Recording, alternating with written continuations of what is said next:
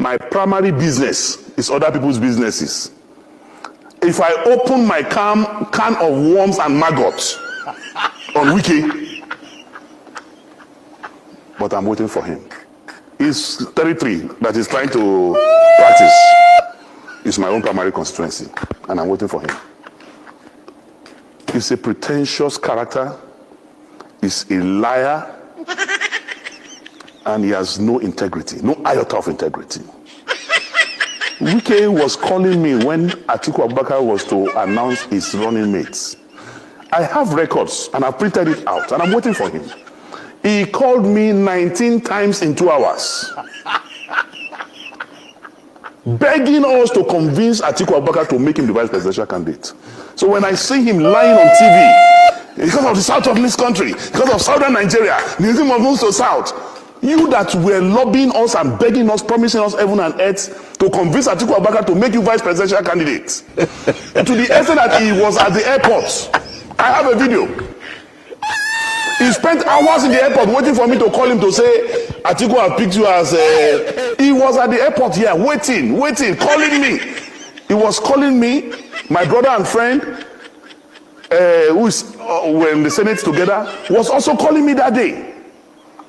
I have witnesses. I even gave the phone to Abdul Ningi to speak with him. I gave the phone to Senator Zamfara to speak with him. He was begging all of us, promising heaven and earth.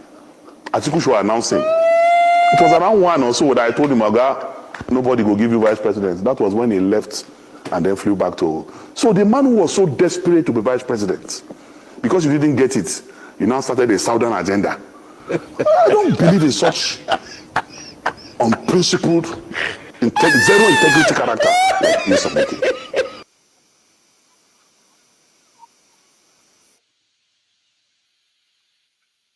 Leadership was involved in forgery of Court of Appeal judgment to INEC. That is going to be a discussion for another. They are hearing me now. If they don't know, a petition already has been forwarded with fact. I am not going to be part of that criminal infraction. You're accusing your party of forgery? It's not accusing. It is what they did. It's an accusation. Yeah, it's an allegation. Yes, it's an allegation that I've written to the police. They will come so that I don't want Nigerian to see police as being, maybe, it's APC or PDP that sent them. No, it was what our people did. Just because they wanted some candidate to run for election, they manipulated, they presented false information to the Court of Appeal and INEC just because they want some candidate to win. And I told them no, because criminal infraction doesn't have years. At any point in time, police can knock at your door. And because I was involved in that matter at the Federal Court, I have to, quickly set the record straight. I don't want tomorrow somebody will come and meet me that, you are an accessory to this. Don't come and tell us that you don't know. But I am saying it here that that's why they want to set up this committee. I have my fact figure. I will present it to them, and it will be published, in the dailies. But the reason why they want to silence me, they don't want me to talk. They say, he has collected money. He want to reduce Obi chances. You know about Mr. Peter Obi chances. He is the finest among even the four that want to run that Mr. Peter Obi. All this might affect his chances. Yeah, we must not allow criminals, to fall into Aso Rock, because we will still be in the same pedestrian like the president, whereby Nigeria come to tell us that snake swallow money. Where is the snake vomited the money? We don't see it today. We don't want, such in our party. And that's why when people come, we don't have this kind of issue in Labour Party. Until when these people came, with his bandwagon of people, because they were the one involved, in this thing. But their name afforded it to the Surgeon General of Police. I've reported to the office of Chief Judge of the Federation. I've also reported to INEC. I've written, I asked on to write letters during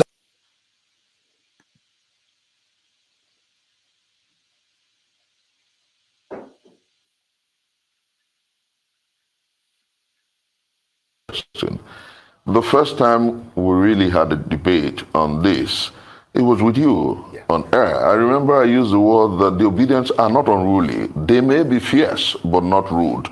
And interestingly, we're back on it. Beautifully, let me say, that if in this contestation, the entire political process, if there is any movement that has been very civil, it's the Obedient movement. And I'll tell you why. we have not deployed ethnicity or religion in our debate and contestation.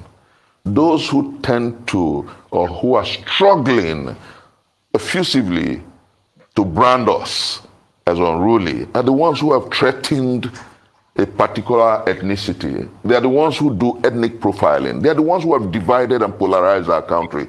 We are absolutely civil. And I tell you, when I saw that interview by my boy and mentor, and I say this with all sense of respect, I tell people that I may disagree with you on certain score, but it doesn't change what I feel about you.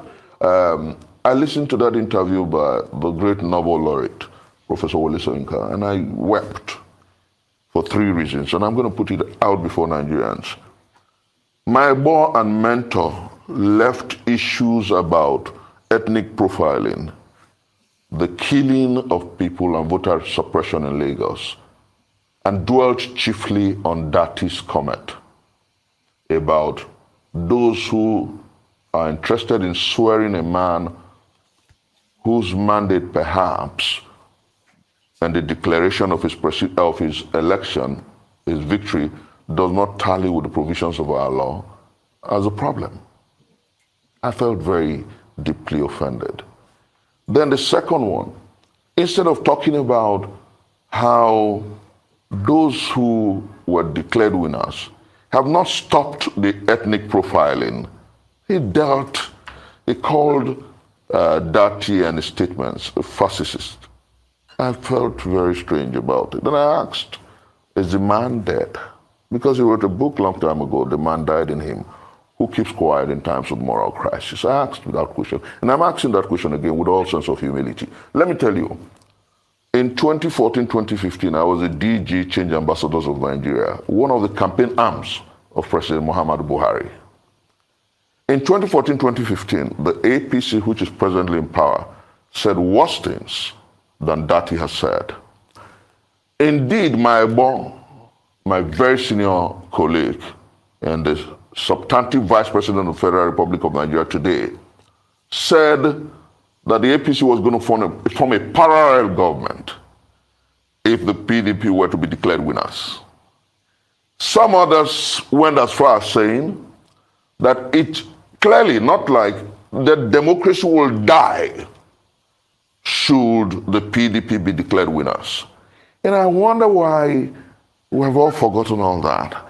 And clearly, we have the worst electoral larceny in our country's history. Clearly, we have the worst electoral fraud in our country's history. Do you know what happened on the 25th of February and what happened on the 18th of March? Beatified Iwu's 2007 elections. That was an election that Yar'Adua openly admitted that was largely flawed. But that election comes to excellence.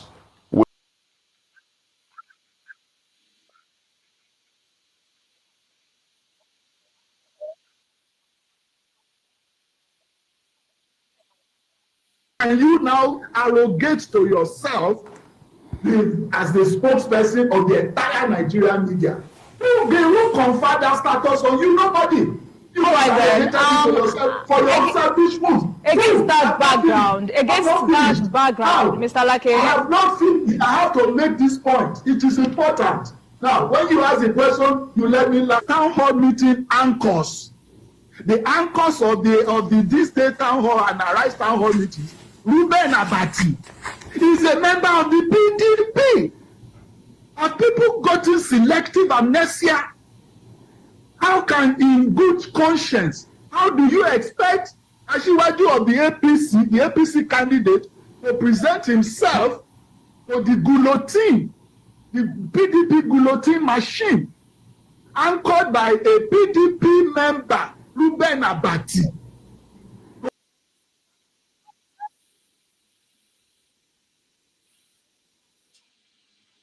Consider a kind of two-facedness when it comes to Africa. So the US has a long history of complicity in sort of non-democratic elections on this continent. So recently in Congo, 2 or 3 years ago, they endorsed an election that was an absolute sham. But then the same US will turn around and criticize Congo for not being democratic. And so my point was to say, be what you say you are, right? You cannot criticize African countries for being undemocratic while at the same time endorsing something that is quite self-evidently undemocratic. Well, that's a good point. But just delving deeper into your letter, you were quite categorical in saying that the electoral process was imperiled not by technical shortcomings, but by deliberate manipulation. Is there enough evidence in your assessment to support that claim? Yes, and I think maybe the most glaring is that we Nigerians all saw these mutilated election sheets, right? We all saw them. We saw polling unit agents talking about how what they had from the polling unit was not what was then announced formally, officially, or uploaded formally, officially.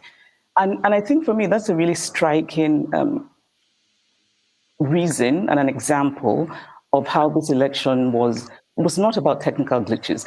And can we also realize that Nigeria is full of very bright young people in tech? There's no reason for that excuse of technical glitch.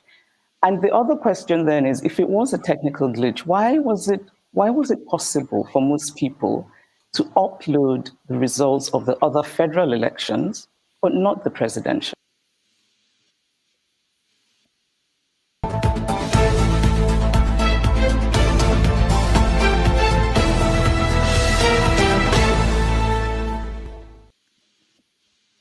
Hello, welcome to another episode of 19. Oh, have yourself 247. I'm so sorry. It's a wonderful day. My name is Rudolph Okonkwo. We're joining you here in New York. I hope you're having a nice day wherever in the world you are. It's been a crazy week, just like every other week since February 25th, 2023, when we had the election in Nigeria. It appears as if that election is not over, and it won't be over for a long time. Welcome to the show. We're happy you are joining us, and you are going to be part of this wide conversation on the situation in Nigeria and across Africa. Today is bright over here. I hope it's bright where in the world you are. Welcome to the show. Let's see people who are joining us already. And we have interesting topics to discuss today, and I hope you will find the time along the way to be part of it. All right, Mr. Scribe, welcome to the show. Good morning, good Rudolph. Thank you. Good morning. You're a member of the Order of the Scribe. Tech scribes. I'm a software engineer, so like it's another way of saying that's the whole thing about scribes. So scribes are like, in the Bible, scribble, but modern day technical, typing. So okay, all right, good. Mama H.O., welcome to the show. Thank you. Why, August strike? Must me and you be present at the same time? I bow to you, ma. How are you? How was your morning, week? Sir. Yes, ma'am. My week full of headache. I go meet a House of Rep. They go tell me say my children they lazy. I go fight them. Then when I come inside house, come confront my children with their attitude when they smell for outside. They go they fight me. How I want to handle this matter now? All right. So, Mama H.O., how is the weather over there? Colorado now one kind weather. Yesterday, day before yesterday, it was shining. Everywhere was so hot, about 75 to 80 degrees. Then yesterday, night tell us in Colorado, he give us snow. Snow yesterday? I'm telling you. Oh, wow. I don't envy you. All right. That's the beauty of this place, eh? It goes, once snow just do like this, you go just not say, the next in Colorado go give you some. So it not go bother you like that. All right. But if I come to those in the area where they say snow go sit down for ground, like Olumo Rock for Niger, I not go fit stay. Okay. Let's welcome. We'll come visit you for New York very soon. Oh, we're here. We're here anytime. If I come for this 17th human rights summit. It's coming up in July 6 to 8. Okay. I may likely come. So we go do barbecue get together. All right. Thank you. Let's welcome Sax Knight. Welcome to the show. Can you hear me? Thank you. Thank you, Dr. Dameji. Nice to see you. Dr. Alexander, welcome to the show. Thank you, Rudolph. How are you? Just wanted to pop in to say good morning to everybody on the platform. Thank you very much. I hope you have a wonderful show today. Yes, we are. I'll be following on the background because I have to do my consultations, but I just wanted to come say hello to you. Oh, thank you. I appreciate you all the time. Before you go, I will ask you to tell us about something. Just a minute. If you welcome to the show. Good morning, Papu Doka. Good morning, everybody. Yeah, how are you? Fine, thank you. All right. So I have some topics that I wrote down that we are going to talk about. One was the incident, Obi's incident at the airport in the UK. That's one story. We have the story about Tinubu, who became one of the 100. I wanted to get Alexander to weigh in on something. Okay, but that's okay. We'll get back to that when we can get to him. The other story is about Tinubu. He became one of the 100 most influential people, according to Time magazine. And of course, he responded to the case that is in the tribunal, where he stated some things, and we want to talk about what he said, his response to the questions about the issues raised by Obi and Atiku in their own cases. Also, we have NNPC and the corruption in the NNPC. Especially now that Buhari is leaving, there are so many stories about people basically assigning money to themselves. So we want to talk about that. So I want to go around and quickly ask people, is there anything I'm missing from this that is important? Someone already told me that we have a new prime minister of the Biafran government in exile, which is Simon Ekpa, that I forgot to put that on the topics of discussion. Of course, today we have elections today. People are basically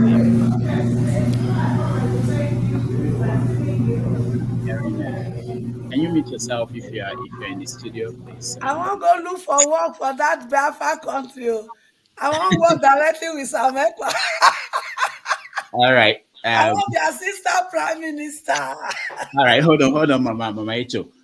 So yeah, that's something that already I've been told. I forgot to mention that. And then the other thing, that there's an election going on today. Not election, several elections for Senate, for governorship in Adamawa and Kebbi.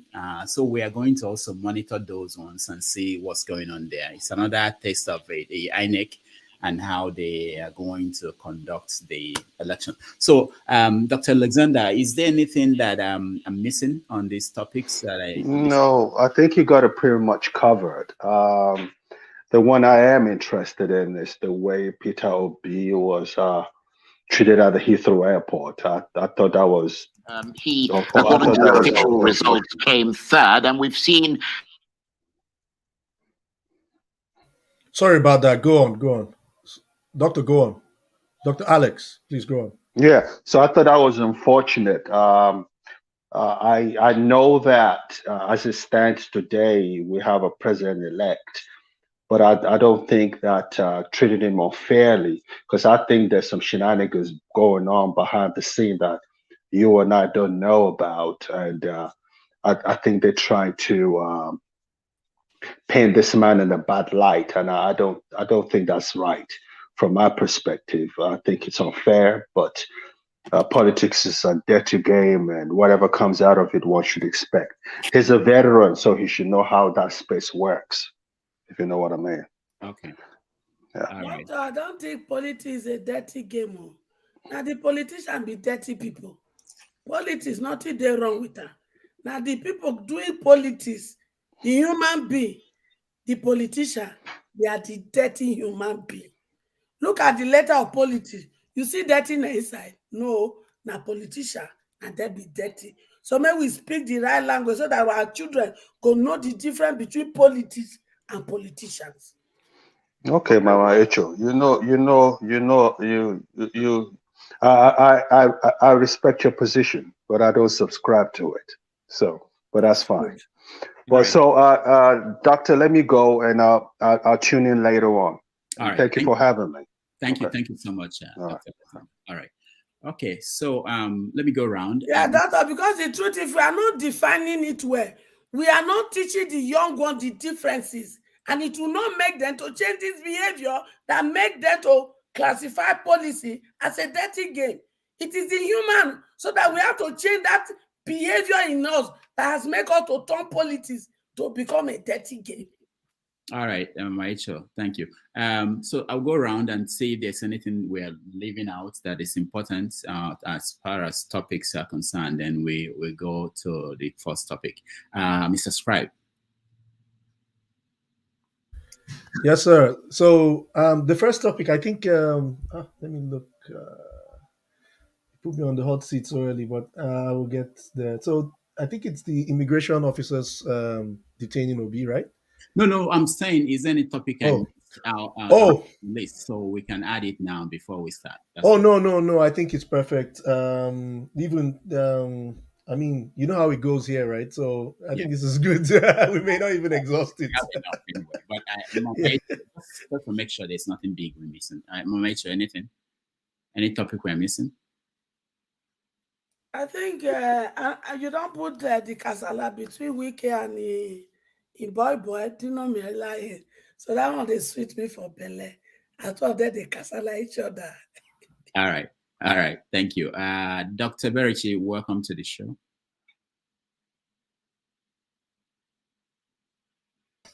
Yeah, good morning. I'm happy to be here. Yeah. I can't think of any story of serious interest, except I think you played the video of Chimamanda this before the show started. So I don't know if you want to also put it as part of the topics.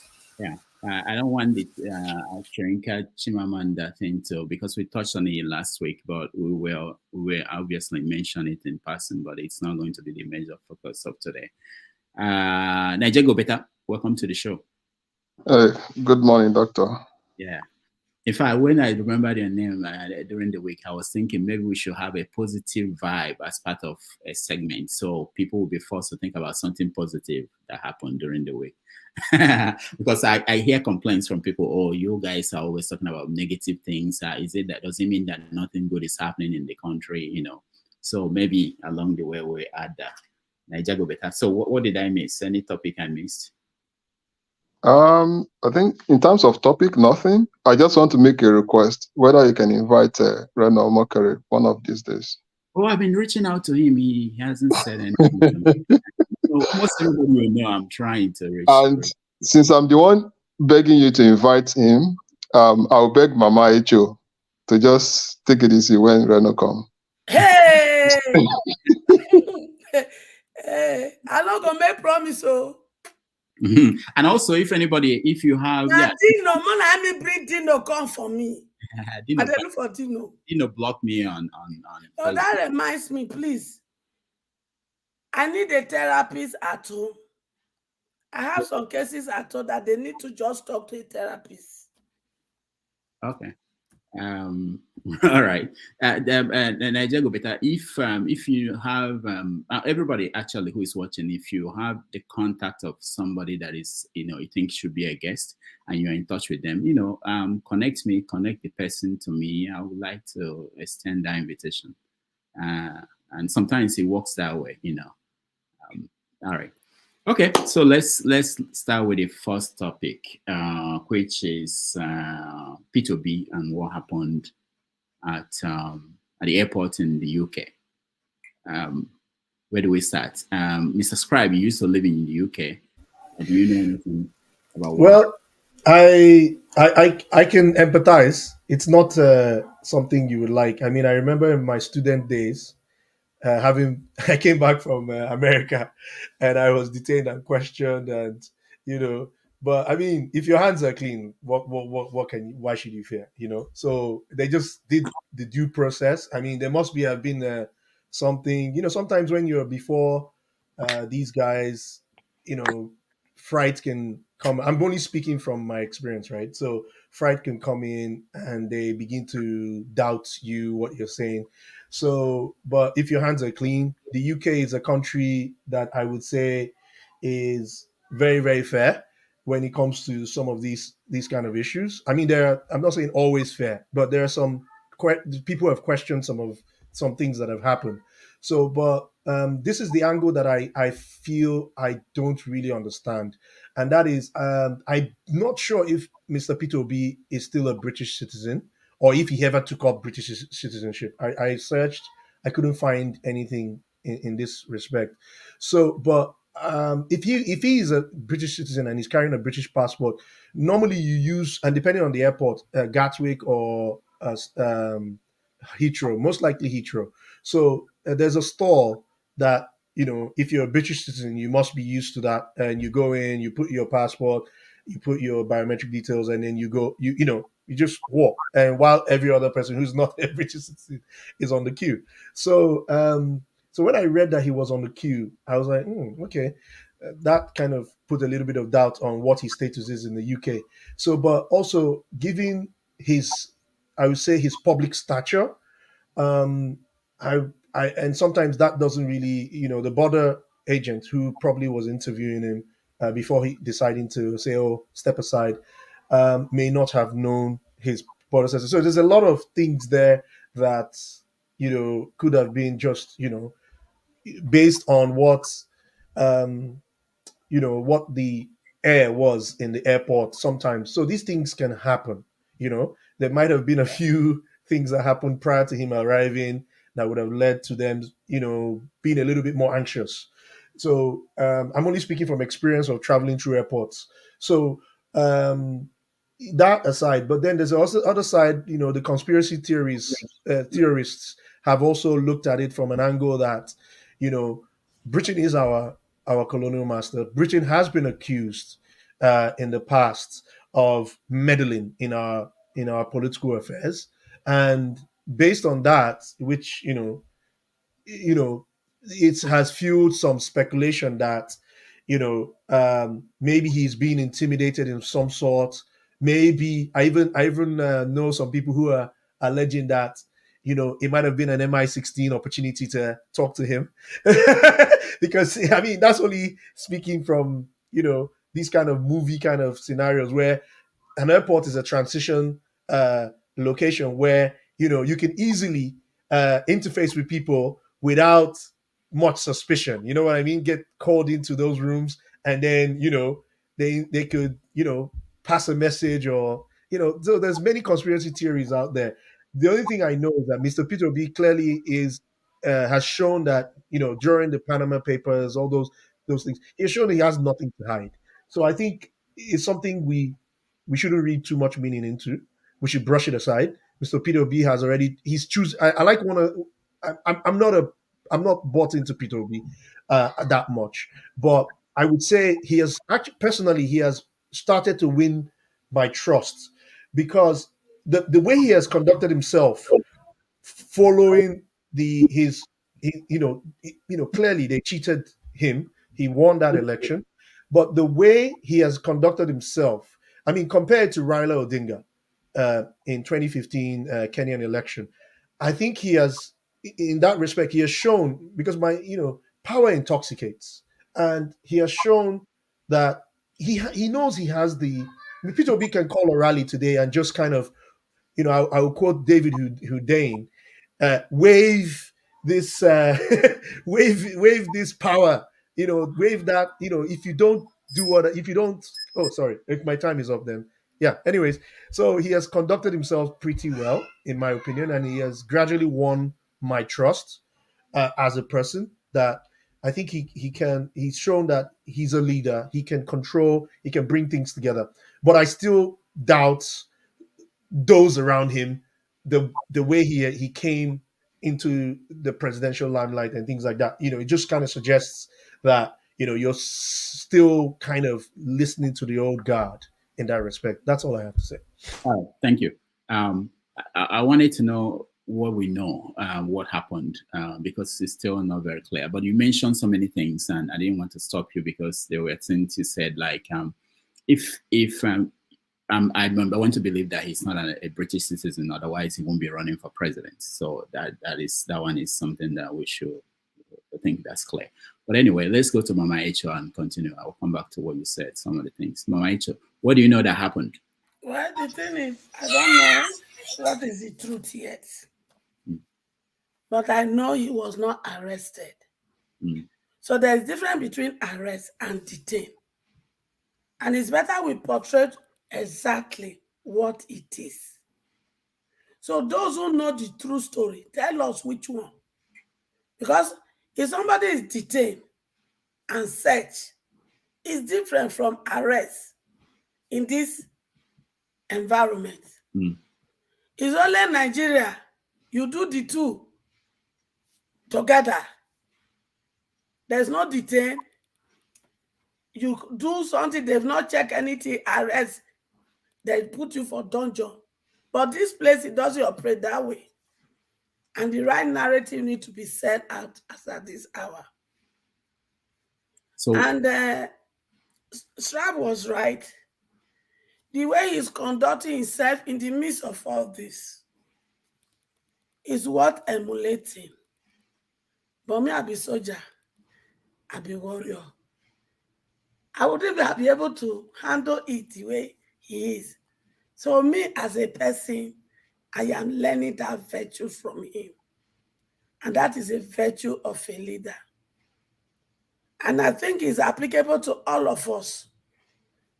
Let's learn the one that is good and drop the one that is ugly among us, including me. I don't remove myself.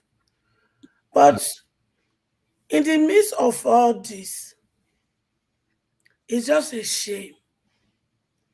A shame that we have brought ourselves to a point where we want to destroy somebody that has nothing for us to have brought out for the 8 months or 9 months of election. He has told us, if you have something against me, I will stop contesting the election. And I'm not saying anything brings it there. Why now? Why we cause some have been immigration, which people they in charge of passport? Why did you destroy your own institution to the point you will do what you did about changing passport number and everything? How much they give you? You born children, no, you ain't doing.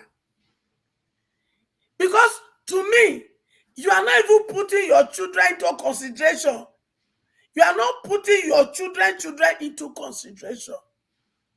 They say a good name is better than silvers and gold. Now, Papa not get money. But when we were growing up, the compound full with everybody. And as a little girl, I thought he was one who gave birth to all of us. Until he got missing. And I discovered that majority are not his biological children. But you know what? That good deed my father did, raising everybody as one, opens door for me anywhere I go. People that doesn't know me, they will just meet me, they will show interest, they will show me road. That is the seed of my father. What seed are we sowing down for our children, parents?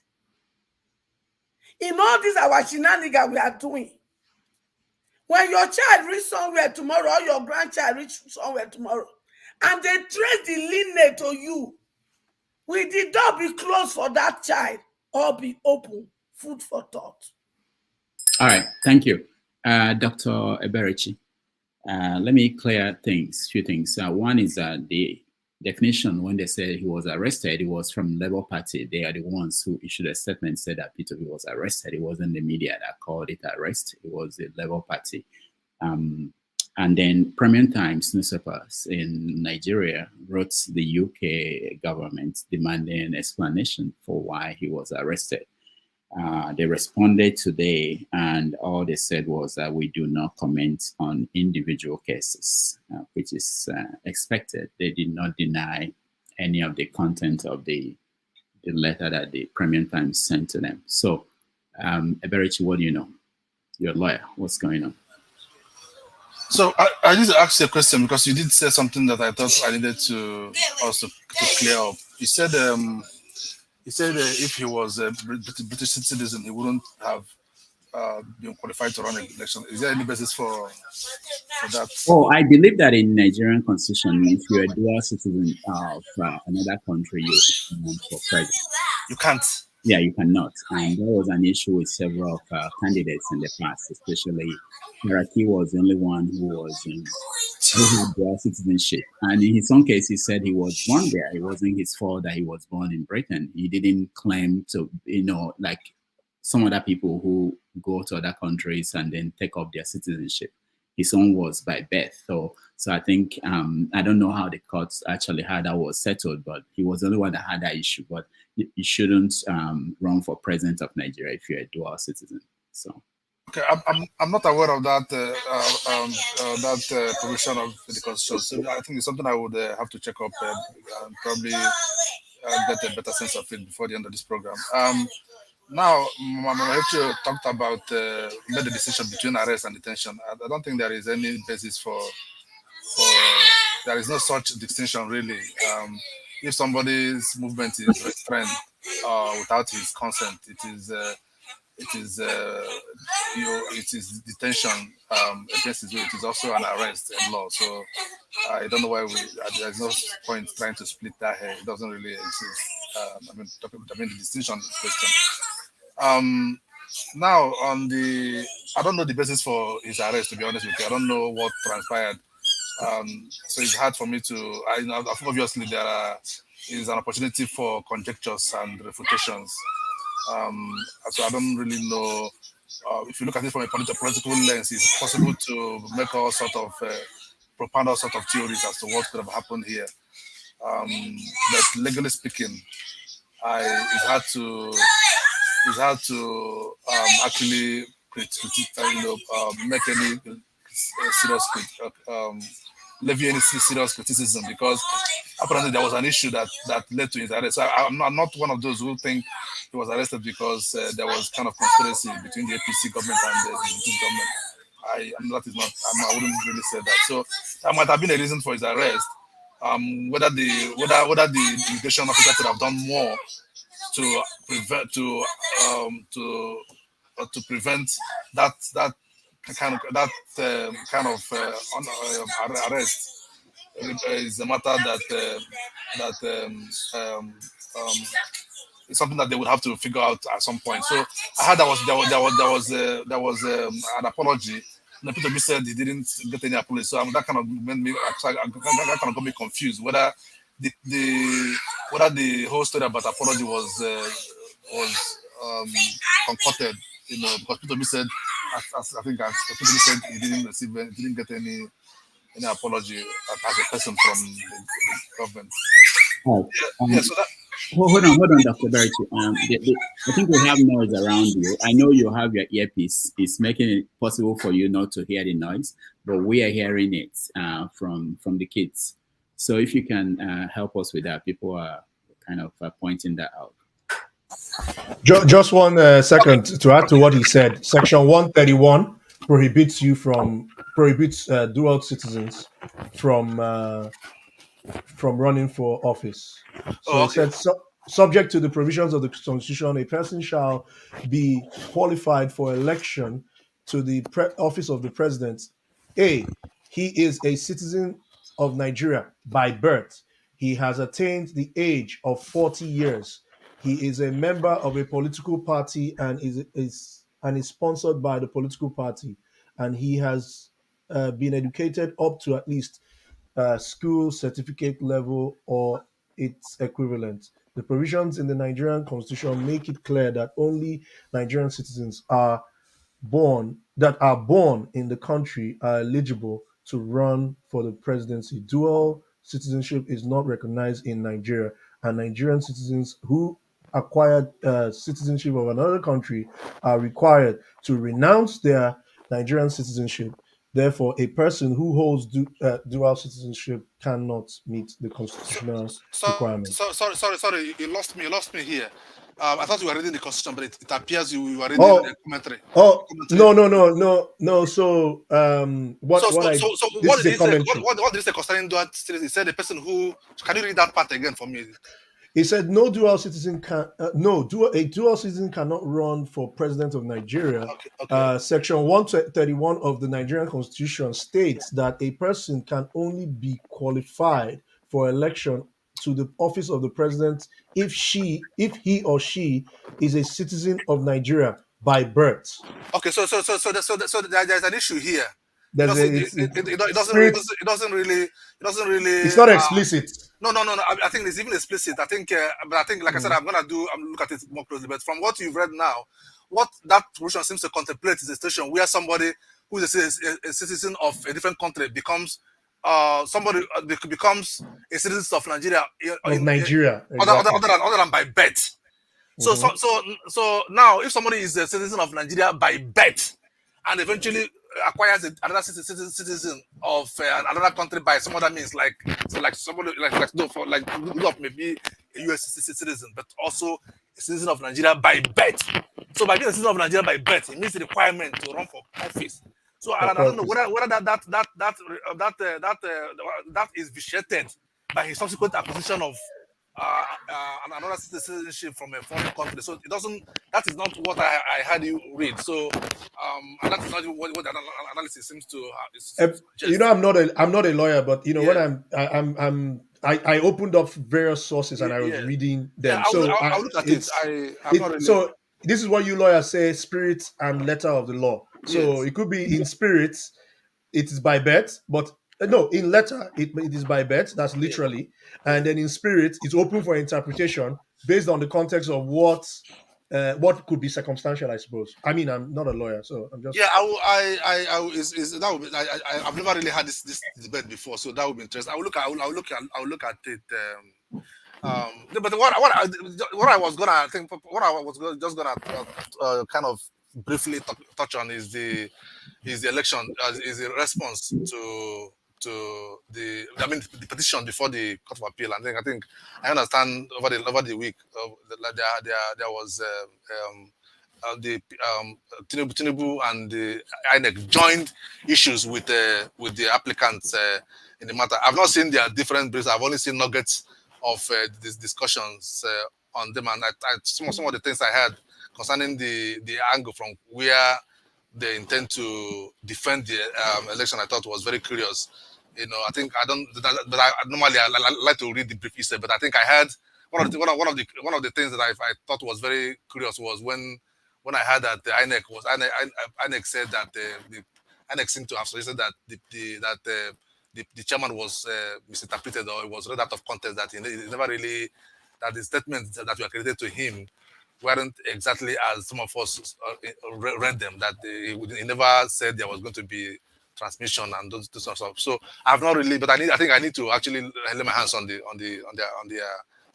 briefs of argument and then determine what the issues really are. All right. I think a guy on Arise TV was explaining that. No, I don't know if you have that. Okay, hold on. Let's not go far from the topic. We'll get back to that. We are going to get to that. Let's go to Niger, go better. What's your take on Peter Obi's ordeal at the airports in the UK?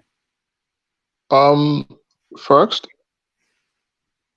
I've not had the opportunity to actually read the detail about the arrest from any UK media, because I'll prefer that. Otherwise, most of the things I've been seeing from Nigeria side, a lot of them are laced with sympathy or hatred in a way, if I may say. So any statement coming from Labour Party, we try to portray Peter Obi as best as possible. Any statement coming from the other side also, we try to portray him as a criminal that was arrested in the airport. So I feel like those two sources might not be that credible enough for me, because it's better to be objective. I've seen a lot of people saying it's immigration people that maybe duplicated his passport or some other things. I think, if I may say, that's less likely. Most of us will live in the Western world. We've heard about identity theft. It could come in different forms, in different ways, and anybody can fall victim of it in any way. So, jumping to conclusion on anything, I think we all need to, out of the love we have for the man, we need to be careful. Out of opposition that we have for the man, we need to be careful. We shouldn't just sit down and just be putting up stories together. Let's wait, or let's do research to know what actually happened. Obi is not the only person that is being stopped in the airport and being questioned. Some of us, we've been through the airport, you could be stopped for anything and for anything, and they can ask you any question. The question could be like, hey, Nigeria go better. Have you ever met Mama H.O. before? So it's a question. It now depends on how I answer the question, and it could lead to some other things.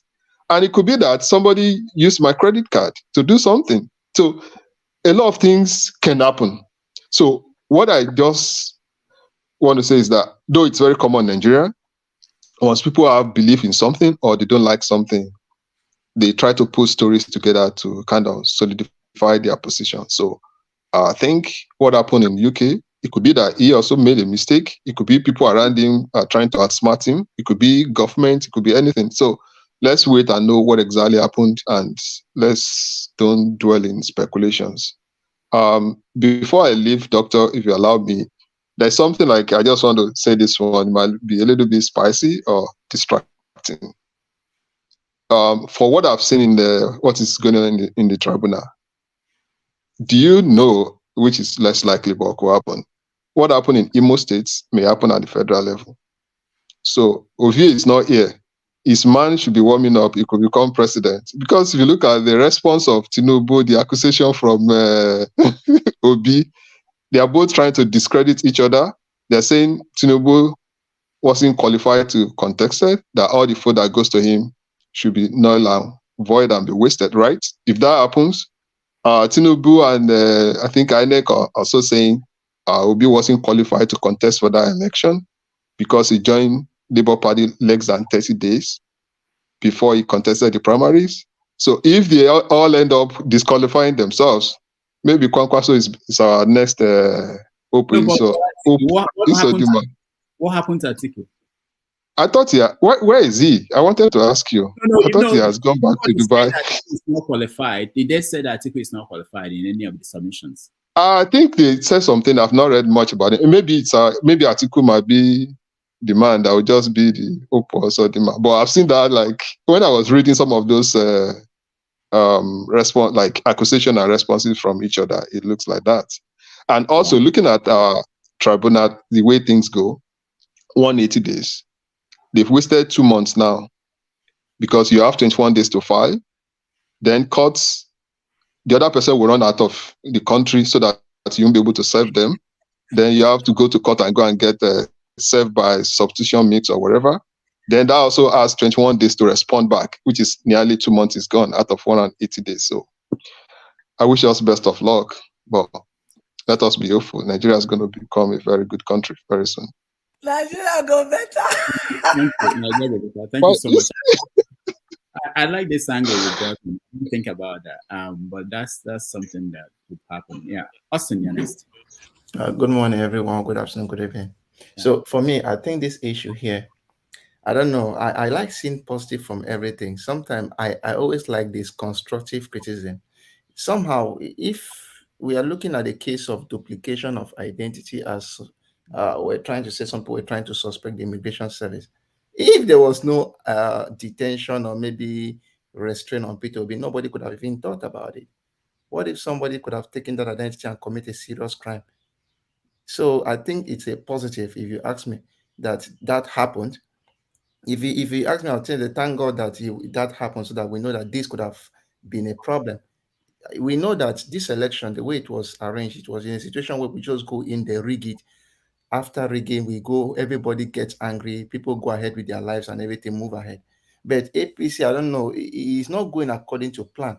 That is why we have a situation where if a man is more popular than the king gets angry. That's why you see those things, magic mirror on the wall we used to hear in Snow White. When somebody who is a commoner is more popular than the king, then there is a problem. And I think that's what you see the APC may just be afraid of. I think that's what they may just be afraid of, because I know if they won the election, then just be relaxed, go to court, do the things you want to do again, and cross the court and do your things. But it's just that they feel that the people are shifting away from the grasp of the people is shifting away, and people are getting a little bit uncomfortable. So for me, I don't want to see this detention. I don't know if I'm asked questions, like there are some times where you may go to some establishment, they will ask you, where is your COVID passport to show that this and this. Yes, you show that your COVID card to show that you are vaccinated and all those things. So I just see that same thing that happened to Obi, that they had to ask him question about duplicity of identity. So it's, for me, it's a plus to tell that something like this is happening, so that tomorrow if something goes wrong, know that, okay, this has been complained about before. And there's one thing I don't like about Nigeria. Sometimes when there is an accusation, is people to come out to explain explicitly what happened. I saw Atiku's people calling out the Nigerian Immigration Service that they should make pronouncement. Come on, in a fake government, the Nigerian Immigration Service come out and say this is what happened. It's even this 25% of the FCT, a lawyer took it to court before the election. It took it to court before the election. INEC refused to explicitly state what was their stand. Now, after the election, they now start padding both sides of the equation. Sometimes I don't know why our institutions are not responsive to the people. You take something and say, look at what we are confused about. What is the right thing?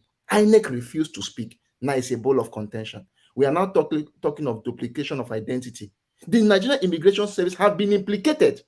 It is just based on moral grounds to come out and say, this is what is happening. This is what is happening. We did not do this, or somebody in our ranks did it.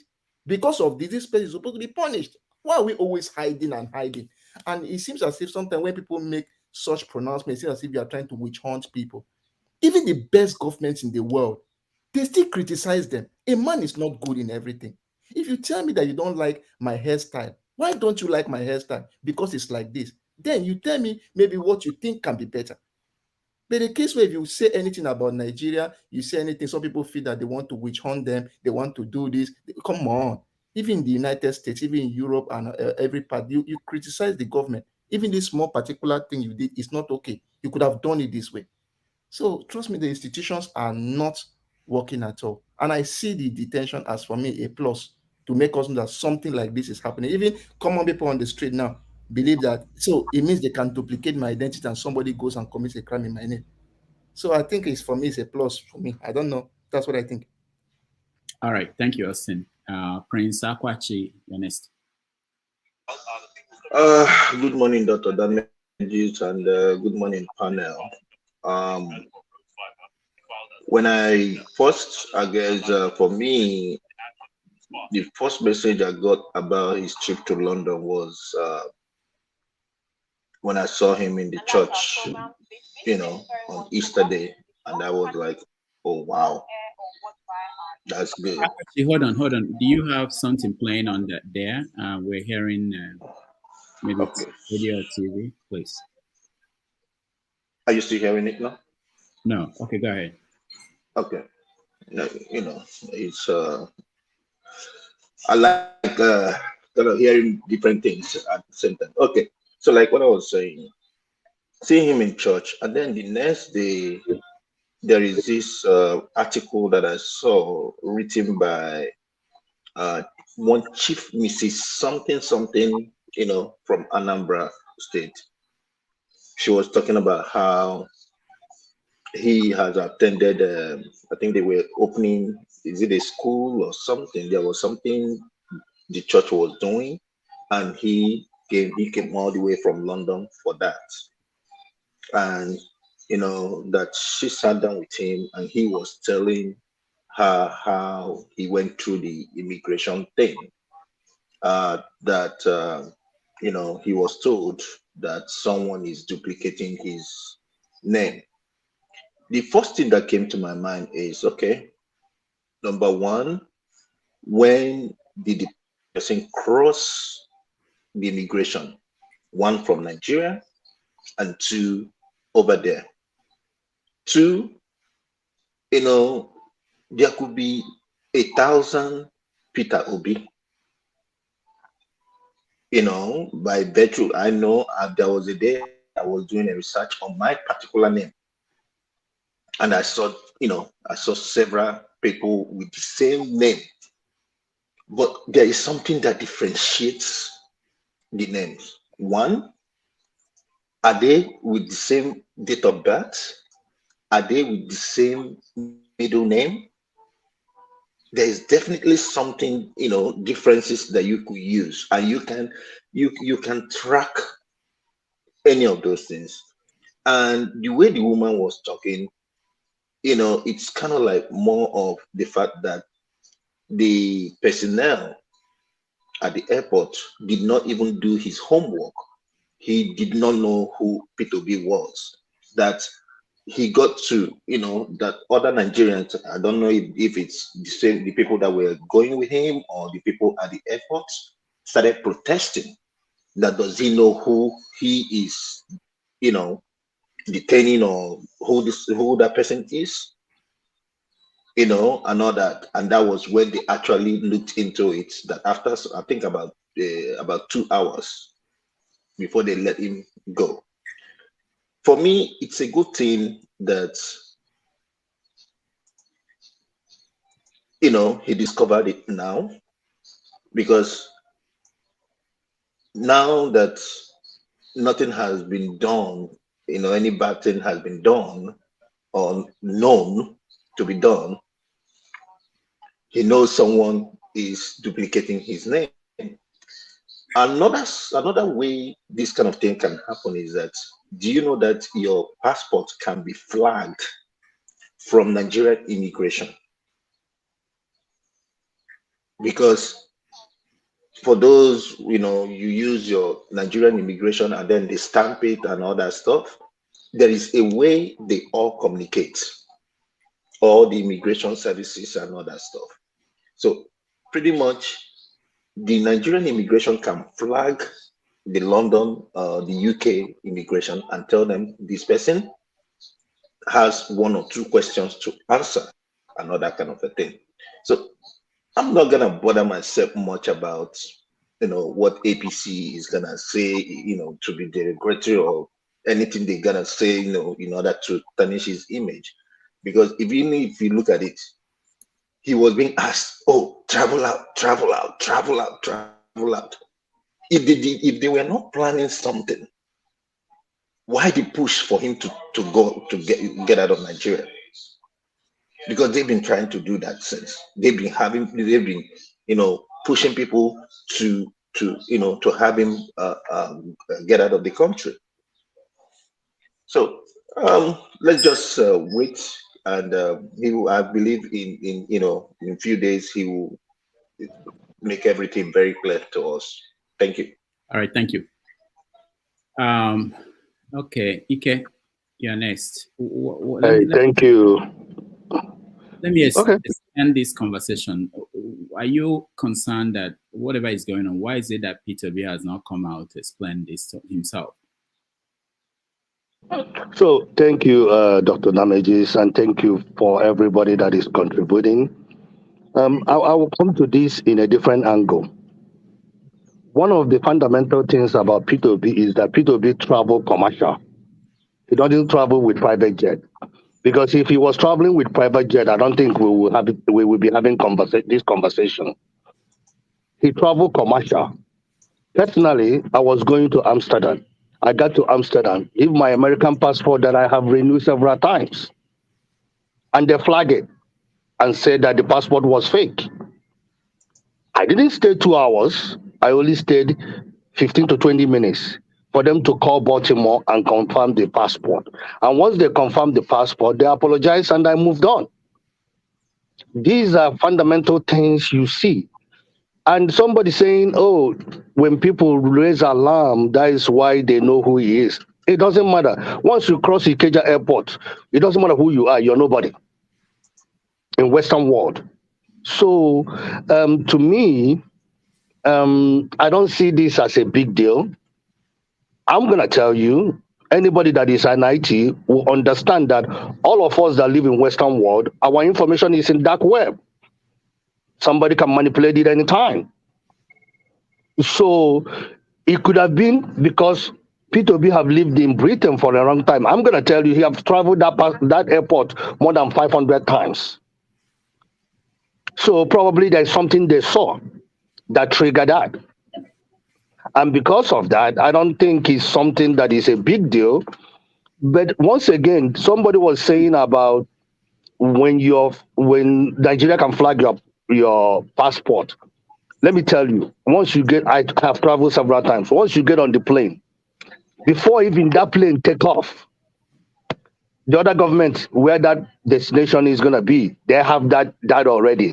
As you're flying that 6 hours, 8 hours to get to America or 13 hours, they are checking everybody in that plane from A to Z. It doesn't matter who you are. They're going to have all data before you arrive. That is the reason why sometimes if there is somebody they suspect, they reroute that plane somewhere else, which have happened in my case. They reroute that plane and customs come in and pick up the person before we got to the gate. So all these things, anything is possible.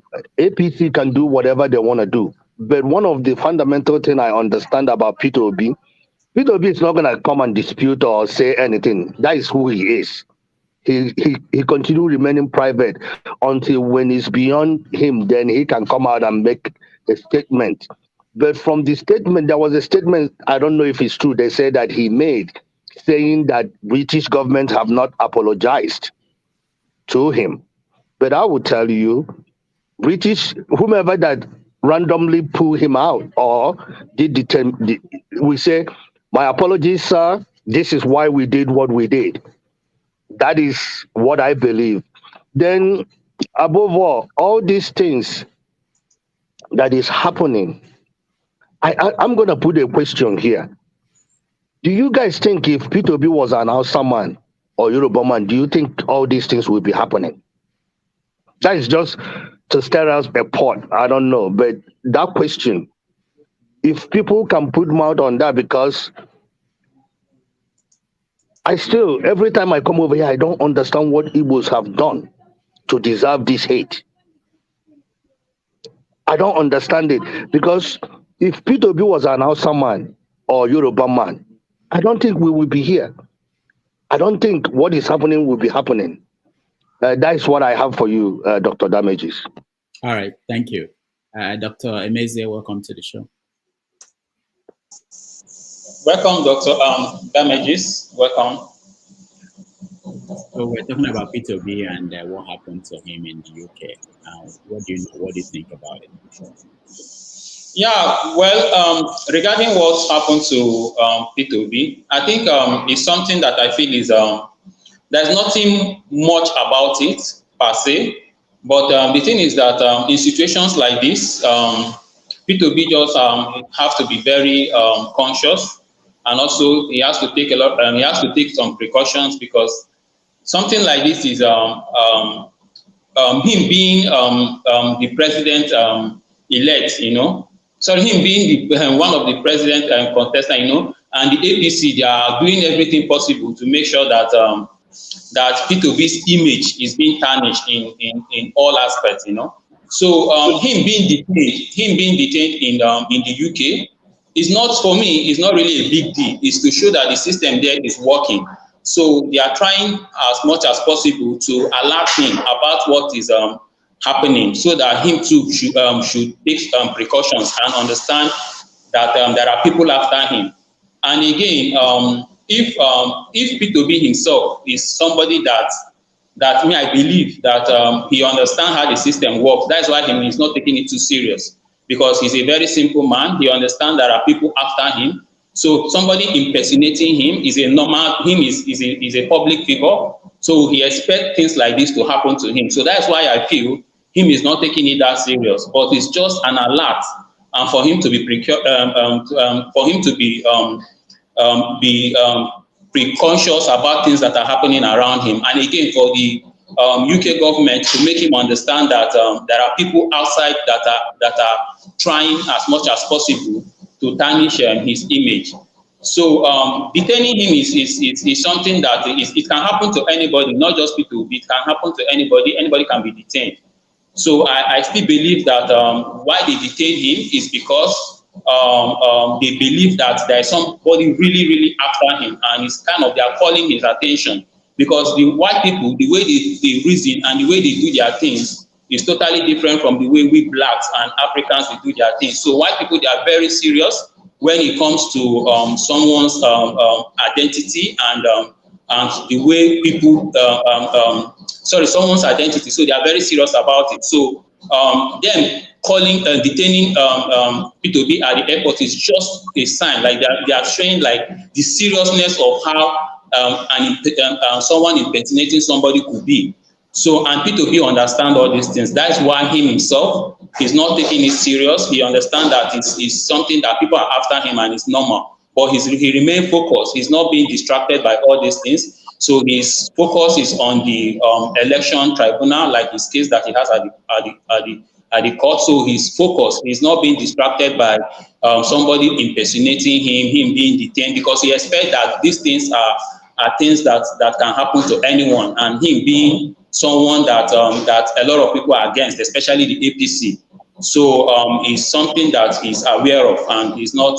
That's why he's not. I think that's why he's not seeing it as anything. And to me, it's not a big deal. If him is being detained at the airport because someone is impersonating him, it's not a big deal. It's expected it's expected. So the thing is just for him to take precautions and again to dig deep and understand why the reasons why these things are happening. So that's my take. All right. Thank you. Thank you so much. Just before we continue this information, tomorrow. Yeah, that's what I said. Can you mute yourself, Dr. Emeze? So tomorrow on 90 Minutes Africa, we are going to have the Nigerian investigative journalist David Hundeyi. He's coming to talk to us about Bola Tinubu's scandals and the future of investigative journalism in Nigeria. He will also touch on this Obi's case, what he knows and what is yet to be revealed. So if you can join us tomorrow at 4:30 p.m. Nigerian time, 11:30 a.m. New York time, we are going to welcome him and have him talk to us about some of these topics. All right, CM, you are in the UK, and I want you to take a look at this. We have not seen Peter Obi come out to discuss this. Some people said that that's an indication that he doesn't consider it something serious. But it's being discussed out there, and a lot of things are being made out of that. Why do you think he hasn't come out? Because he has access to the media. He very easily goes to all these platforms like Arise channels to talk about issues of concern to him, and this should be one of them. What's going on, Sam? First of all, good afternoon, everybody. Hope I'm coming out clear. Yeah. Am I? Okay, yeah. Good afternoon, everybody from UK. Yeah, thank you, Rudolph. First and foremost, it's a serious thing to be. How do I know?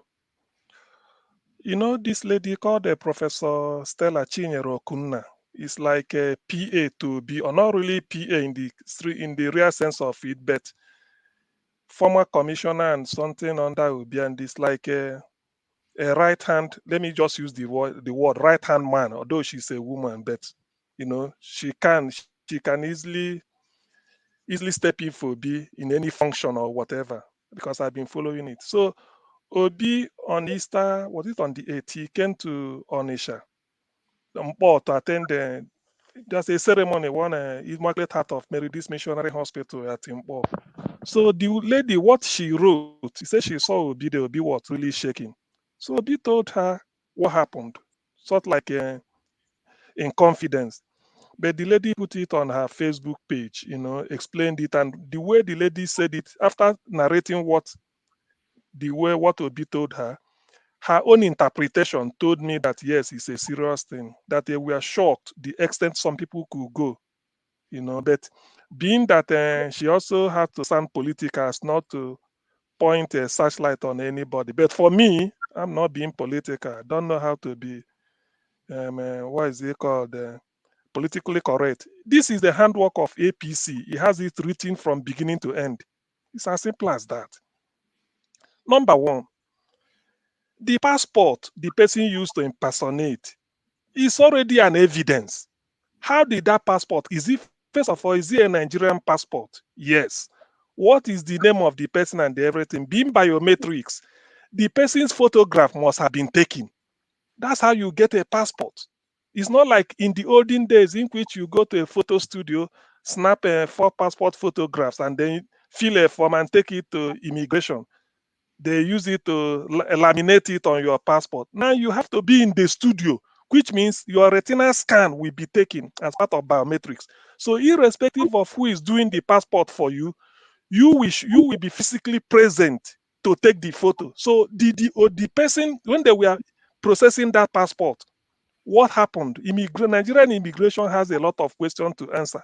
So that is the first thing before we start blaming the British. The thing was planned from Nigeria. The flight that what the person they are looking for, all the impersonation and everything he did to be, they did it. Everything was planned in Nigeria. Everything was planned in Nigeria. All they are trying to do was maybe they start monitoring Obi. Anytime he travels, then just alert the airport that something happened. It's not that the British people discovered it. It will be an instruction given to them from Nigeria that something is happening. They are suspecting this, and then they quickly stopped. It is not. But eventually, the truth will be revealed. I know the British people, if they stumbled on it by mistake, in which randomly they were searching, they saw it, and it turned out the way it is, the apology will not just be like this. It's because Nigeria must have instructed them that maybe this, and then they quickly got to be and started talking. The passport, that Nigerian passport has everything, any evidence you can. If you decode every evidence, then you even get to know how they planned it. So back to that, let's just talk about a little bit of politics around it. I don't know why they decide to humiliate Obi, to be honest with you. Like who spoke before? Is it Ike in San Antonio? Yeah, he said it. Is it because Obi is Igbo? That's why they are treating him like this. It's an insult. This is a terrible APC propaganda. What are they trying to do? The guy was voted in massively. He won the election. Clear. They decided to do all manner of things. First of all, they were telling you go to court. He went to court. Keyamo, and they started saying, APC DSS should arrest Obi and Dati Ahmed. They're hitting the polity. They have to conscript Soyinka to go and call everything fascist something.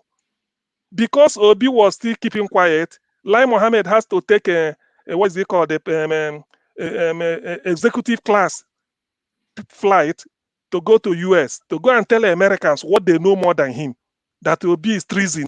Oh, why all these things? You see the sequence. That's what they want. We are not fools.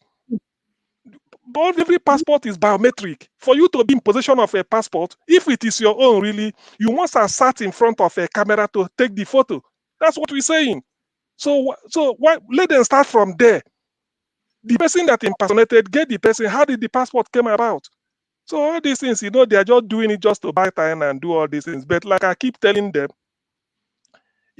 when they were bringing Boko Haram to Nigeria, the aim was to sack Jonathan, all manner of lies. Now Jonathan is out of the way. Those that brought Boko Haram are now the people suffering from Boko Haram. All these things they are doing. The small crude oil that they are having all the people, some people feel they own Nigeria, they can do anything. The crude oil all over Nembe, Bayelsa, they are controlling. It's not enough for them. They feel that they want to control our vote. If they trigger this thing, they are going to trigger. God save them that in Nande Kano, they are still holding him.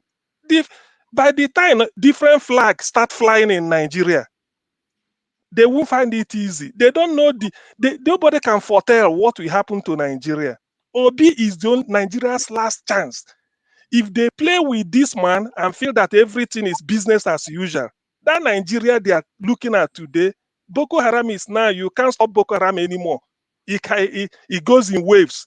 They kill, do cool down. That is what they are doing. Now, Jonathan is out of the way. So if they keep doing this thing, get Obi out of the way, thinking it will be business as usual, this time, everybody will raise their own flag. And when they do that, that Nigeria will be history. That Nigeria that they feel they can preserve till infinity, it will be history. If that is what they want, well, let them get to their feet and say so. They're using all these things. What did Obi do? Obi is somebody you didn't know.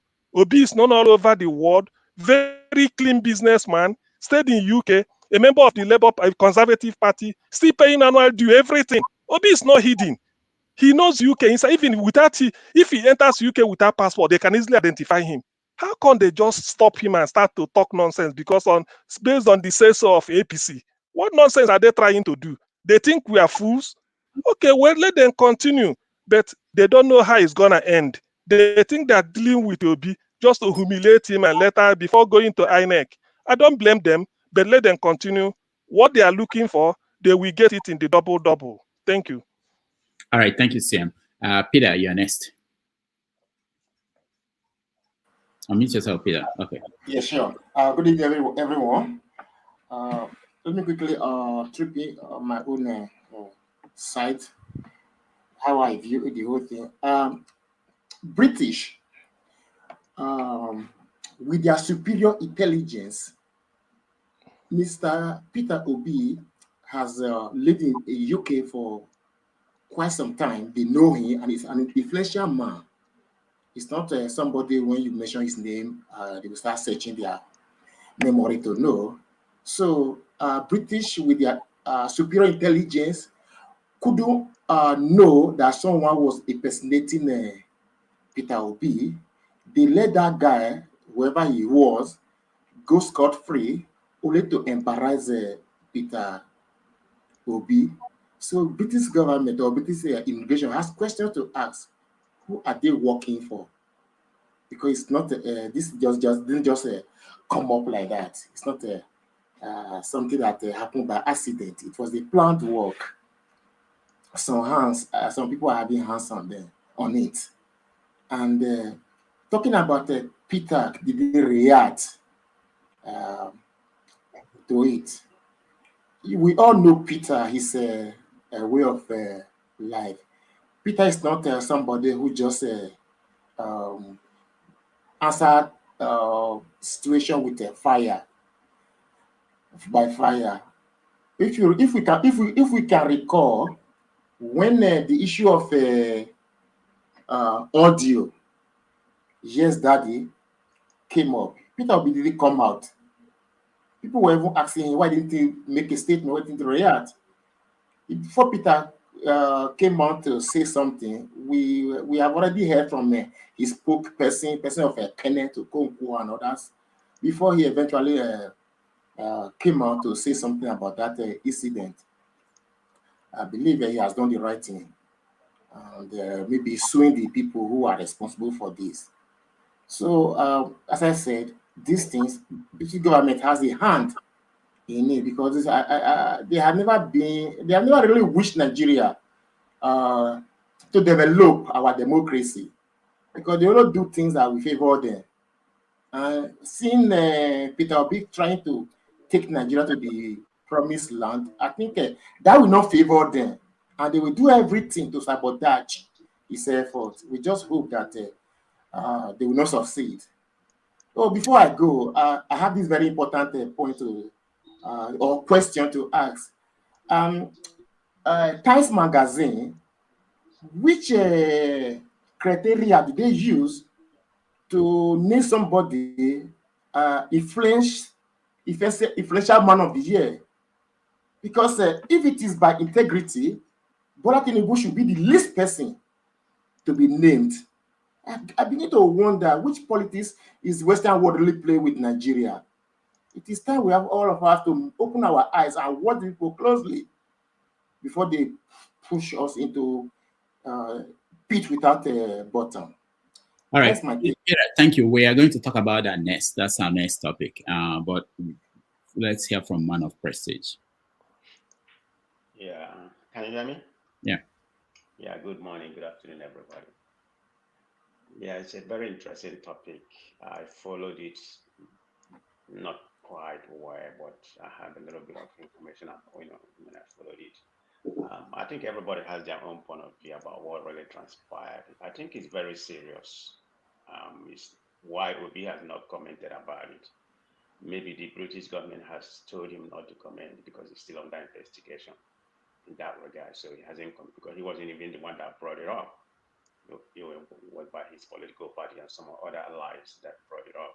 So it must be something serious. And I don't believe that the British government, of course, they have their own problem, like USA have their own problem, or it's conspiring with it. But in this case, Nigeria being a sovereign nation, I don't think they will conspire with APC or any other person in Nigeria to detain Obi. My own understanding, Obi has a British citizenship. I think he was born in London or wherever. But anyway, so they wouldn't do anything like this. So it has to be somebody impersonating him or something more serious that has to do with that. Does it have to do with any kind of data manufacturing or whatever with his passport? In my own opinion, I don't think so. It could be definitely somebody impersonating him. And don't put anything beyond APC or the ruling government, because we have seen what they have done in that country. I mean, this is a government that went and raped pastors, impersonate pastor and all that kind of thing they have done, even the doctor tape and everything, whether it's true or not true, but they have found a way to bring it to limelight in order to, demarcate Obi. So they have been trying everything to demarcate Obi. We all know that. Why do you have it? Hello? Yeah, Man of Prestige. First of all, your audio is not good. People are complaining they can't hear you very well. So I don't know if you can fix that. And can you remove that nonsense from your mouth? Okay. I'm trying to. We'll give it to that. You can fix that. So it's still bad? Yeah, I can hear you, but people are complaining they can't hear you in the comment section. Okay. Anyway, I heard what you said, so maybe we'll come back next to you and see. Okay. I have a lot to say about that. Go ahead. Okay, Ngozika. Okay, Ngozika, welcome to the show. Thank you, Doctor. Good evening, Doctor. Good evening, Mama H.O. Good evening, everybody in the studio and all our viewers. So, where are you, Ngozika? I came to Onitsha.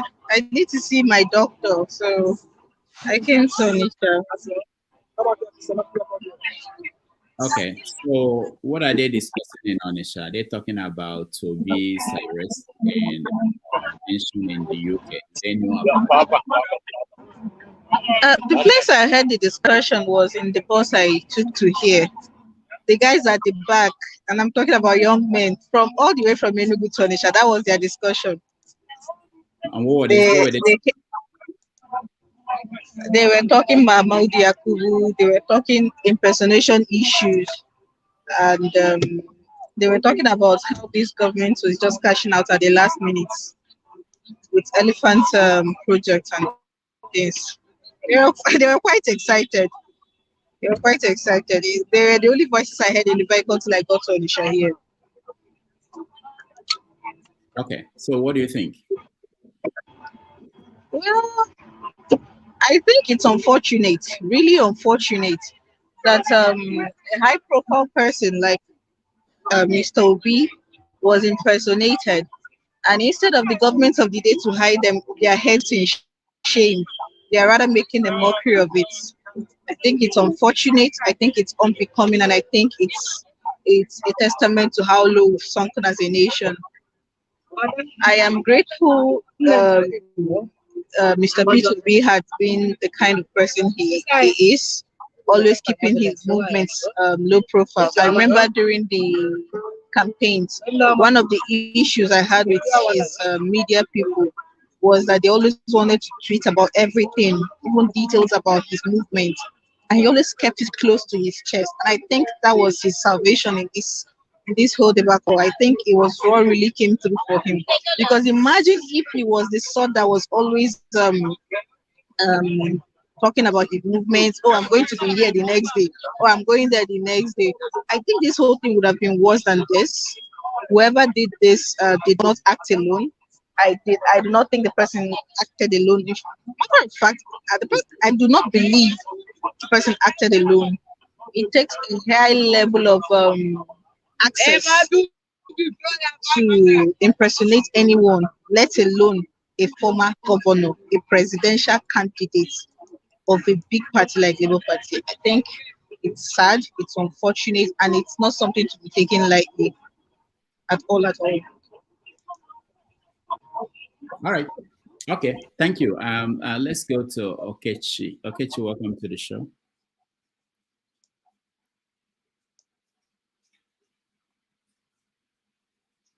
Hello. Okechi, can you hear me? You have to mute yourself. All right. There's something wrong. We can't hear you. Hello, can you hear me? Okay, good. Okay, good afternoon, everybody. And Dr. Damage, I thank you for bringing up very, exciting topics to be discussed. Most of the time, I enjoy discussing and having to listen to all of you. I think it's a bit worrying if we say that Obi shouldn't be consigned, because it's not something that just happens, I did some research yesterday, and I discovered that there was someone with the same name as Obi, who was given issued passport by Nigerian government. And so it's not that, I heard somebody say Obi is a common name, Peter is a common name. That's true. But when you go to the passport office, you get so many things come into play. Your name, your date of birth, your village or whatever state you come from. So it couldn't have been the same. So this is deliberate, that is one. And I don't agree that he should take it easy. I don't agree at all. Listen, we're in a modern world. Impersonation is a very serious offense. Okay? So when you say he shouldn't be serious, he shouldn't take it serious, I don't know. This is someone's life, it's all the whole thing I work for. Everything about him is on the line.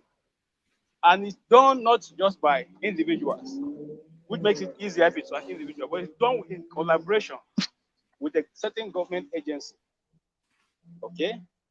And it calls for a lot of reflection on on the part of everybody who is concerned. Now, this is what I think. This is my own theory as a theater artist. If I put on my cap, think I like an artist. They wanted to force him out. They will have set up all this shenanigan right there in the airport. And once he lands there, bam, the other guy is out of Britain. And it be that he's the one who has committed whatever crime you are trying to pin on him. But because he didn't announce his itinerary, nobody knew when he was going to leave or when he wasn't going to leave. All they kept saying is, if you think you're listening, oh yeah, go out now, go and campaign, go and go out, leave Nigeria, go. So what am I saying? And someone asked a question earlier. If Peter wasn't an Igbo man, would this happen to him? I'm telling you the truth. The Nigeria that I know, if it wasn't because he's an Igbo man, if it's someone else, maybe somebody from the oligarchy ruling north, I'm telling you, the heavens will have been falling right now. The person who did this thing will have been discovered. And everything the government has will be put in place to make sure that the guy is checkmated. But I tell you the truth, nothing is going to happen. Hey, he's an Igbo guy. An Igbo man doesn't have any right in Nigeria. If you think you have, tell me, show me one. Okay? So the heavens can be falling. Everybody can make noise. Peter can even shout. He's not going to get any response from any porter. So what are we as people who try to, and then when I speak as an Igbo man, I'm not saying because I'm Igbo or he's Igbo, he should not be subject to the rule of law. I'm saying that everybody who has breath, as long as you're a human being, have one head, two eyes, and one nose, and one mouth, you are entitled to what is good, justice and fairness, equity. And once that is negated, a society cannot be built properly, whether you like it or not. As long as that injustice is not arrived at, everyone does not have the ability to receive it. no matter your tribe or tongue. We are not going to build an equitable society. You know why I like America? If you come to America, they tell you are the land of the brave.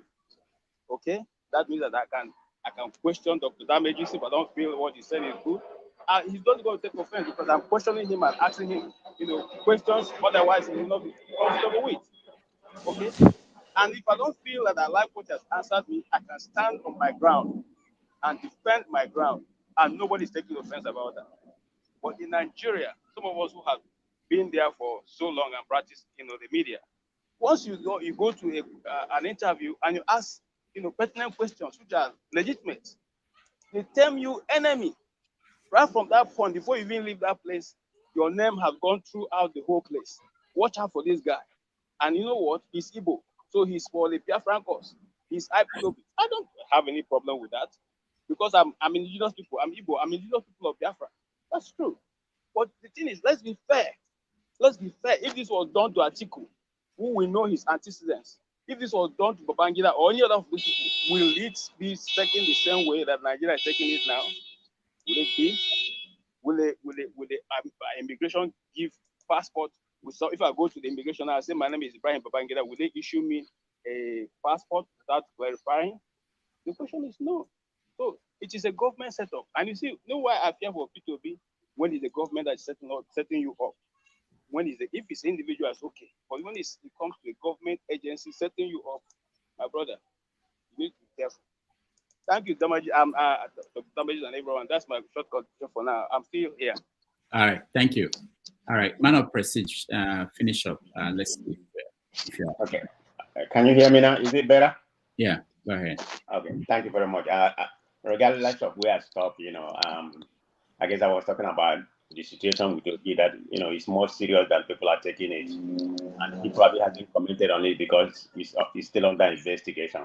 So there has to everything I'm saying is my own opinion, my own theory. So I don't have any fact to back what I'm saying. So the point I'm trying to make that you shouldn't exclude the ruling government. They can do that because they have done a lot to that country. Particularly would be try to demarcate him or let him get out of the country. Even at all, he's still fighting for his mandate, whether he won or he didn't win. But everything right now is in court.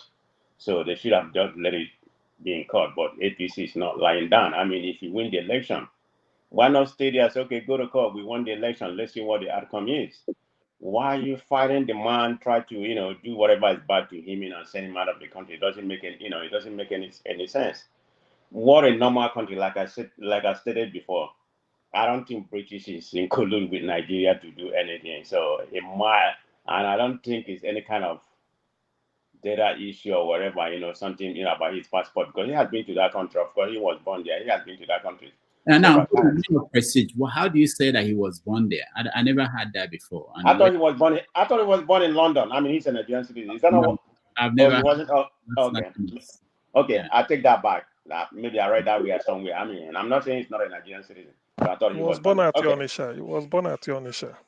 Okay. Sorry for that. Sorry for that misinformation. I got it somewhere. Maybe that's why I don't believe everything in read. So that's why when I come to this platform, I have to be very cautious about what I said. And when I say something, I'm going to say it's my opinion. If I don't have any data to back it up.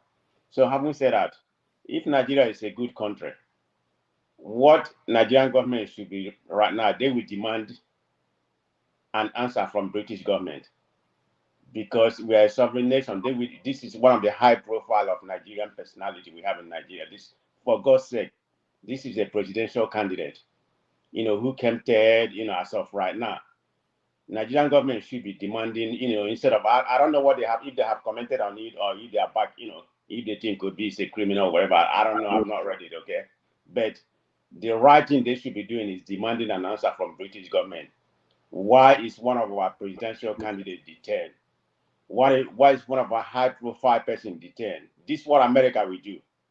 They won't let it lie down, but you haven't had anything. If anybody have had anything from Nigerian government demanding an answer from British government, let somebody let me know. I don't know. I mean, since after the election, I don't really follow Nigerian politics that more. But I mean, I follow every now and then. I mean, I go there every day, but not like I used to be during the past few months. So let's see what happened. Everything we are talking right now is speculation, but I believe it's more serious. So we shouldn't take it lightly. So hopefully we get an outcome about what's going on. Thank you. All right, thank you. We get two more people on this topic and then we move to another topic. Samuel, Namdi, welcome. Can you hear me, sir? Yes, we can hear you. Okay. First and foremost, let me say thank you, Dr. Damages, for, maybe I should call this alternative media. I mean, that's what I have to call it, because our normal media back home, they can't talk. They are scared. They are really scared, though. I mean, let me think towards the ecclesiastical sector. There is a very powerful prophet the world respects. This guy was embarrassed recently. You know, the world respects this guy. This is a powerful guy, a young guy, the pride of Nigeria. And that guy took a decision to come back home and spend like 5 years in Nigeria. I can't be giving to others and I will not give to my country. DSS went and carried this guy. You know, and then if they have the audacity to think they can rope in Bishop David Oyedepo, we should all be picturing what is about to happen. We just should picture what is about to happen if we don't really put up a fight. If, again, they could win an election and they didn't take a tour all over the country to say, oh, wow, thank you for voting me. They won an election and they disappeared. Anybody to say thank you, they disappeared. You guys should just be picturing what we are getting into. I wrote an article on Facebook. I just looked at it and it felt like a country that have citizens have made their citizens slaves. How can you be a slave in your own country? So I started by appreciating Dr. Damages, but let me end by asking how further can we take this? The conversation part of it is beautiful, but man, they are now we be their children. No, we don't suffer them. What about our own children? You see all these 70, 80 men, now we be their children. They don't mess us up. Question is, will we now allow them to mess our own children up? This is our fight. This is our fight. How do we engage? Let me talk about Peter Obi and the UK saga.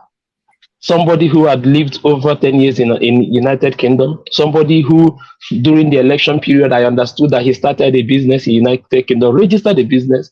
Somebody who I understood that he bought a property in United Kingdom. UK, that is a civilized nation to a very great extent. How can this happen? So does UK have any question to answer? Is there something that we don't know? Do we have handler? It's as if Nigeria has a handler. There is somebody, you know, some superpower handling what's going on in Nigeria. How can something like that, how can such an embarrassment happen in UK? Even if somebody called UK to say, oh, Peter Obi, you can't just rush and arrest somebody. You want to verify who is this person, what's the difference between the impersonator and the real person. You arrest, and they don't need him to be, they just need him to be harassed at the airport. That's all they need. Just harass him for us. It's as if the person who plays the call say, harass him for us, just harass him for us, send us evidence, then we'll forget what we'll do with it. Man, what do we do? Do we start tweeting at the UK government? Do we start demanding answers? Do we start demanding that immigration speak up? We have to engage you, because they've insulted us in many ways. And I know about it. Dr. Damages, God bless you, my brother. All right. I contribute this one. Thank you, Samuel. Son of God, you're next. Maybe the answer will come from Son of God, you know. Hello, good afternoon. All of you are son of ordinary people. Let's hear. Son of God, go ahead. Can you hear me? Yeah, go ahead. Yeah, good afternoon. It's another pleasure to be here today. I have no way to join. Right. It's a little bit of a shame what's going on in Nigeria at the moment. I think APC is a terrorist. It's a terrorist organization. I think there's no other way to put it. You know, this APC have tried everything possible. I mean, this is a guy that they've looked at everything possible. They've looked at all the records. They've done everything. They've dug and dug and dug and dug. They can't find anything. They cannot find anything on this man. Can you imagine what these people have done to try to find something, and they found nothing? So what they're trying to do now is to manufacture something. They want to manufacture something they're going to use, because when you've looked at this man's history, you look everywhere, you can't find anything. Okay, that's what I keep saying. The man is a saint. He's a saint. Okay, it's difficult. What they're trying to do is to find something. They want to manufacture something. So can you imagine what it takes for somebody? I think CM captured it very, very nicely. What it takes for somebody to go and sit down somewhere, take a picture. Okay, it's possible that people answer same names, but for them to have flagged this, it must mean that the guy possibly has the same name, same date of birth, because people have the same names, so they can't just flag it for that. It's possible that they're giving the guy the same date of birth, the same everything, just to match everything up. They're trying to manufacture something they're going to use because they can't find anything. Okay, and this is the problem. This country, I mean, it's so shameful, but there's nothing what APC will not do does not exist. If you're thinking about APC, think about the worst, think about somebody worse than the devil would do. That's what APC would do. Just imagine something that somebody worse than the devil would do. That's what APC would do.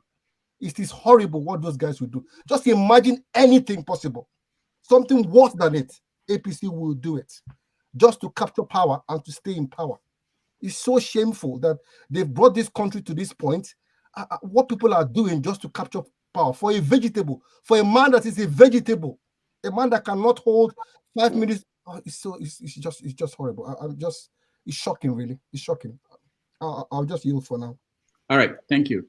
Go ahead, Ngazika. What do you want to say? Okay, so I wanted to ask a lot of people, when it comes to Obi, a lot of people are like, hey, he should deny it, he should say something, he should do this, he should do that. I always find it funny that when it comes to this man that has been quite transparent in all his dealings during this whole electionary period, we set the standards too high. And about keeping the cards close to his chest again, I like how it's playing out now. You remember after the elections, how everybody was like, he should congratulate the winner, he should do this, he should do that. The man took his time, because these people, when I say these people, I'm talking about the current government of the day. I'd sooner believe a thief than believe the APC government. That is how low they've sunk. I'd sooner believe a thief I caught red-handed and the person tells me this is the truth. I'd sooner believe the person than believe the APC government. So when they say he should come and deny, he should come and say what happened, I should tell you they are cooking up the next thing. They want him to say so that they will cook up the next thing they want to cook up. And I like the man. I like the fact that the man is keeping his cards close to his chest. And I hope he continues to. On those making light of this issue, you do not understand. This is not just about Obi. This is a huge security breach. It means that you, an ordinary citizen, you are not safe either. So if you think you go about gloating, Obi is impersonated, who wants to impersonate Obi? He committed. No, it's bigger than that. It's bigger than you. You yourself, you are at risk. You might not even have a passport yet, and somebody already has your biometric data and a passport impersonating you. So it's not about Obi. When they make it all about Obi and not the security breach it was, I find it really, really sad. We do not like looking at the big picture. We always like to major in the minor, and it is really sad and frustrating. So to the people making this about Obi and gloating and doing all sorts of things, I want to say a big shame on you. Come out of your tiny heads. This is bigger than you. This is a huge embarrassment. This is a security breach, and every right-thinking Nigerian should come out and condemn this and call for the right thing to be done. Not asking Obi to confirm or deny it. People should know this man by now. He knows the people he's up against. He is not going to give you the pleasure, and I hope he doesn't. I hope he keeps going low, keeping his profile low, because God knows what they will do next if this man speaks. They might now, whatever they've concocted in the back door, they might now spin his statements around it, and then boom, they have a banger. So a security breach as serious as this should not be trivialized to Obidients have come again. Obidients are this. No. It's not Obidients, it's not people. This is a national security issue, and we should treat it as such. That is what I wanted to add.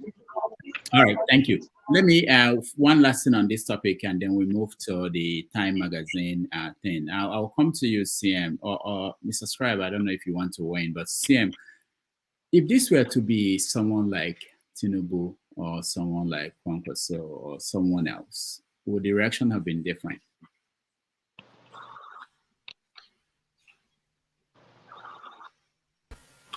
Let my senior brother CM go first. CM, are you there? CM, go.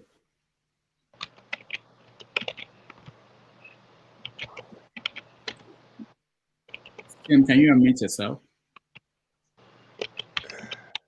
Yeah, I'm sorry. I'm asking, do you mean what happened to Obi? You said if it's Kwakwa and Scott, you know. Well, the thing is this. Yes, the thing is this. It could happen to them, but the difference will be the reaction from the federal government. Like somebody pointed out, federal government should have asked, why did you detain him? What did he do? In that case, the propaganda will be unraveled. But because it is Obi, both sides, Nigerian and British end, they kept quiet. It's just humiliation. If they said Obi shoplifting in UK, you went to the shop, or even at the airport, he went to one of the perfume stores, took an aftershave, didn't pay. That is purely an act. Maybe you forgot to pay or something. In that case, you trash it there. But this involves passport, and passport is biometric. The person that impersonated Obi, how did the person get the passport? That is the beginning of the inquiry. Obi can tell you, I went to Abuja, or I went to Onisha passport office, or I went to Lagos, I went to Abakaliki or Oka to get my own passport. The person that used because the retina scan must be there. That's why you have to show face. In the olden days, you get your passport from the roadside photographer and then you go and give them. So this is high tech. But I call it high tech because of the nature. But then James Hadley Chase said, is it not to every distance? There's always to every crime, there's always a little error. So they forgot that aspect. That is the issue. They are doing it because people like a layman like me, I can only say that if it there happens to Tinubu, because he's a human being, so somebody can do it. But before then, the reaction, the way it will be taken, by now, MI15, whoever is it, people should have been on the airwaves that they called the person and they are even following every trial. But everybody kept quiet. What are they investigating? For your information, Obi said the day he left UK after his business, he went back to all the things, whatever, he handed over to them and even tell them that he's going to help to build Nigeria. So he comes to UK every time. He enters UK the way he likes. So coming to detain him and even querying him, all this type of thing, that is high. This APC, they can do anything. What I even want Obi to do now is that by keeping quiet, he's doing the right thing. Just keep quiet. Because you never know this thing. The shame is now on them. What Obi should be discussing with international criminal lawyers like Johnny Cochran of US. If I have his phone number, contact such people, Johnny Cochran. Say, look, this is what happened to me. Do you think we can do anything about it? So this is so that to humiliate the UK government and then the Nigerian end. This is the man is being treated this way because of the election, because they felt that they've told him, congratulate the winner, he refused, give up, he refused. Then Keyamo will say DSS arrest him for treason, they refused. Lai Mohammed will go to New York and be pronouncing treason on Obi. Still, the world kept quiet. What else do they want? Why not go to the tribunal or wherever and clear your name and tell the world how you got 8.something million votes? They refused. All they are trying is to intimidate the man. But for me, I see through all these gimmicks. That's why I'm already looking beyond. I told them, let's repeat again, they brought Boko Haram to remove Jonathan. Now, what is Boko Haram now? Are they not landlord in Nigeria? Those that brought Boko Haram are now the people crying. They brought Boko Haram is not causing harm in Bayelsa. It's now in Katsina, Zamfara, and all those people that verified them that brought them. If they do this thing to humiliate Obi and make feel that it's Nigeria as usual, to be honest with you, I can't lie. If you permit me, I come here and raise my Biafran flag. Nnamdi Kanu is behind, but somebody will take over because we can't continue this nonsense. Okwesili Nwodo, former governor of Enugu State, told Arise News in 2018 or 2017, when they were discussing all this, he said, look, if Nigeria should conspire again to deny Igbo man presidency in 2023, he said they will listen to Nnamdi Kanu. At that point, they ended the interview. So all these things they're doing, I want them to know, I want them to look at the long-term effect. Let them allow Obi repair Nigeria. If they keep doing all these politics, well, the gods are wise. Thank you. All right. Hey, Sam. Let me correct Sam. John Okokoro has passed away a long time ago. Okay. Oh, sorry. All right. Okay, go ahead. Kayode has been trying to come on for a long time. Kayode Johnson, welcome to the show. Good afternoon. Yeah. So Kayode, what do you think about this topic? What I think about the topic, APC we can hear you, Kayode. Can you speak? Cancer. I say APC is a cancer, virus, disease that brought bad luck to this country.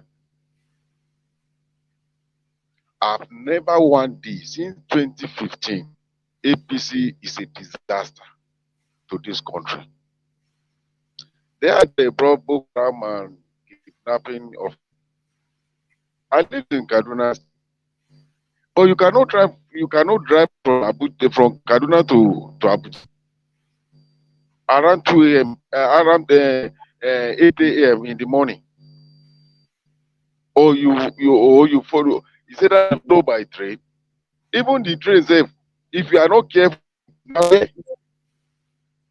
So what are we telling ourselves? If they deny Igbo man this time around, even me, I'm in support of Biafra. Me, I've been in support of Biafra because nothing good. At least Yoruba man have ruled this country. I have ruled this country. We can't continue like this now. So people say we don't like you, and they say oppose this Ojuabo, this virus, this disaster, oppose it on people. Which kind of country we find ourselves? How did they get? How can we come out from this evil that we find ourselves today?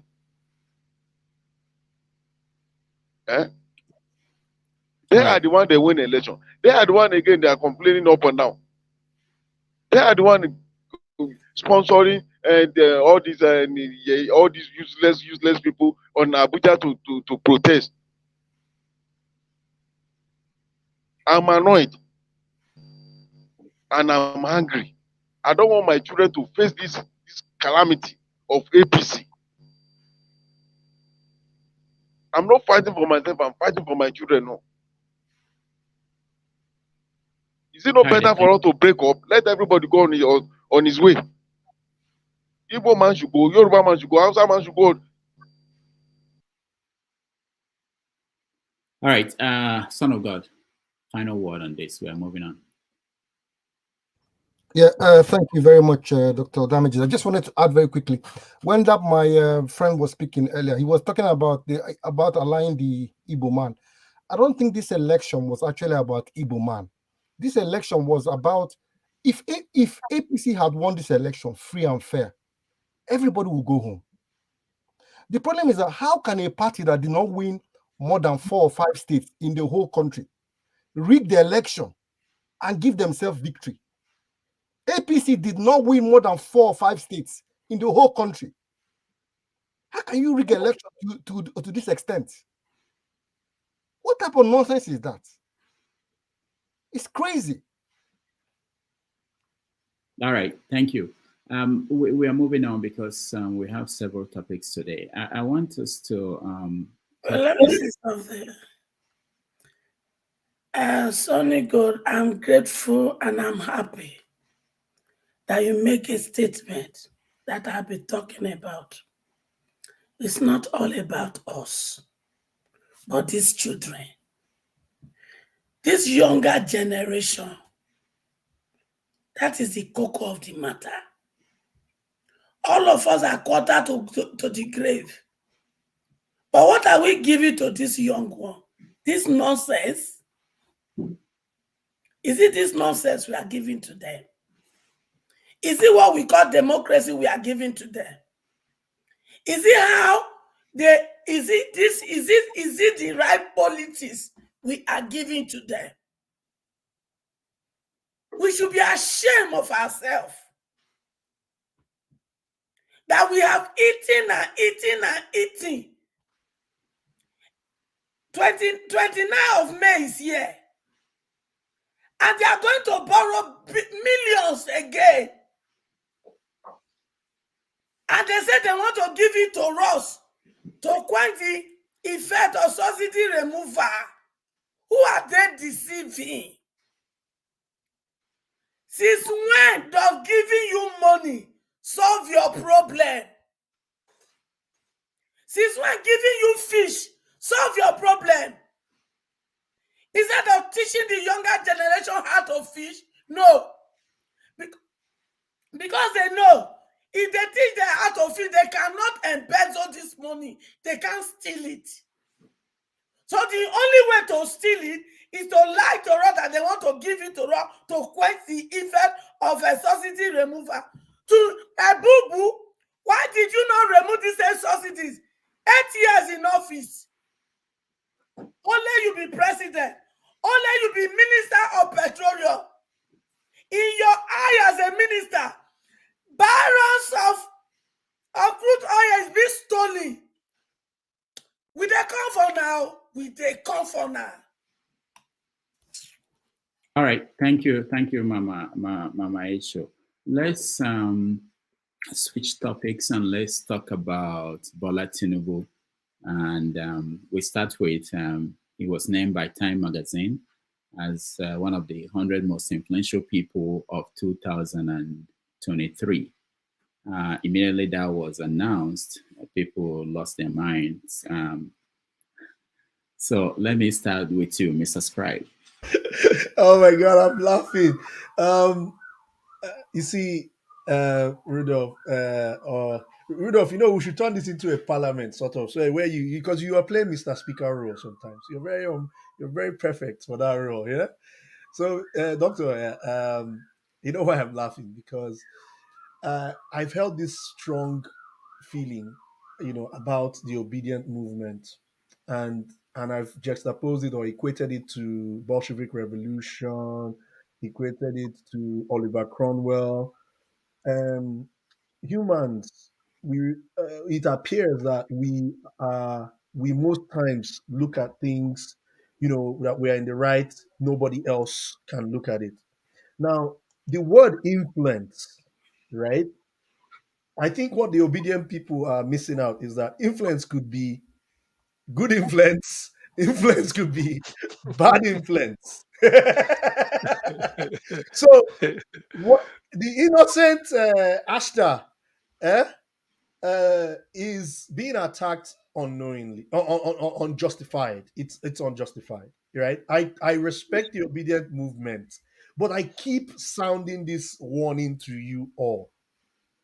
You will become what you are fighting against if you do not take the if look at your principal, Mr. Peter Obi. Like I said in my previous submission, I'm not a Peter Obi fan. He's my governor. I'm from Anambra State. He was my governor, and so technically, you know, I still just look at it that I don't believe that in Nigeria, it was just like when Obiano commissioned airports, right? See the way they were jumping. Elon Musk is shooting what's the name, rockets to the sky every day, and no fanfare. You understand? So this is the context where I judge most of our leaders. You understand? So that's why I'm not like when people say Peter Obi did something, and I'm like, is he? What was he supposed? What? Like, as in what? maybe because I lived in the UK and I easily can shake the hand of Boris Johnson on the tube if I'm chanced, right? So these things are kind of where I'm looking at it from the obedient side, and I'm appealing to them. I'm saying, look, you are right.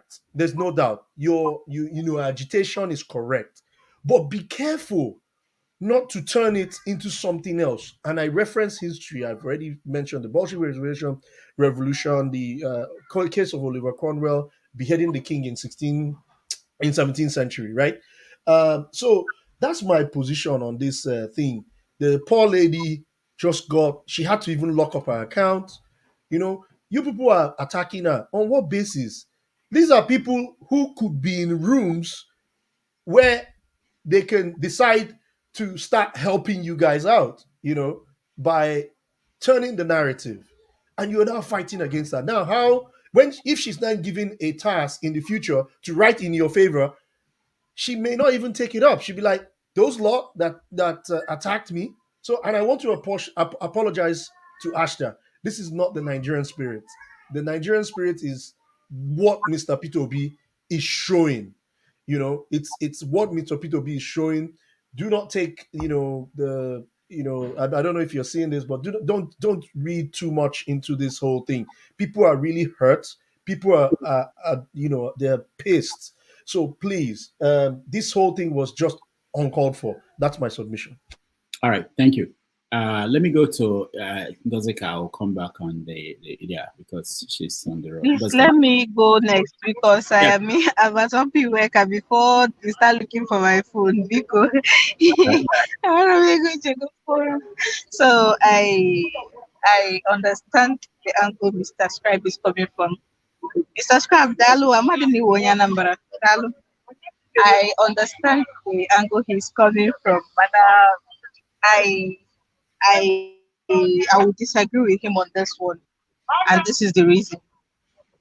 You see, when we the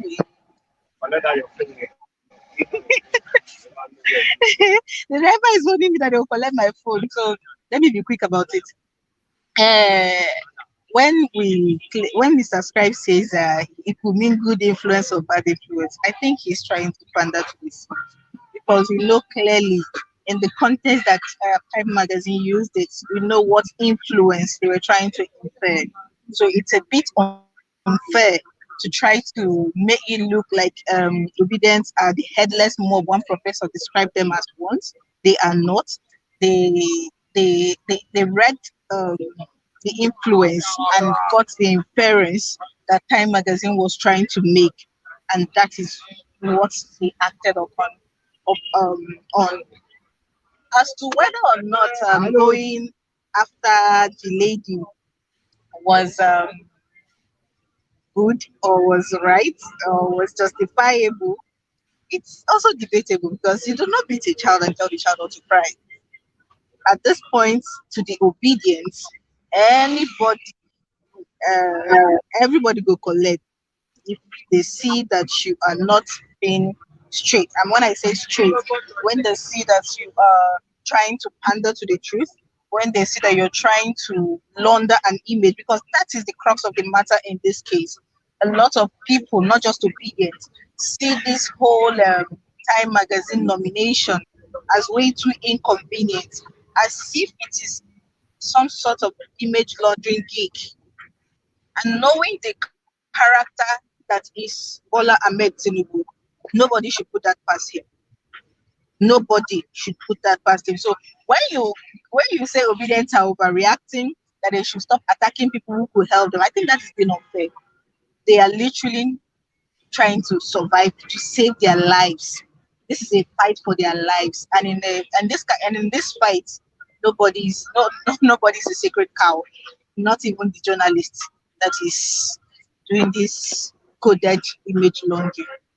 That is what I have to say for now. Let me go off and go and join from the studio before they will collect my phone. They wanted to do that magazine has done. Hold on.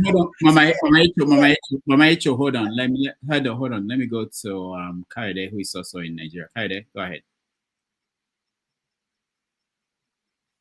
Kaide, go on. We can hear you. Unmute yourself, Kaide.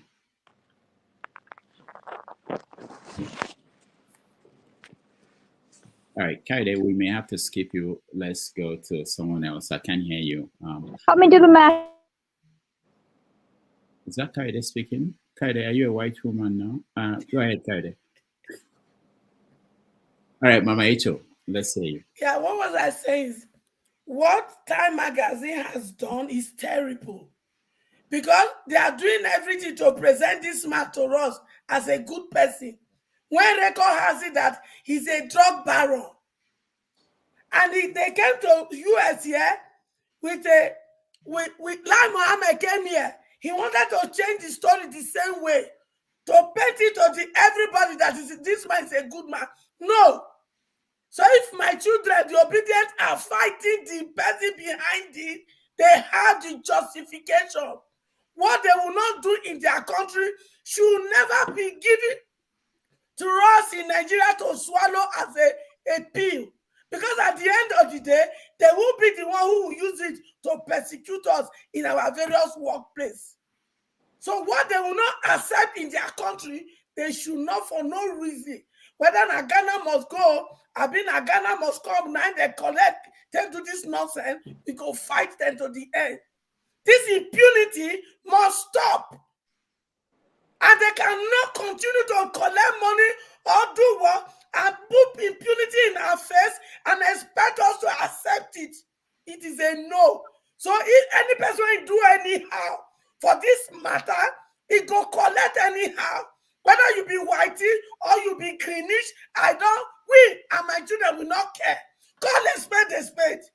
All right. Mama Icho, let me ask you, did you read the article? I don't read. Okay. All right. I have everything that they read this time. My children, they read that they tell me. And when they tell me, majority are true. Because I get plenty other one when they fight. Some monster. All right. Even among my children when they fight for. Now nowhere. Mama Icho, they tell me they troop me. Now nowhere, no.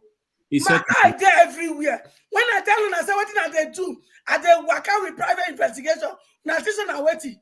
In Nigeria, they call Malaysia person. Make it troop me, Mama Echo, for the good one that they do for them. See, all of them will be my children. When I see so, when I don't sign contract with criminality, when I not sign any contract, me I don't sign another contract with una soul and destiny. You see that criminal behavior, I go remove her from una body by fire, by thunder. When I don't finish that one, reprogram una where, then you go waka. But this one, I not they leave you. Now, I don't tell of job with all of them with this criminal behavior. Because not be waiting Papa God create you to be with us. And you can never remain like that as far as I'm concerned. All right. Thank you. Thank you, Mama Icho. Dr. Meze, your take. Yeah, thank you, Dr. Damages. Regarding regarding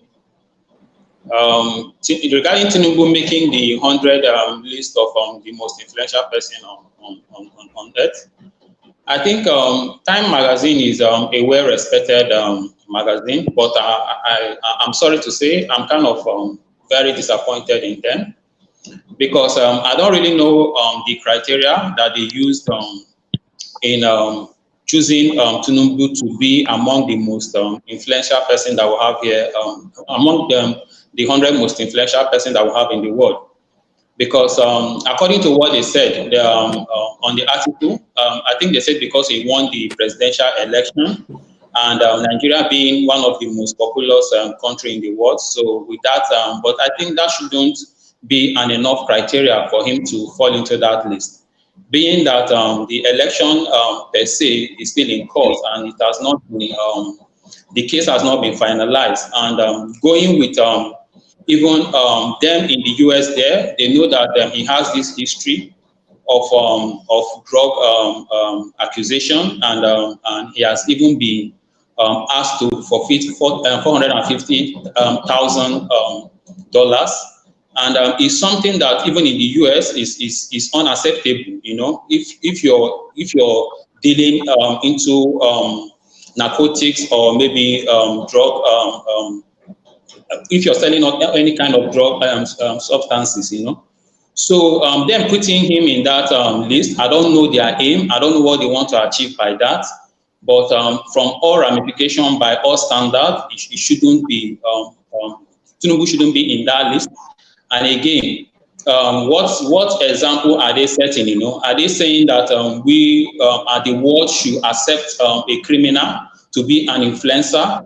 Are they saying that the world should accept someone that is a drug lord to be an influencer that the whole people should emulate?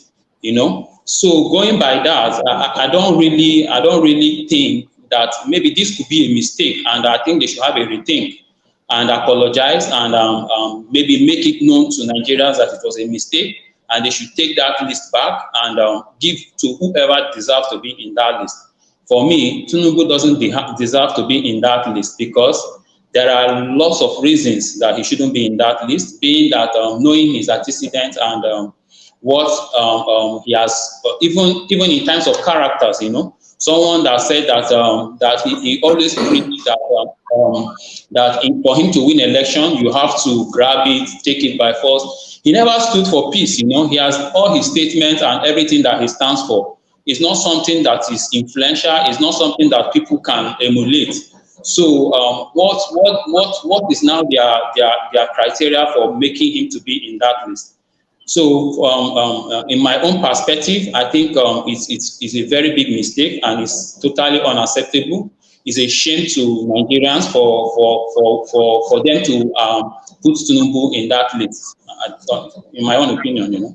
All right, thank you. CM, you're next.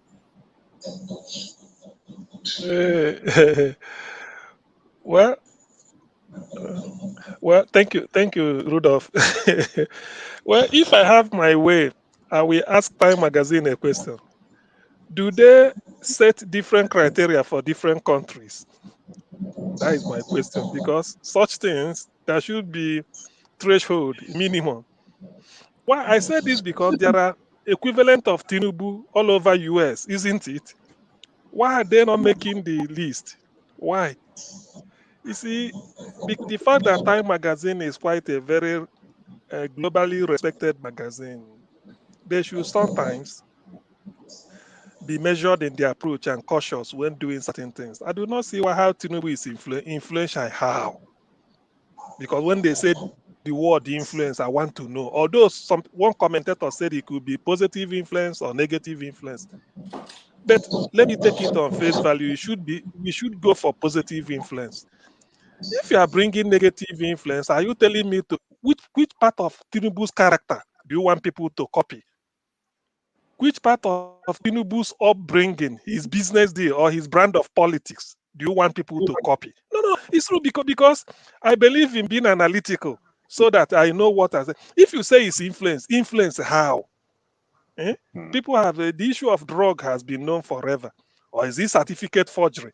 Renting bishops, brand of politics, putting Lagos into his pocket, accumulating this, sponsoring thugs all over Lagos. So when you say influence, that's what I want to know. Okay, who? Because I believe in asking questions so that I can know more. How? What influence has Tinubu? I remember when Chimamanda Adichie appeared on Time Magazine as one of the most influential. People say, oh, yes, he's a global writer. He hosts, writers workshop in Lagos every year. And somewhere else again, he goes about giving lectures. He goes about giving graduation, maybe from Harvard to Cornell University. I mean, is it Cornell or Columbia, to different universities, graduation, those type of things. So many. They know Kunjo well at the same thing, even if other people. So which influence are they talking about? Okay, even if it's based on this sham election, in fact, Time Magazine, I don't know. I don't really know whether this is really Time Magazine. If Tinubu can make it to Time Magazine, it means that any cockroach again. So you never know. Tomorrow it could be your turn. So, but this is on let's be serious. This is a big shame. I never expected time to come this low because I don't see justification for Tinubu. That's why I'm asking, what influence? Tell me, how has Tinubu influenced something positively in Nigeria? You sacked Jonathan using a propaganda and brought in Agbado since 2015. Nigeria has been on the downward trend, poverty capital of the world. What really are you? How has Tinubu impacted positively? How has Tinubu influenced? That's the one the world influence. Time magazine should have said something about the lady who must have written. Maybe you write what you know, and you write with based on the scope of your knowledge. Maybe if the lady has come to Nigeria, whoever wrote the piece on Tinubu, if you had come to Nigeria, or maybe even listening to Dr. Damage's show, or even listening to Dr. Damage's show, you would have gathered a little bit of facts and research, because Damages has done so many episodes on Tinubu and all this in the past. Or go to Nigeria and research. But you can't just sit in one corner of the room and decide that maybe it's a typical Nigerian system whereby geographical spread. Oh, we've not gotten from Africa. Let's go to Africa and see if we can get to make it look like. Oh, this is a sham, man. Tinubu is the least person that could, if they have put a video or Wizkid, yes, I won't doubt it. The video music, Wizkid, I don't know who was the chap that played during the World Cup final, all those type of things. I mean, that is influence. Do you know you want to encourage the youth? Tinubu, if you ask that lady who wrote this thing, how old is Tinubu? She doesn't know. And yet you say it's influential. Somebody, excuse me, please. Next person. All right, man of God, yeah, the next person. What do you think? Right. I think you meant son of God, but I'll accept that. Oh, son of God, yeah. It's okay, anyway, it's okay. Right. So right. I think my brother, Mr. Scribe, was not being very fair when he was having a go at some of the Obidients. What he forgot to mention is that I haven't read the article because I'm disgusted, not to be honest. But some of the comments on there, if you look at some of the comments on Twitter, people have read and made comments. Duma did not even make reference to the drug, to this indictment for drugs. So when you see the Obidients being very angry, how can you talk about Tinubu? You never mentioned about the indictment in the US. How can you write something about Tinubu and skip that one out? So it all shows you that this is just an attempt to whitewash his image, and that is why you see the Obidients going crazy there and being quite angry, because that article was not balanced. If you want to talk about somebody, you talk about everything about Tinubu. This is a man that you don't know when he was born. You don't know anything about the man. There's nothing to say. Talk about integrity. How can you talk about integrity with Tinubu?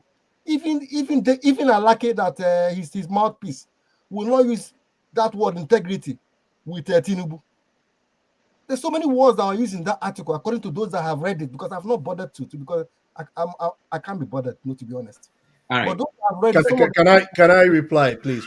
Yeah, that's why I brought you back. Oh, okay, Miss Son of God, God bless you. Okay, look at the article, right? And like I said, influence is a very broad term, right?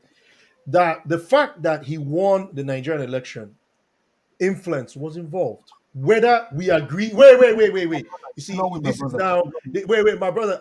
Let's just. I know where you're coming from. It could be that I'm on your side, but I am trying to look at things from a very neutral standpoint, and that is exactly what I feel is what is needed in these kind of times.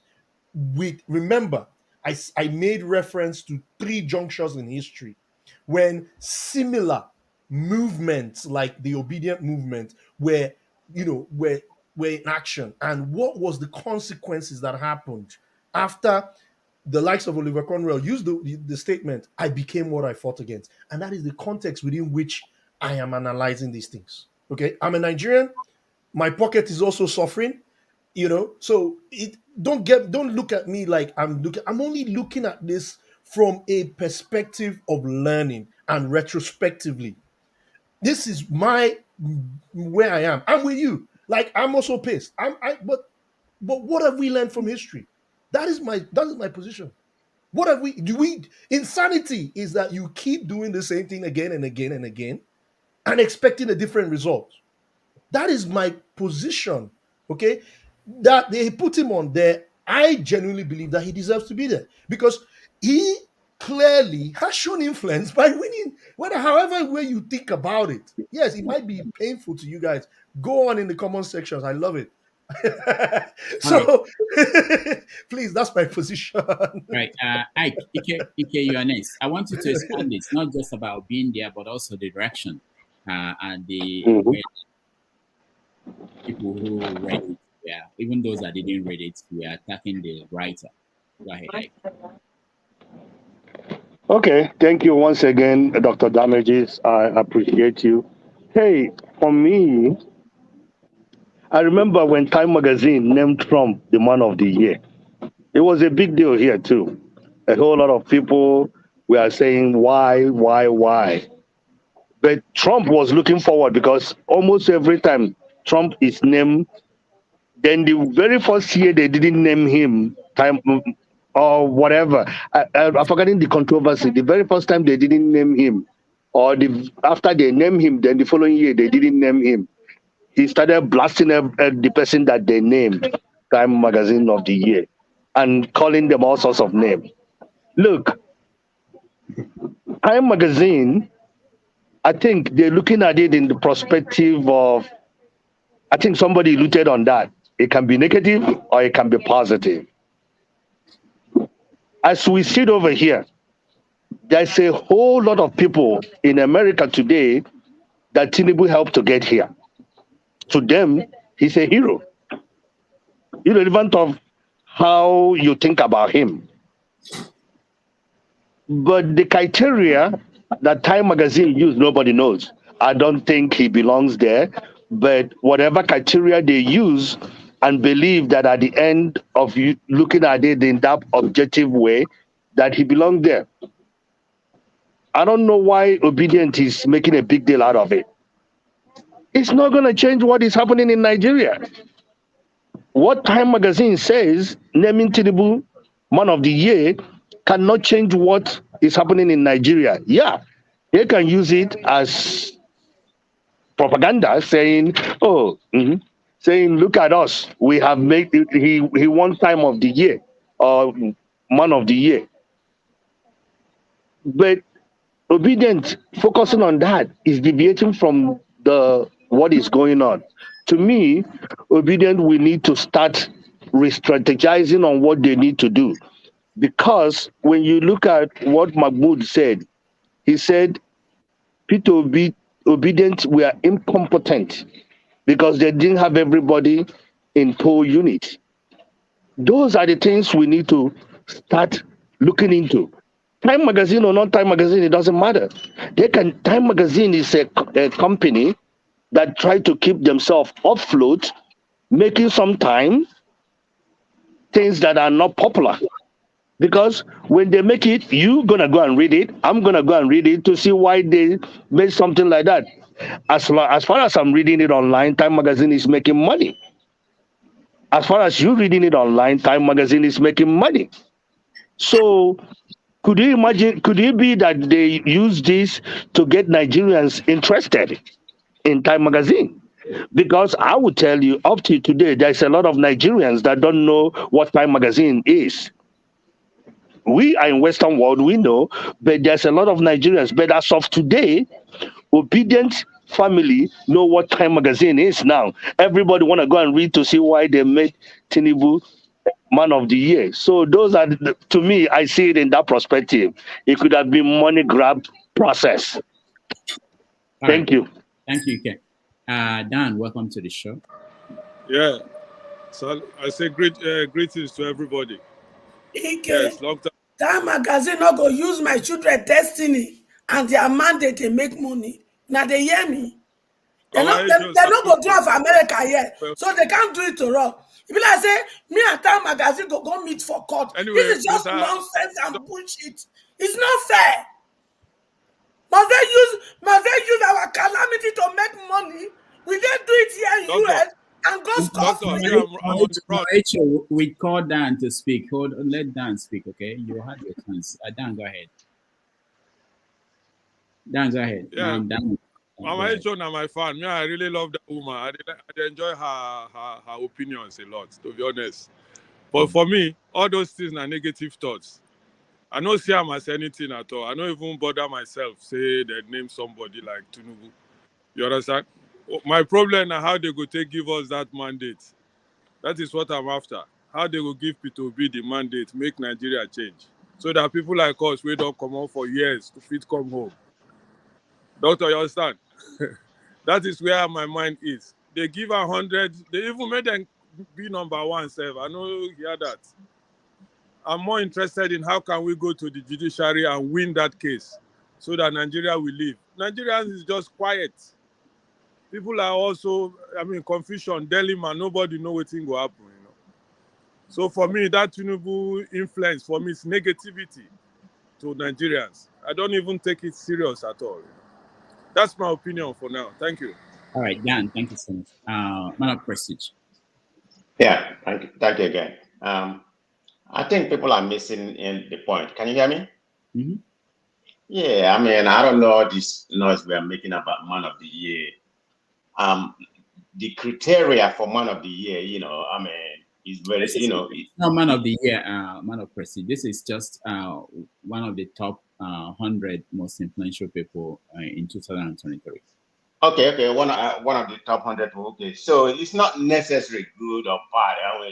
The person that the criteria for them to be awarding 100 Man of the Year, is very simple. Which is the person who most affected our life for good or for ill, which is good or bad, So it doesn't really mean that Tinubu is the best or whatever. And in Kenya make some point that I really agree. They may have done that just to interest Nigeria to get at that part of market. That may be part of the reason, because Man of the Year is not necessarily because they are the best or they are good. Look at the people who have made the list of Man of the Year in our lifetime, that I can remember, even before some of us was born. Adolf Hitler made Man of the Year. Joseph Stalin made Man of the Year. So your people should know Obama made Man of the Year, which is one of the best. There are some being good people and some bad people. So Time Magazine just tried to make news because the news is about bad or very powerful people, who has influenced our life. It could be good, it could be bad. That's what Man of the Year is. So I don't know what's the big deal about it. So it doesn't make any difference to me, because they named Tinubu Man of the Year. They have the criteria that I just read. Is exactly. It could be good, it could be ill-gotten, They just want to make news, like I said. It doesn't really matter. Man of Prestige, what do you think about the reaction of some people, the people that went to the Twitter page of the writer to call her names? It's good. Yeah, there's nothing wrong. Hold on. There's nothing wrong with. Hold on. In this election, they use as a Mama Ejo. Can I speak? Yeah, go ahead. Man of Prestige. Yeah, okay. Like I said, it's for bad news, for powerful people who has made the news, It could be bad, it could be good. But like you said, why are they criticizing what people who are on Twitter? There's nothing wrong with that.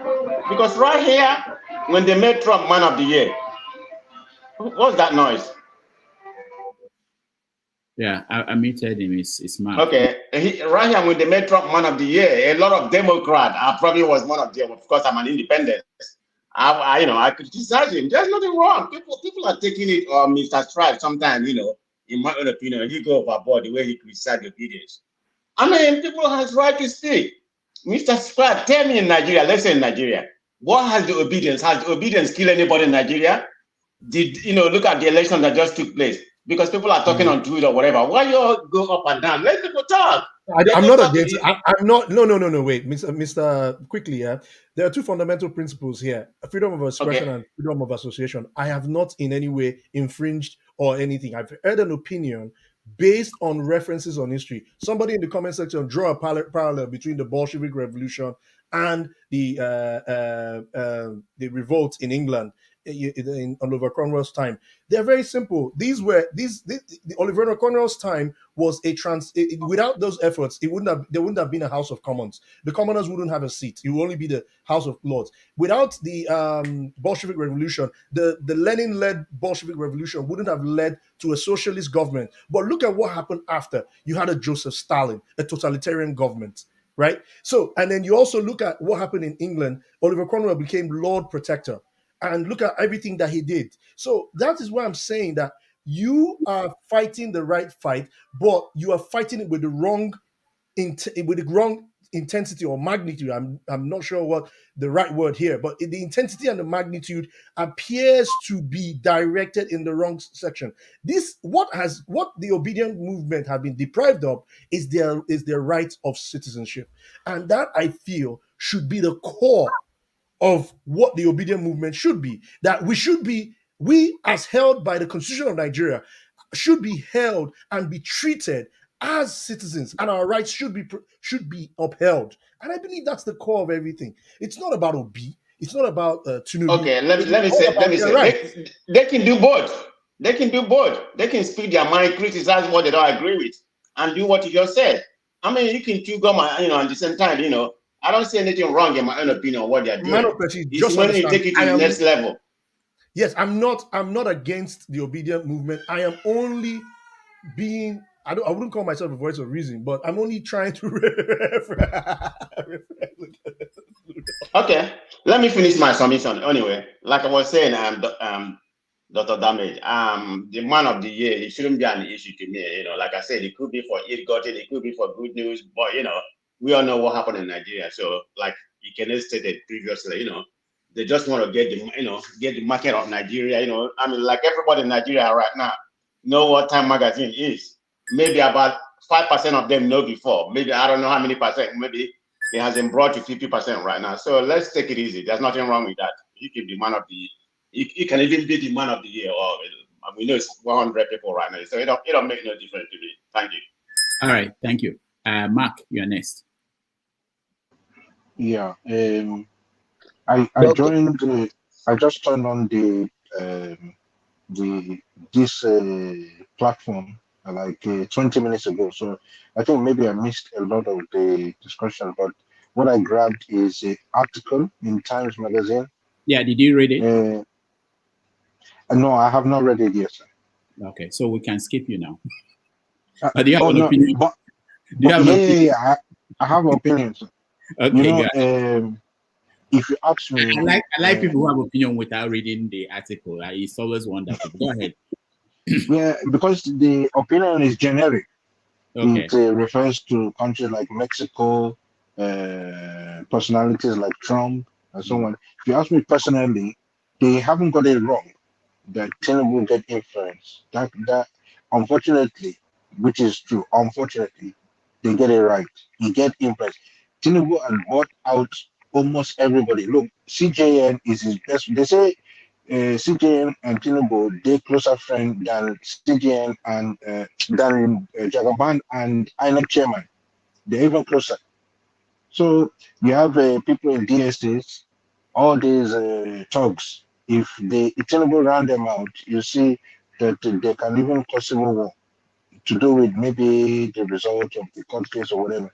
If somebody asks me, say, did they get it wrong? Time Magazine, that the Tinubu get influence? No, they get it right. But then the question, which kind of influence, is another chapter, totally another chapter. So it's up to Times on their own decision who they want to publicize. They want to publicize Escobar or Hitler or Trump's arraignment. You know what I mean? Or they want to publicize Obama. I hope you get my drift. That's the thing. That's my contribution. Thank you. Son of God, we are going around. There are people who are yet to say something, but go ahead. What do you want to say? I just wanted I wanted to refer my brother, Mr. Scribe, to the statement made by I think it was that senator from Kaduna, Shehu Sani, that man. He said if you take the Obedients out of the country, you will have quiet and peace, but then you are going to have things like tyranny. You have people that will not obey the law. So that's what the Obedience being in the country at the moment is a massive plus, because PDP will not do any, they're not doing any sort of opposing the government or anything. It's the Obedience that are holding their feet to the fire. So Obedience are the reason why we still have this struggle going on with APC and all that. It's because of the Obedience. If you take the Obedience away, this thing would have been over since a long time ago. So this is the reason why there's still opposition to what's going on, to this tannery that to these people that are trying to bring on the country. This is the reason why we're still having a fight. It's because of obedience. All right, thank you. Matt, you're next. Welcome. Yeah, Dr. Savages, good evening. Good evening, everyone. I salute everybody here. Where do we start from now, Doctor? No, we're talking about Obi. No, sorry, not Obi. We're talking about Tinubu's mentioning as one of the top 100 influential people in the world. Okay, all right. Anyways, first of all, I heard what our brother Scribe said. That hurt me a little bit. I didn't know him quite to be someone that will speak that way. Even though I told you I don't like too much grammar, let's just start mellowing things down. If we can speak pidgin English, we are talking to Nigerians. Let's talk. If we can speak our local the dialect, let's speak. Because sometimes we use too much grammar to confuse things. You understand me? Matt, just so you know, we don't have any problem with whatever language, as long as it's English or pidgin that people can understand. But I'm making my point. I'm just making my point. I'm not saying that it's not right, but I'm only just making my point. Sometimes everybody comes for any kind of, both crude oil, hot oil, whatever, on obedience. You will come to Nigeria, you say, people are supposed to speak. People are supposed to speak. When somebody speak, now they can't speak. They said, no, he was supposed to speak in this direction. This person speak. They say he's supposed to speak in this direction. Nobody has ever gotten it right. Obedients are not speaking without God. They are supposed to speak in this way. They are supposed to speak in that way. It's quite unfortunate anyway, but we cannot stop talking. I didn't say that what Scribe said is kind of, but I think we should always know that we have been hurt and we have been touched to the bone marrow. You understand me? Everybody is hurt with this shenanigans that is going on in Nigeria. And the Obi issue just came out about the whether impersonation or whatever. Before we know it, Time Magazine carry their own wahala come. All these things we know, we should know that this thing is a kind of, it's a game plan, it's a timely, program stuff. It's not something, it's not a coincidence. Do you understand what I'm saying? Now, I would now let me just agree with our brother Scribe and Ike, who said it might be negative or positive. Let's just imagine it is negative, because you were asking a question. I don't know if someone has answered it. You were asking a question. Did anybody read that? No, I will not come here to lie. I did not read that, but I followed Voice of the People this morning. I was listening to it. There was a point that was made. Rufai was asked a question, and when he now was narrating the stuff, what they wrote in the article, the lady that was asking this question haven't even read the whole article. She did not know. So Rufai mentioned one particular thing that you wanted everybody, I guess, you wanted them to speak now, but none of us has mentioned it. They said that article mentioned that he was elected by a corrupt election. I don't know if you understand that the election was not free and fair.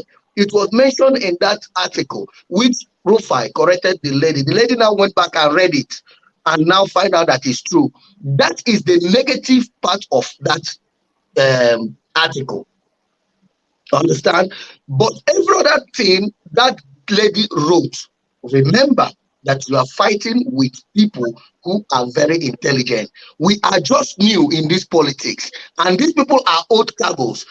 That clause, you see that clause that they mentioned, corrupt election, that the election was not free and fair. It is just something, it is part of that place. Not everybody will read all through there.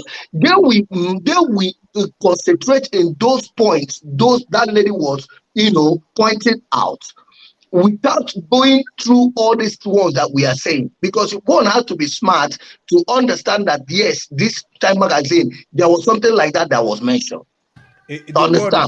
The word is fraught. There it is. Sorry, fraud. I may not. Fraud. Yes, I may not use they say it's fraud because I took fraud. Hello. It means tensed. Hello.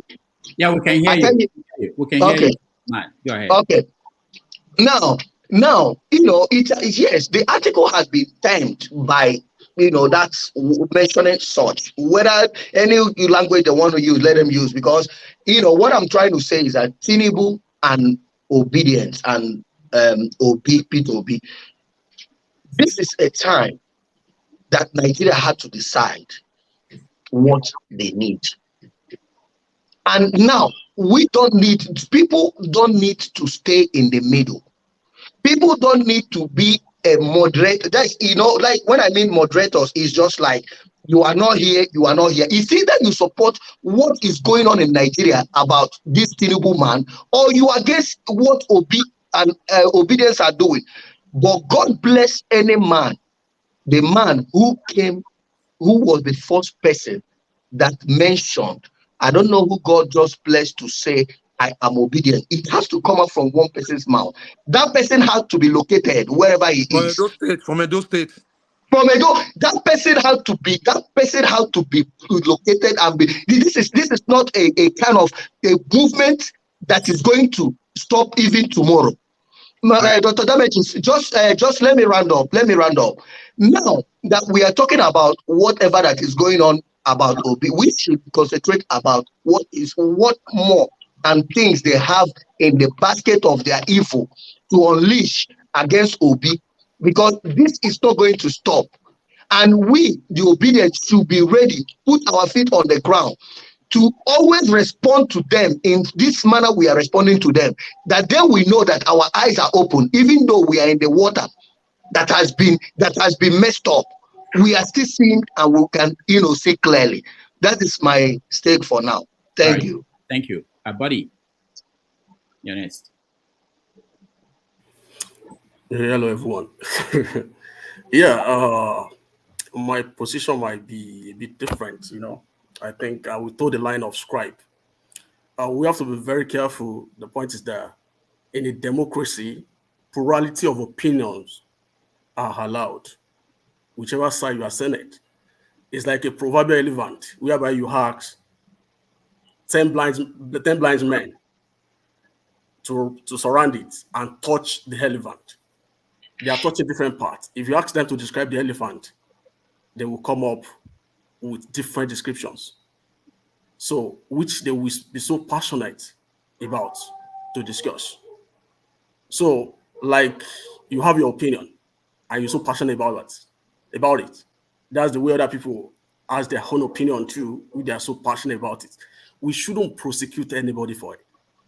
Whether people are sitting on the fence or they even are outside the fence, that's their choice. So it shouldn't be an avenue for us to bully anybody. Or because say, hey, somebody's obedient. Oh, is this only the obedient on the right side by their own perspective? Or that means the other people are not Nigerians at all. So that at the end of the day, we don't be the victim of what we are preaching. I've been watching for like 1 hour. I could see when the topic about Obi being detained in UK came up. People are so subtle about it. They don't want to discuss it at all. Some people are even giving us a different definition of being detained and being arrested. Some people even giving the burden of clarity, placing it on the federal government. And I believe your right is trampled anywhere in the world. You have the right to legal cause to challenge it, whoever it may be. Like CM suggested, that he has an attorney in US. Like I even suggested to Obi to challenge the UK government. It's within her right. It's been within his right to do so. So we shouldn't prosecute anybody for having their say or being on a particular side or the other, so that we don't become a victim of what we preach. Because we attack. We come here every Saturday to attack the hooligans, the thug on the street that prevent people to go to ballots. If we are preventing people to hear their opinion due, we are committing the same error unknowingly. So we have to be very careful. No matter how passionate we are about our opinion, we should respect the opinion of other people. That political correctness must be there. So you're not saying you are more Nigerian than me, being obedient. In case I'm not obedient, we are passionate about our country. We might be seeing it in a different way. That's why we have different political parties. That's why we have APC, PDP, Labour. All they're looking for is that the greater good of the country. Not that PDP is saying we should, hey, let's come around and destroy Nigeria. No. Labour Party is not saying let's come around and destroy Nigeria. But they have a different idea of how the country should go. That's the issue. Not that we should like start hitting one another on the head or start bullying one another online because, oh, he says he doesn't like Obi or he says he likes Tinubu. On the issue of Time magazine, that's what they saw. Every newspaper every year come up with different people, which they usually label or tag as the man of the year. We never bother to like ask, oh, what are the criteria? They want to sell their papers. We have a lot of people in the past. Even Trump made that list in the past. Biden made the list. Hitler made the list. A lot of people have made the list in the past. Whatever their judgment might be, is they are within their right to come up with it. Whether we disagree or we don't agree, whether we agree with them, is in our place too. So, like I said, we have to be very careful so that we don't become victim of what we are preaching. Because, yes, sir. If this were to be Obi was a person mentioned, what would have been the reaction of the people backing Tinubu? What do you think? Will it be different from the reaction of people backing Obi? That would be the same thing. That's what we are preaching against. That's what I'm saying. They are just bullying one another. What they are accusing the hooligans on the street doing is the same thing they are all committing. You know, like somebody was saying here that like why the Time magazine is not mentioning Tinubu was indicted on the drug case. I was like, wow, you want to put Time magazine in trouble? Did you ever look at that document at all? The guy wasn't indicted. It's a civil forfeiture. And we have to be very careful with the terms of law. The way we use it. No matter how passionate or emotional about it, that like, oh, we want this man to be painted black. It might not be the term of the law. Have you seen the court paper? You were asked this morning, have you read the Time magazine, the article by that lady? Majority of people haven't read it at all. They only saw the headline, they come here, they come and comment. Opinions at times are not facts. Facts are secret. Fact is fact. Opinion are opinion. And there is no mounted opinion that will make facts. That's the issue. People might come on me and say, hey, maybe he's speaking, he's trying to defend Tinubu. You know, one thing about me is that whatever opinion I'm passionate about. No, hold on, everybody. Go ahead, buddy. Whatever my opinion, I'm ready to defend it. I come here every Saturday. Whatever opinion, I say it out, regardless of who source is judge. So, and whoever comes for me, you know, I come for him too. So nobody has Dr. Damages. Yeah. Let me respond. I think he's slightly went off the course. We're not talking about the court issue. He brought court issue. We shouldn't talk about that because if we're going to talk about that, that's a different story. It's been discussed before. People have mentioned it. That why that statement is not mentioned in the article of the lady.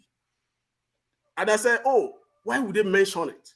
Because if there is a particular case that's been decided by a court and you want an established organization to run into it without having the material facts, either they have the material facts and they understand it, but their opinions is different from what you are holding, you can't hold them accountable for it.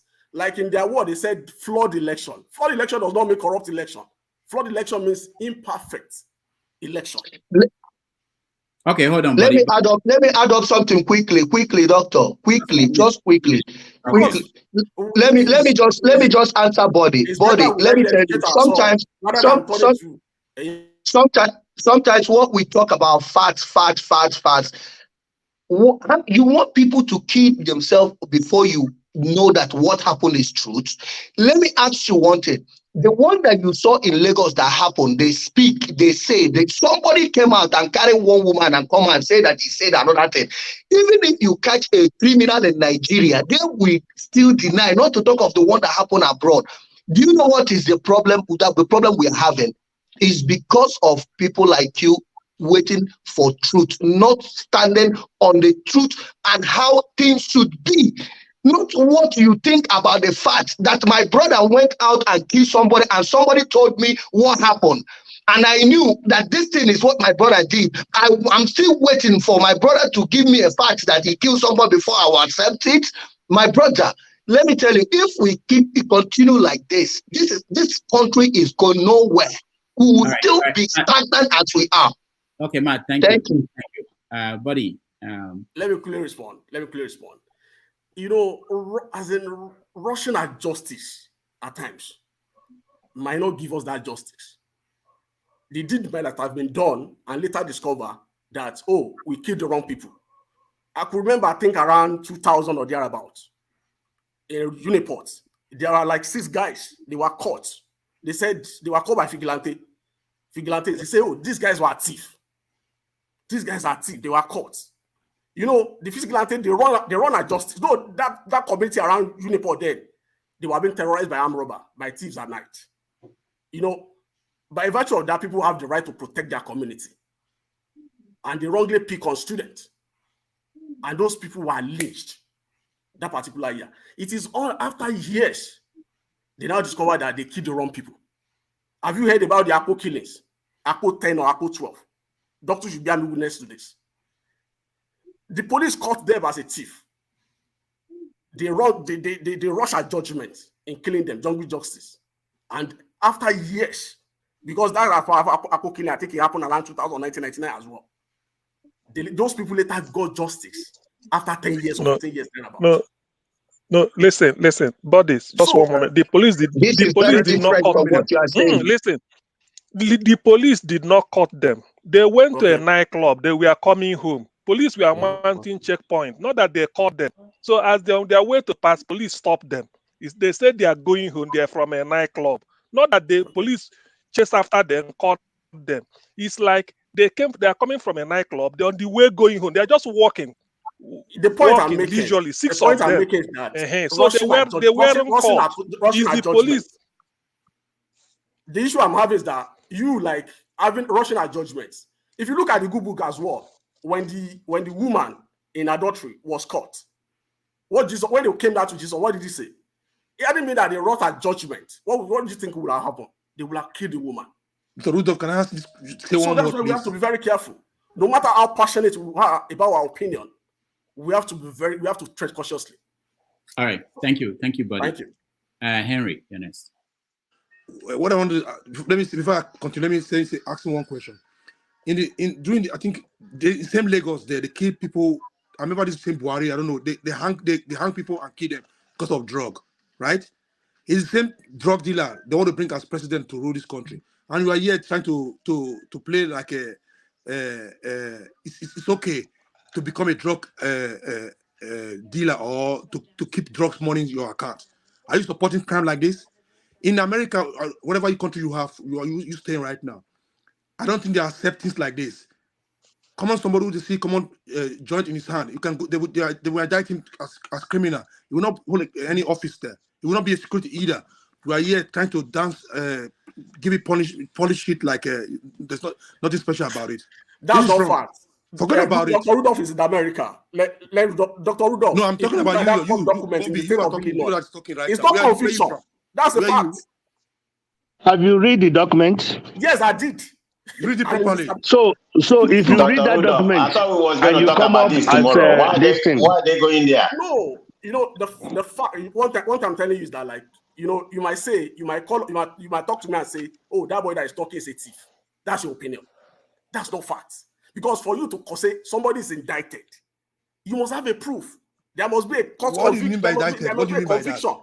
Listen. When you let me tell you somebody is a drug baron. You don't even know the hierarchy of operation by drug cartel. Even me looking at that paper does not show that guy is the drug baron. we shouldn't talk about things that we don't understand at all. If I'm selling drug right now, I give you money to keep for me, right? That's also not making bad. That's not making you are it a still barrel. included in this crime. You that sell it just a drug peddler. Man, okay, let me do the outside. Let me go on. Dr. Damages, can you change course? Let's continue. I want to get to Mr. King and then we'll move on. Can I speak? He says no. Go ahead, Henry. No, I don't. Can I speak? Yeah, go ahead, Henry. About the Time magazine, I don't think it's nothing special about it. It's just a magazine. The same Time magazine there in America there. Donald Trump was in there too. George Bush was in there too. So it doesn't mean anything. I don't know why people cracking their voice. Everybody have opinion to criticize the lady about what you wrote about the Time magazine. Because we are the one who's in pain as a Nigerian. I remember those days they said people should talk, people should speak, people should come out and speak. People are speaking, people are still crying. Why we speak this way? Why they speak this way? If you were to be Obi in this Time magazine, some of you who sitting here in the parliament in the panel will see criticize Peter Obi. As Obi, he didn't say any crime. He never said anything where he said Obi didn't commit any crime. But Tinubu have a lot of all his life is all lies, crime. To the extent they bring they hire what they call it the fake bishop and others. They even manipulate pictures about Obi. This lady from this Adike Debiri came to bail Peter Obi, which is fake. About this video audio, which is fake. I remember Mr. Rudolph in your program. I said that video, the audio is fake, but none of you believe it. It's fake. And this for the airport in UK, it's also fake. So when somebody like this come here and starts try to polish things like things are okay, it's not okay. What we want, what we need is better country where we can call home. We can be proud, go home peacefully without looking at our back, our left or right. But we feel comfortable where we stay in America, or wherever in Europe, wherever we stay. Sacrifice people who tweet against this. Why they should not speak like this, not speak like that. We have right to come out because we're not playing this old politics no more. Because this old politics, APC, PDP, they're the one who say, okay, either you PDP or APC. But now Obidient came in. I'm 100% obedient. I will remain obedient. I want to have a better country. If you don't like it, there's a transformer, you can hang yourself somewhere. So we're gonna see Chris. We're gonna have the power. We're gonna have our Twitter to conquer any fake news against our principle, because all we want is a better country. What if Obi don't want to be president of that country? You're not gonna lose nothing. The man is a billionaire. He's comfortable in his life, but you want a better society where everybody can be proud of to say we have this country. But you're living in a country in America where they have rule of law, where the government are working. If America needs to have to be like Nigeria, you think you're going to be stay there to start talking? Why people talk to this? Why people reply this one like this? You think you're going to be happy? You're going to be happy where you stay in America there? So America cannot even tolerate what we Nigeria, Africa are tolerating. We cannot. Nigerians are so calm. You think America will tolerate what Nigeria are tolerating in this so-called system we have in Nigeria? I don't think so. So if you don't want to speak because you're scared of speaking because you don't want them to mark you, me, I speak. I went to Nigeria too. They stopped me in the airport. I don't give a damn. I speak. So if you don't want to speak because you're scared of speaking, then people who is coming out to speak, give them a break to speak. But you want a better country, and you say you wear Nigeria green and white jersey. You say I'm in Nigeria, I'm blood Nigeria. Whereas inside you're not playing your own part to change things in that country. Then you call yourself a Nigerian, so you just keep your silentness somewhere. But we're gonna keep on speaking because we don't want to play that game. Those old politics our father was playing. We don't play this time. This time it's a different game entirely, and the Supreme Court have to do the right thing. It's not business as usual, and we are watching. If they don't do the right thing, you will come back here and tell you, they said it before. Everything's gonna be kafala. Everything's gonna be woto. We are not going to keep quiet this time. So, Mr. Scribe, if you don't want to take what we're saying, all we're doing in Twitter, you move out from Twitter. We'll keep on talking. We'll keep on typing. We'll keep on saying it because we are part of the change of Nigeria. We want to change that country. We don't want to be like those. They're going to tell us what to do. We're going to tell them what to do. That's what we are fighting for. Be to come in. so we can hold him accountable for. If it's there, Obi is there, you have to do the right thing. If you don't do the right thing, soon going to come out and criticize him. That's it. Keep on and speak. You have to speak. America, where you stay in there, they speak. People speak. People speak. That's what they took down to court. You have to speak. Don't die in silence. Thank you. Thank you. Okay, so I wanted to go to Mr. King. I know I've had Samuel. We had you. I don't know if on this topic you spoke on this topic. Not on this topic. Do you want me to take on this topic? Oh, okay. Go ahead, and then I'll get to King, and then we'll move to a different topic. Go ahead. Okay, so quickly, people have said nice things about the Time magazine situation. I think Time magazine is American-based and not UK-based magazine. And there's a reason I say that, because the earlier submission I made, I talked about Nigerian handlers. We have handlers, whether we like it or not. There are different kinds of slavery, actual slavery, psychological slavery, mental slavery. They might not have chains in our hands, but it seems we've got chains in our mind, and some people somehow, decide what happened to us. So influence is negative and positive, no doubt about that. But the question is, when they came to Nigeria to pick an influential person, why did they not pick someone in Nigeria who could represent a positive influence? That's the angle I'm coming from. So these people keeps rubbishing us. We keep saying Africa will rise. But it be like Africa no dey rise anything. Wallahi, it be like say some people no want make Africa rise. So. Wallahi, I'm not lying. Ndị achọghọ ka Africa rise anything, no. When they na-arụkai, they do us bad. So in summary, because I always think about constructive solution. How do we get out of this quagmire? How do we get out of this mess? Recently, I noticed, if I would deviate just a little bit to bring solution from there, I noticed that Labour Party is now being infiltrated somewhat, suddenly, from nowhere. So, Obidients, if they infiltrate this our Labour Party, how market? Make we go start Obidient political market, Obidients People's Movement. We must provide a watertight organization that these rascals cannot infiltrate. One of the solutions I'm submitting. Dr. Damage is in there. Thank you. Mr. King, you're next. Thank you, Dr. Damage. And you can put me back in the stage, please, sir, if you don't mind. Okay. Can you hear me? Yeah, go ahead, Mr. King. Yeah, I was gonna thank you I've been listening, and on the Time magazine issue, I wanted to mention that you can actually Google how Time magazine makes their selection. And it's important to understand what they are looking at. I think I posted that in the comments, the link. They are looking at who influences conversation. So it could be negative, it could be positive. So if we listen to ourselves, all we've been talking about is the election around Tinubu, maybe he's stealing mandate or not. So he's influencing conversation. He's influential, whether we like it or not. That's the situation we find ourselves. So Time magazine is an enterprise, and we cannot even stand here to maybe influence their criteria or whatever they are looking at. So they have their own standard, and even in the US here, they pick more than one. So it's not just one person. So they are looking at, they even consider factors such as how many times people Google search a name. So if you look at that, those are part of way of making influences. So I just wanted to point that out.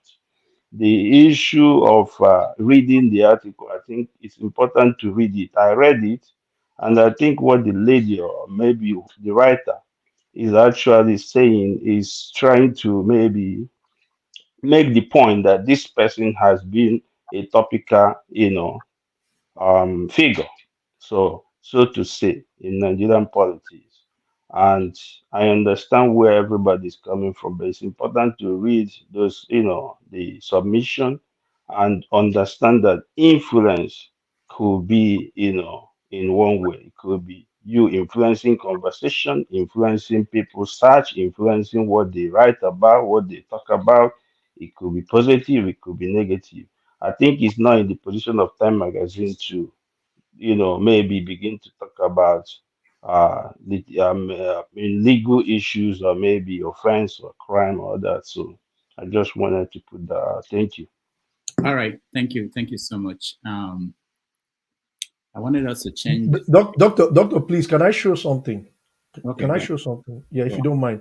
I want to back up what Mr. King is saying, and I want to show some sentiment analysis from Google Trends, and so to actually help people to understand how Magazine actually looks at these things, right? Please crave your indulgence because sometimes it might look. Can you guys see my screen? Yeah, but it's not that Yes. we can't read it. But what is it saying? So you can see now today what is trending in Nigeria: Chelsea versus Brighton, Aston Villa, Man City. This is exactly what we are reflecting in the world. So this is where my position is with the Obedience and everything. Is that when you go into these research centers and things like to look at actually what are Nigerians actually looking for? We don't see you don't see these the kind of discourse or the kind of keywords trending that would suggest that that we are actually looking at things in a certain way. I don't know if you understand where I'm coming from. I remember showing the sentiment analysis before the election, and people barrage me in the comment section saying, "What am I saying? Am I trying to support that Tinubu?" Whereas my candidate, which I clearly declared open, was Mr. Peter Obi. My candidate I wanted to win was Mr. Peter Obi. But people said, "No, I'm a BATist, I'm a this, I'm a that."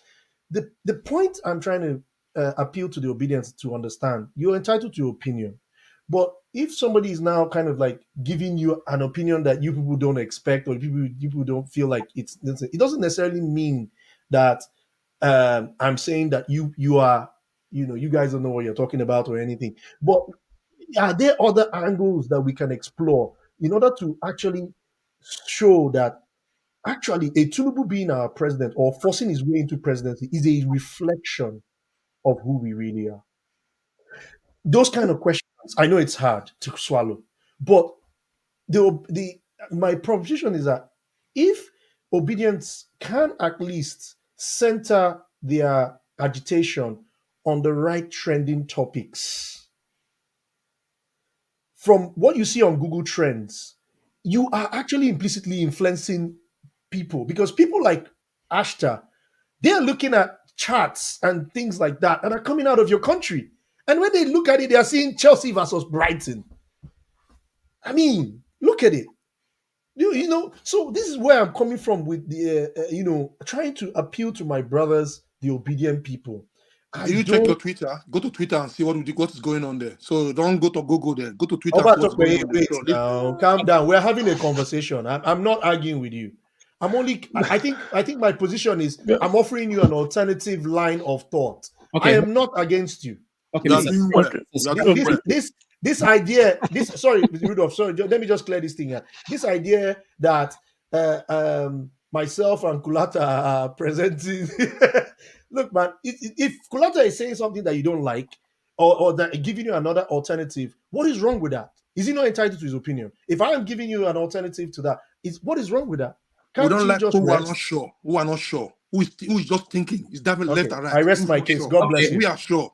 Okay, please let people not interject unless I call them. I want to hear from Tosh Olumide, and then we can come back to other comments, please, because we want to get out of this topic into another one. But let me say this. Part of the reason why we do this, we do things we do here, is really to enlighten everybody. Everybody will learn from each other. And that's one reason why I'm interested in always bringing reporters and journalists to come on this show and talk about the process. Sometimes we don't understand the process. There's one aspect of this that nobody has talked about here, which is that how does the media work? When Time Magazine approached this lady to write this article, do you know the terms of reference? I checked on the article, it's about 200 words. You are limited to 200 words. Most of the people who are commenting, they don't know how these things work. You may want to write 10,000 words about Tinubu. You are just limited. They tell you this is what we want. And then what you put in there, there are also criteria, different things that you have to make sure that you fulfill that before they publish it. So for instance, I saw that she wrote that Tinubu is 71. Now, I can tell you that even though some Nigerians have raised the issue about the age of Bola Tinubu, it will be difficult for that lady to convince Time magazine that the age should not be 71. Even though most Nigerians are questioning that, So I'm just saying that there are so many aspects of this. And the reason why we discuss some of these things is to help everybody understand that what you think in your home or in your head, that this is what it should be, this is what this reporter should write. It's not that way. If the reporter doesn't have total control about everything, the reporter is not going to put in something there that Time magazine cannot prove, cannot justify. In your head, you may be right. I've asked a lawyer, why is it that somebody who was seen, everybody saw him go into a bank, commit a crime, and then the person goes to court and says, not guilty. And the lawyer said, that guilty and not guilty is it's not the way we see it as regular people. In the legal terms, it's totally different. So the same way, the way reporters report things is not what you expect them. There's someone I'm hearing. So if you're not speaking, so please can you mute yourself? So it's not about what you expect, what you hear in the regular papers or in your head or that they have to write for you. They have to follow certain criteria. All right, let me go to, before anybody speaks, where is Tosh? Tosh is Dr. Damages, can I say one thing and I will get out, you can put people. I just want to say one thing based on what Scribe said, okay, right quick. A Scribe put out their website and show what Nigerians are looking at, Chelsea and all that. Do you know why?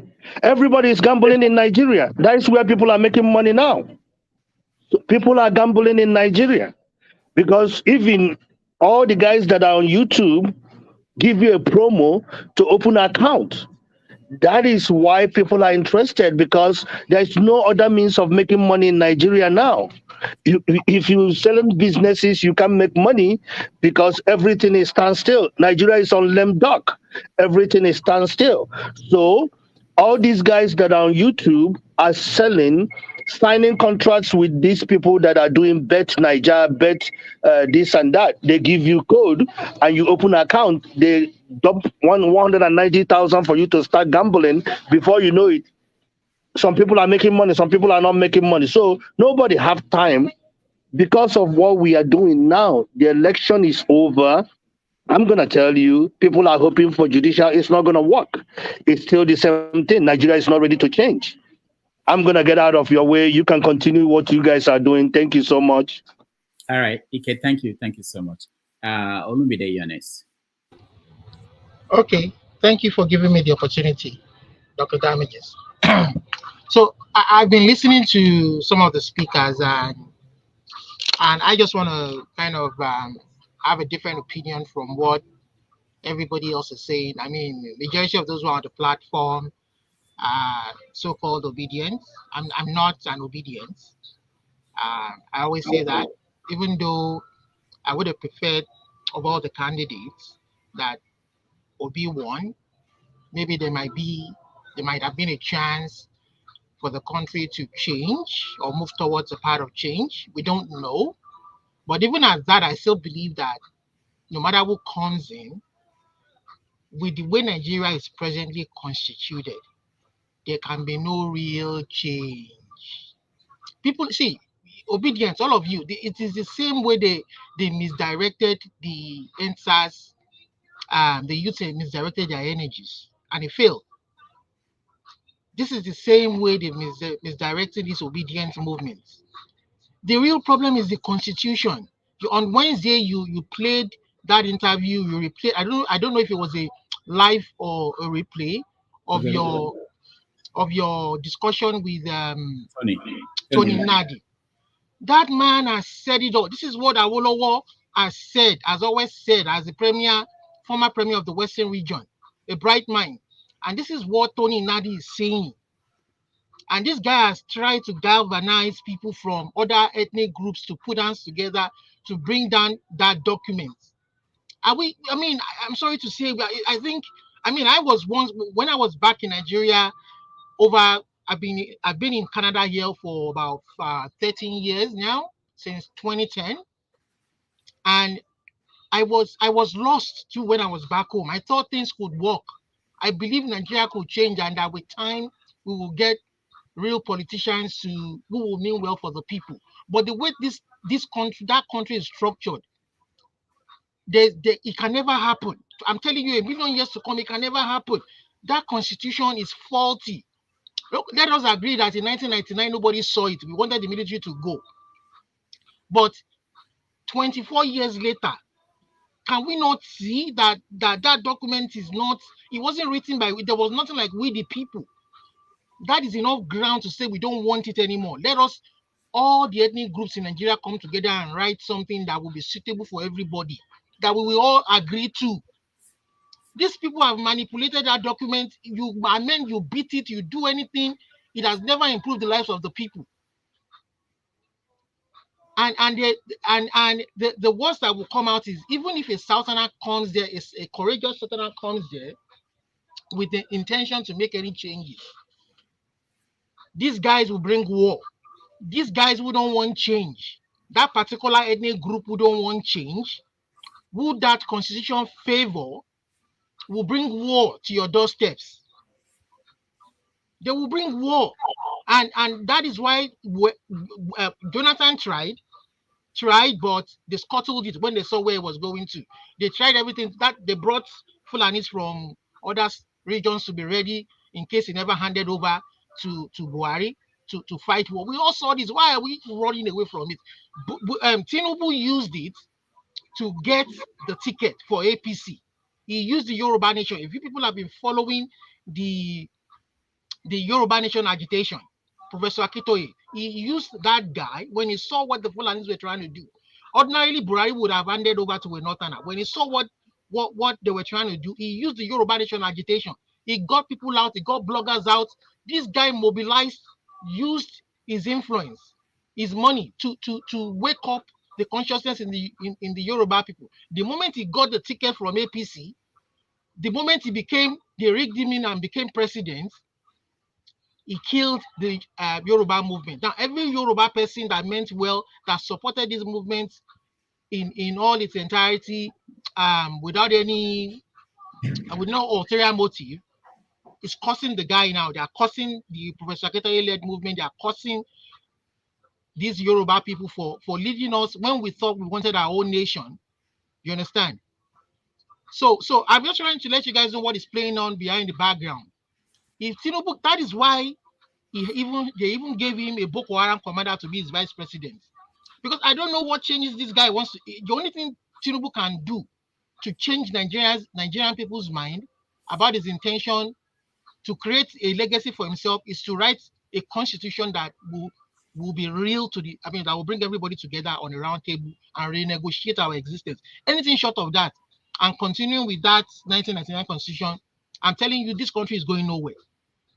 We shouldn't blame the whites. We shouldn't blame UK. It is what we allow to happen to us that would dictate how they approach us. Obasanjo wrote a letter the other day to the UK. I'm sure they would have laughed and scoffed at it.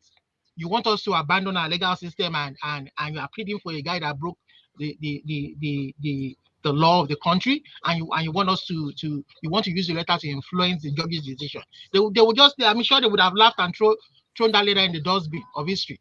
But here in Nigeria, the guy who is supposed to be the victim would have been the one that would have been victimized, thrown in jail and rubbish. So that constitution, for me, I will keep making my own. Anywhere I go, Obi is not the answer. I'm sorry. Tinubu is not the answer. That constitution, Nigerians, direct your energies. That constitution has no hope for the minority group in Nigeria. I'm a Yoruba person. You understand? Majority of the resources in Nigeria is from the south. That is why the north is hell bent on making sure there are no changes to anything. And they have so rigged that constitution that, number one, there's no room for negotiation. Our unity cannot be negotiated. That is all rubbish. Even in America, it can't be negotiated. They can hold referendum to say they want to stand alone, but even though none of the states have done that, there's no room for referendum. If you have to make that change, the majority is in the north, in the upper chamber and the lower chamber, Senate and House. How do you want to make changes like that? You understand? And in the guise of Ruga, in the guise of waterway bill, they're trying, surreptitiously to take away the people's resources. This is about resource control. It is about resource control. You guys are not seeing this thing. Even if Obi wins at the Supreme Court, which I know he would never. I mean, that is even impossible.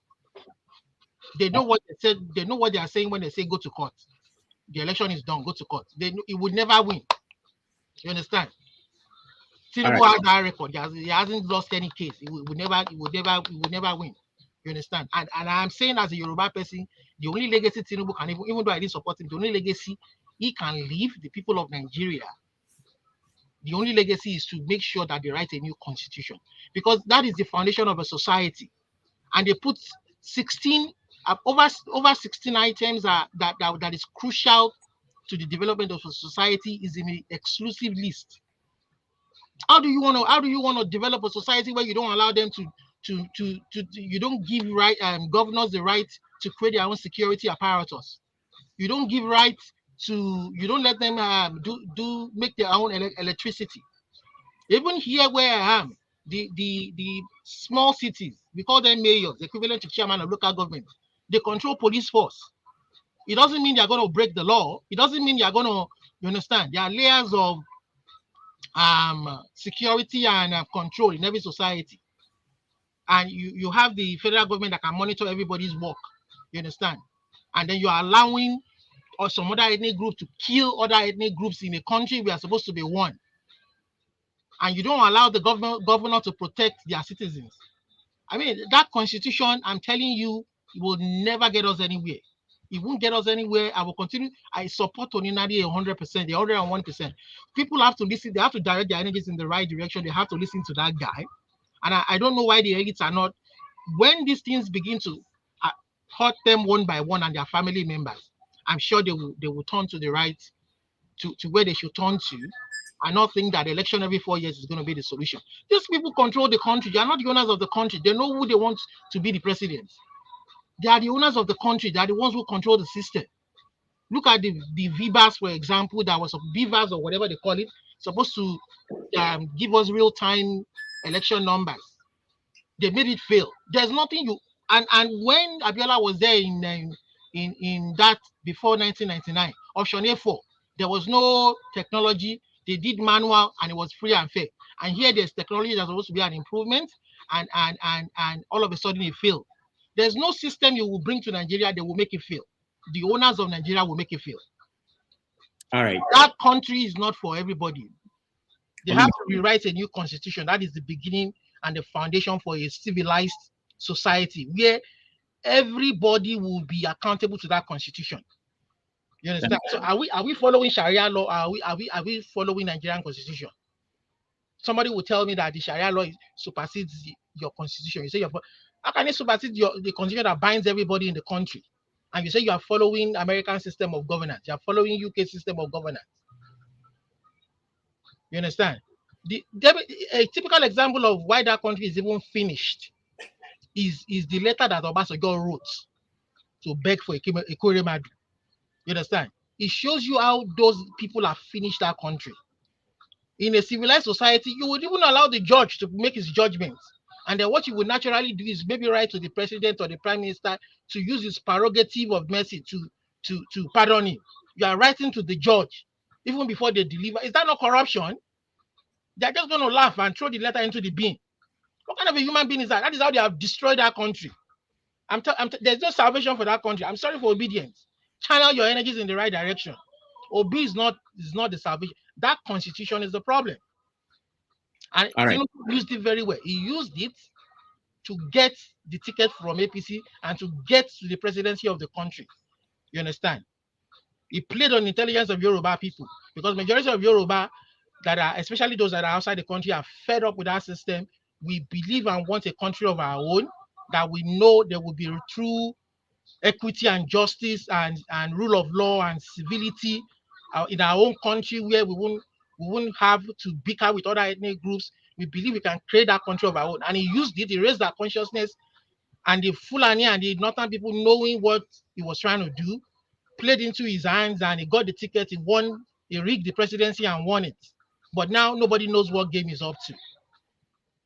Nobody knows what game is. We don't know whether it's going to be a status quo, it's going to be a continue as usual, you know.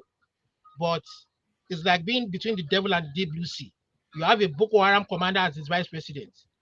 You know, if he tries to make anything, they're ready to bring war to his doorsteps. So it's so unfortunate that Nigerians don't even know where they are at this, and they don't blame Nigerians. There's what we call the Stockholm syndrome. They control the state, they control the resources. If anybody talks, they will come for you. They will look at what they try to do to Obi. We all know the SSS. I mean, the Nigerian government issued passports to the guy who tried to use his identity in the UK to commit crimes, just to incriminate him. So this is a state-run cabal. They know what they are doing. You understand? If you are not a threat to them, they will let you talk and talk and talk. But the moment you start to become a threat, they're going to come after you. So don't blame Nigerians. And all they're looking for is their daily bread. The way I would think here will be different from the way a Nigerian man, whether Yoruba, Igbo, Hausa, look at the people of Benue. How do you think their state of mind will be when every day all they count is dead bodies? How do you think their state of mind will be? Olumide, thank you so much. If you can hang on with us, we'll come back to you. Sure, no problem. Thank you for giving me the opportunity. Thank you. I'm just trying to sensitize people to let them know that Obedience, or even if Obi comes and wins his mandate, please, that constitution is the problem. We need to make sure and galvanize ourselves and write a constitution that we the people wrote, not the military wrote and said we the people. That is a false. I wonder why the lawyers in Nigeria or the Sons don't see this wrongdoing. All right, thank you. Let's move on. I know we'll come back to another topic which is connected to what Olumide is talking about, which is someone brought it to my attention, the new Prime Minister of the Biafran government in exile, which is Simon Eba. But before then, let's talk to Jonaba. Jonaba, welcome to the show. Thank you, Dr. Rudy. Thank you for having me. How you doing? Good. Are you back here, Jonaba? Yes, sir. Okay. All right. Igbo Basics, welcome to the show.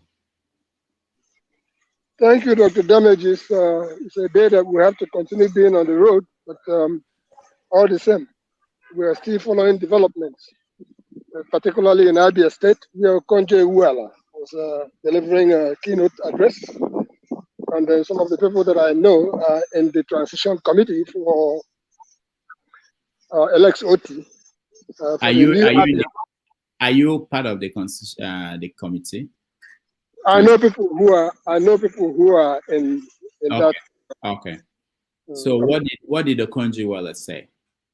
Well, I have not spoken to them today, but I'm quite sure that they have done the needful. It's a new Abia. That's the bottom line. It's a new Abia, and that's where we are. And for the conversation that you had at hand, I would just say, following the last speaker, just about everything that he has spoken is in line. But I will remind us back to the beginning of all this wahala. If you declare Oduduwa, if you declare Biafra, I will declare Oduduwa. So that's where we are.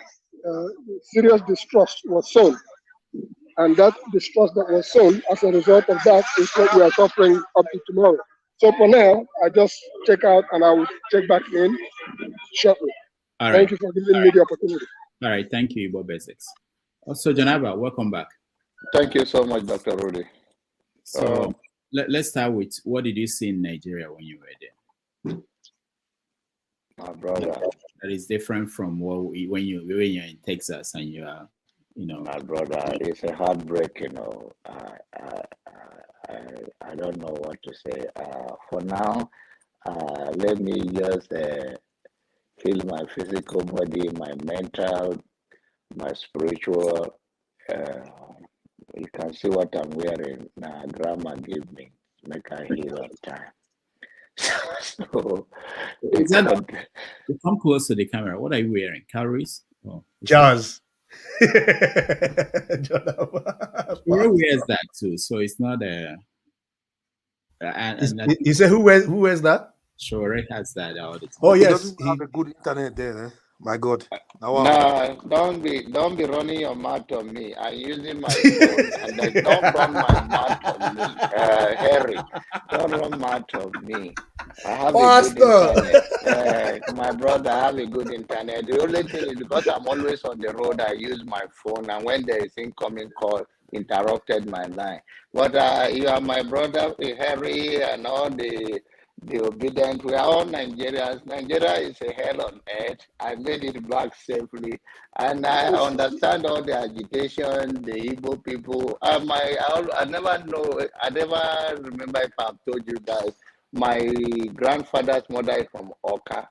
So I have Ifeanyi, Ngozi in my family and all of that. So I don't have any bad blood with anybody and any agitation or any Igbo person, even though the UK-based people think that way. But it's okay. Nigeria is a chaos. And my own mindset is that it's a black issue. It's a narrow-minded issue. I don't even believe in that whether Oduduwa, Ariwa, Biafra will be the solution. But if people think they can try that, it's fine. The mindset in Nigeria is below standard. The people are suffering. When the people are suffering, you can't even help them because their mindset, they are being brainwashed. They believe what is not true.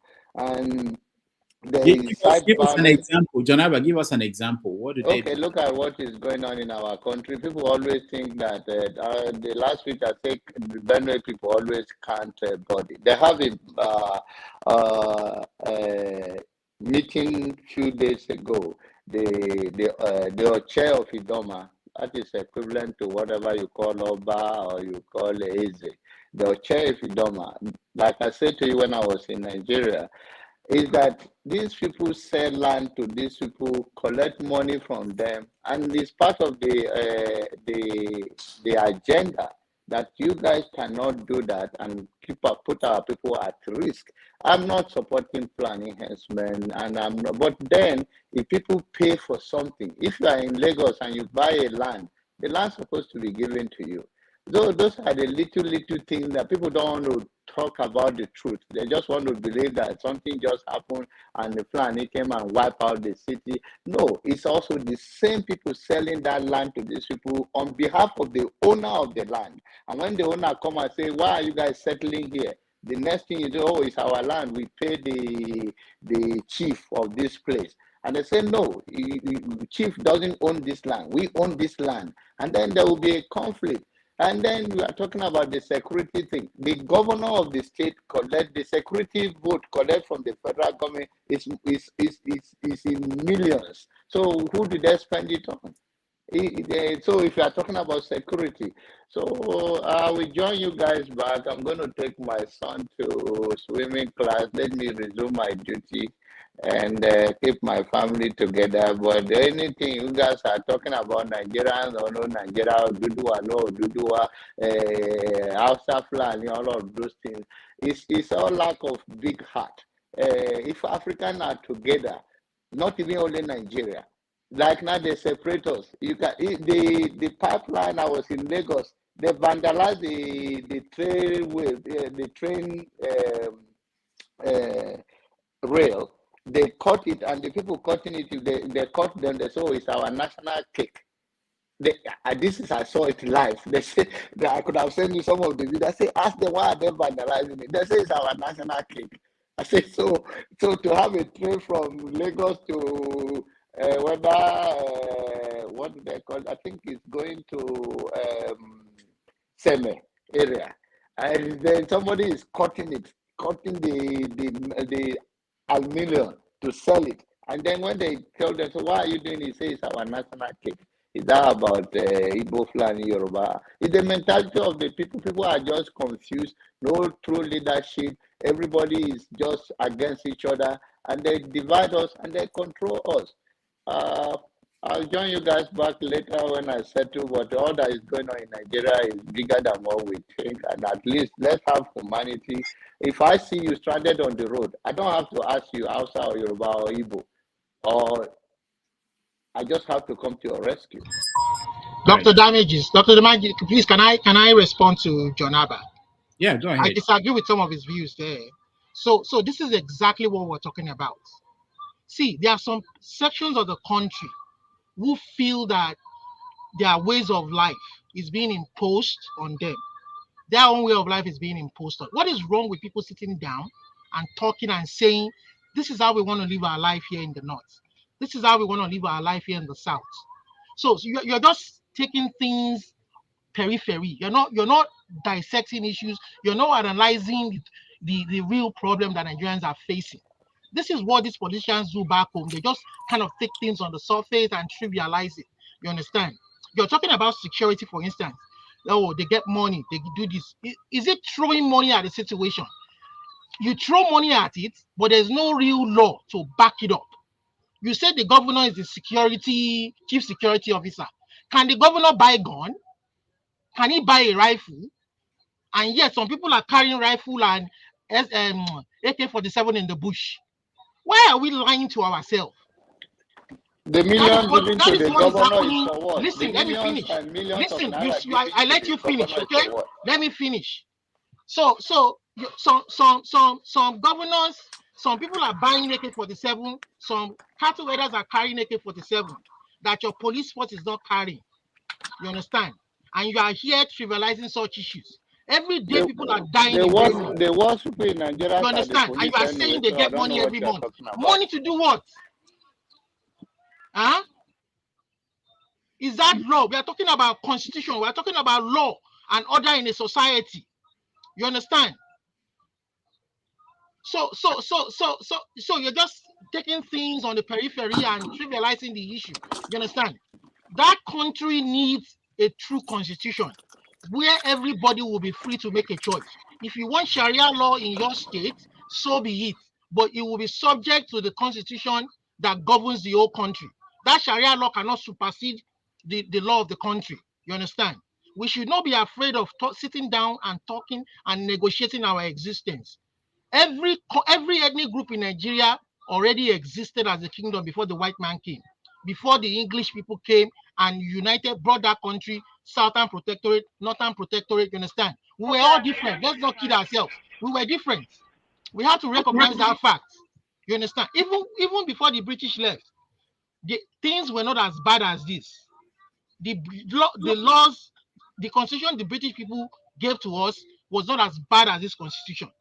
But with this constitution, it's like the original owners of the land are like second citizens or even third-class citizens in their own country.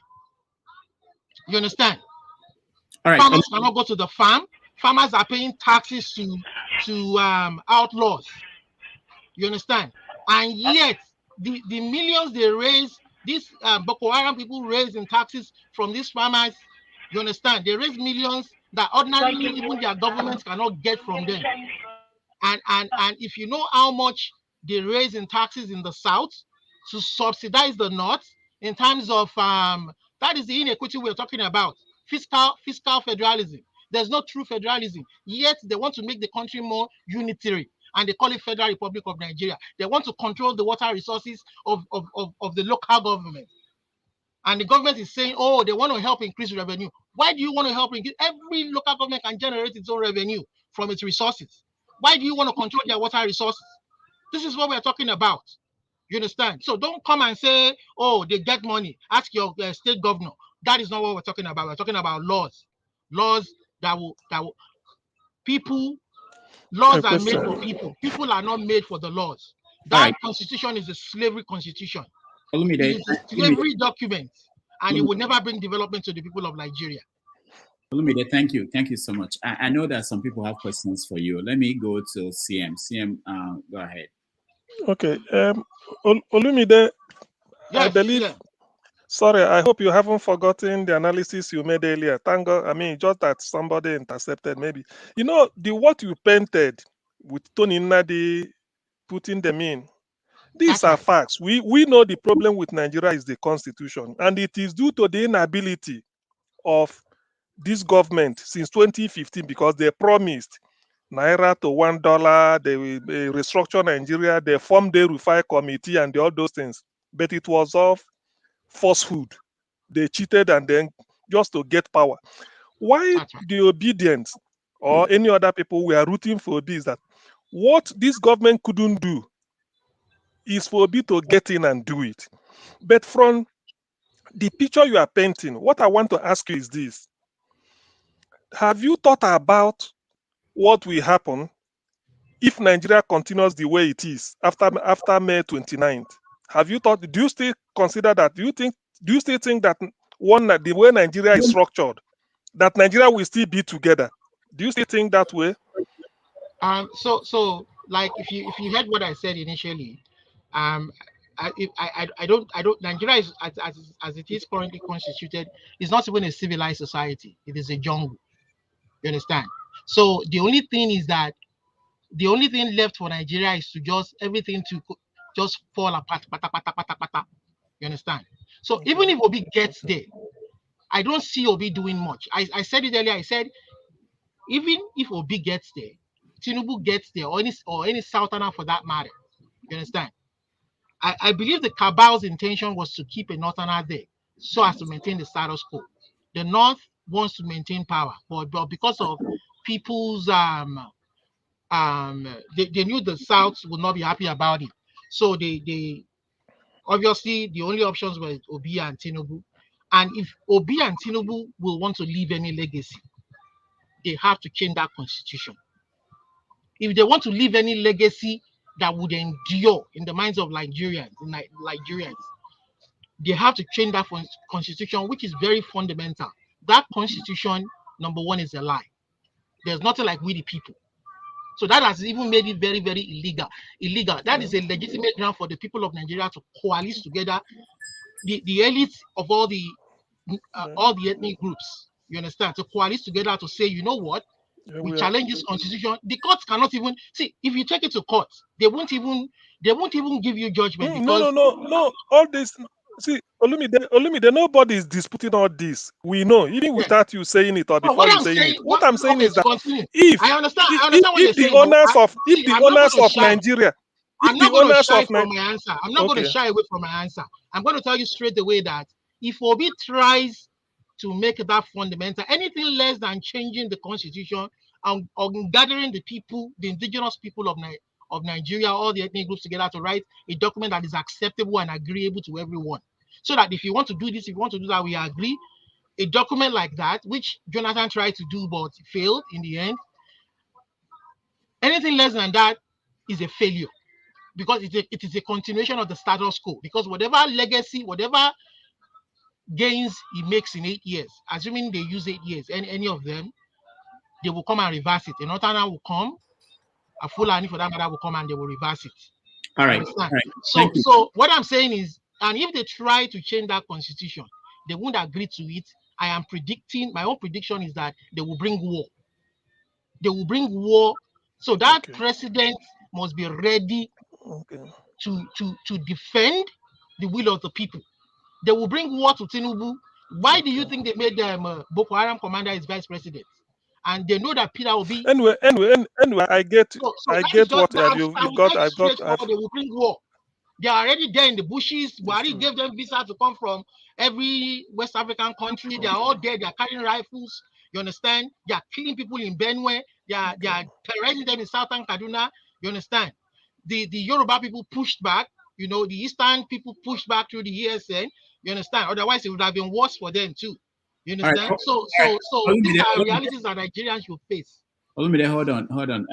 Matt, what's your question? Please, I don't know. This is not just like a question. I'm just like trying to understand how, our reason and our thoughts this time around this thing is going on. We are trying to deviate from, can we just catch up one thing and then look for another one to catch up with? What do you want us to catch up with first? and then the other one? First, there was election. There is a contest in the court. Someone had to be properly pronounced the president of Nigeria. Someone had to be, this court case had to, Matt, you also forgot to mention a winner was declared. You forgot to mention a winner was declared. A winner was declared how? I can't say that if I say it in a national issue, then meaning that I'm a big fool. How can I say so? I'm not calling you a fool, please. No, I'm saying I'm not saying you called me. No, I said if I made mistake to say it, maybe I'm a fool. What kind of election? What kind of election? Who is it? I've told you they are owners of Nigeria. I know, my brother. You know that everything. You know why I'm not asking. You know. But you know why I didn't ask you question. You know why I didn't ask you question because Olumide allow one person to talk at a time. Guys, one at a time. It is a fraud, nothing but a fraud. Olumide, you are not understanding me. You don't understand that almost 90% of what you said here, I agree with you. But I'm not arguing. That is why I didn't ask you any question. I'm only just saying that now that you are now disputing about Obi, which is what you have strongly, because you said. All right. Matt, hold on. Matt, I thought you had a question for. No, but can I round up? I round up? Okay, round up. I was just saying about, because it's not a question, it's not based on what you said about Obi, and I was just trying to put it right that we have to, what you are talking about constitution, all of us, we know that constitution was not written by us, and they say we the people, we know, but that still come to what we are saying. Nnamdi Kanu was fighting here. They said Nnamdi Kanu go through political way. Now wait, I'm coming. Now we divert our energy towards political force to see that someone who is the right man, who can think like a human being, becomes the Nigerian president, so that we, the people, can as well, when he is doing wrong, we can as well tell him, this you are doing wrong. We can also speak out the way we are speaking right now, to make sure that things goes right in Nigeria. But if we start saying, because your word here was that that Obi is going to waste his time in the judiciary. But we are now saying that the judiciary is their angels. We are saying we want them to fail in our presence now. We want them to fail now. They have failed. The INEC has failed us. We want the judiciary to fail us. We want to see them fail, or we want to see them doing the right thing. This is what we are saying, that let's wait and see what this thing turn to be. And I strongly believe that even though the judiciaries, they have been doing what they have been doing, what they know how to do, that this time they are not going to, it's not going to be easy for them.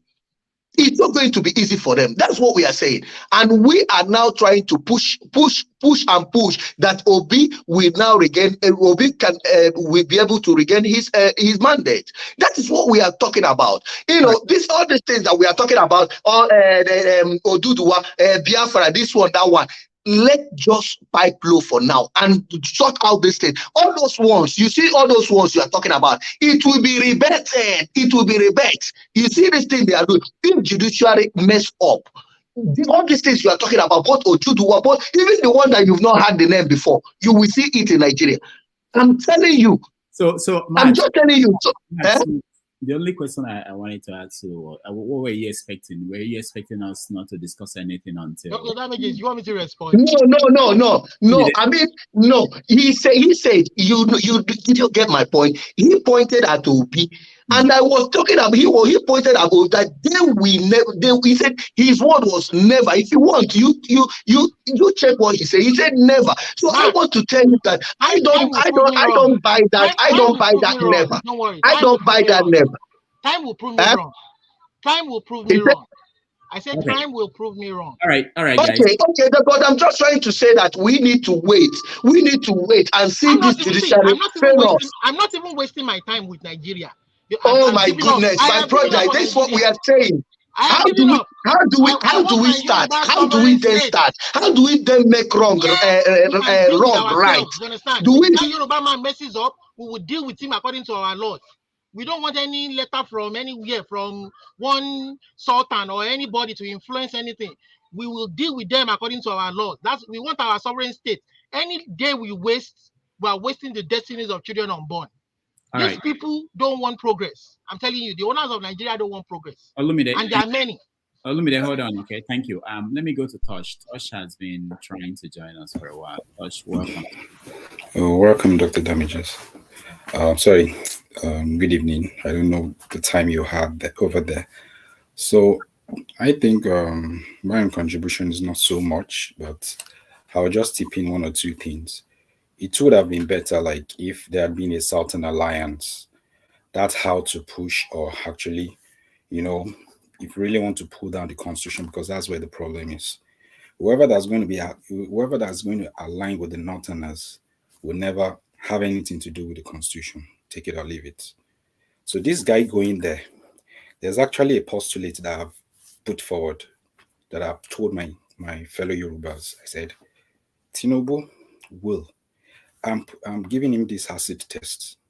I'm putting him to test that while he was governor of Lagos State, he made Obasanjo look like he's a coward and he wasn't on the side of the Yorubas, due to the fact that Obasanjo couldn't push the agenda of creating more local government in Lagos State. So therefore, he took the glory, like, Obasanjo they actually accept his proposal of increasing the local government above that of Kano, due to the fact that Lagos population is huge. So right now, I want to see in his administration, if he's truthful and if he's consistent, I want to see if he's going to the Senate, if he will, increase the local government of Lagos State to 44 or above 44 or above that of Kano. If you will dare do it, I want to see it. And again, there is a propaganda since 1962, 1963 about the population of the North and South and all that. We know for sure that Lagos population has close to 2018 to 21 million. And if you don't forget about there's 2006 census. 2006 census. While Nigeria was conducting its own census, Bola Tinubu also conducted his. So we're having two census side by side. He recorded I think 19 million population in Lagos. While federal government recorded 8 million and still made Kano to be 9 million. So Kano always want to be on the edge so that it will always have the status quo of the 44 local government. So now, if he's going to the center, will he, for what he has discovered in 2006 census he had in Lagos, will he take this thing to effect? These two things, the local government increment and also putting back the status quo, correcting the status quo of the northern parts having more population than the south. If he's going to correct that, that's an acid test on one side. So, sorry, I might not really be dealing with the subject matter right now, but it's just that I'm just trying to it's what I've been actually thinking about. So I just have to figure it out. And also, for what I said, a Southern alliance would have been better if you really want to deal with the constitution. But if you have an alliance from south to the north, you can't make any changes. You are just going to be dancing around. It's like a circus, you understand? And you come back to the square one. So what people are actually enjoying right now is like, oh, my tribe is there right now. But if your tribe is there, what is the benefits? What are those things that you guys want to change that Nigeria had before? And what Awolowo in this period, what he had as at that time was to balance things so that there won't be like the Northerners have edge than the South.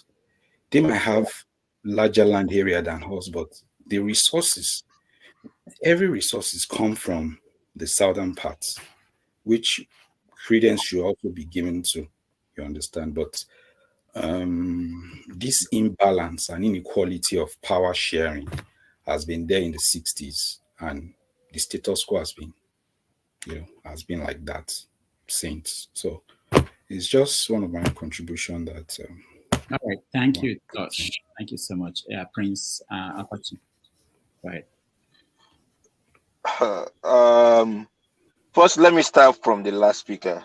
The last speaker, when you talk about, I think you're mostly talking about census, and believe me, this time around, you will be disappointed. Why did I say that? During the elections, a certain tribe was particularly told not to come out for election, not to come out and vote. Now that the census is about to happen, you expect them to. Can I finish? I can finish. Let me finish. I waited for you. Just want to chip in something. Sorry, please. I'm not actually saying that they should take advantage of this census. I'm not. Okay. What I'm just trying to say, of course, you have, like, for what have happened, I would rather advise those people who are being disenfranchised not to take part in the census. But what I'm actually saying, I'm actually going back to what he held as what he believed. I'm getting there. Yeah. I'm getting there. So pretty much what I'm trying to say, in response to whatever you propose or whatever you said is, you see, we are intellectuals and we all have our reasonings. Some years ago, census happened. I was particularly in Lagos. I knew how that went. I think that was the time you were talking about that Tinubu did his own and all that kind of a thing. Yeah. Now, at the end of the day, the data that they get from the census, the data that they get from whatever it is, they don't even use it. They don't use it. They only use it for their enrichment and just their friends. Because census is supposed to be, the data they get from census is supposed to be get towards policy making and also other decisions. It's not done. That is that. Now, creating 44 local governments in Lagos State is laughable, because how can you manage it? The ones you have, you've not been able, I think it's about 25. You've not been able to effectively manage it. And then you now, are we saying let the creation of the local government be just by name? You understand? So that is that. Let me leave that aside. I'm not even looking towards Tinubu or whatever it is. And then in response to Olumide, sir, like I said, I think I'm tinted towards Matt. But what I'm saying in essence is 1, 2 wrongs don't make it right. Number 1. 2, charity begins at home. We have to, something has to happen first, and then the next thing. I know we might say, oh, Obi is not the solution. I know we might say, oh, whatever it is that they're doing without the constitution, for you to amend the constitution has to be amended by the National Assembly. It has to be amended by the National Assembly. And thank God that the National Assembly that we have now, they all know. Prince Akwachi, I disagree with you. Where I disagree with you is the fact that, number one, that constitution is a lie. The people have the real legitimacy and power. And anything against that is a lie. We the people, there's nothing like we the people. We all can challenge it. If all our elites, our kings, our elites, political elites, but because they are eating from it, they are eating from that mess, they can't challenge it. And they will tell you, come and contest. Every 4 years, they will cajole you people to come and do election. They will cajole you to come, nothing will change. I disagree. I love it that when you say you guys, you also part of us. When I say you guys, I'm saying Obidients. I'm not an Obidient. I'm not a Tinubu supporter. I want my Yoruba sovereign country. Enough is enough. Since 1960, we have endured enough. The same rights you have as an Obidient, as a one Nigeria, I have that same right as a Yoruba person. I want my own sovereign country. Enough is enough. I will not foresaw this. If foresaw this, can I say something? Can I say something? Can I say something? Go ahead.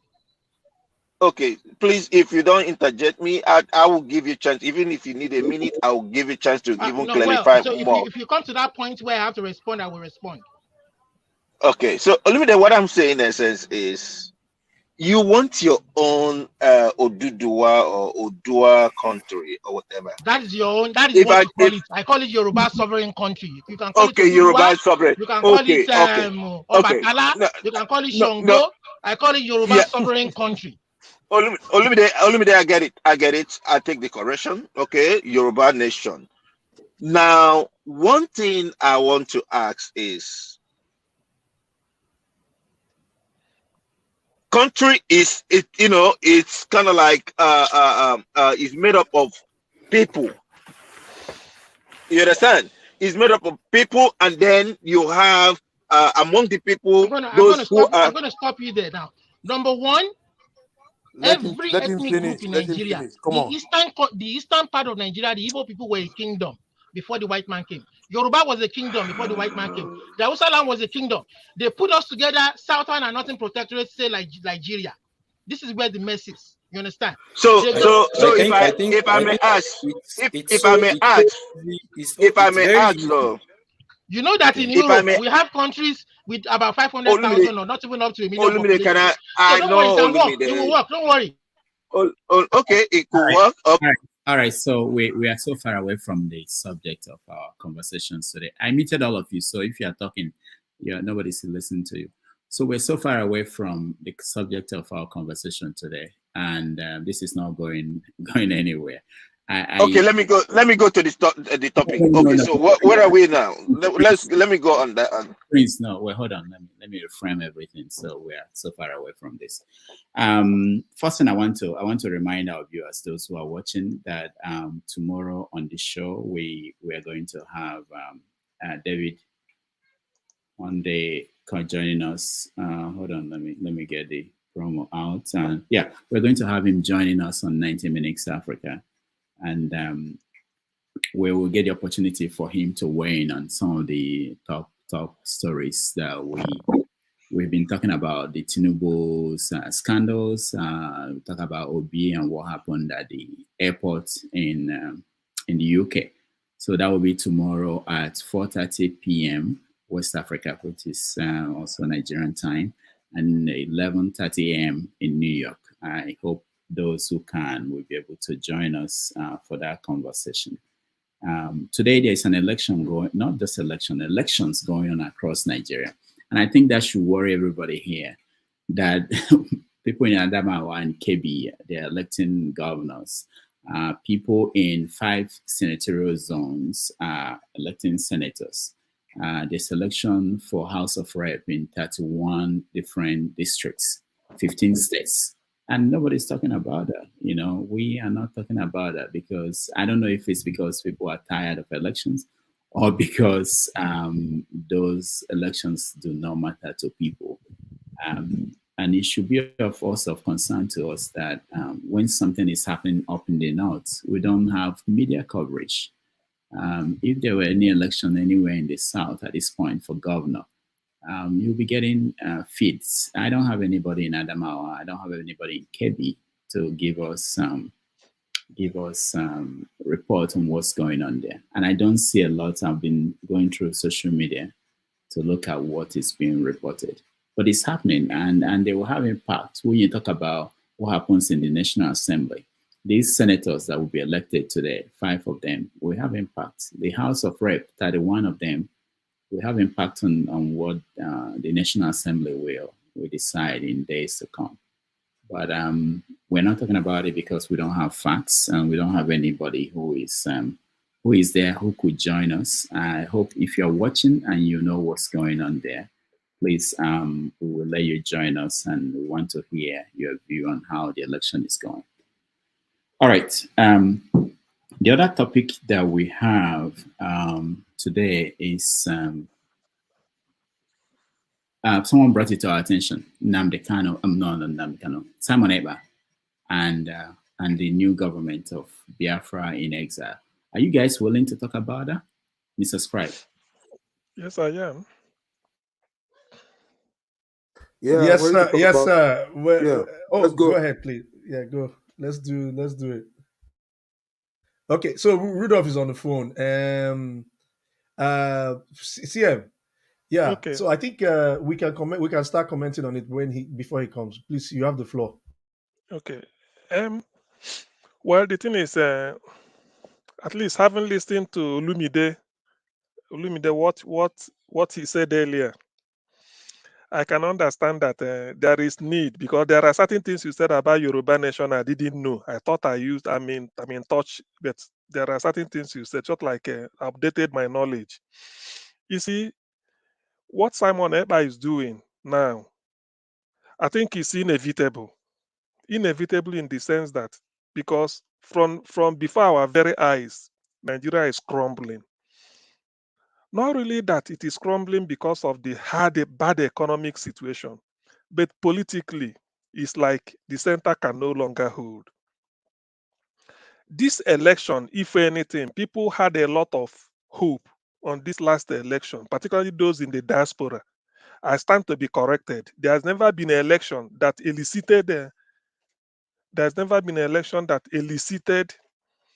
can I say, interest from those in the diaspora than this one. But the fact that for one reason or the other, Nigeria or INEC decided to bungle it, that gave people the chance to say, can we have a rethink? So every area or every ethnic group in Nigeria must be making a second, a plan B. So what Simon Ekpa is doing, I see it in that light. Even if before somebody do not support maybe what he was doing, because a lot of us said no, this election will settle it, that Nigerians are really out. They want a good government. There's something like a mass movement up and down the country, east and west. There was nothing. People that came out to vote for Labour Party, cuts across every ethnic group. They want a different take. In other words, they don't want PDP, APC.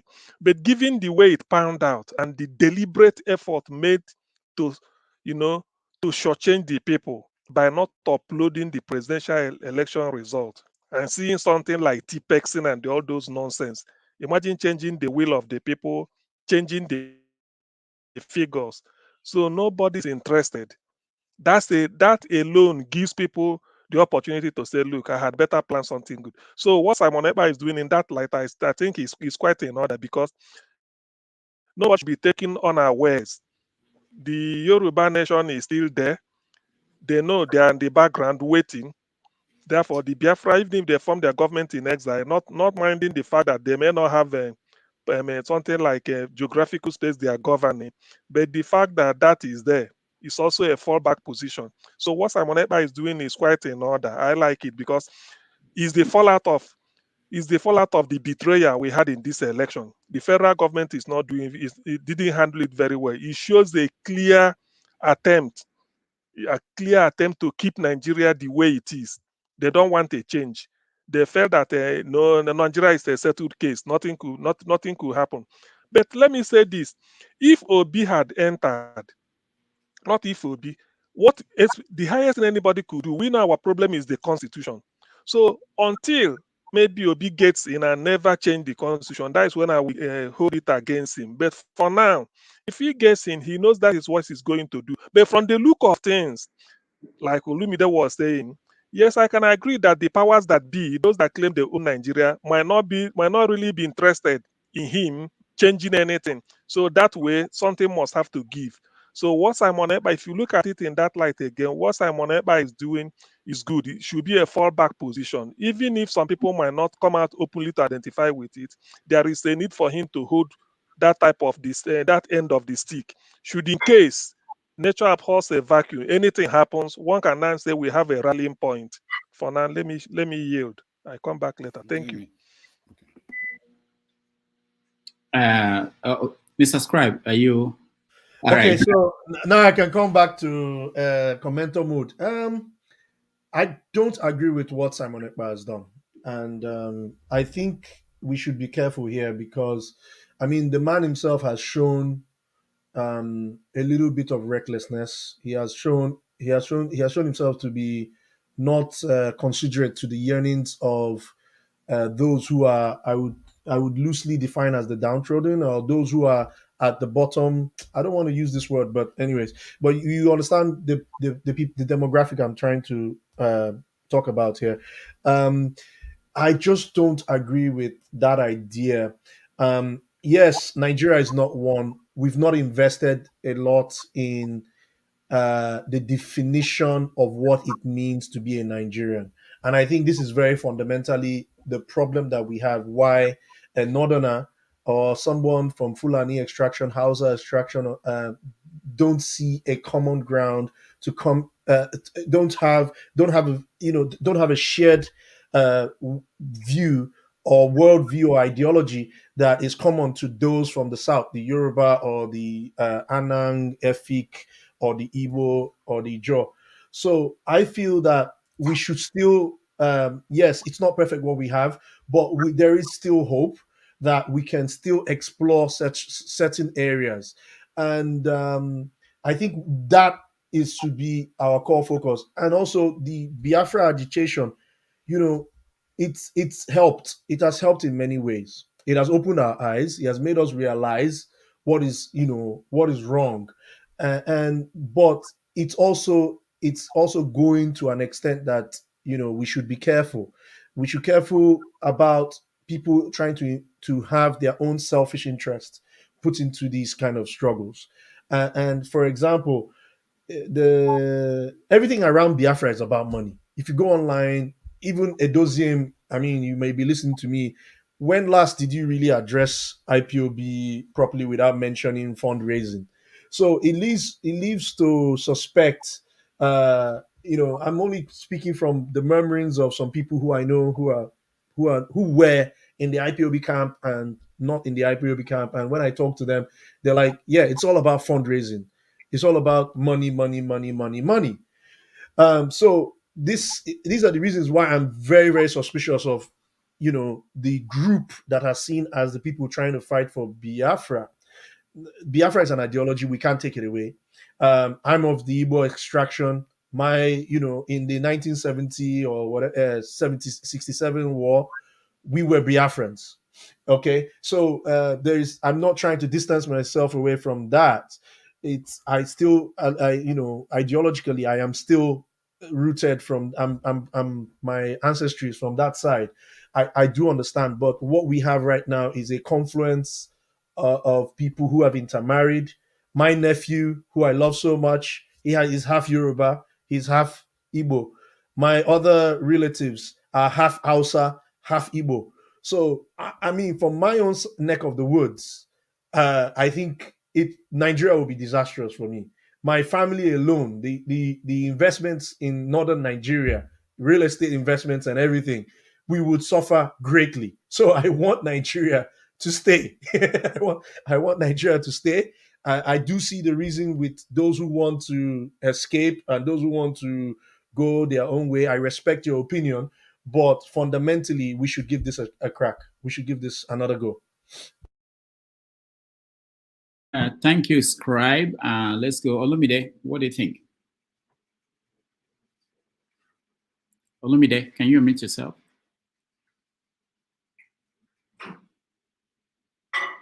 We can't hear you, Olumide. Yeah, sorry, Dr. Damages, did you have a question for me? Yeah, I said, what do you think? We're talking about Simon Ekpa and his government in exile. Is that the way to go? And what do you think about that? Well, I won't. So for the, I would allow the Igbo people decide what they want. You understand? I mean, that's if they want to support him. I mean, some section of people, I would say a large section of the Igbo people supports Nnamdi Kanu, and Simon Ekpa is a follower of Nnamdi Kanu. So I will let them decide what they want. I'm sure the Igbo people have decided about what they actually they want to follow. Someone is stay and play the politics of Nigeria. Someone to follow Simon. Some people like Tony Nadi obviously believe that it should be the channel, the way to go should be a lot more peaceful. I think we all agree about the fact that majority of us, especially the other ethnic groups in the South, agree that the country is not going where it should go, but it's the way that it should be done that we differ, that we're all different about. You understand? Some believe we should play the politics, and when we get there, we will, through the politics, influence change. You understand? But like what Mr. Scribe is saying, how do you want to influence change when you don't have a majority in the House? When the fundamental part of the Constitution that affect the lives of the people has to be changed by a majority number. And those who cooked up that 1999 Constitution deliberately cooked it so that change will be difficult to make. And they are ready for war if you guys decide to absolutely very good question. Do you understand? Very good, very good question. Can I respond to you? That is where we differ. I think the Obidients, I understand what the kind of politics they're trying to play, the way they're trying to go, but some of us are of a different opinion. We're saying that initially, we the people, that constitution with the people is illegitimate. And I agree with you. I agree with Nnadi. Let me finish, Mr. Scribe. I'm sorry. That is where many people don't kind of see reason with Tony Nnadi. He wants a peaceful approach. You understand? He wants the people to rise up. But majority of the people back home, they've been stripped of power. They've been stripped of their dignity. You know, they're afraid they will be arrested if we do the kind of uprising that would normally occur in a place like France, UK. You understand? Look at the NSA. Some of them are still in prison, in jail. You understand? So we want to stand up to the government. Our elites, our politicians that we're saying stand up for us are not able to stand up for us because of the crumbs they eat from the table. They are not thinking of the unborn generation. They are not thinking of the future. They're only thinking of their present pocket. What do I get in Abuja? What do I do in Abuja? You understand? So we need to think of that is how civilized society grow. You understand? Like UK, like America, like Canada here, you know, when they make laws, they think of the future generation, they think of the unborn generation. Now, that is what that particular section of the country has done. They have made laws and locked it up to favor their own unborn generation, so that the resources that comes from the other part of the country will continue to flow to them. And those changes will be difficult to make. You understand? They don't want you to control your security, because they know the moment you start to control your security, then you begin to get a little bit of power. They put you can't have electricity. Look at the kind of GRA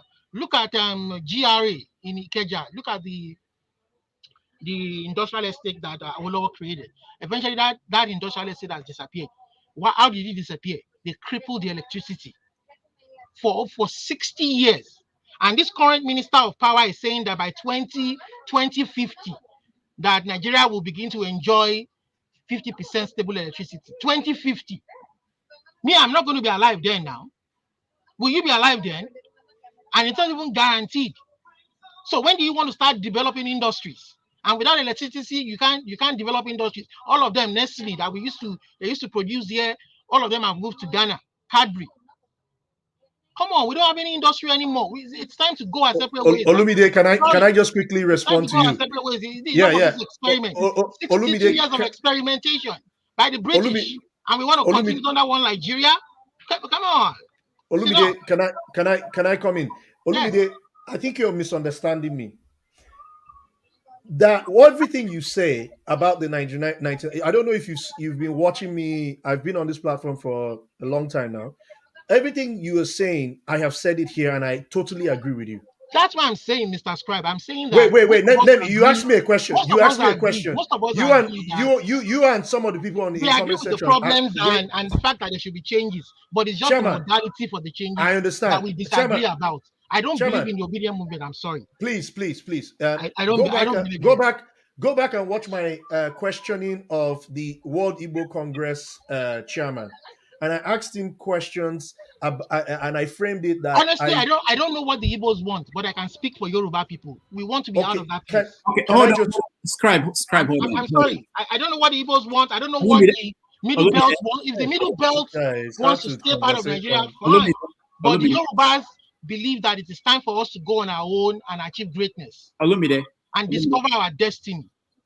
You know, sometimes this platform doesn't allow people may not. Olumide, can you hear me? I can hear you, Dr. Damages. Okay, good. All right. So thank you so much for your contribution. I wanted to frame the question maybe the way to be useful to you. I understand that you support the Yoruba nation. That's right. Is there any situation where the Yoruba nation will decide that the best approach now is to form a government in exile? And will you be part of that government? I don't think we support that move of a government in exile, because what is the government in exile going to do or influence? It has to come from home. It has to come from home. We will pursue a peaceful way. You understand? I'm not part of that leadership, but I've been following the leadership, what they're doing. They're split into two right now. Some of them are supporting Tinubu, thinking that they will be the one to make the change that we want. Some of us are saying are hell bent on and sticking on the fact that no, we want ours. You understand? But like I said, I don't believe in Tinubu. I don't believe it's going to make any meaningful. And if he tries, he has a Boko Haram vice president that will take care of him. So that's just my own. That's why I am so sorry for his so sorry for him. You understand? And we've told him even before he went to contest. We told him, Baba, forget that thing. No go there. You understand? But if our elites are listening to people like us on the outside, saying things from the outside, they're exactly the same way they treated Awodi, exactly the same way they treated Abiola.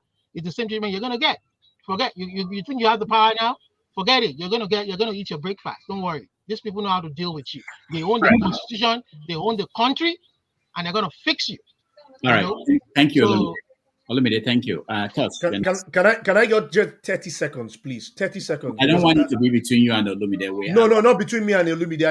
I need to because I mentioned my personal rationale in the sense that I am thinking of the future of my nephew, who is half Igbo, half Yoruba, and my nephews who are half Hausa, half Igbo, and the real estate is not even in my direct family. This is my ancestors went to the north. Probably in the early 1900s or something like that. We're not sure. We've lived there, we've invested there for many years. I am not entitled to any of that. But when I think of my relatives who are clearly, they don't even know their way back to, they don't care. They don't want to come back to Eastern Nigeria, but they're blooded Igbos. You see, that is the context. I know many people are like me. I have relatives in those areas, and that is the reason why I feel that we still need to give this another crack. You understand? And then also when you look at the similarities between us and the bond that we have built over and over, it deserves time that we should sit down. And what is my solution? My solution is very simple. And it relates to the question that I asked the World Igbo Congress president or chairman. I asked, like, look, if IPOB were to have formed a political party that was just like the way ABGA was, and sincerely fought and got their members into the state house assemblies or federal posts and everything, and then began to engineer the change, yes, it will take time, but I feel that is the right solution. you may have your own position. CM is laughing. But anyways, I know CM, you don't agree with me. But that is why this is a democracy. And that is why they won't upload I the should listen result. to you. They won't upload the result. They won't upload any result for IPOB party. They won't upload the result. All right. Thank you. Let me just announce that we're getting some stories out of the elections taking place.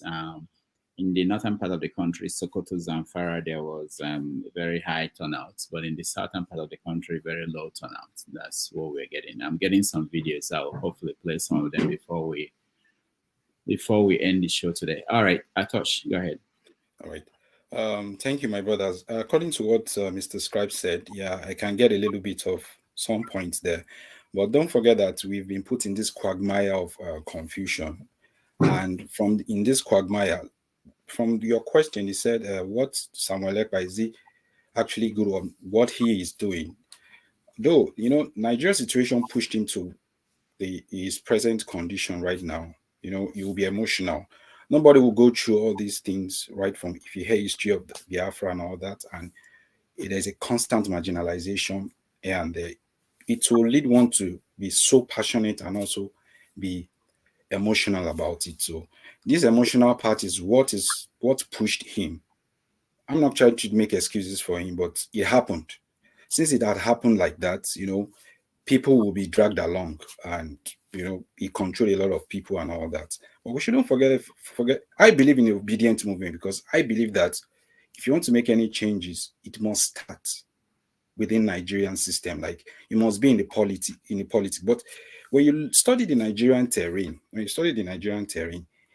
I said something about the Southern Alliance. You can only succeed, or you can only have victory over the owners of Nigeria.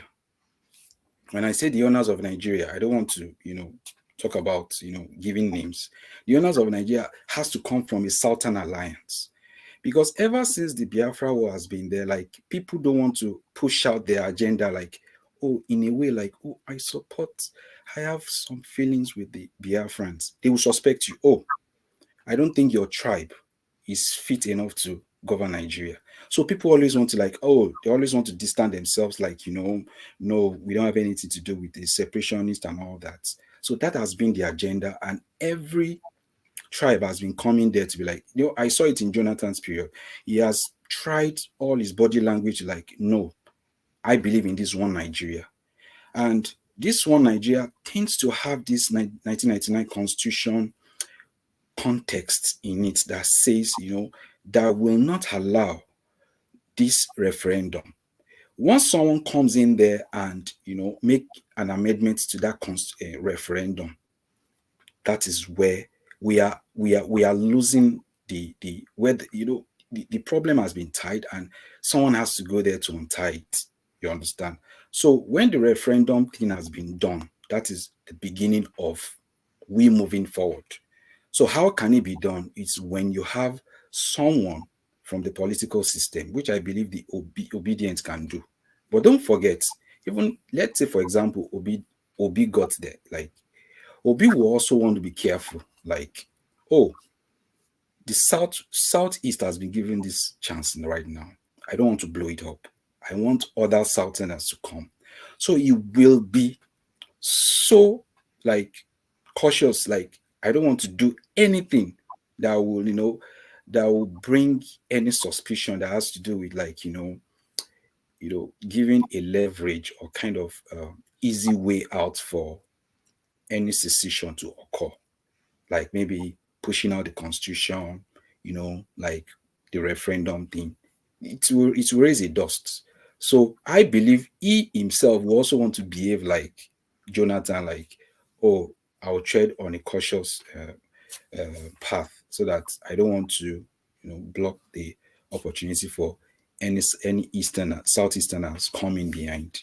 So it's one of those, that thing is very complicated and it's strategic. And as for Yoruba Nation, I really don't think it can fly, because we've not gotten to the level of that sensitization. The sensitization has not gotten into where it should go.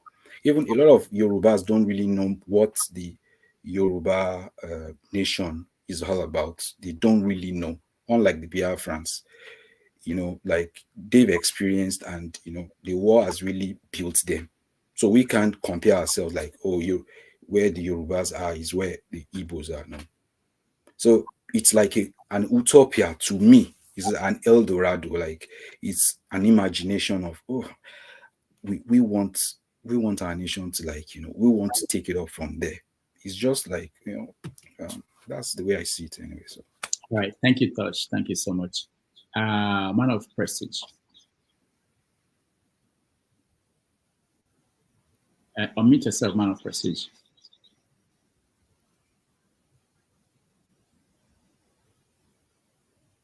Go ahead.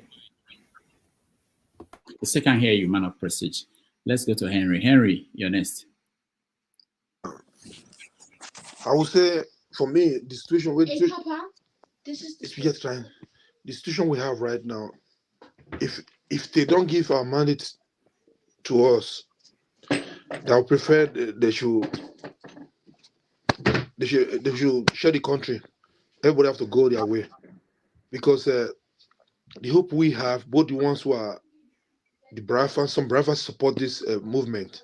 This was I have a lot of Biafrans where I stay. They supported movement that we will make things better in the eastern part of Nigeria, because they were not giving them enough chance. I'm a Benin, but I feel sympathize for these people, because they kill a lot of them during the Biafra time. Nigeria never came out boldly to apologize to the Igbos. This is what is not right. This is what is not right. When Nnamdi was not in prison, then I supported Nnamdi because it was with one Nigeria. But when you see the things that's going on in the east, and when they kill their people, then you say, okay, not everybody have to go. I support this 100%. It's really sad, but people just sit. The breakfast, most of the one I pop online, they fight themselves. They talk about money. They don't talk about Nnamdi is detention. They should try to way to fight, make sure they release this man urgently, but they were not focusing on this. They're focusing on fundraising every time. They're fighting themselves, calling them names. This one is what do you call him?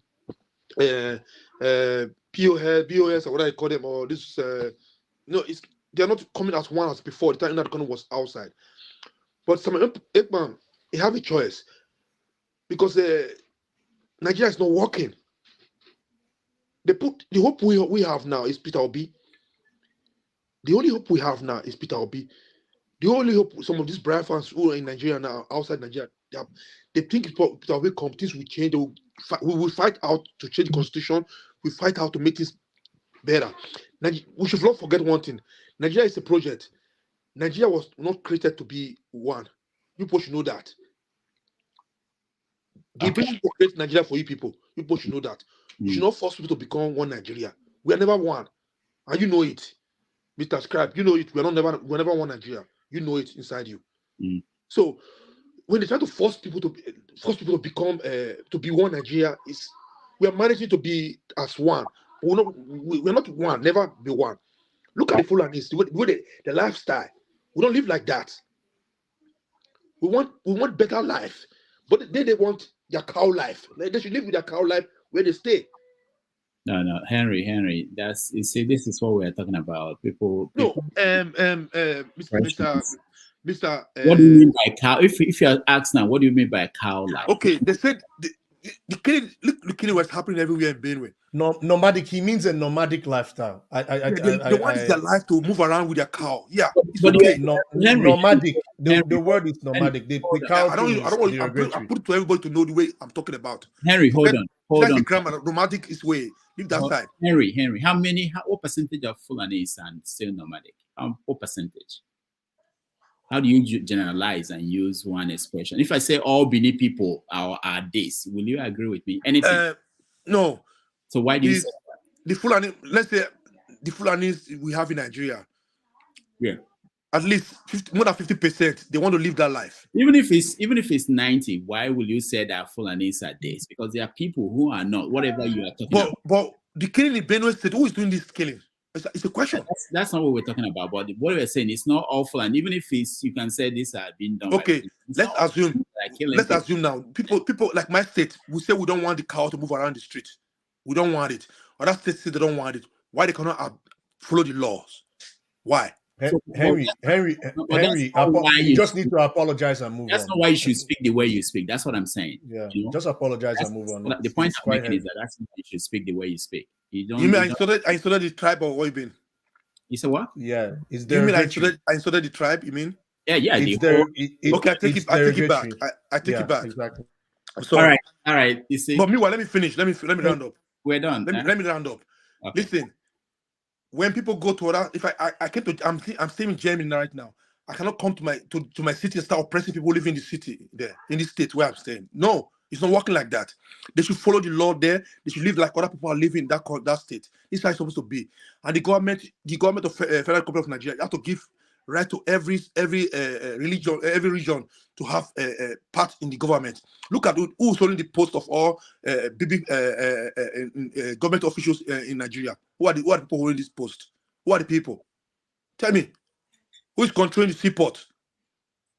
Who is controlling the petroleum? Are we one Nigeria?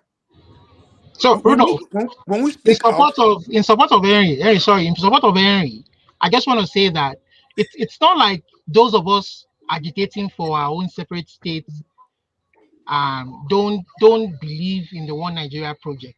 We've given up on it because number one, we have found out that the reason why, largely the reason why it is so is because that constitution didn't originate from everybody.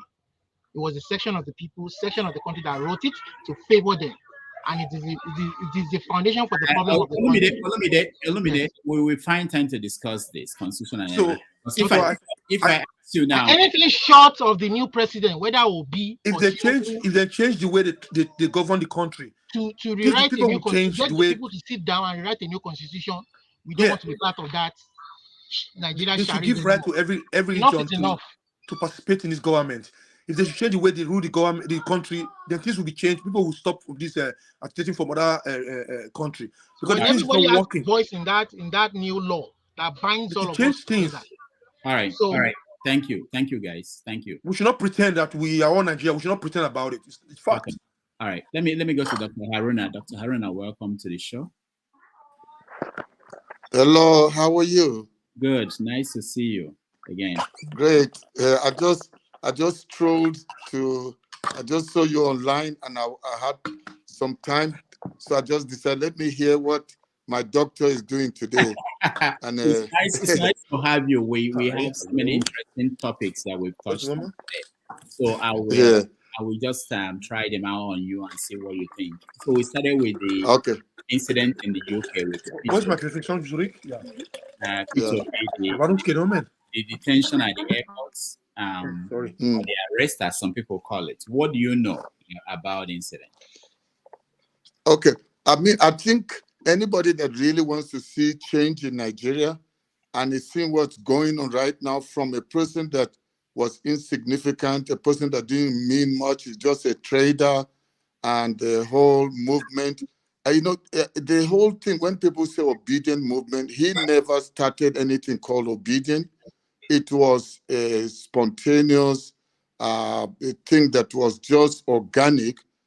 Somebody just decided, okay, since his name is Obi, and there's already a movement which is bigger than Obi, because even if Obi drops and says, I'm not pursuing anything, Nigerians just are tired and they want to see change. And I speak as a northerner, sometimes as much as I feel it with my Igbo brothers and sisters, with what we've observed and watched how, Nigerians, or let me say, northerners, I don't want to beat about the bush, the way they have marginalized, they have maltreated the people from, especially the Southeast.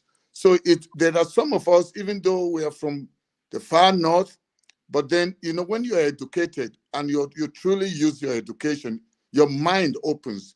And so this thing about being where they use religion or they use,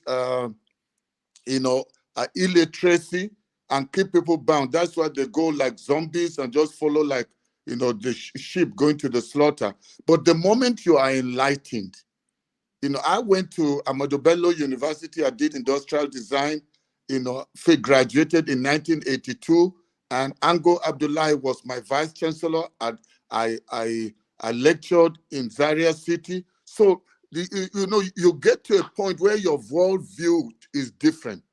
So whatever you see in Nigeria suffering today is not suffering because of the North. It's suffering because of a group of Northerners that have decided they are going to remain the ones in control of everything, impoverish the people, because we suffer more poverty in the North, more illiteracy. Everything works against us because we are the receiving end of these people. For anybody in the South, especially Southeast, they're innovative, they are creative, they can go outside. How many Fulani houses do you see abroad?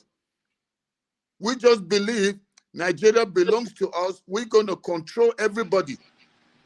And so that's what we are using. But it needs, and anytime somebody invades your place and succeed, it needs an insider who is greedy, who is selfish, who is thinking just about himself or herself. So anything that's happening right now in Nigeria, it is people in the South that are working, conniving with the Northerners, and a few of the Northern people that are involved in putting Nigeria in this mess. It's not, see, in the North, because being from the North, I saw how we wanted change. I don't know Obi from anywhere. All I just saw is that one Nigerian who seems to be transparent, who seems to want good for everyone, no matter your religion, no matter what part of the nation you come from. So for me, whether this thing about arrest is because the same people that don't want to let go of power, they notice now that they say go to court, because they were so sure that there will be they will just, wave it off and then just give in, and then they will continue. So when they now notice that this go to court is for real, and the case against them is too obvious, so they are now coming up with ways of finding ways to implicate even this thing with the so-called phone call or conversation with Bishop Oyedepo. Those are all the plans. Because, in the North, if Tinubu will decide he's going to do Muslim ticket and did not mind, and Nigerians still allowed it to go, and what is that? They don't have any basis. So for me, it's a clear display of they are grappling for the last breath of air that they have, because they can see that this thing is working against them. Because one thing I want everybody on, that's on this broadcast, including those that are on the comment section or whatever other channel you are broadcasting through or from, I just want everybody to know they are succeeding in dividing us by saying, let the Igbos go their separate ways. Let the Yorubas go their separate ways. Let whatever other group go their separate ways. Just like it started with local government creation. Even if we come down to Edo eventually, if you give them their state, they will start fighting each other. So it's a basic thing of human selfishness and greed. Because even for INEC to perpetuate what they are doing, see what almost happened in Abia. It has to take it has to take somebody from within for them to do what they do. And greed doesn't know religion. Greed does not know tribe. It doesn't know what section, what you're agitating. Even if we talk about the Yoruba nation, right now, the Yoruba nation, there are people that will sell their fellow brothers for the sake of money. You go to Southeast, it's the same. So it's a human greed and selfishness that if we let them keep using this, that's how they will continue to govern. But for the first time, Nigerians in the North, South, East, and West, we came together. I never knew Obi. Till now, I haven't met Obi, even though I'm in the forefront of what he's doing. When I started, I wasn't thinking about Obidients. All I just saw is a ray of hope that, wait, you mean for the first time, Nigeria is about to work. Just if you doubt the thing about the North, look at Dirty. I'm always talking with Dirty. This man is one of the few Northerners. He's sharp, he's educated, he's not a religious fanatic. He's not thinking about anything. All he wants to see is the progress of Nigeria. That's why they are now accusing him of what he's talking about is treasonable. Because they are noticing that for once, Nigerians want to grab this thing by force from them, from the career politicians that are actually rogues and thieves. So I would say my advice to everyone is that let's patiently unite, even though we still have those differences. We on this panel, it's not us that are against each other. It doesn't matter whether they forced Nigeria on us, we came from different backgrounds. Why do people divorce? They get married in love.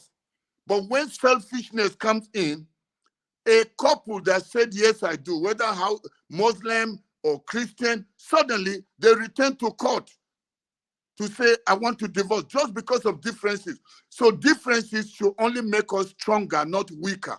So my thing concerning that is that if this one, since this didn't work, they are still planning more against Obi. But you know it's difficult to win against an innocent person. And they will keep failing and keep failing. So, I mean, they're busy cooking. I know certain things that they are still busy with. Because anytime they hit their head against the wall, they come up with something. And they have other plans they have not hatched out. But I can tell you for once, Nigeria is about to work. Even this thing with Fulani herdsmen, it's a few people, less than 5%, people that are making money off of it. The thing with all these people that you hear kidnapping, it's a syndicate, it's few people, some from the north, some south, east, or middle belt that are making money off of it. So that's why I don't want us to get diverted by thinking it's when we go our separate ways. The moment you go your separate ways, your own new war will begin.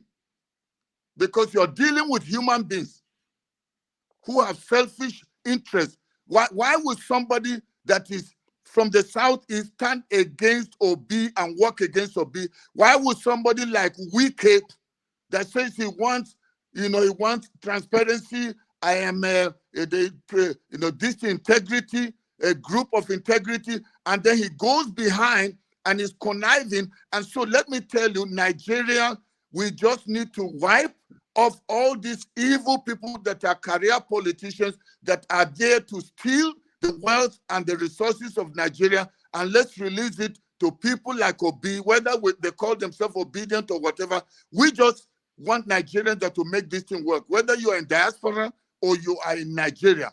And let's keep aside anything that will divide us. Let's unite and build Nigeria. I Dr. Damages, it is please, possible. I want to respond to Dr. Haruna. No, So, Dr. Haruna. No, not yet. Olumide, no. There are a lot of people here. They've not said anything. Just hold on, okay? I will give you the chance.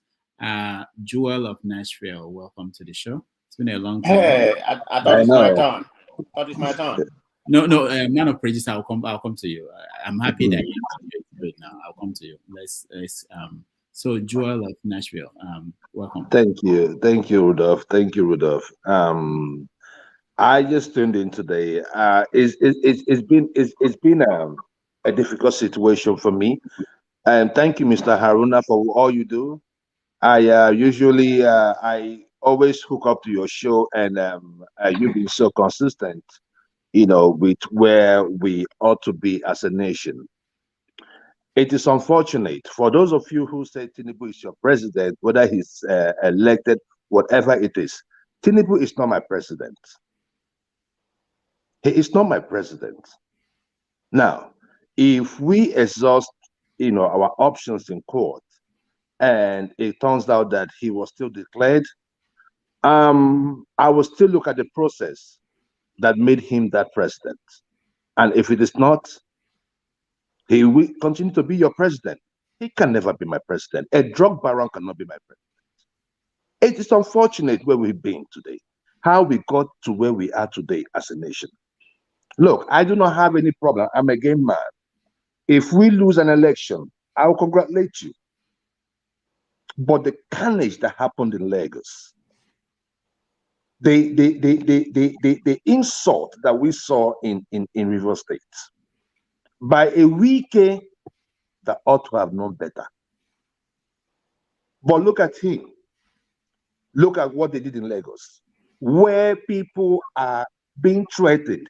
In fact, before I came on your show, Dr. Damages, I was watching another guy in Imo State. Oh, yeah. Threatening, telling people that in this local government it's going to be only APC. He did not hide it. Where is Wole? Where is the fascist? Where is the, it's so easy. I was so disappointed at Wole Soyinka. But these are the issues we're talking about because, on that particular day, on that interview, he started developing a selective hearing. And all his mind was on that.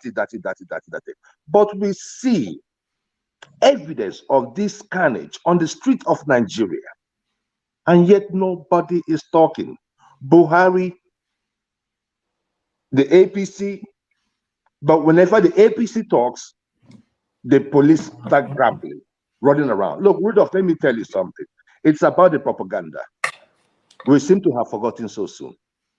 Prior to 2015, you see, the Tinubu government came in through a propaganda. And most of us here knew what happened with what Osibajo said. Osibajo came out and said they were going to form a parallel government. He didn't even talk about interim. He said a parallel government. That was treasonable. But you know what? Sometimes I blame in Igbo land, we call it Onyamummiri and Jonathan. Because these are the things, certain things, as a leader, in the face of fairness, you must also apply the rule of law. If someone made a treasonable offense, damn the consequences, get that person arrested. It is because that we keep allowing people like this to make statements. It is because we allowed an M. Solomo to disrupt elections in 2015 and 2019. We embolden these people as time goes on. There is no punishment. There is no repercussion. So everybody is the government unto themselves. So this is the things that we are looking at to see how can we stop this nonsense. Tinubu, look, I lived under Tinubu for 8 years in Lagos State. Tinubu is not more than Tinubu that we used to know. And coming to look at, because you see in politics, whenever you come out for politics, then people will start digging, deep into your profile and all that. With what is coming out from Tinubu, I'm not impressed. I cannot just say that this man is my president. I'm sorry. I cannot just say that. So, Dr. Damages, I do not want to take so much time on your show. Thank you for having me on. But this fight is a fight that we must continue to fight. There must be persistence. Persistence pay. Let us not back out. It is not now, oh, okay, it has happened. No. Even if Tinubu is sworn in, if we are protesting, we must protest. We must speak. We must continue to speak until that mandate is given back to us, or we serve as an opposition, an opposition to the sitting government. No matter which way it goes, we must be persistent. Now we have seen what they did in this election. In the next election, I'm saying whatever the PVC registration comes up, everybody will start in time. We must build a citizens' army for the next election. We must protect it so we know where the problems are. We know where these votes, we know where they read these votes. So we know what to do. So Nigeria, I am telling you, be patient. It is a marathon. It is not a sprint. Good governance is a marathon. We shall continue. We shall be persistent, and I pray that we get to where we want to be. Thank you, God. God bless you. All right, thank you, Joel. Hold on, let me play this video. He mentioned this when he was talking, and I had it ready to go. Congratulations to His Excellency, Senator Hope Odedeka Uzodimma, for emerging as a candidate of our party. And we assure him that the Kenya logo have 15 polling units. We will close up everywhere. We will give him 100% of 100%. No other party is allowed to come to Kenya logo to campaign in the Kenya logo in that election. I'm giving it to you as instruction and as a directive. No other party to be allowed to drop anything, canopy anywhere in the Kenya logo. That is our position. All right. No, hold on, Dr. Damage. Yeah. I'm gonna say something. I'm so upset about this. That's my state. But before I proceed, let me say something to one name Joel of Nazareth. Welcome to this platform. This is the first time I've seen you on this platform. But I'm glad you're on the right platform instead of the other platform we're going. This is a gold standard platform. This is a gold standard platform, okay? You should come here more often. Don't go to that platform where they, I don't want to mention man of prestige. You see, I am one of my dad will always tell me that I should always know what my enemies are speaking about me. I always go to where I it's not like I don't see the Damages show. Most times I sleep during the daytime. So that's the reason why I don't come up. I work night shift. However, I like going to where people are comfortable with me, and I go there and I speak my mind. It doesn't matter. I might speak to one person and one person will understand. So that is the game for me. I go to anywhere I want to go to. Okay, thank you very much. I mean, for me, the reason why I stopped doing that, in my head, I can't stand anything tribalistic. I can't stand it. So that's why I stopped going where, anything that doesn't fit me. But anyway, let me wait till my turn. Okay. Can I speak now? No, hold on, man of President. Dr. Haruna, okay. I sent you a message on the private chat. So please, if you can check it. Bello, welcome to the show. I'll come to you, man of President, next. Let me hear from Bello. Bello, welcome to the show. Thank you, Dr. Damages. Good afternoon, good evening, wherever you may be around the world. I appreciate this opportunity, to be here once again. First of all, let me first comment about the Imo APC nonsense. It's very, very unfortunate and condemnable, that in this day and time of our lives, people can still keep intimidating and try to block people from exercising their civic duty. That is very, very unfortunate. And I think I think the governorship election in Imo State is still, coming up. I think the security officers are supposed to be alert about this and make sure that all these plans that they are hatching up doesn't, happen. Because I believe Imo election is going to be a kind of it's going to be an off-season election, so it's not going to be like the general where we're not going to really have enough security to look out to all this kind of infringement. Well, that's by the way. Anyway, so what actually brought me here was the topic of the day about the issue of Obi's detention and Tinubu's listed as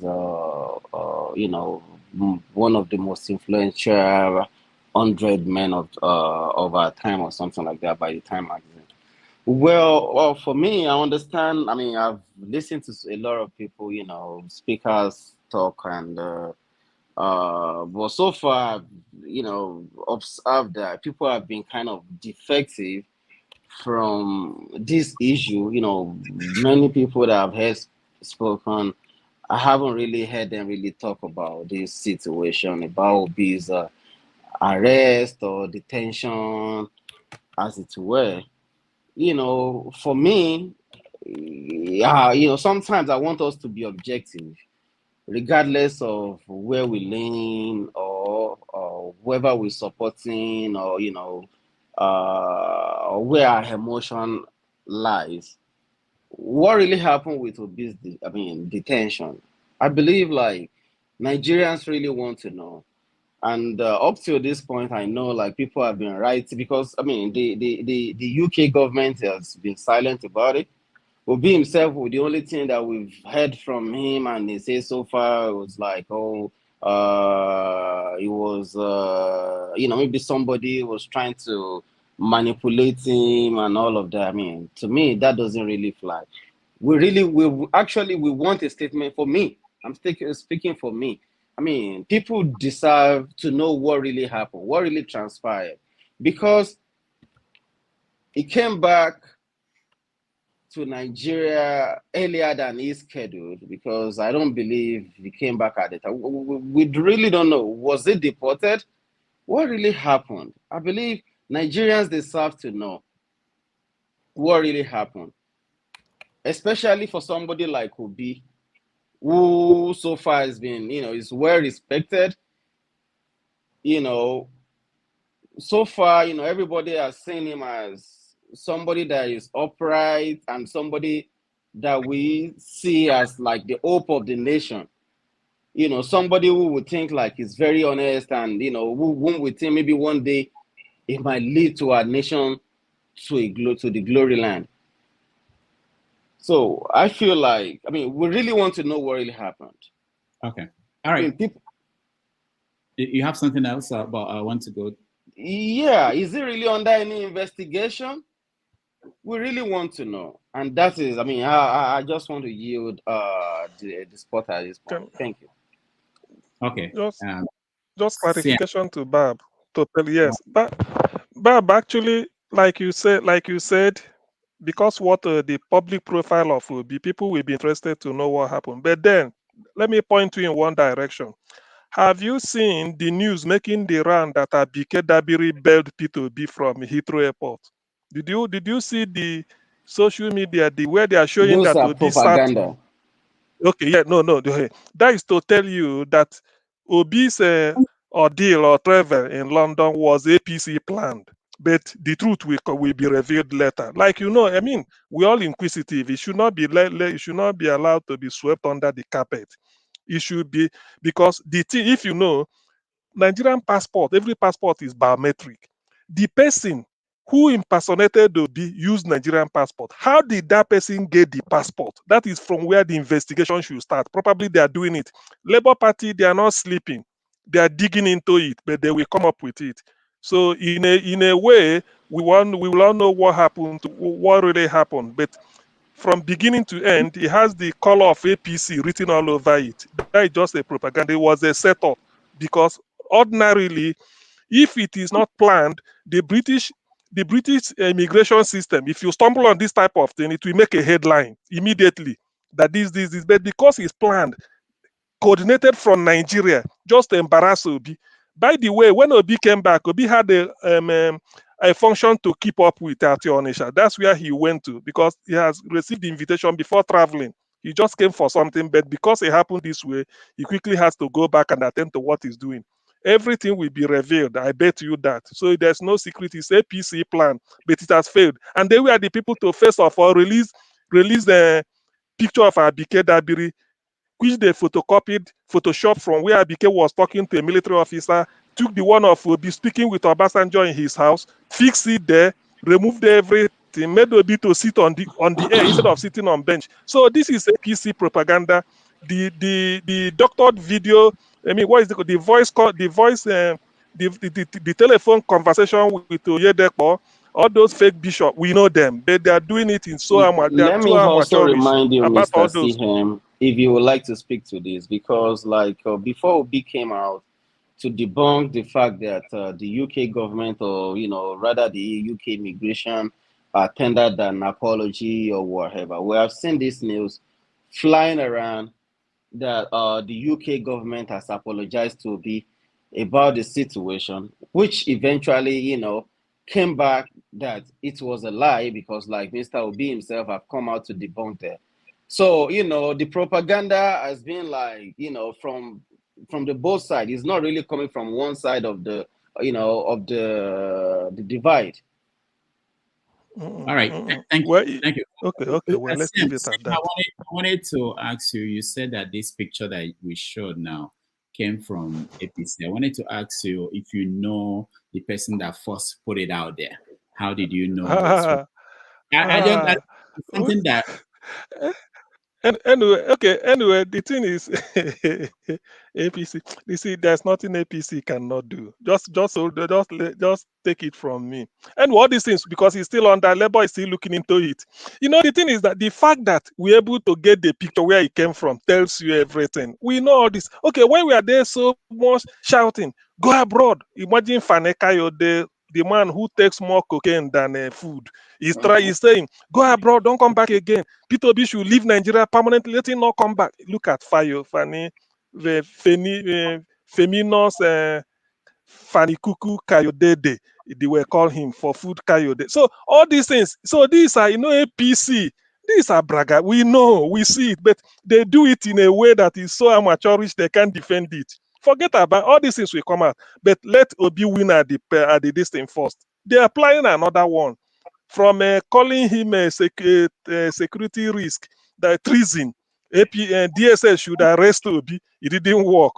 Lai Mohammed has to take a presidential, whether it's executive class jet flight, go to New York or Washington to tell Americans what they know more than him, that Peter Obi is treason. What sort of, these are too childish. They should own up. The propaganda is too much.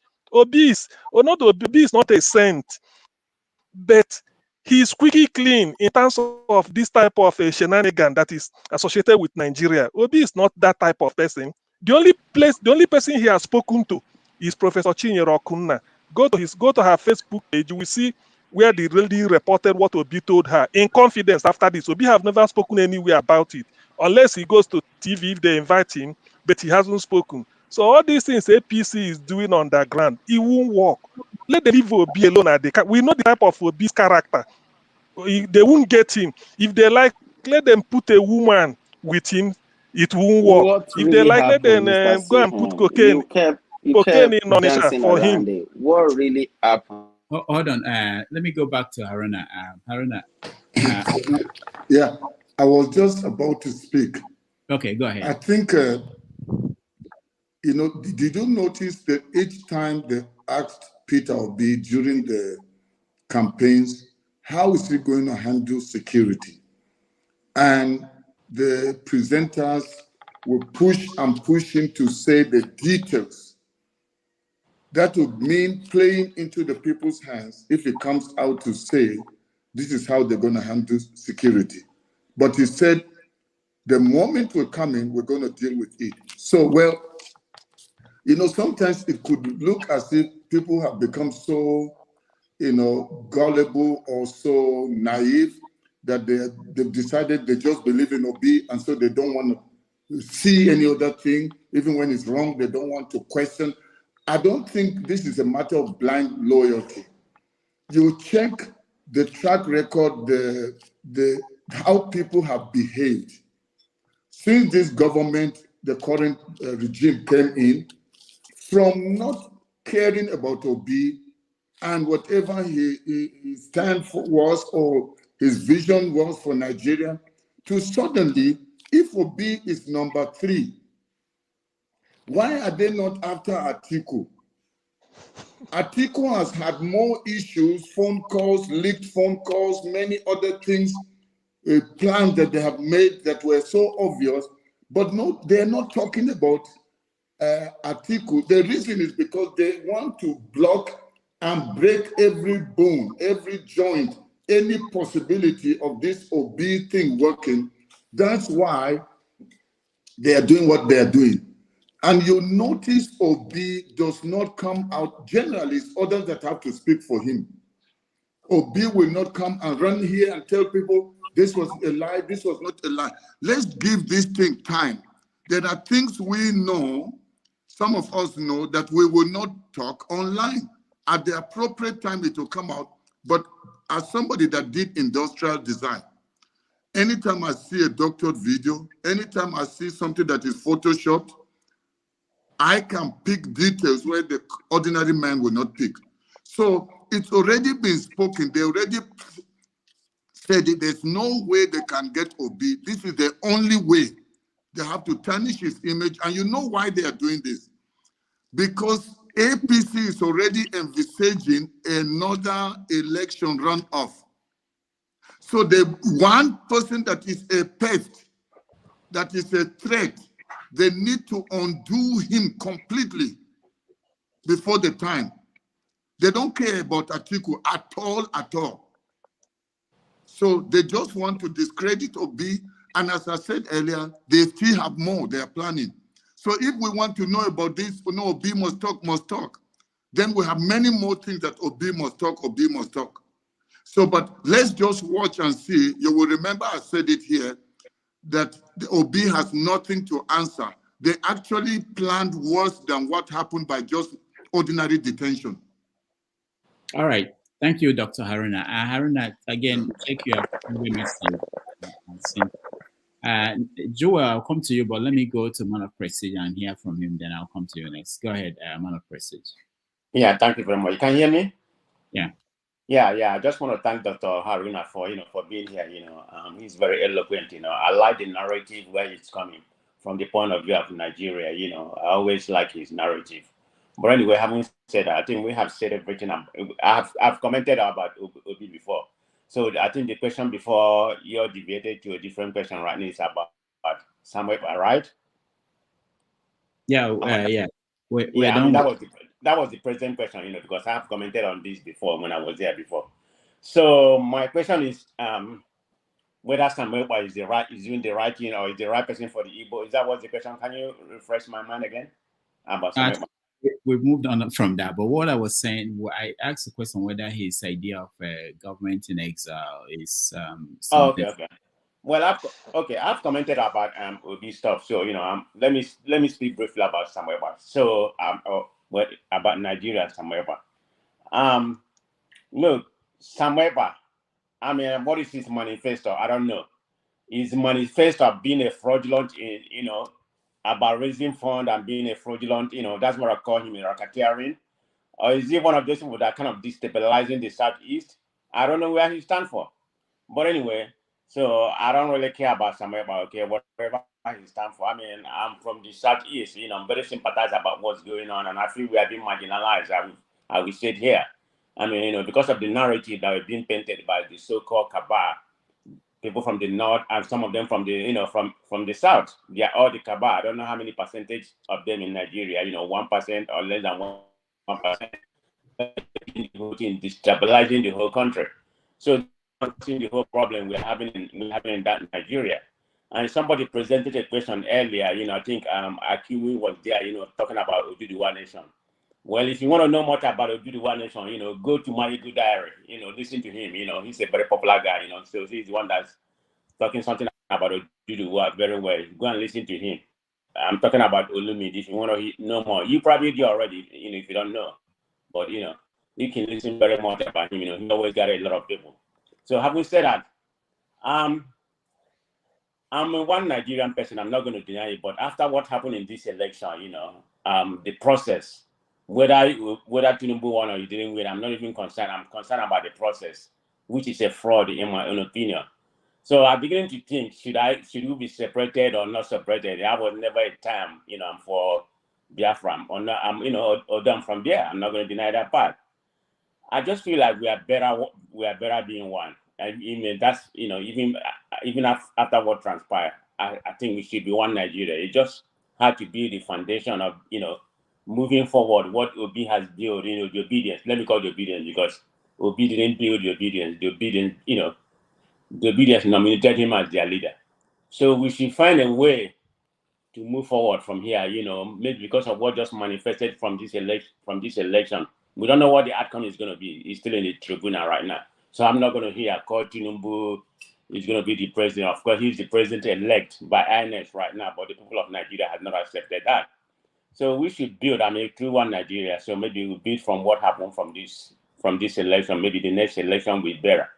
We mobilize, and we've been talking about it in the platform. Try to, baptize the people in Nigeria so they can do better next election.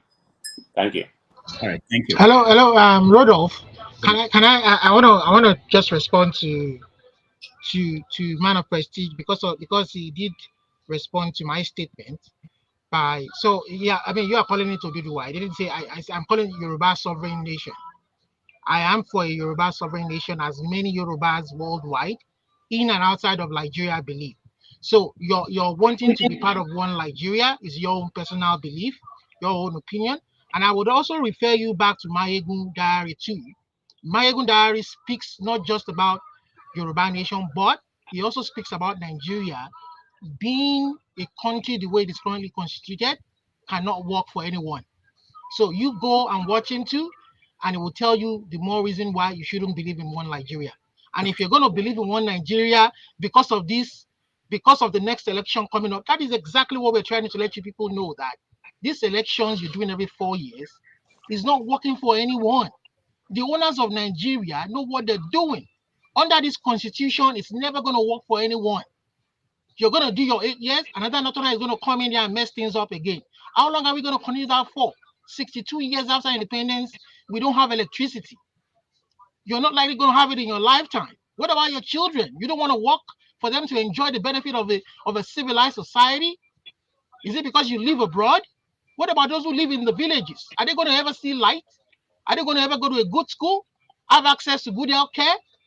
We have enough of these experiments. We want to sit down around, at least those of us clamoring for our own sovereign state is saying, we've set a minimum standard. Let us sit down on a round table and renegotiate our existence. Draw up a new constitution that will be agreeable to everybody, not this piece of junk that they've amended since 1999 that has worked for nobody. And then you want to go again in 4 years and elect who again? Olumide, thank you. Thank you. Come on. Joel of Nashville. I wanted you to weigh in. Can you unmute yourself to weigh in on, before you came in, we discussed this 100 most influential people that Time magazine named Bola Tinubu as one of them. Now, we discussed it in the context of, should he be there? Why is he there? And the reaction to him being there, which people in the Tinubu's camp made a lot of issue about that. Especially people responding to the lady that wrote the article and what they were calling her and what that means. Yeah, go ahead. Thank you very much. I do not think that he should be on that list. And I'll tell you why. You cannot have a convicted criminal on the list of 100 most influential people in the world. You see, these people, these Western nations are playing ping pong with our future. You see, there are certain people that will not vie for political offices here in the United States. And the moment they put them out there and they see their past, it's like they're holding a hot potato. They drop it off. They drop out that news. The person will even start running away, trying to see how to save face. And the next thing, they resign. We cannot uphold criminality in Nigeria and held by those in the West. Look, Rudolph, you see, history always repeats itself. I was talking on the other show, on the one-man show, and I was talking about the history between the APC and the Democratic Party in the United States, which is the worst party for me right now in the United States. The Democratic Party, any person that's a Democrat and is still voting Democrat, I think has something going on in his head. Anyway, if you remember, prior to 2015 election, John Kerry and Obama. That is why any person telling me about Obama is not a leader. Who is Obama? What is happening to us in Nigeria today? Obama has a big hand in it. If you remember vividly, John Kerry coming to Nigeria. When John Kerry came to Nigeria, who did he come to meet? The 19 other state governors. Go back to history. Remember, one of the reasons why Obama had problem with Jonathan was what? The LGBTQ. Bad things will happen. He went to Kenya, he said the same thing. He went to all these African countries. What was Obama's achievement in Africa? LGBTQ. And if you are not with it, you're down. And that was one of the reasons, because when Jonathan signed that law, the LGBTQ law, that you have to go in for 14 years, that was where Jonathan's problem started. That was where his problem started. And everything that happened, all those wild words, propaganda. If you remember the Leahy law, you know, they took advantage of the Leahy law to make as a weapon unaccessible to the Jonathan government. Go and read Jonathan's book. I do not need to read his book to see this, but I saw it when it was happening. Even at that time, Obama also invited the northern governors to Washington. So, look, what is happening, if I want to relate it to what is going on today, what is going on in Nigeria today, they know about it. The Democratic Party know about it. They are part and parcel of it. And look, this is some Chicago. Let it not be that Tinubu belongs to some Chicago mafia where Obama comes. And look, I'm telling you, damages, because this whole thing is like, it's acting like it's like a movie.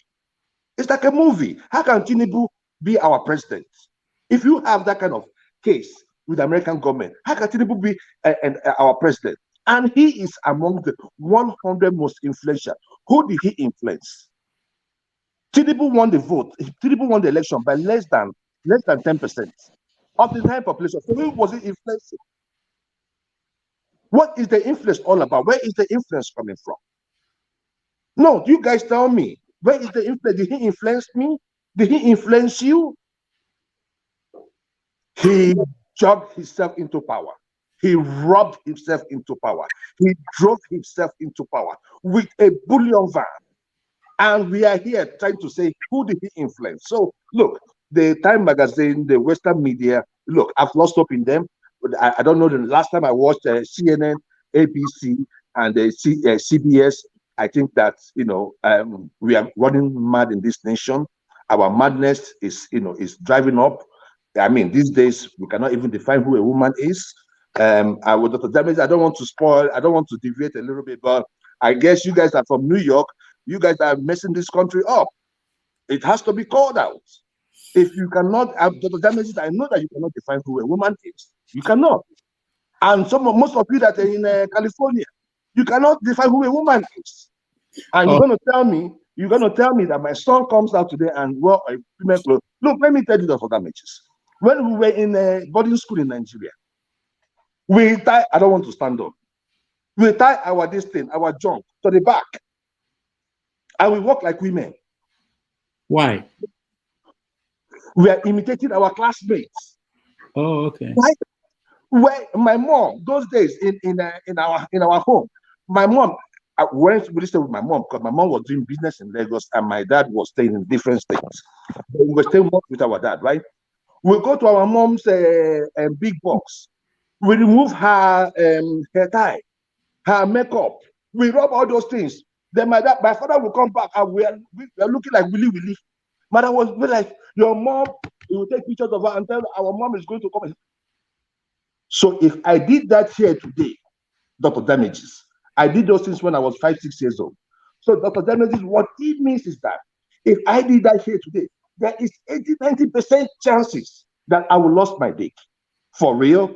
Come on now. Come on. You guys in New York, California, these blue states, you guys have to step up. You guys, I mean, I don't know where you guys are leading us to. I don't know. But and Dr. Damages, coming back to Tinubu, he ought not to be here. He ought not to be influential. I don't know how he got to that list. I even had a lady that put him on there, had run away. She better run further. She ought not to be there. Tinubu, no. Come on. Dr. Damage, Thank can I you. respond to him a minute? Just a minute. Okay. Joel. Okay. I know you're a mega, you're a Trump supporter and you're a mega man. That's okay. It's all politics. So don't come here to, be criticizing we Democrat or we progressive. But let me go back to Nigeria. I don't want you to get yourself worked up. Because look at the definition when the award, Time Magazine used to award. It's not about good or bad. This is the criteria. Let me read it for you. The person and the person who most affected news in our life, both good or bad. If you imagine that, Hitler is in the man of the year list. Trump was in the man of the year. Every bad people, a lot of bad people in the man of the year list. The good people. So don't get yourself worked up about that. They are not giving. Even Hitler was on the list. Exactly. So that's what I'm saying. It does not mean anything. They are just trying to make a news. And somebody, hold on, somebody made a narrative here. Maybe nobody in Nigeria, maybe about 5% of population in Nigeria know about Time Magazine. But maybe about 50% right now, they're just trying to sell magazine too. So don't get yourself worked up about it. It doesn't mean nothing. I am not worked up. No. I will not say that I'm not worked up. I'm worked up about Nigeria. If you're not worked up about Nigeria, I am worked up. No. I'm not talking about Nigeria. But I mean about Tinubu being in this magazine. No. See, Hitler has been there before, right? And there are leaders that have been there before. Look, but the issue is this. The premise upon which he was put in there, or he was an elected person, he was fraudulently elected, or he fraudulently pushed himself into power, and how did the influence come in?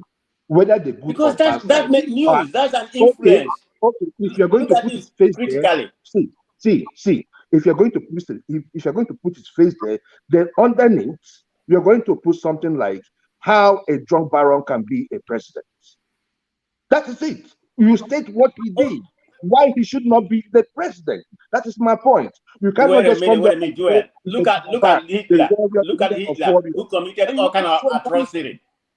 Look at Hitler, who committed all kind of atrocity, and he was there. Hold on, guys. Let me. I know there are people that joined a color. Hold on. I know you. I can see you and Janaba. Let me ask Haruna. I'll come back to the other people now. Haruna, this the same question I asked Joel of Nashville about Tinubu making the 100 top people in the world for 2023. Is that of any concern or interest to you? And what do you think about the reaction of? I don't think that is really something that's even worth giving it any minute talking about, because as we know, Tinubu, whether it's on the negative or positive, he will use anything. Tinubu will buy his way. If being on the list of people that are most influential, because the issue is that anything that's done to make his name appear as if he's got relevance, anything Tinubu will do now using the stolen money to do, he will do. So I don't think anything about Tinubu is this, is that, even if they make him number one. Tinubu, if he has a way of buying something where he will be the topic of discussion in the American Congress, he will do it, because for Tinubu, everything money buys. So it's just that now it's like he's hitting a hard wall, because he's dealing with people that appear smarter than him, that where money is not working for him.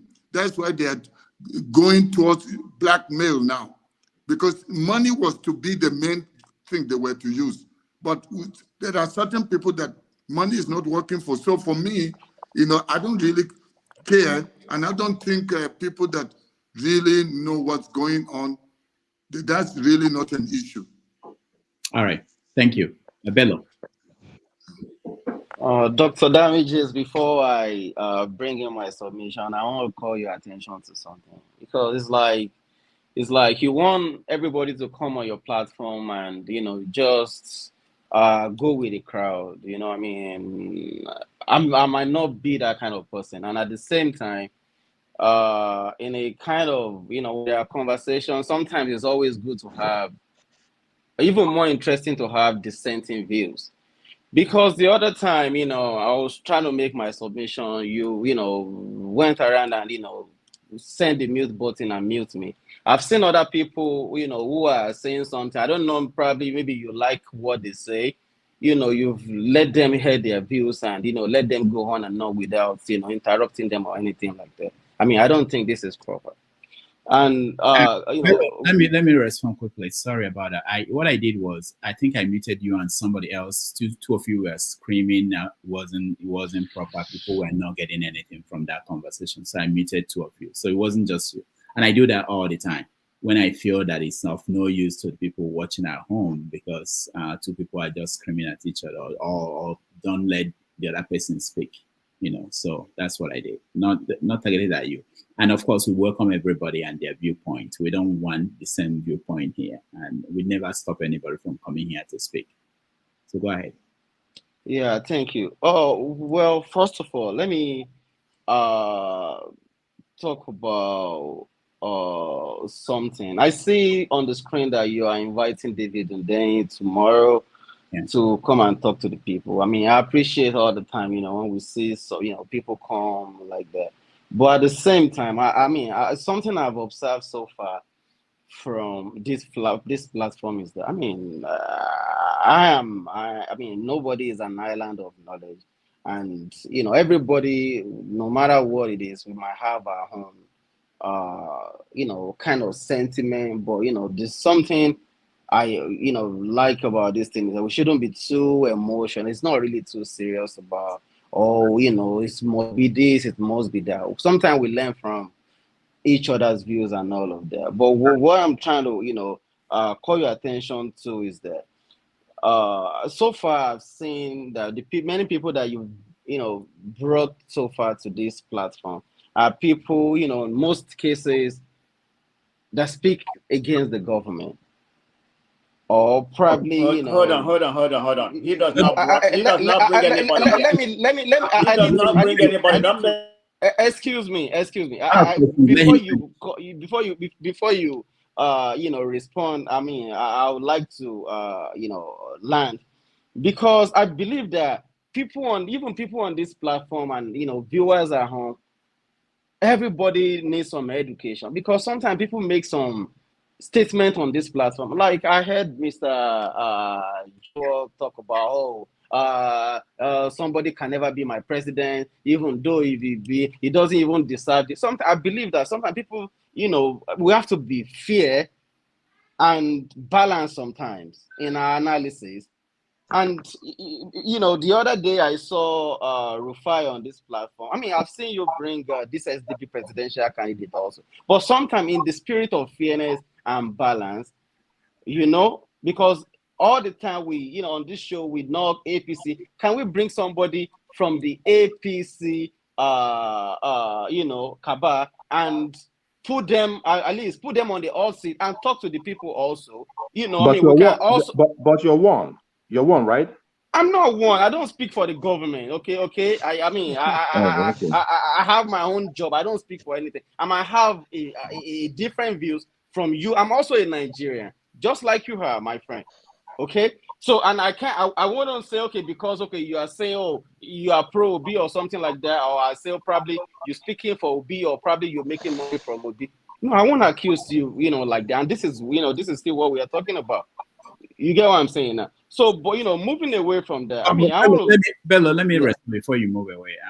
So if I give you the list of people that I'm constantly inviting on this show, you'll be surprised. Even people from the government.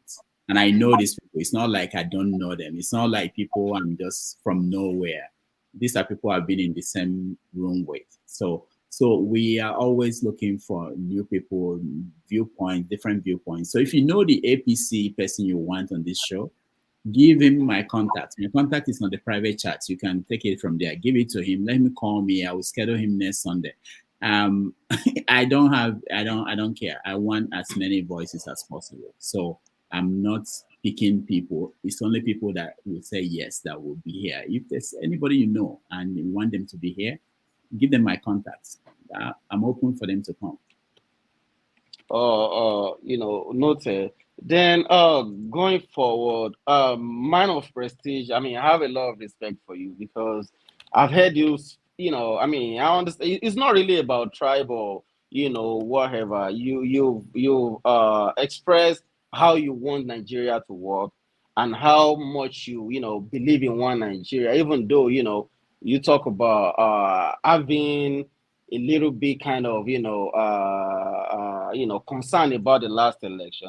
And, talking about the last election, between you and I, or probably people who have followed our election, Nigerian election, since 1999, I believe these last elections, for me, I don't know about anybody, happens to be the best that we've had since 1999. I stand to be corrected. Good, Yes, I but will correct you. and I have my reason. Because we have never had an election whereby somebody is coming, into the race like 6 to 8 months prior to the election into a new political party, even though regardless of maybe Nigerians want a change or whatever, and we'll still pull that kind of number that Obi pulled in the last election. I believe we have made a big gain, and Nigerians have made a bigger statement, according to the numbers that emanated from the last election. But saying, probably, maybe claiming that somebody won or somebody didn't win. I'm not going to be here and, start saying maybe somebody didn't win because, the cases are already in the court already, But the only thing that I just know is that we can always progress. There's always, an avenue for us to more, progress in our election. Because I believe for me, we have made a big progress with this election. Different from the one we had in 2015, 2019, or 2007. Okay. Then talking about going to the 100 most influential people, I'll still, beg to differ from Mr. Jewel, talking about Tinubu does not deserve it or something like that. Whether you like it or not, whether you agree with the election that, that declared him the winner or not, there's something you can never run away from. For somebody who is the president-elect of the most populous black nation, you cannot take it away from him as, being, putting him inside one of the 100 most influential people so far in 2023. We can disagree, but I want to rest my case here. Thank you. Okay, can I just talk to please, Mr. just Bello? a rejoinder. Just really A quick. rejoinder, please. Go ahead. Oh, should I go ahead? Go ahead, okay. Joe. Yeah, go Okay. ahead. So, Mr. Bello, this is the issue, right? Like I said earlier on, probably you weren't really listening to me when I spoke. I said, and it's just simple. If the end justify the means, in every election cycle that we have had opportunity of having in Nigeria, I will tell you, in terms of the numbers, how real those numbers were, especially those numbers that we had from the Northwest and Northeast that did not come by, the millions that we used to see. We know what happened with the IRF, most of these things shut down. It is not like it was all bad. The issue there is this: in that presidential election, the result was not uploaded. If I want to let you know something, over 300 billion naira was expended. So when you want to look at the cost 450 of 450, the cost 450 billion, 450 billion, right? So if you stole 1 or 2 billion naira, I know you'll be in jail. How can you tell me that the most important election you could not upload it at 450 billion naira? You see, we joke too much in Nigeria. We do not know what we deserve in Nigeria. We always want to take the near. Oh, now so God want that, we go back. No, that is not how nations are built. You must be deliberate. It must be intentional. You must be direct. And when you want to go, we are talking about nation building, it must be the best. I am not telling you, like I told you earlier on, I am not saying that Tinubu is not a good guy. But Tinubu is already old, right? But even at that, sometimes when I listen to him, he still got it. Right? But this is the thing. If you must come into the field, you have to come in based on fair play. You don't have to cheat yourself into into office. Mr. Bello, the biggest issue we are having in Nigeria, the reason why Nigeria has not developed, let me tell you the single reason. The reason is just simple. The politicians, when they get into power, they don't have any reason to fear, because they know when they get into power, they know how they get into power, and they are not responsible to you. That is the simplest reason. They are not responsible to you. They know that when they get into power, right, they make their money, and when you talk, you start calling them your excellency, and you are nonsense. And when he wants to go for re-election, he is going to put in that same machinery and bypass you. So what will you get? If you remember what was going on in Anambra State prior to Peter Obi coming to power, you will know it was a case of godfatherism. You can see the right when it happened in Oyo State with the likes of Adedibu. So we cannot continue in that lane no more. We have gone past that level of saying, I wish we had something here. No, we want the best. If we elect you, you know that we put you in there. As these guys in LP now, they're all flourishing, they're in the Senate, they're in the House of Reps, there is no problem. At the back of their mind, they did not give us shishi. We voted them in. At the end of the day, they are more likely to work for us than that politician that wrote the numbers into and gets to INEC. That is the thing. So we must create a process, we must create a foundation, or we must create a way whereby the people decide who they put into power, and the politician acknowledges that they people put them into power. When we have that happen, then the politician will start working for you. Until that happens, they will still looking at us as shit. So I am sorry, Tinubu is not my president. If he wants to come in to be the president, he must come in through the front door. He cannot come in through the back door, not through the roof, not through underground, not through the garage. Thank you. All right, thank you. Can I respond to him a minute? No, Let me please. respond to Bello. No. A minute. Nobody Please, it's me responds. that I deserve it. Please, just a bit because of what Bab said, please. No, CM, no. Ikola, you're next. Let's move this a little bit. We are back to the same people. Go ahead. Ikola, go ahead. Hello, good evening to you all. Good evening, Dr. Damage. It's good to see you. Okay, 100 most influential persons in the world. I don't know if everybody has read it, but the man was placed. Did you read it? Yes, I did. I'm just looking at it again. Okay. The man was placed under the categories of leaders. So tell me, who is he leading? Who has he led? If you're going to put it that way. And time seems to be going downhill every day. There's another guy that was in there in the region of leaders, even Gaskov, if you read it. He's a journalist. He's not a leader, he's a journalist. Well, he might be a wonderful journalist, but he's not in the category that he holds a position whereby he has flaws. So, Mr. Bello Babs, please go back to it. I don't know who this man has led. And even if you look at the word influential, it could be good and bad. I mean, if I look at Pablo Escobar, we watched his film and we realized how you could be a very bad guy in the eyes of the law and be a very good person in the eyes of the common man. That was influential. But I mean, that doesn't justify the action. So I think Time is just putting it as a magazine, as a renowned magazine, is putting itself in a very difficult position because you've placed two persons which I've clearly identified. You go and read it, please. Even Gaskovich and I don't know who they've led. And even if you want to use the word influential, I think Mahmoud Yakubu is a very influential guy. He's making news.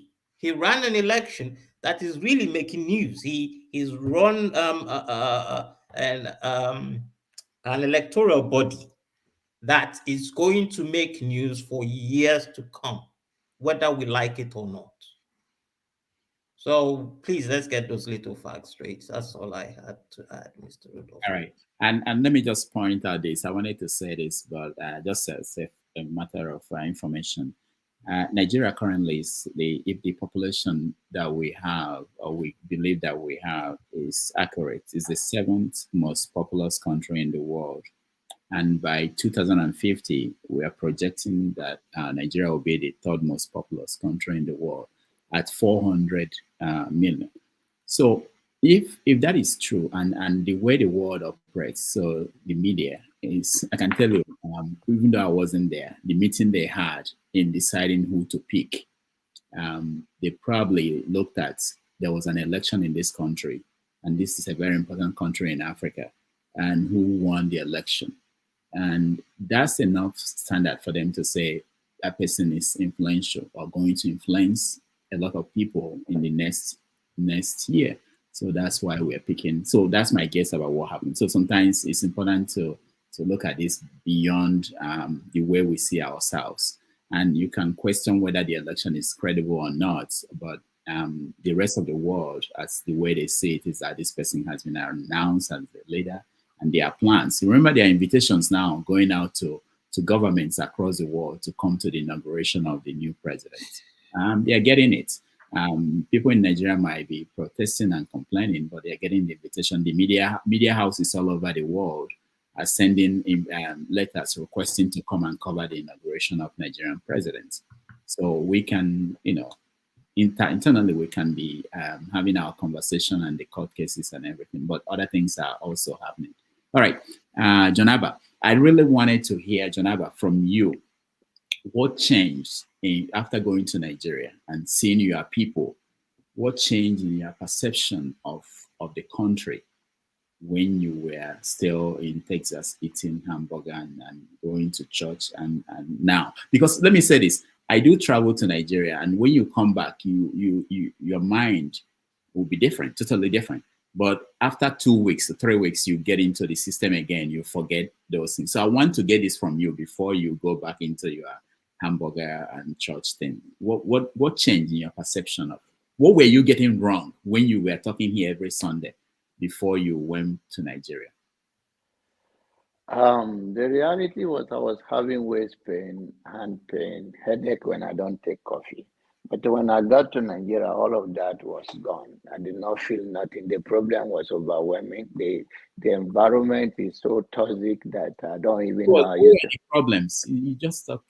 I thought when you arrive at the Murtala Airport or Abuja, I think when you arrive, there's something there. I'm telling you the reality now. I even told people around me, I'm addicted to coffee. And once I don't take coffee, I used to have headache. But when I got to Nigeria without coffee, I was okay. And I think that's why the COVID do not do anything there, because the problem there is more than COVID. So I think Nigerian environment has its own thing to offer you, and that is the reality. I'm being honest. It's when I came back here 2 days later, I started feeling this hand. I thought it's old age, but I think I'm not older than Rudolph. So I think that's the reality. But the other thing is that the morale on the road, even when you are trying to talk to people, the mindset is so down that. Give us an example. I was in Lagos. I want something about where you come from, not from Lagos. Leave Lagos. What happened? My own in Benue. I went for burial. Then I went to lay my mom down. So it's the culture is so backward that I tried to influence it in the 21st century, but the mindset of the people that I am even fighting for are fighting me. So how are you fighting for somebody that is fighting you? Give us an example quickly. For instance, the culture demand that the body of the of the disease has to be returned to the family from the children. And to me, I was like, this woman have lived with us all this year. Her dowry was paid. Why should I now give her body to a stranger that she doesn't even know? And they say, oh, it's this person turn now that the body will be given. And I succeeded in one. I said no to that. I do not succeed in burying her in my father's compound, but I succeeded in saying no, she will rest with her own brother. And they say it never happened. I said, okay, I already dig grave in my father's compound. I said, okay, if you say no to that, then I will bury her. If you like, come and take the body later, but I will do what is in my mind. And it was a hell on earth. SS, police, soldier, everywhere. There's people from my mother's side that are general. So even though we are general in the army, we return our mother's body. So who are you from America? You want to tell us you're gonna? I say, okay, it's not about Ghana, but it's about reality that I don't know we are general or not. It's not going to happen. End of the day, we come to a compromise. I bury her close to her mother's, her brother's grave, but not to the stranger that she doesn't even know why she was alive. And I was telling the women, and the women were fighting me. So, oh, return the body. I said, okay, don't you like it? Bury with your children where you have spent your life instead of taking your own body to another man's compound, and they're going to bury you outside the compound. They're not going to bury you inside the compound. So what? And very soon they will not even know where your grave is. So this is something that it bugged me. I am working on it. There's a little improvement now. So, but that's one of the things. All right. Thank you, Jonaba. I will talk more about your experiences because it's when it comes to practical sense of living and people that we see the implications of a failed nation like Nigeria. Hey, Dr. Damage, Rudolph. Yeah, how are you? Good. What's the topic? I don't know. At this point, when we go 4 or 5 hours, the topic is we just I want people who are joining us to air their view about whatever is the main thing that brought them on, whatever they had. Frankly, I really wanted to come and harass. Kulaka, why are you here? You don't know the topic. I see you. He was abusing me on the platform. I wanted to come and harass. Honestly, I saw 2 of my friends, Joel and Prestige. So I just wanted to come and harass them. Honestly. Yeah, but from a topic perspective, what's going on? Oh, Tinubu Time Magazine. Yes. Okay. Arrest in the UK, and then INEC. There was another. Okay, let's start with the serious one. The Obi's now. Is it? I'm confused. Is it Obi's arrest, detention? What exactly happened? Because there's no clarity to what happened, and depending on what happened, that's how we can react. Because it's weird if you have a public figure in Nigeria detained in Heathrow Airport, just like any ordinary citizen. That is strange. That is weird. And the story that came out of it that was impersonation, I mean, when we have biometric passports, it doesn't really add up that much to me. And the problem we have is in a vacuum, people are already filling that vacuum.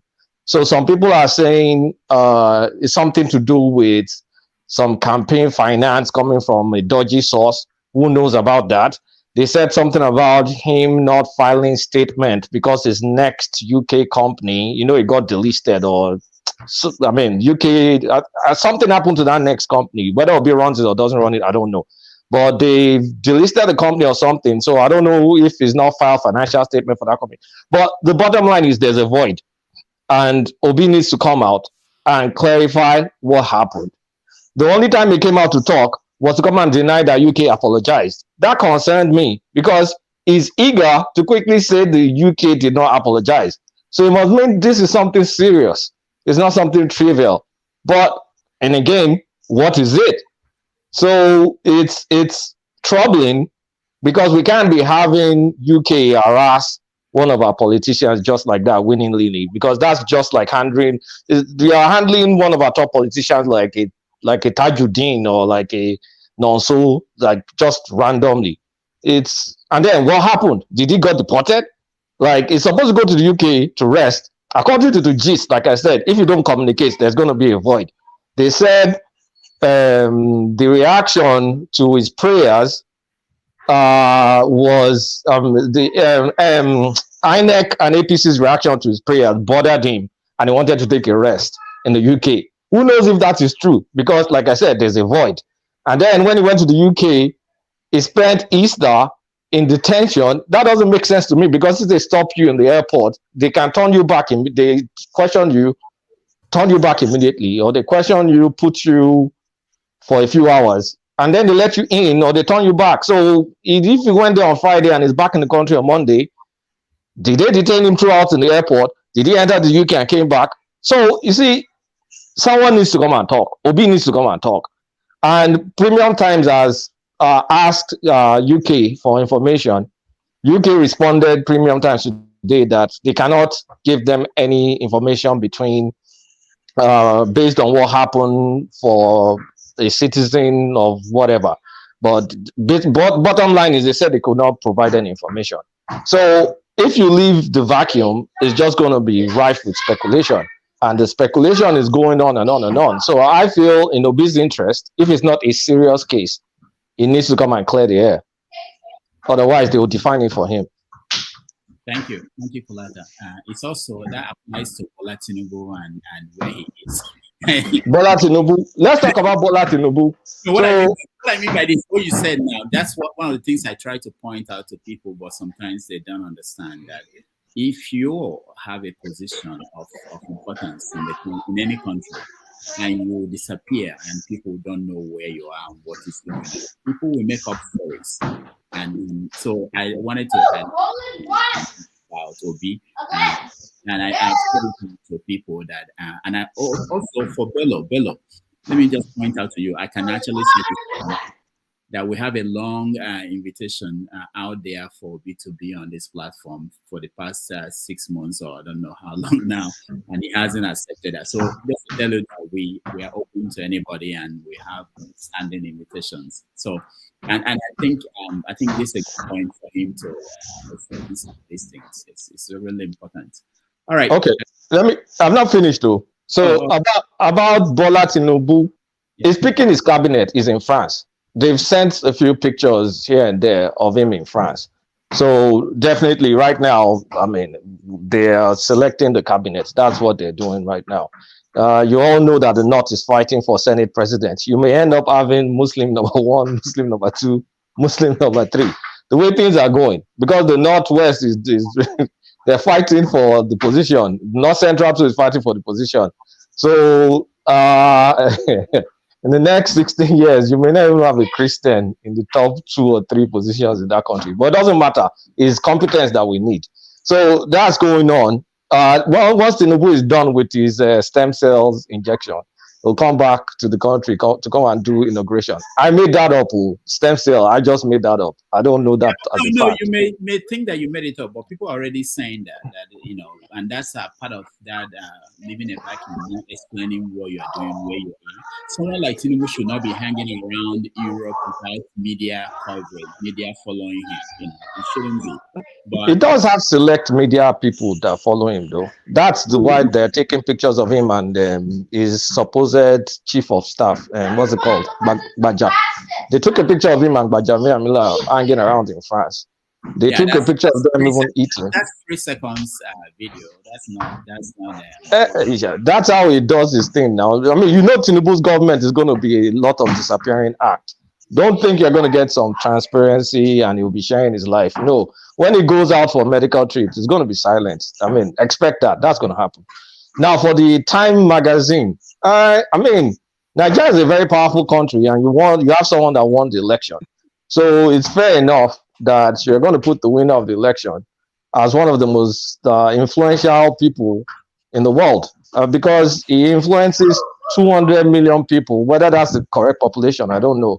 But he influences 200 million people, and it's going to determine their fate in the next 4 years at least. So, I mean, does it deserve it? Yeah, it does deserve to be in Time magazine. And but what I don't like is people going to harass the staff writer of Time magazine.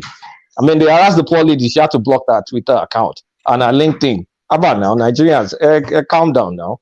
It's not that serious. Like, she just did her job. That's all she did. So people should chill out. It's the Time magazine. It's a big deal for Tinubu because it's a counter narrative to the negative propaganda and spin coming from the other side. So he too needs to counter attack with something else. So this is more like a good news for him because it kind of like plays above the fray. So they'll continue with this as they go on, but they did it right. However they got in there is job well done. Whether they bribe Time, I don't know, but it's a good propaganda. Propaganda for propaganda. It's all is fair in war. All so right. that's it. All right. Thank you, Kalab. If you welcome to the show. Just 10 seconds, please, just 10 seconds. Okay, CM, go ahead. Please, 10 seconds, please. Go ahead. Tomorrow, David Hyundeyin will be coming. Tomorrow, David Hyundeyin will be coming on the program. That is when we will know the real truth. So all these things we've been hearing today about Tinubu, the man with the real stuff, David, is coming tomorrow on this program. So I think I better leave to go and prepare for the questions, revelations I'm going to hear tomorrow. Whether Tinubu is nominating cabinet or he's taking stem cell treatment in France, or he's injecting Hey, I made that stem cell up. Please, you guys don't take it. I made it up. Don't give it another life. I made it up. No, I'm not quoting you. I already know. See, listen. No, I just want to say, no, I want to be very clear. I'm a scientist. I know what is stem cell treatment. You see what you started? I know. I'm not quoting. I'm not going to quote you. Oh, don't quote me. Okay, thank you. I'm not going to quote you. Yeah, listen. I'm not going to quote you. Believe me, I'm not quoting. I know it now. I know the stuff. I know what stem cell and why they do it, and when it is due for renewal, we have it on our hands. That is what this thing is trying to say. Anyway, well, let me tell Bello Babs, this cannot be the best election we've had. With all due respect, we've never had an election in which an ethnic group like the Igbo will be profiled and targeted and be slaughtered. Till today, Ndi are still conducting funeral of people killed in Lagos. We've never had an election in which Oluoma will come out, a tout will come and say ethnic group will not vote. We've never had an election in which an ethnic group like Indibo, their businesses will be burned down. We've never had. So if all these things are associated with this election, how then do you say it's the best election we've had since 1999? It is not, and it can never be. I don't know whether you are burying any of your brother. I buried one of my cousins from Ladipo. It was slaughtered. So when you say this type of thing, look at all the evidence all over the place. Nigerians are even, those that are not Igbo, are even sympathetic to Ndi Igbo for being profiled and slaughtered in Lagos. And yet you are telling me this is the best election. Please try and be measured and show some milk of human sympathy. If you do not lose your business, some people did. If you did not lose your brother or sister or cousin or somebody from your ethnic group, some people did. You can never profile a people openly like Oluomo did, and you call such election the best election. Please, it is not. With all due respect, I'm on my knees talking to you. Thank you. All right. Ify, welcome to the show. Rudy, I'm not cutting you off. Rudy, my Ify, please forgive me if I interrupt. Rudy, why do you always try to marginalize me? I do not understand.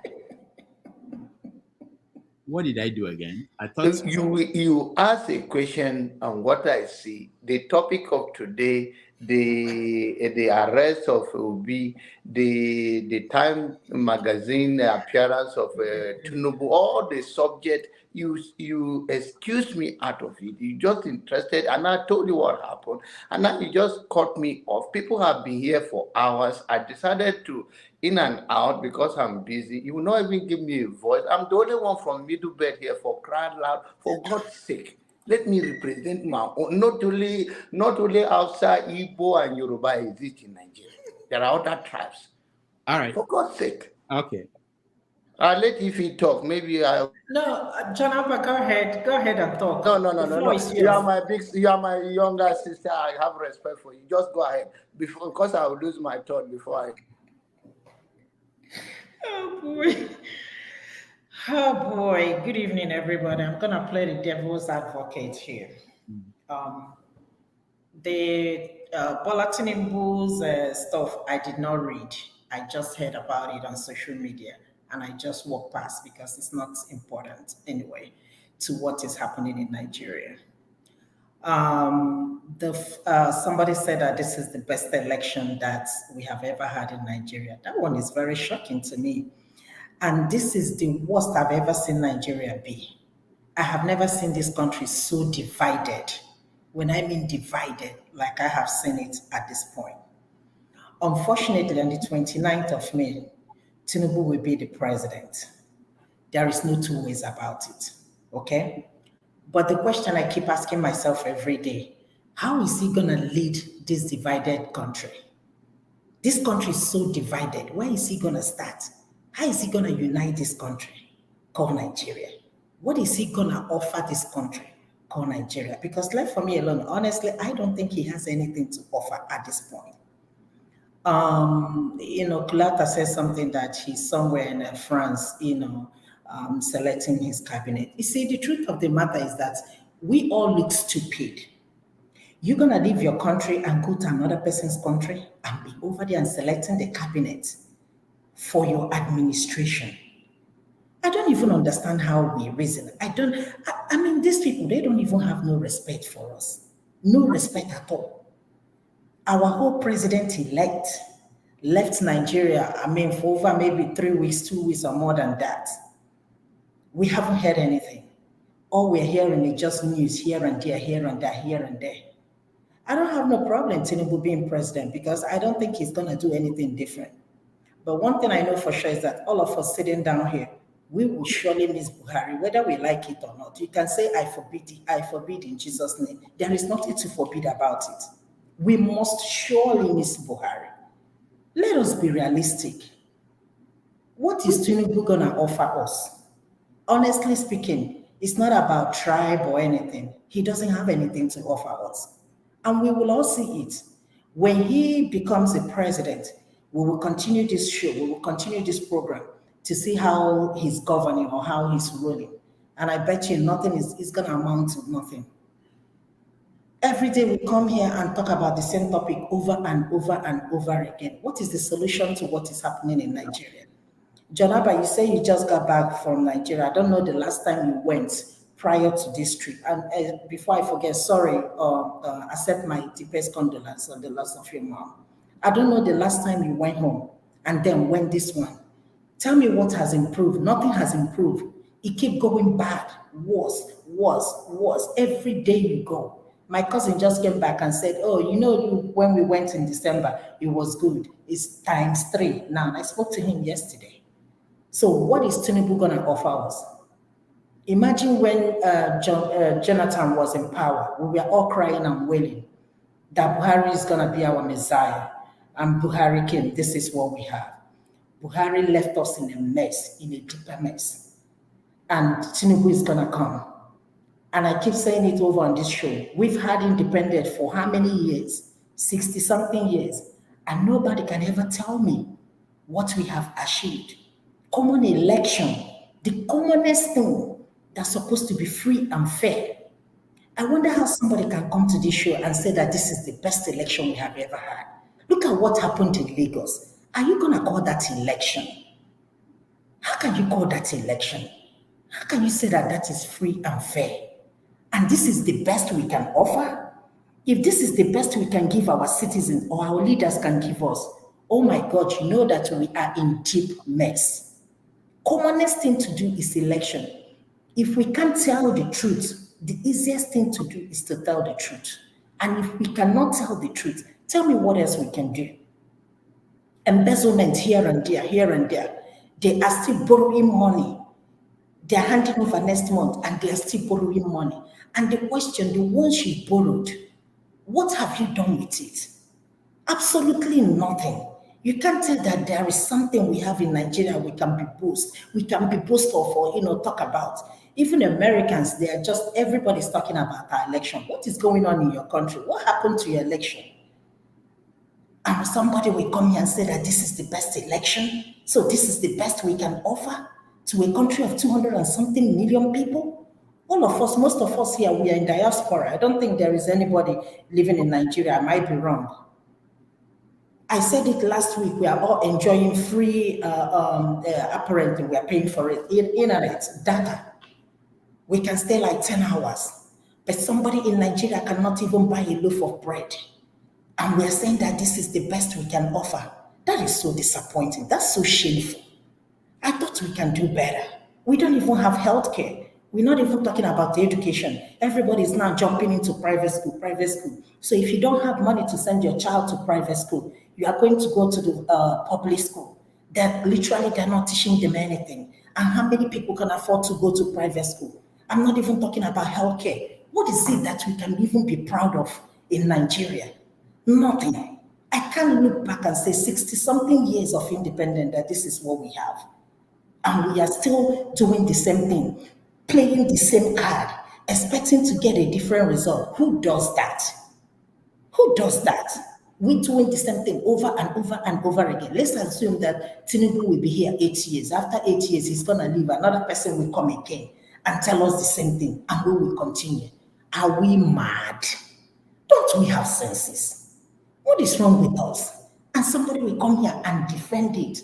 You see somebody, it's just like you stole something from somebody or you stole something from somebody and somebody is defending it. I'm not against Tinubu. I just want everybody to understand that.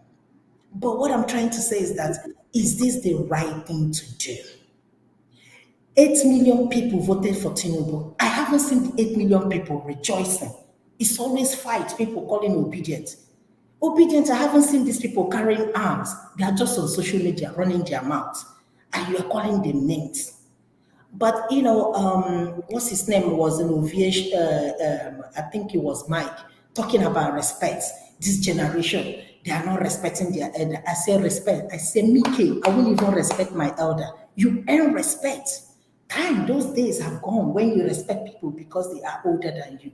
No, I will not respect you. I will respect you because you earn it. I say, this generation are not going to respect you because you are 100 years. They're going to respect you when you do things right. Let us start doing things right. Let us forget about age. Let us forget about respect. Call a spade a spade. Where are we heading in Nigeria? It's not going to get better for us. What are we going to tell our children?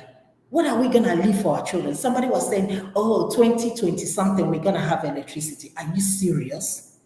20, almost like 40 years or 40 something years from now, we will not be here, definitely. Most of us will not be here. Then you'll be talking about electricity. What are you going to talk about? Healthcare. We will never even see that one again. Come on. Let us have our senses. Let us fix Nigeria. Let us be honest. It's not about tribe. It's not about religion. And like I always say, when you go to buy one loaf of bread, the person selling bread will not ask you, which political party do you belong to? They will sell you the same price. What Tinubu is going to pay is the same thing I'm going to pay. It's the same thing a woman selling green vegetable along the road is going to pay. So it's going to affect all of us. It's not only Igbo. It's not only Yoruba. It's not only the South, North, East, West, South. All of us going to be affected. Thank you, Phil. John Abba. Thank you so very much for giving me the opportunity to say something again. I think I said this on this show that this election was one of the best elections too.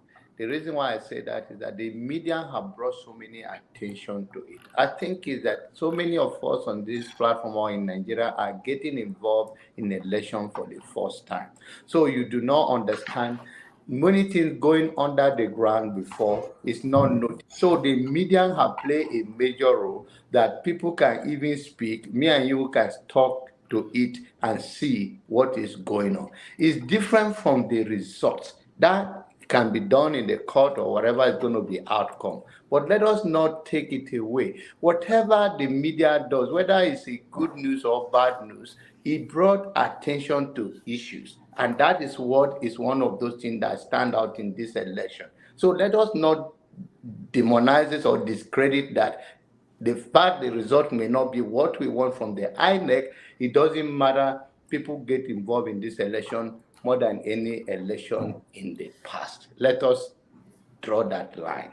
And another thing is that when many of people have spoke about the Tinubu on the Time magazine, and I'm always going to echo it, is that in media, Rudolph knows better, whether it's a good news or bad news, once it draws attention and people pay attention and make money out of it, is a good news in the media world. So that is the truth, that is the fact. And the fact that he managed to be a president with the media in 21st century of one of the most popular black nation on earth is enough to bring that name. Whatever the judgment they use, that is that. On the big issue of arrest, I don't wish any Nigerian or any human being bad or good. Whatever happened with time, we will know. I don't want to read so much into it, but all I know from all I have said on this platform or anywhere else I have opportunity is that even Jesus Christ cannot help Nigeria, the situation we are. That is the truth. And the truth is that let us look into ourselves and we are the change. We, you and I. And if you and I cannot grow to a level of a good judgment and understanding and tolerance of one another, we should not expect it from any politician that is running for an office. I hear that people say LP people switch party. They are the same people. So what does that one mean? It's not like a new generation of somebody that come and fresh, that never run from office. And even if you run for office, you run on political ground. And it means that will bring a change, that you are sending them to Abuja to bring a change or house in the state. That is a lie we always tell ourselves over and over. The people have to rise above the phrase and say enough is enough. Take it to the street. The people, whether you like it or not, if you take it to the truth, you should be ready for the consequences. People will lose their life. That is a reality. Is that what we want? No, but that is it. When we get to that level, then we are talking about the change that that people are say we are between the rock and the hard place, and we can't take it anymore. Then we can start to see the changes. The tribal play out here and religious stuff is not going to help us. It has not helped us in the past. It's not going to help us in the present, and it's not going to help us in the future. What we want is a place where any other person can strive, just like we are in any part of the developed world. We may face other discriminations, but at least if you work and you earn it, they give it to you. Let us pray for that and work towards that, and we can have a better future. But for now, since I came fresh, I think I have some doubt, but we'll talk about that in the next section of discussion. But thank you again for not marginalizing me and not cutting me off. God bless. Rudolph, can you give me 5 seconds? I just wanted to add some context about what they said about these elections being one of our better elections. So there's this report that is on People's Gazette. It looks like what was presented in Washington, D.C. They're talking about the number. I mean, it's a sore topic, so it's not. I mean, they're talking about the number of casualties in our elections. So in 2023, they've officially recorded 28 casualties, compared with 2019, which was 150 casualties. In 2015, it was 100. But in 2011, it was 800. So based on that, we're not where we're supposed to be. Nobody should be dying in our elections. But when you look at the trend, it's trending down. We're not there yet. But when you look at the trend, it's trending down, starting from 800 in 2011. I didn't even know 2011 was that bloody. We had 800 deaths in 2011, and it's gradually gone down up to 28 that we have in this current election. So it's not saying Where did you get 28? That's ridiculous. Wait, it's on People's Gazette. It's on People's Gazette right now, and it was about 84. I don't know where you got that from. I'm saying 28 right now. I can share the link. It's on People's Gazette.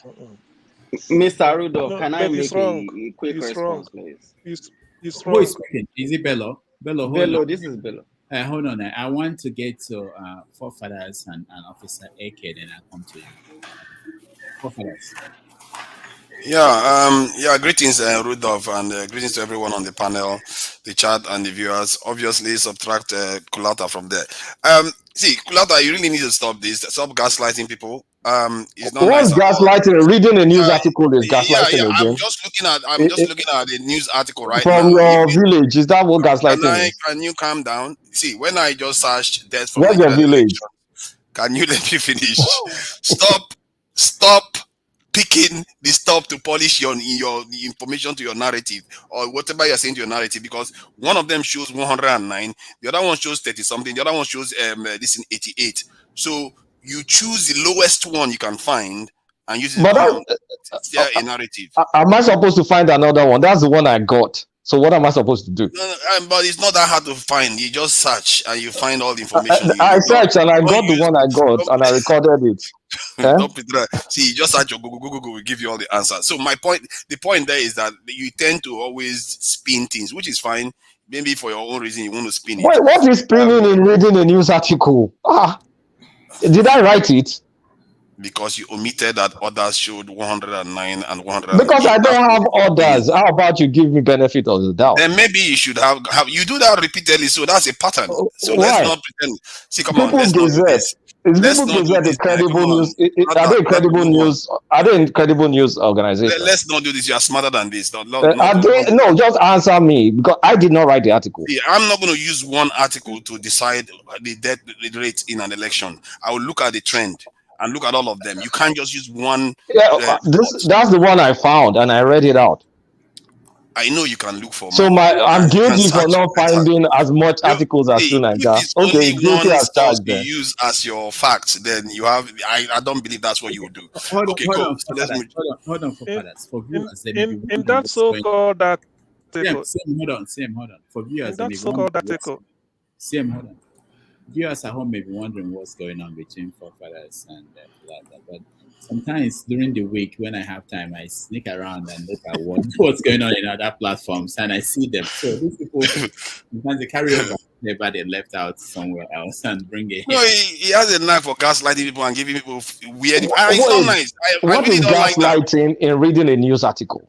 You must be redefining the term gaslighting because Nigerians are now familiar with that term. They just throw it at anything. Okay, let me tell you what that is. Because you know better, you should give people clear information. You omit stuff and just People's Gazette narrative. Did Kulata write People's Gazette? You can check the article. It's not my name. Are you choosing to do this? Anybody that listens to Kulata should listen to Kulata with 5 ears because you need a lot to decipher what he's trying to tell you. So for me anyway, I don't even know where to start from because what I've seen in the last couple of weeks has been quite lamentable. I don't even know where to start. Right now, all our major leaders are outside the country. From the presidential candidates, all of them. They're outside our country, and Buhari is not going to come back for the next 4 or 5 days. He's in Saudi Arabia. Tinubu had disappeared into France somewhere, and Peter Obi is being arrested in the UK, and Atiku is probably somewhere in Dubai. I don't even know. I'm not sure where he is, to be fair. That's the only one I don't know where he is. So this is, I don't understand how we got here, and this is really bad for a nation. It's a very bad sign. This is the first time I've ever actually monitored Nigeria's this in the election cycle. To watch a couple of weeks after the election, we've not even seen the presidential candidate, the one that is president-elect, and all the candidates are missing from the country. And these are the ones we know, not to mention all the other, officials and all the rest of them. Somebody said that they have handlers handling all of them. This is what I've been complaining about. These people are not our leaders. They are not our leader. They are behaving like caretakers. It's like they are just running a farm for their masters overseas. Whenever they finish the election, they finish what they are doing, all of them run back there again to go and take instruction. How do we allow this to happen? There's no nation that does this, I've never seen any non-black nation that behaves like this. I don't know how we became this way. We are debating whether Times Magazine likes somebody in our country or they don't like it. If Time Magazine like you, don't think it's a compliment. It's not a compliment. All these things, I don't understand how we always subscribe to other people constantly. Personally, it's really lamentable, and I really wish our people, you are all overseas. You have friends that are from other countries. Check the way their countries are behaving. Why is it our own are like this? Constantly. And we've just come to accept it now. Every day we sing about fella talking about colonial mentality, and we still remain that way. We are all aware of that song. That is more than 40 years ago now. And we still do it repeatedly. How do you ever correct something? It tells you that sometimes we might know something intellectually, but it doesn't necessarily mean the stuff will change until somebody does the right things, the right rituals, like I like to call it, to change stuff. Because I don't know what Tinubu has for Nigeria, but something tells me that if you are spending all these weeks in France, I'm not sure it's that good for us. I don't know what it's for us. He's running the country for. If anybody that comes to run this country and they are busy running to these Western countries, be wary. Because these same Western countries they've been running to for the last 60, 70 years, look at where we are. What good has it done us? Maybe they should change the countries they are going to.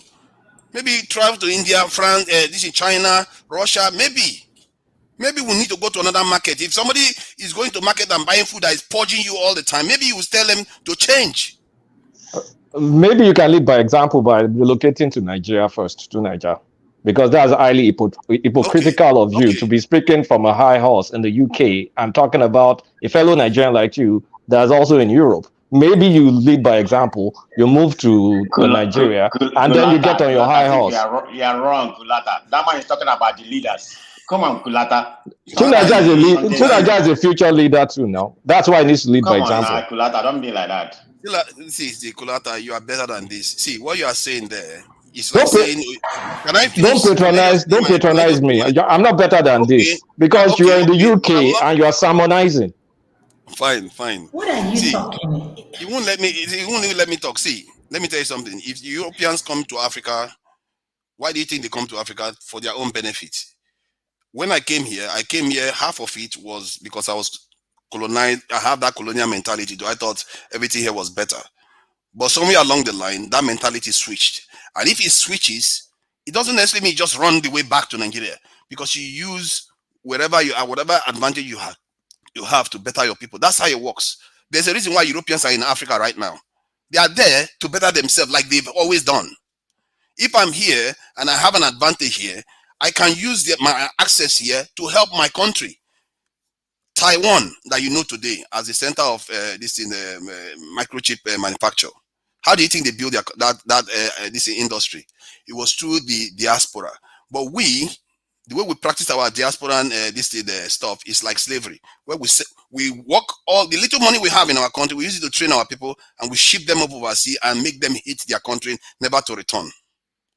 That is a big difference. If you turn your mindset, then it's like a two-edged sword. You have now turned it to favoring your country. All our people that are in the diaspora, if they turn their mindset to favor their country, instead of spending more than 95% of all their income in the country they are in, and they start shifting it back to their country, they will see how fast things change.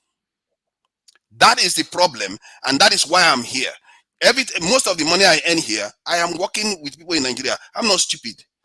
Because it's like when you are in the tug of war with your rivals, then people from your side leave your side and go and start working for the other side. That's what Nigerians are doing all the time. When they go overseas, they go and join the other side, work in their military, build everything for them against the interests of their own countries. That's what we are doing. I've decided that what is the point of keep doing that? You have to change the narrative and start doing it for your own country. Because who else is going to do it for you? So your woman that is going to come and build it for you. They will not build it too. They've never done it. If anything, it's in their interest for us to remain as weak as we are. My concern is that what I've seen in this election is very, very bad signs. This is why our people hate our leaders. But you can ask yourself, look at what Kulata is questioning me about right now. Our own people, we are also part of it. Because our consciousness has not risen enough to understand that it's about our country, it's our own land. We need to fix it. And we have the capacity to fix it. We don't need anybody's loan. Abacha did not borrow money from IMF. And yet he was able to increase the national reserve. How did he do that? Nobody asked. And this is the guy that they cause as the most corrupt leader in Nigeria. Why do you think they hate him most? Nobody bothers to ask critical questions. Why did this man not borrow money from other people? Why did he not travel out of Nigeria so much like other leaders? And yet, he's the one that saved up money for Nigeria more than many of these leaders. We are always proud about Peter Obi leaving money for people. Abacha left money for people. He didn't squander money. But yet, we know him as the biggest thief of Nigeria. Why? All the ones that have been borrowing money from IMF, what good have they done us so far? They keep leaving us in poverty and traveling overseas to go and enjoy with their bosses overseas repeatedly. It's so alarming. I was surprised to hear that our Supreme Court judge was in London the other day. It's like they are all there. We need to stop this, and I think we need to nip it in the bud, one at a time. Best, don't go overseas for treatment, except you have a waiver. You have to have a waiver to go overseas for treatment if you are a public official. Build this health institution in Nigeria so they can be staying in Nigeria. Limit at the rate at which they keep going overseas. All these leaders, why do you think these Oyibo people, when they want to punish them, they'll say, we're going to take your visa away from you? Visa, seriously? Visa is one of the biggest sanctions against our leaders because they are addicted to traveling overseas. Who cares? Keep your visa then. There are other countries to travel to in the world. Look at South Africa is exerting itself more than Nigeria. Nigeria is more than 200 million in population, one of the most important black nations on earth. You can't even believe, if you look at the map of even water distribution in the world, Nigeria is very secure. It's one of the most secure countries in the world. Other countries, look, South Africa is exerting itself, is part of BRICS. Nigeria, we're just busy running to Western nations. I don't know where to start from. The thing is really deep, and the whole thing is it's unbelievable. When I look at it, it doesn't make me happy, but there are still signs that it is possible to turn the tide. Like I said, half of it is just turning your mind. Myself, when I change my mind that I'm going to be spending money in Nigeria instead of spending it overseas, it doesn't take a lot to do that. It's just an epiphany. If millions of Nigerians do that, you'll be surprised how quickly things will change. If millions of Nigerians that are overseas decide that they're going to invest in their country, they will have a stake in the country. They will not they will not want anything to happen to the country. They will not want anybody to mismanage the country. I know that because I did the same thing. I was in the UK for almost 15 years before I started investing in Nigeria. When I did, my approach to the country changed. If you don't have a stake in something, why would you care? You just come online and complain, then you go back, everybody go back. Because the only stake you have in Nigeria is your family members. Put your money there, take risk in the country. That is what other people have done. If you look at the story of China, India, all of them is all the same. It's not me that is saying it. You go and research it yourself. You will find out that's exactly what they are still doing it to today. They are still doing it till today. The Chinese government is still giving money to its citizens that travel overseas to invest in those countries. They are even investing in Africa like that. They'll send their citizens to Africa, give them money to come and invest in Africa to buy up companies and start owning stuff. Why are we not conscious of all this? We see it happening in our face every day. So personally, I don't even know where to start. All I can say is that have a stake in Nigeria, turn whatever they are using against us right now, turn it against them. It's a double-edged sword. Our presence there is a powerful thing, but we are not tapping into it yet. And if we tap into the greater diaspora, that their purchasing power is over 1.6 trillion. Even 1% of that. We've not even started tapping into our strengths. We just complain most of the time because most of our eyes are not open to what we are capable of doing. We don't need IMF loan. The money they are giving us is nothing. If we put our own resources together and decide to do something for our country, we'll sort our problem out. Thank you. Thank you, forefathers. So, FYI, Abacha left us with less than $9 billion foreign reserve. That wasn't it was one of our lowest reserves. So you said Abacha left us money. No, it did not. It's like it's less than $9 billion. It raped the country financially. I will confirm what you just said. I don't believe that. Because you have a knack for talking about the stuff under the table, the one he left under the table. That is Father Christmas. We're still benefiting. We're still benefiting from his Father Christmas gestures. The one he officially left is like less than 9 billion, but we're still getting his Father Christmas benefits. Let me confirm it now. All right. Officer AK, welcome to the show. Thank you, Doctor.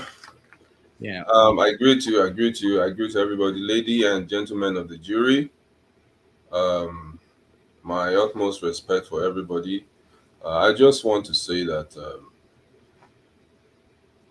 I think we need to be aware that there are other people on the other side of the divide.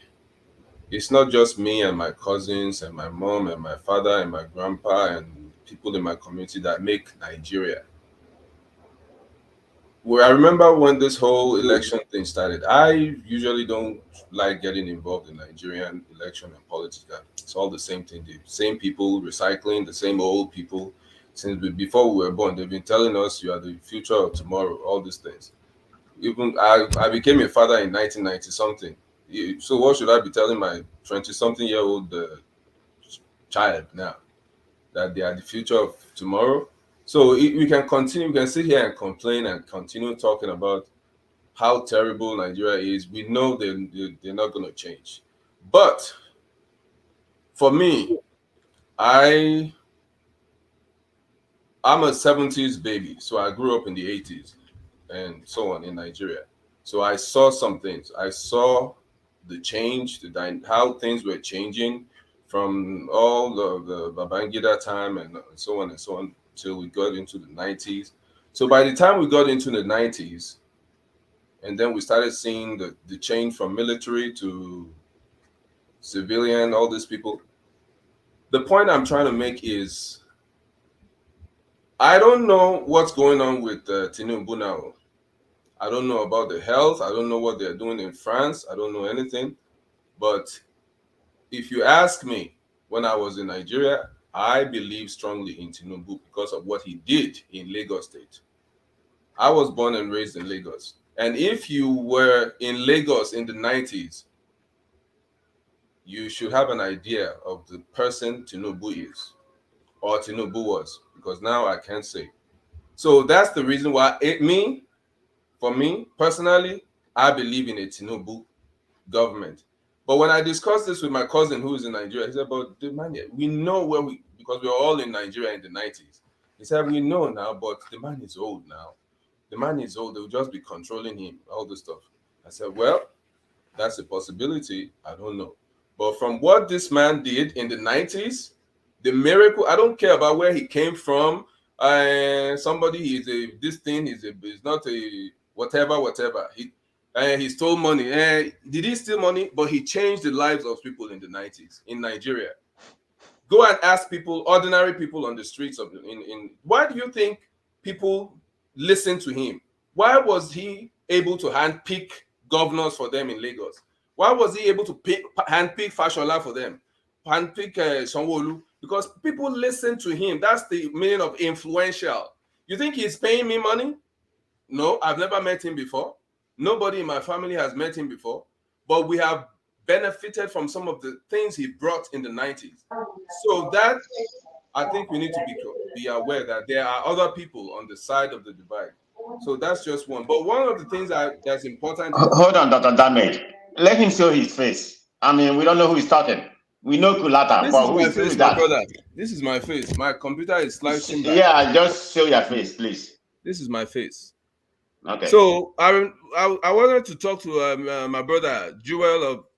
I wanted to talk to him that don't just be castigating and criticizing the people on the other side. There are real people on the other side who voted for this man. Even though we may be here, we may not vote in Nigeria, we may not be campaigning, but there are real people. I told another friend of mine, Joy, she lives in somewhere in Anambra State. But I said, do you consider those village people in Kebbi State, in Katsina State, do they have social media? Those people, they will only listen to what their leaders tell them. Their local government or their governor, whatever, they will say, this is the person we are voting for. They don't have Twitter, all these things we are doing. They don't have that. So this is what I'm saying. That's the definition of influence. This man has influence in all these places with all these people. And if you want to take control, you don't just come and fight and start punching. No, it's strategy. That is one lesson people should learn from this Tinubu man. If you want, yeah, he's God old. He forbid. may not be good for Nigeria, whatever you can say. God But learn, how did he forbid. get here? Did he pay everybody off? Those people, did he pay them off? He get here through fraud. He got where he is through fraud. You don't know his age. My brother, 1998. my brother, 1998. I hear He you. gave interview to the Guardian.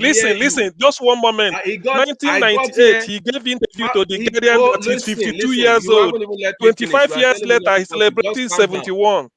That is just fraud. I'm not telling you coming down. all this stuff. You can continue talking. Joa was saying, oh, he's a convicted something in the US. We live in the US. I'm a police officer here in Texas. What is the meaning of conviction? What is the meaning of indictment? What is the meaning of charging somebody?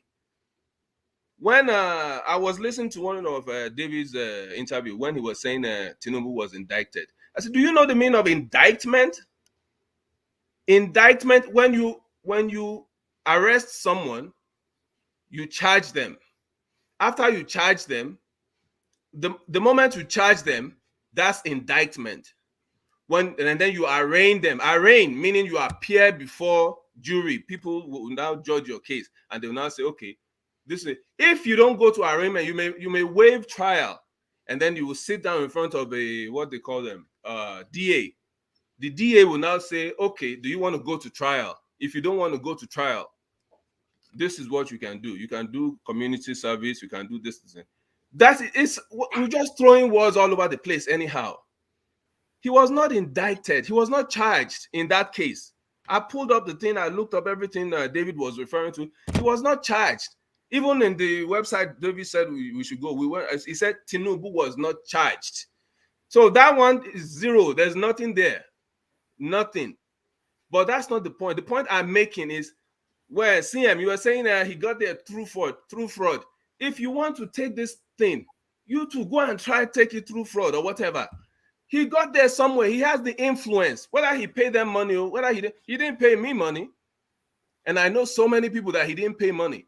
So, but the point I'm making is we don't come and sit down here and just be throwing words about. We need to look for a way to make impact. And I want to give it up for my brother, forefather, some of the things you said, that those of us who are abroad, the things we can do. This is a big lesson. This whole online obedience movement thing is a big lesson for a lot of us, that we can actually make impact if we want to. So instead of all this murmuring and fighting and between ourselves and saying Igbo, Yoruba, this one, that one, I think now we know how to bring them to the table and ask them questions and make them, make them answerable to the people. That's number one. Number 2 point I want to make is this whole Obi arrest or detention something. I think in the interest of Obi, he himself should come out and say, because this is beyond politics. This is your image now. You have an image to protect. Now you have a bunch of young people who believe in you. So in the interest of coming clean, just like whatever is going on in the LP party, that some people are saying, oh, they are fighting between themselves. Some are trying to come clean. Some all this forgery. It's a lot. It's a lot going on. And if you whatever is going on in the party, I've never been a social media person. I've never done all this Twitter until this election time, because I see the whole thing, the whole obedience, something. So, my kids, all the people that I said, okay, what's going on? I said, you need to sign up for. So I signed up for Twitter. So I started reading all this stuff. And then I found out, it's through all this fake news on this side, fake news on that side. It's a lot going on. But the point I'm trying to make is, for his own image, to protect his own image, he should come out and say, oh, yes, because all we are hearing, they say one of his businesses was suspended in the UK. Something about his tax or something. We're just hearing rumors. We don't know what's true. First, they said he was arrested. He was deported. Which one is true? We don't know.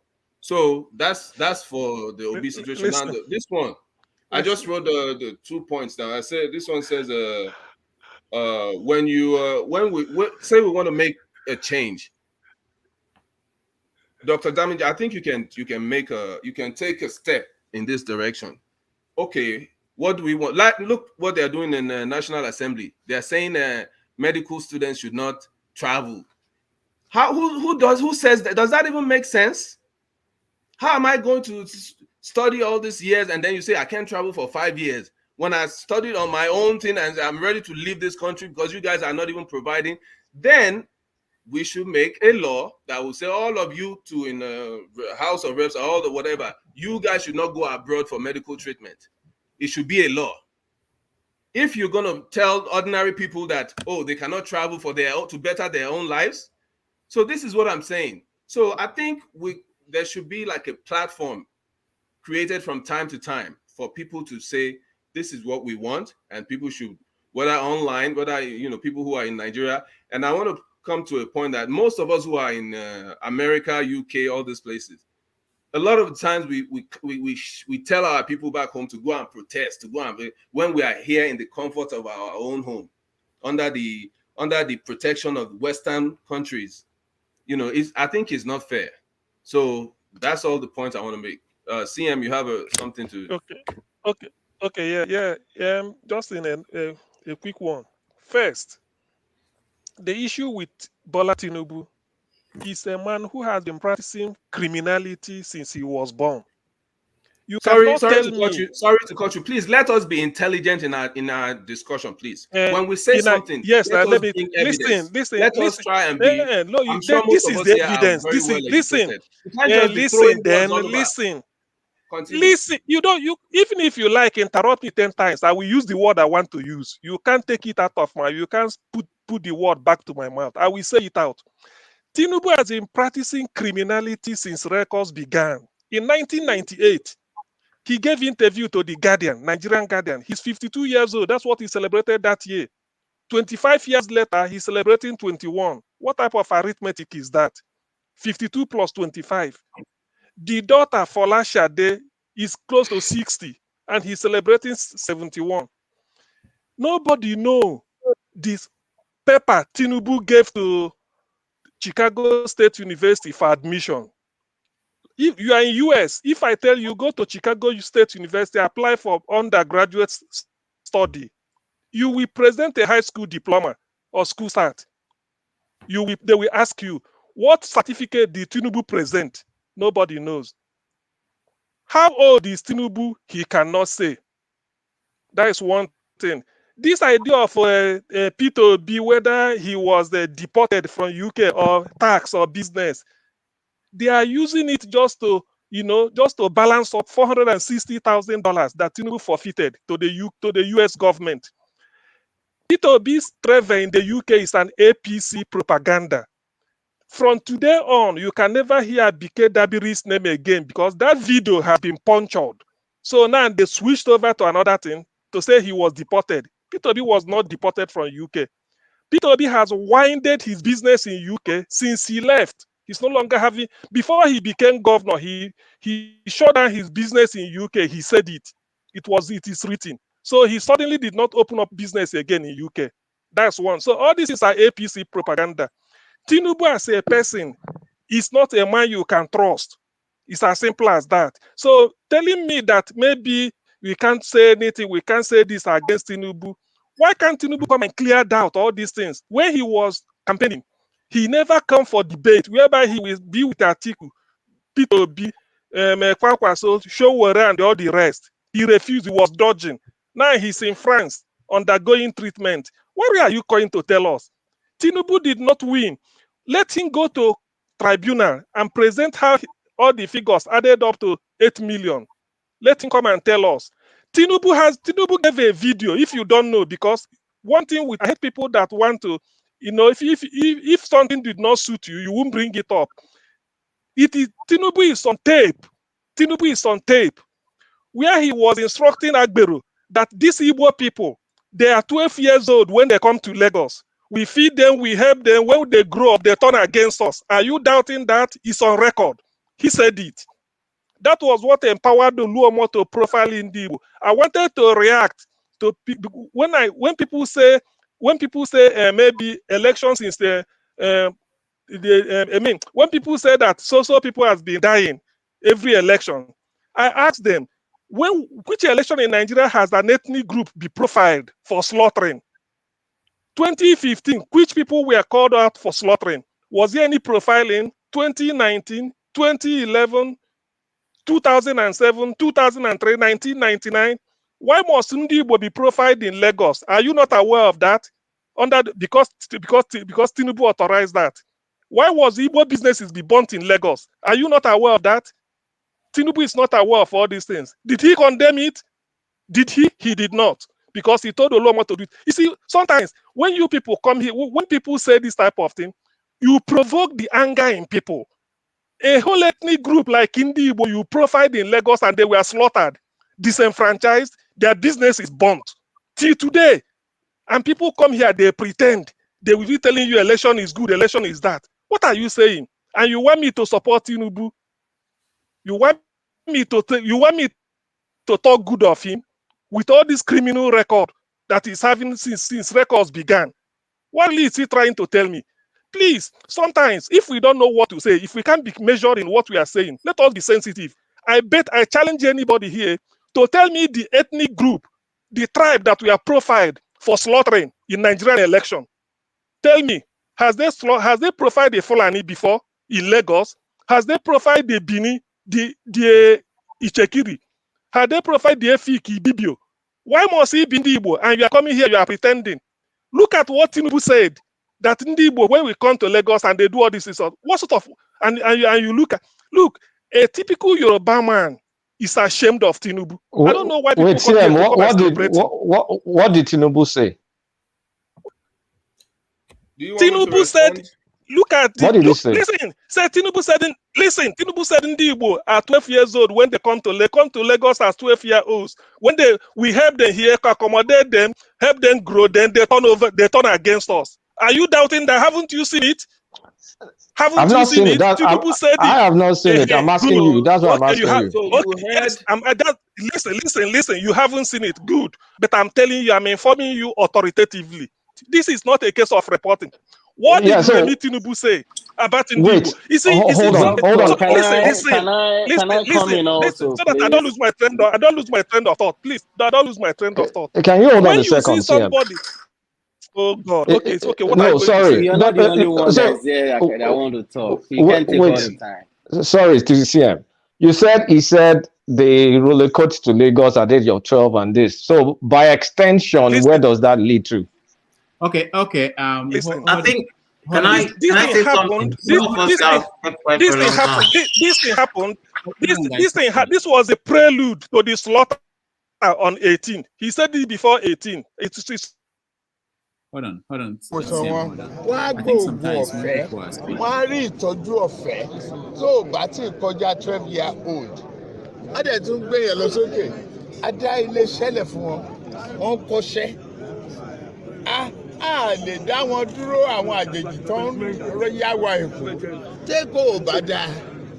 Tó bá jẹ́ àrùn ló ń ṣe wọ́n bí. Tó bá jẹ́ àìfọkànbalẹ̀ ló ń ṣe wọ́n bí. Tó bá jẹ́ àìríṣe ló bá wọn bí, wọn ò ní máa wà. Àwọn tó ń ya bo Èkó tí wọ́n kúrò lù wọ́n tó ń wá sẹ́kọ̀ọ́, àní wípé wọ́n máa wà. A lè sọ pé wọ́n dá fún ìgbìyànjú wa. Eléyìí tó kù ó di Síwájú.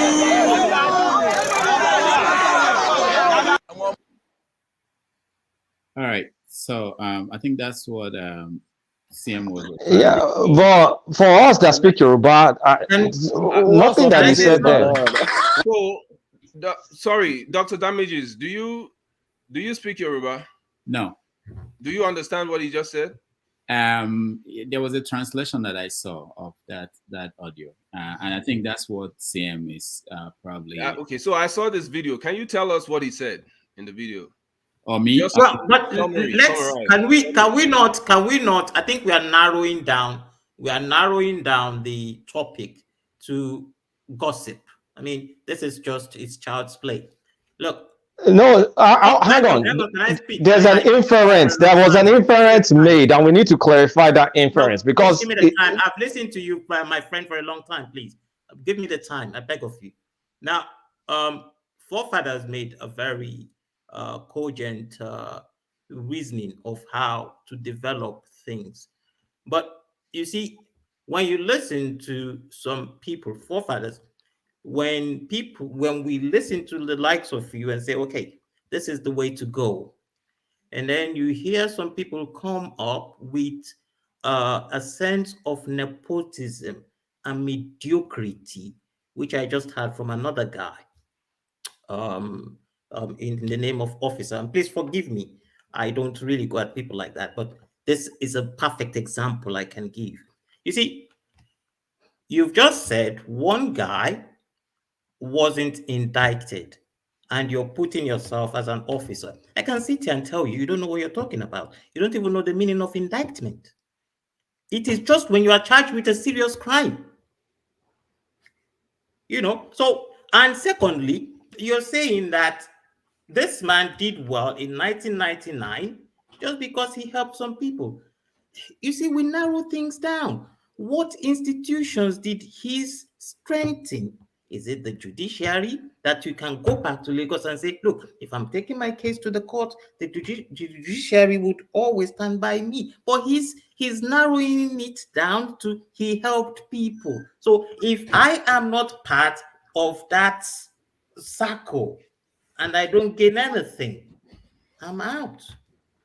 So this is, you see, forefathers, this is why you're. So you just please directly, can I finish? directly attacked me. I didn't say anything to you. I will keep quiet. Just directly call me a mediocre. No, forgive me. No. I didn't call you a mediocre. I don't know what I'm talking about. Do you want me to bring all my uniform to show you? No, please. You don't need to do that. Officer, can you be quiet, officer? Let that guy talk, please. You may be officer, you just okay? attacked me and you say I should. Okay, continue. We don't care about you being officer. Let the guy talk. Man of prestige, please. What I will say is let him finish. And then officer will respond. Go ahead. Okay, yeah. Okay. So, forefathers, you can see now that some of us who would really want to go back and invest. When you hear the kind of things, and please, my friend officer, I have not called you a mediocre, but making it clear. But I believe what you've said is a mediocre statement. So how you take that, I don't know, but I have not called you a mediocre. But it's mediocrity to say that when you were in Lagos, he helped people. I mean, it's mediocrity, whichever way you look at it.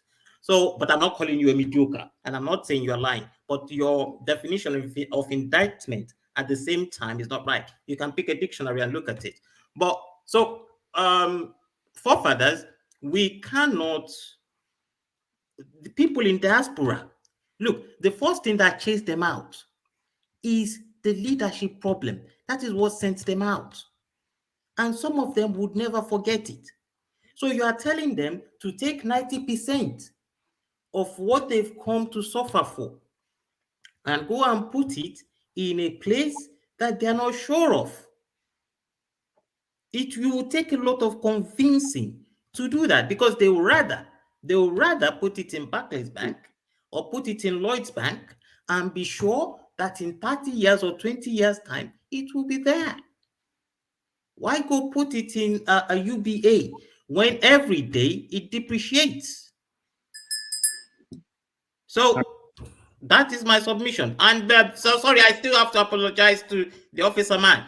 Look, in conversations or debates, I could say you are talking rubbish. It doesn't mean you are rubbish. It's just what you're saying at that point in time. So please don't think I am calling you names. I'm just saying that statement is a sign of mediocrity, whether you like it or not. So don't think I called you names, please. Thank you. Thank you. Let me just respond to that last point he made. See, what is the use of your wealth if it is all for the West? What is the use of any wealth you create if it's for the West? Okay, now this you see, this is why I said we should not narrow it down to God. I'm not talking about me per se, but if you look at it, you come, some of the people who are in the West, if they tell you how they got there, you'll be so shocked. They came with nothing, practically nothing. Now they've made whatever they've made, and you see, there's one thing that brings anxiety the most. What would I eat tomorrow? So you're telling me to work all these things out and go put it in an economy which is uncertain. Some of them Your will rather economy, not an economy, your economy. All right, wait. Some of them will rather go put it in Namibia or Mozambique. Okay, let's That's an African country. A color, because it's safer there. Let's stop you here. Okay, let's get back to what we're talking about. Let's stop here. Officer. Okay. But it's an important point, you know. But yeah, no, I know. Need to gossip. It's so far away from. So let me just conclude. Yeah. So right now we are here. We are not going back. The question is which way forward. Whatever is going on with the tribunal in Nigeria is going on. Whether we like it or not, come 29th of May, Asiwaju will be sworn in. Whatever happens next, we don't know, but he will be sworn in according to the Constitution. I forgot the section which says, even if the court finds otherwise, the person who was announced will still be in office and enjoy the benefits of the office, even if the court's going to rule otherwise. So now the question is, how do we move forward? What do we do from here? And this is why I was referring to what Forefather was saying, that we should have a way to call these people to order every time. Now, this election just showed that there's no free meal anymore. You can't just claim 10 million votes because that's the population in my community.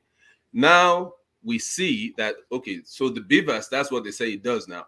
It confirms how many people, it prevents overvoting, like they said, right? So now they know that now they have to sit up. So now, moving forward, we should be able to say, okay, no more Nigerian going hungry. We want the federal government to establish what they call food stamps, and make a petition and come on social media and everybody come vote, and then people protest, and then we can get things done from there moving forward. I hope you guys understand what I'm saying. Moving forward, we should have a way to check these people. So that's number one. Number two, we have FBI in America. We have local police, we have city police, we have state police.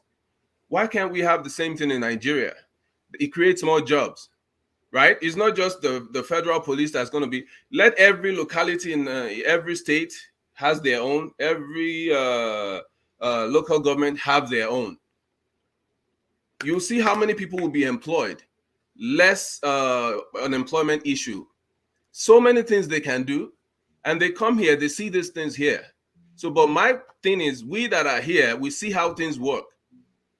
We should be able to contribute in our own creative ways, not just telling people to go and fight and go and die while we are here enjoying or sitting back here. But moving forward, we should be able to put things, tangible plans on the table that people are going to be able to follow. All of us, even us in diaspora, and going to say, okay, we want this done, we want that done from now on. And then we can come together and say, okay, so let's forget about Peter Obi, Tinubu, and somebody in London, somebody in somewhere. Let's tangible ways, tangible things we can do to put forward. That's my submission. All right, thank you. Jonaba, and then I'll come to Bello. Yeah, Jonaba, go ahead. Okay, to officer, can you hear me? Yeah, he can hear you. Go ahead. I hear you, brother. Okay, you say you live in Denton, Texas? Dallas. You live in Dallas? Yeah. Okay, thank you. The issue, okay, thank you for your service anyway. I think we can do better than this as people on this platform. Let's talk about this platform that Rudolph Okonkwo have given us opportunity.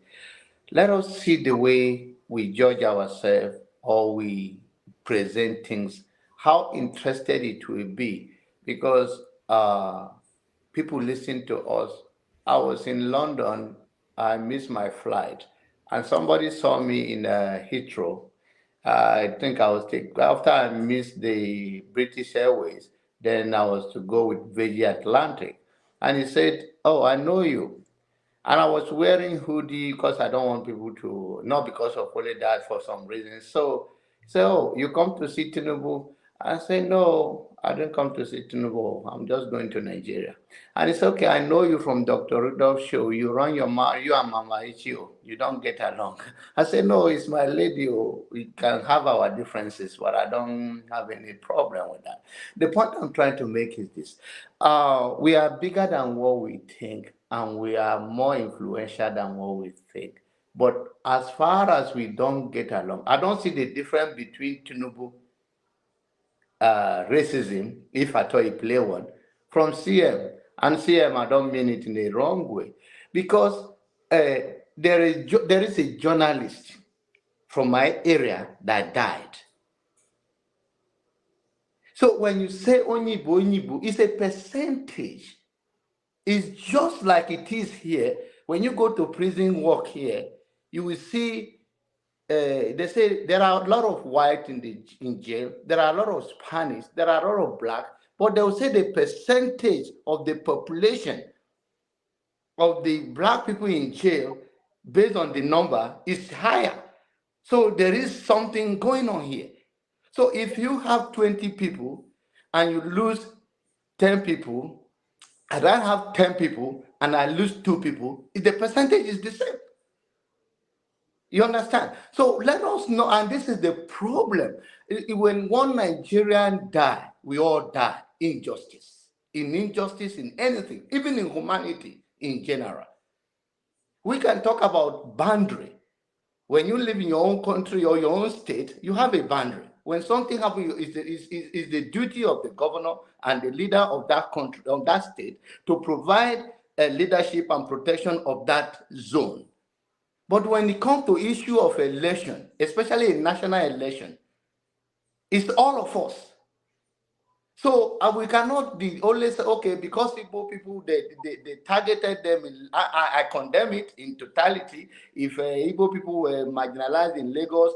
But it's not about only Igbo. If these people mind in the north and in the west and in the east, as far as you are not speaking Yoruba, you are either Mbati, whatever they call you. When they see you on the road, especially if you are light in skin, they don't even think, even in Lagos, they don't think Benin people are not Igbo. And the same thing happened in the north. Whether you are a Muslim from west, and they are going after the west or the east, they still go after you. It's the same thing all over. And based on that, even in the north, as far as you're not speaking Hausa to the most primitive Hausa people, they call all of you Nyamri.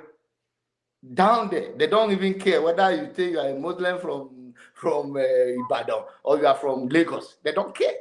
And it's time to educate ourselves. Our differences is lack of understanding of one another. And our religious bigotry and all those tribal things, it will not help us on national stage, which means we still remain divided. Only Igbo cannot win the national election, only Hausa cannot win national election, and only Yoruba cannot win the national election. But when we buy to this narrative of these people who do divide us through their words and they divide and control, then we'll still remain in this captivity for many years to come.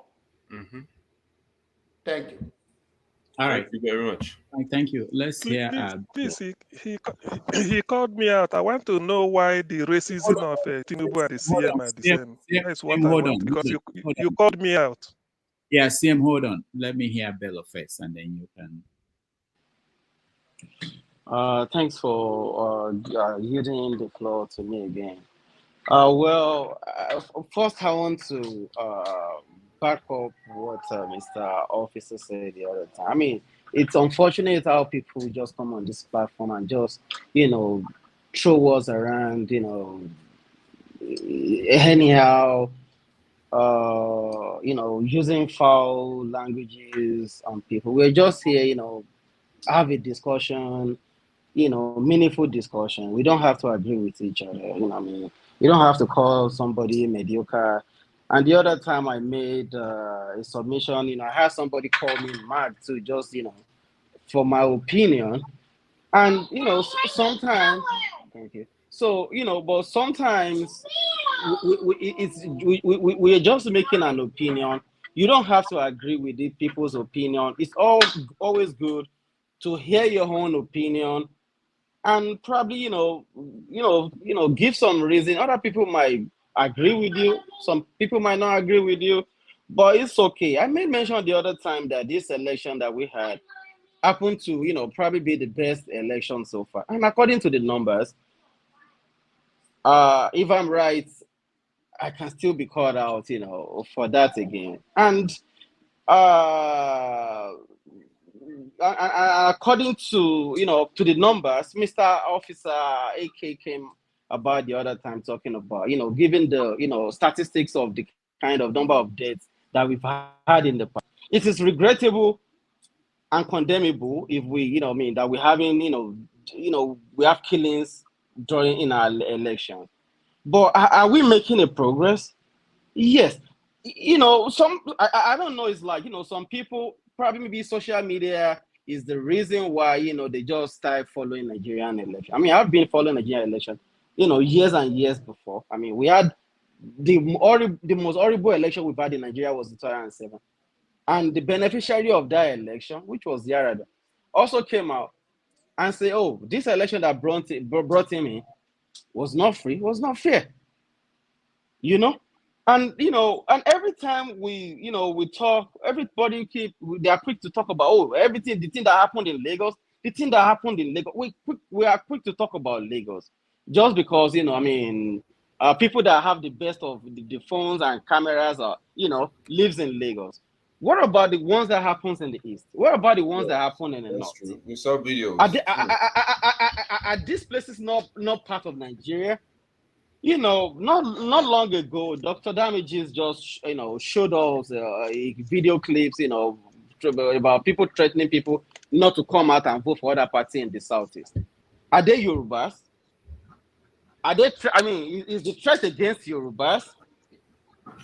I mean, somebody talking about. I heard somebody talk about the targeting the Igbos.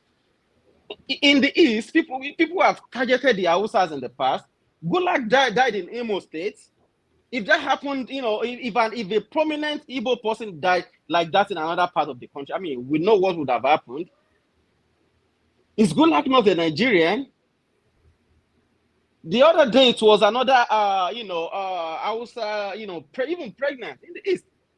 Everyone did not fall in Nigeria. I mean, I'm not trying to justify all these things, but sometimes when we talk, we should condemn things. Generally, we shouldn't be a kind of ethnic champion. I mean, come out in the public space and start just try to cover up one and make a huge issue about one. And I still stand to be corrected. This last election happened to be our best election. It might not. I mean, like I said, we can improve, but if you don't follow our elections up to this 2023 election, I mean, you would never know. Go and look at the figures. Go and look at the numbers. It has never happened in our history of our election whereby governors, I mean, our governors, we all know them there. They take the Senate as their retirement home. Look at how many governors lost election in this last election. In the past, we used to have like million, zillions from KKK, Kaduna, Katsina, What was the figure? That was. I mean, when I say something, I have figures to back it up. I'm not just talking about sentiment and something like that. But I just want to rest my point here. Thank you. I wish you all have a nice weekend. All right, thank you. Okay. Okay. So please, can I clear my destiny? Okay. John Abba said the racism of Tinubu is equivalent to CM. So I want some citing. I need clarification on that before I land, because you called me out. I'm talking to John Abba. This is the same thing that Bello just said. I told you that when you are talking about Onibo, you have a right to talk or to agitate for your people. But in this election and every other previous election, it's not only Igbo that died, and this is a national election. And to the fairness of everything that happened in Lagos, because Lagos is so diverse that even Obi won the election, whether you like it or not, because he did not win the totality of the election, you may discredit that. But that is the thing. When people like you now say, oh, okay, it's Onibo, Onibo, Onibo, it's not only Onibo that died in Lagos. And I've told you who died, that if it's 10 people died from your area, that out of 100, and out of 10, 2 people die, it's equivalent. You cannot silence the other one. If you want to agitate, let's agitate for a change for all Nigeria. No one needs to die for practicing or to exercising their voting franchise in Nigeria, whether it's Igbo, Yoruba, Hausa. And I respect that, but you were saying that Tinubu was saying that the Igbo people came to Lagos when they were 8 years. I do not understand that the video play. But why I say you are equivalent to, you are emphasizing so much on that, like, okay, it's like it's between Igbo and Yoruba. We are all Nigerians, for God's sake. Another ethnic group. I told you about a journalist that died from my own place. Now you are downplaying that when you're emphasizing on that. But I respect that you can speak for your people. But on national election, it's all Nigeria. See, the thing is that I hate people being disingenuous. What I'm saying is in the mainstream media, it's not me. When you hear Ruben Abati say it, when you hear Shehu Kimbaloye use it to interview that Ndi Igbo were profiled in Lagos for slaughtering, it's in the news. So do not take it. I'm only repeating what is in the news, which we witnessed. One thing you must know is that there are different people doing businesses in Lagos. Okay. Ndi Igbo, the business of Ndi Igbo was targeted and burnt down. Tell me the one of TV people that was burned down in Lagos. Tell me And the business belonging to. That is your narrow-minded thing. Listen. That you think Listen. It's not narrow-mindedness. It is what happened. Listen. It's not narrow. It's not narrow. It's not narrow. It becomes narrow if I'm making it up. This is what happened. Igbo businesses were burned down. You asked me a question that I should tell you how many business. was burned You see, down. your own. You see, listen. You can, if you like, you can measure narrow-minded from now till the kingdom come. It doesn't make any sense to me. You don't have Igbo businesses were burned down. It is written. It is written. Listen. Don't forget. I know where you are heading to. Igbo businesses were burned down. There's no. That's why you want. Let me, because I like to put things in context or reference. Iwanyanwu is not me. Iwanyanwu said it in Anambra that as the elder chairman of the Ohaneze Elders Council, he has authorized, he has inaugurated a committee to look into it, and then total the losses, they will present it for compensation. Iwanyanwu said so. Go and challenge him, not me. So the thing is that you are in denial. All these things I'm saying, I'm only making reference. I'm not making anything up. Iwanyanwu that said it, it wasn't me that told Iwanyanwu. Iwanyanwu is Ohaneze member, and he said it nationally, openly, in Anambra during Soludo's one celebration in office. So listen. So this is the narrow-minded issue. You can come here and say with all your tribalism, your own is that I can't understand. See, listen, I can't. See, listen, I'm coming. Just please let me make this one, because he's been interrupting me. I allowed him to say he interrupted me a lot. Let me tell you, if somebody is quoting a verse in the Bible, you don't tell the person is wrong. You go to the Bible. If the verse is right, you interrogate the Bible and not the person. I'm only pointing you to what. Okay, he ran away. I'm only pointing you to what was done. You can't come here and then deny the obvious. Ndi Igbo were targeted for slaughtering in Lagos. Everybody understood it. So many people apologized. Their businesses were burned down, and then you are coming here to deny. So what? Please, let us be careful. If you can't help build the economy, don't help to destroy it. It's painful. that people will set up their business in Lagos, they are targeted. Who is Oluomoto threatening the Igbo? Nobody is saying that. Am I making it up? Did we not hear what Oluomo said? Did we not see the effect? That's some money that went back and has been burnt in a market. What have you got? I think that see CM, calm down. See, you have to worry more about the lives lost, because sometimes when you talk too much about business, you are not taking into account the lives lost and the lives that have been damaged. And regarding whatever you lose, material things you can get it back relatively easily. And the idea that because you lose material, everywhere there is risk in the world, there's recession that goes on in the West, you lose money and all the rest of it. I like the point Okolala made the other day. There is the other time, regarding what is the purpose of wealth anymore if you can't use it to better your people? Because you're afraid, you can't bottle it up in the West. You have to bring it back to your country. Even if it gets destroyed, you bring more back. It's material things. You do it until you fix it. You can't be just like battle. People go to war and fight, knowing full well that some of them are going to die. Do they just say, "Oh, because I'm going to lose my life, I'm not going to go"? But at that point, you are not differentiating sacrifice from investment. Investment, I want money back. Sacrifice, I'm wasting it. So you're actually wasting it. If I can invest money anywhere else, that I'm sure it will bring me returns. Why do I want to go to where it's not safe? Just because there's an election coming, everything goes up in flames. How do you explain that to a businessman?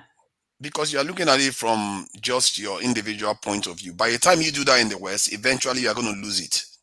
Because that place you are investing it in, you don't have control over the environment. They can decide to take it away from you. The problem with our people is that we just went to the West recently in the 60s and 70s and 80s. Go and look at what was happening to the African Americans. There's a reason why they are at the bottom of the totem pole. Anytime they try to rise, they drag them back again. And that is because they still need them. But when they don't need them anymore, they can do whatever they like with them. If you invest in the West, it's just for your own personal convience. In reality, your own heritage is being destroyed. You can come out with all these reasons. Hold on, guys. Sorry, Dr. Rudolph. Let me get at him. You can come out with all these reasons, but what is the percentage chance of loss? So when you give me the percentage, we are talking business now. If you want to talk business, if you give me the percentage chances of loss, and then you tell me, okay, if I take my money to Mozambique, put it in there, and tell me the percentage of if I go to Lagos and put it in there, what is the percentage? If you give me a reasonable percentage and not sacrifice, because you live once, and whatever you make, you want to enjoy it. If I have to keep losing it and go work again, then I've turned myself a slave out of sacrifice. Yes, I'd say, Rudolph, let's have this discussion because it's an important discussion. We can't. No, I know it's important to you and it's important to the conversation, but I don't want to. Maybe another day. The point is, I will leave very soon, so you guys can have that conversation. Not that I don't care about it, but the point is that there are people who are joining us who want to get the opportunity to, instead of having these two conversations with two people. Austin, welcome. I don't know. I went somewhere, but I'm not the type that always throws stones. When I came here, I saw a lot of, is it recrimination and counter-recrimination? You do this, I did this and did this. Those kind of things don't go well in my ears. So really, I think I came when somebody was saying that, somebody was claiming that this election was one of the best. Really, I don't think it was one of the best we have had. Some people used to feel that they vote since. We don't vote since 2007 too. Don't they vote? And I'm the kind, as I said, I'm the type that even if it's councillorship election, I'll go because Austin, sorry, 5 seconds. Which was a better election in your opinion? Can you repeat that question? I said, which was a better election compared to this one in your opinion? I think no matter how it looks like. No, just answer. 2015 was better. Wait, just let me 2015. answer. Come on, TM. You need to learn to take things easy. You can't force your standard on others. You don't force things down people's throat. If I tell you that this is my own take, if you like, accept. If you like, don't accept. Leave it. I wanted to say the same thing. 2015 was better. So in what ways? I was going to ask, because I don't, people just throw this casual stuff. Calm down. Why is it that you always like pushing things back and front? First, I like questions and answers. Your face, so I don't even think of engaging. No matter, just answer the question. I can't talk with a faceless person. I don't know you. I'm a ghost. Answer the question. I don't answer from ghosts. I can talk to Rudolph or talk to forefather because I know I see him face and I know this is CM and I'll say this. That's why I tell CM. I'll tell CM that please don't force your opinion on people. If you said 1 + 1 is 2, somebody says 5, leave it. That is just the basics we have here. Now, based on this, they have been rigging in the 2007, 2011, 2015, 2019 election. Most of these things we saw in other areas. This one was more obvious because everybody was looking. Everybody was watching. It was more obvious. People came out to see what is happening and how it's going. It's like saying that we are doing something in broad daylight and somebody comes in broad daylight and scuttle everything and goes away. It's okay. It now becomes the one in 2011 is worse than this one because 1 person, 2 person, or 3 people died. The fact that this one was broad daylight, I tell you that this is the rules of the game, and I breach the rules of the game. Betraying trust makes it bad. We know the too many. I promise. I assure you. Even in the international community. But what happened? It went wrong. Okay, in this case now, we have 3 cases. National Assembly election. Somebody made one statement that most of the big wigs did not come back. It's true because the Senate was transmitted. The House of Reps was transmitted. But the presidential election was not transmitted. So let's call a spade somehow. That's just the whole truth. So if we ask Emma, it's not like saying that this election we got is like how would I put it? It's like it's not to a certain extent. Yes, it's not to a certain extent. That's very true. That's very true. But one thing is certain here. It was not the best we have had. The 2015 election was better. Even in 2015, I clap for Tahiro Jega. He did pretty well. He tried his best. It was not as crazy as the one we had now. But 2015, we did not have beavers. We had ghosts. We had ghosts. We had kids. We had all those things. Yes, we had the card readers. All of us use the card. But we had ghost people voting, people that did not exist. Good. They were ghost people, which resulted to incident form. At that time, that was incident form, exactly. We don't have that anymore. It is true. That was the standard. It is true. That was the standard. But what I'm trying to say, what makes this one worse is because 1, everybody was watching. That was the first thing. Everybody was watching. 2, you have told us that this is what I'm going to do. You set the rules of the game. But when it came to a time where they were supposed to give a penalty, you say, no, it's an offside. When everybody knows it's a penalty. So the point is just, my own is the words. If I tell you I will do this, I will do it. If I say I will not do it, I will not do it.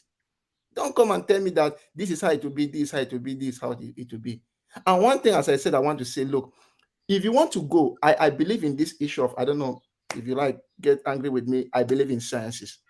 If you go to Lagos now, you may see one Yoruba person who was affected by the burning of the shops, or maybe one person who was killed. So you cannot totally say that it is very true that when it comes to percentage, Igbos were highly profiled. It is very true. And it will say that those from the Yoruba point who may have suffered the same thing were just victim of circumstance. So it is not like putting it that it must be my people. Come on. And that's one thing I want to talk with Sia. It must not be Ndibo. That's sometimes when I come to this, I don't even want to comment because it looks as if it's always crying and lamenting over Ndibo. No. But the point is that something is going wrong. No, something led to that. Something led to. I was making reference. I understand. He's crying on what bothers him. I understand. But please, let's give our point. 1, 2, 3. No matter where the person is coming from, I'll tell you the truth. When I see some people talk from the maybe Bayo Ononoga and the rest talk, you want to think that maybe this is happening to Yoruba people. Then you come and see somebody like Show. You see somebody like Dele Faro to me talk. You now discover that this thing is not about ethnic stuff. It is about individuals. It is about the pedigree of the person. And even if you have 100 Yoruba people or 100 Hausa people or Fulani people, 99 of them are bigots, but just one of them is not. You don't have the scientific right to say that these groups are bigots. That's just the point. So let's hold people accountable, not the group as a whole. That's one thing I just came around to just say. So let's not make it as if it's only me who is on the receiving side or it's only you who is this. That's just my own point. I don't know. That's just what I have to say. All right. Thank you, Austin. Ify, you want to say something? Okay. All right. Rudolph, you're marginalizing me, and I want to go. I'm coming to you. Yeah, I just want to collect. All right, collect. And about the Abacha, this thing, it's from 200 million naira to 9 billion at a time when the currency was around 80 something naira. These guys still they find Abacha money. No. I had to correct that one before you start saying, because I don't know how many government that has done that since his time, apart from during the ending stage of Obasanjo, from what I can see throughout the period. So, and he did it without borrowing a penny. All right, Abacha is an economic genius. We lived through it. We enjoyed it, including those thinking fuel that we used to pipe from our car to drive on campus back in those days. Anyway, it's to tell you that we don't need IMF. Yeah, we don't. About the election, there's a lot of misconception about the election. I don't even think many people have sat down to even study the Electoral Act. You cannot compare this election with 2019, not by any stretch. First thing, everybody mixes stuff up. There are three separate and distinct things in that election that people mix up. Number one is the beavers. Beavers is not what you go and vote on. It's just accreditation, nothing more. It accredits, and that's it. That means if you have, you won't have ghost workers, no incidence forms, no overvoting. I mean, if you get overvoting, you can easily flag it and cancel it. That's beavers. Beavers worked almost 100% throughout this election. That is beavers. Beavers is separate. The next thing is the collation that people don't pay attention to. Collation in the Electoral Act is manual. There's no automatic collation. That's one of the biggest mistakes people make. There's the National Collation Center. There's the Local Government Collation Center. There's a state one. So collation is largely manual. And the result is also manual, is in that form EC8A. The third piece of it is the IREV, which is just a viewing portal. Is all they do is upload the election, either online mode or offline mode. It will get there eventually, is to go and view the result. IREV. The beef everybody has with the election is IREV, because they said they were going to load it real time. Of course, real time is not technically real time because it's not a bunch of APIs. It's still a batch process. You still upload the image, you run whatever batch process, and then you can view the result. So those are three distinct things that everybody mixes it up. I've even seen Peter Obi bungle it on Channels TV before.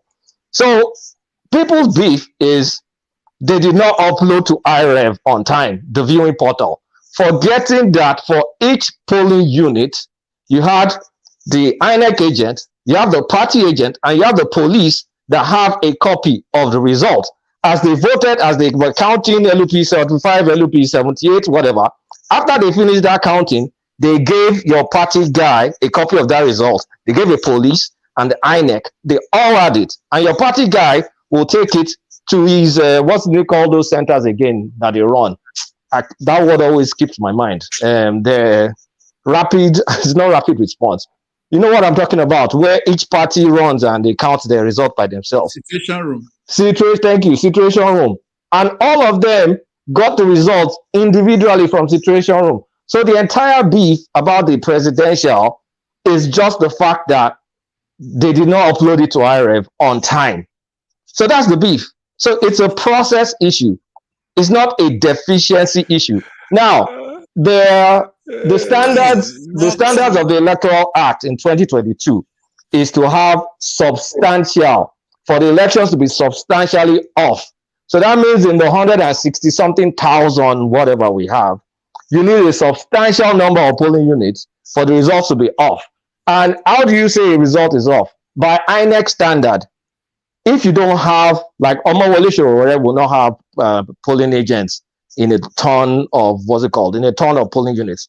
But as long as the INEC agent signs that result, it is valid, right?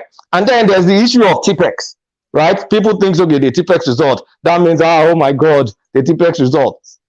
You can make adjustment to it. All you have to do is sign and countersign, just like you're notarizing anything. So those are the facts that are going to court. And that's why when you check Peter Obi's prayers, his case, he was trying to go after process and qualification of the winner of the election. He wasn't saying my result is substantially off. He only mentioned 3 states or so, and he did not even give polling unit data to back it up.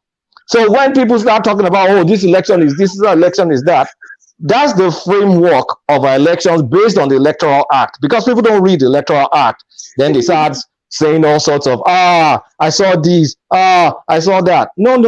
Go and read the Electoral Act.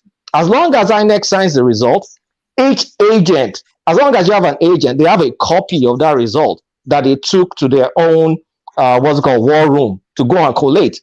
So before they even announced, all of them have been collating independently, and they knew what the result was. And that's why you could see the reaction even before whatever that guy's name is, Mahmoud, before Mahmoud called the result. So you cannot compare 2023 with 2019 or 2015. They're nowhere close. It's not perfect, but they're nowhere close. All right. But you get suspicious logic. You can lie. See how you just manipulate the whole thing, and somebody will listen to you. There's no manipulation. If you read, go read the Electoral Act. Read the Electoral Act. I have a question, please. Go ahead. Please, I have a question.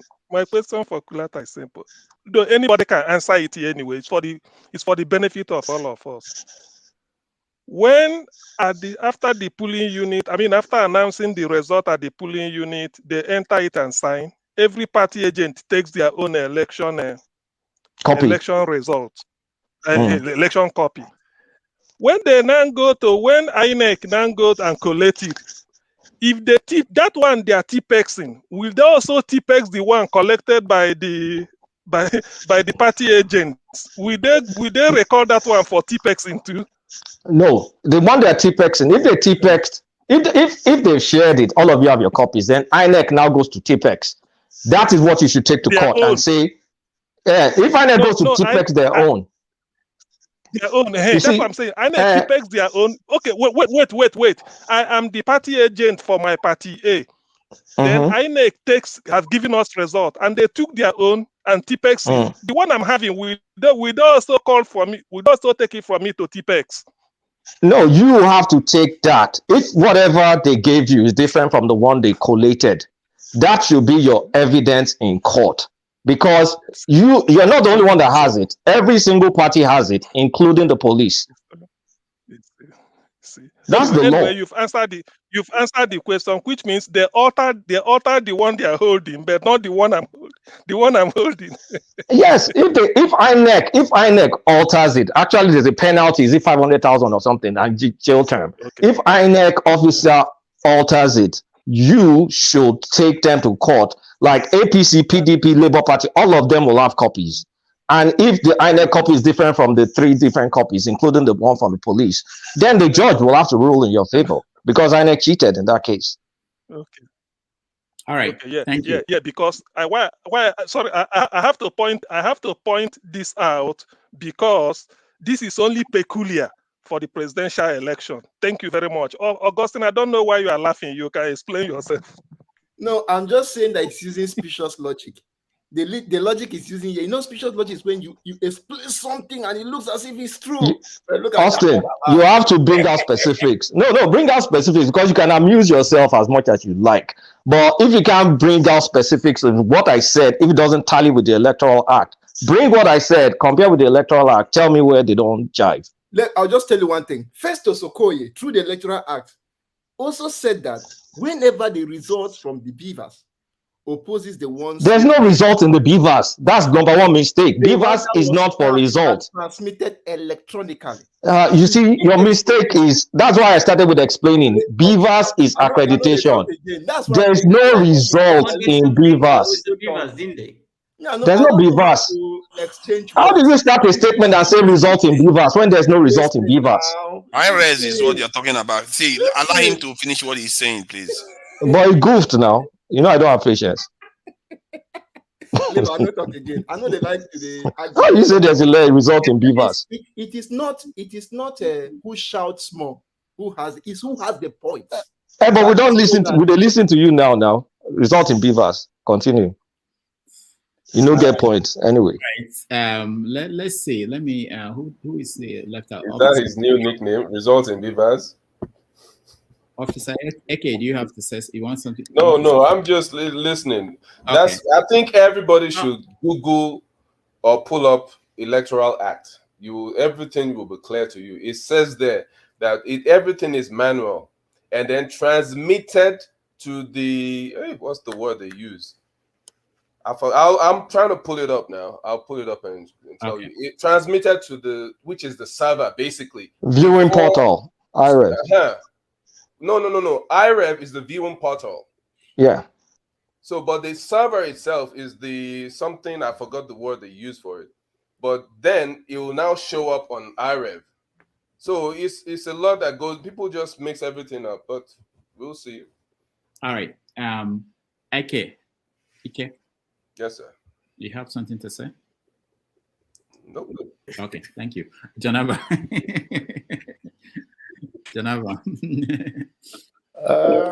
What can you say on this platform when the agitator voice is more than those that want to say the truth with the fact backing it up? But by God's grace, May 29, if Bola Tinubu is alive, is your president. If you like it or not, find another way. The weak court case, dead on arrival. I know those that believe that Peter Obi is Jesus Christ that came. Even if they believe in Jesus, he could have come for their rescue like before now. I don't know how many black people would die before Jesus come. But there's so much belief in Obi going to come and solve their problem than themselves.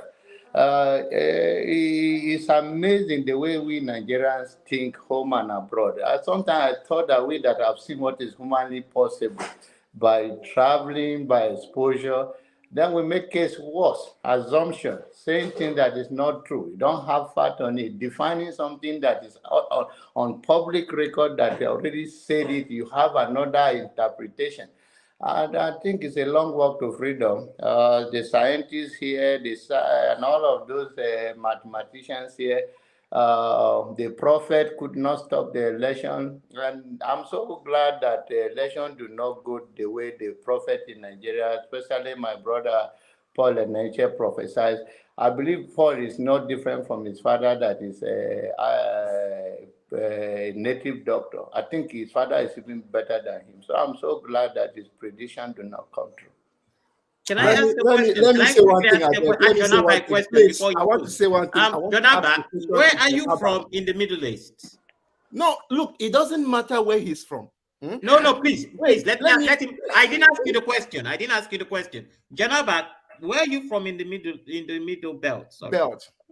What does that have to do with my discussion? Do you have anything to say to what I said? No, it's because you have countered CM many times, and I was wondering why you are not angry, because if any part of the country has lost persons in this Buhari's tenure, it's the middle belt who have lost so many people. I mean, they've been dying from the very first year. So why you seem so relaxed and so happy for that to continue? No, I should come and die because somebody. So you are expecting me to come and die now, right? No, that is not what I'm saying. I should become a sadist.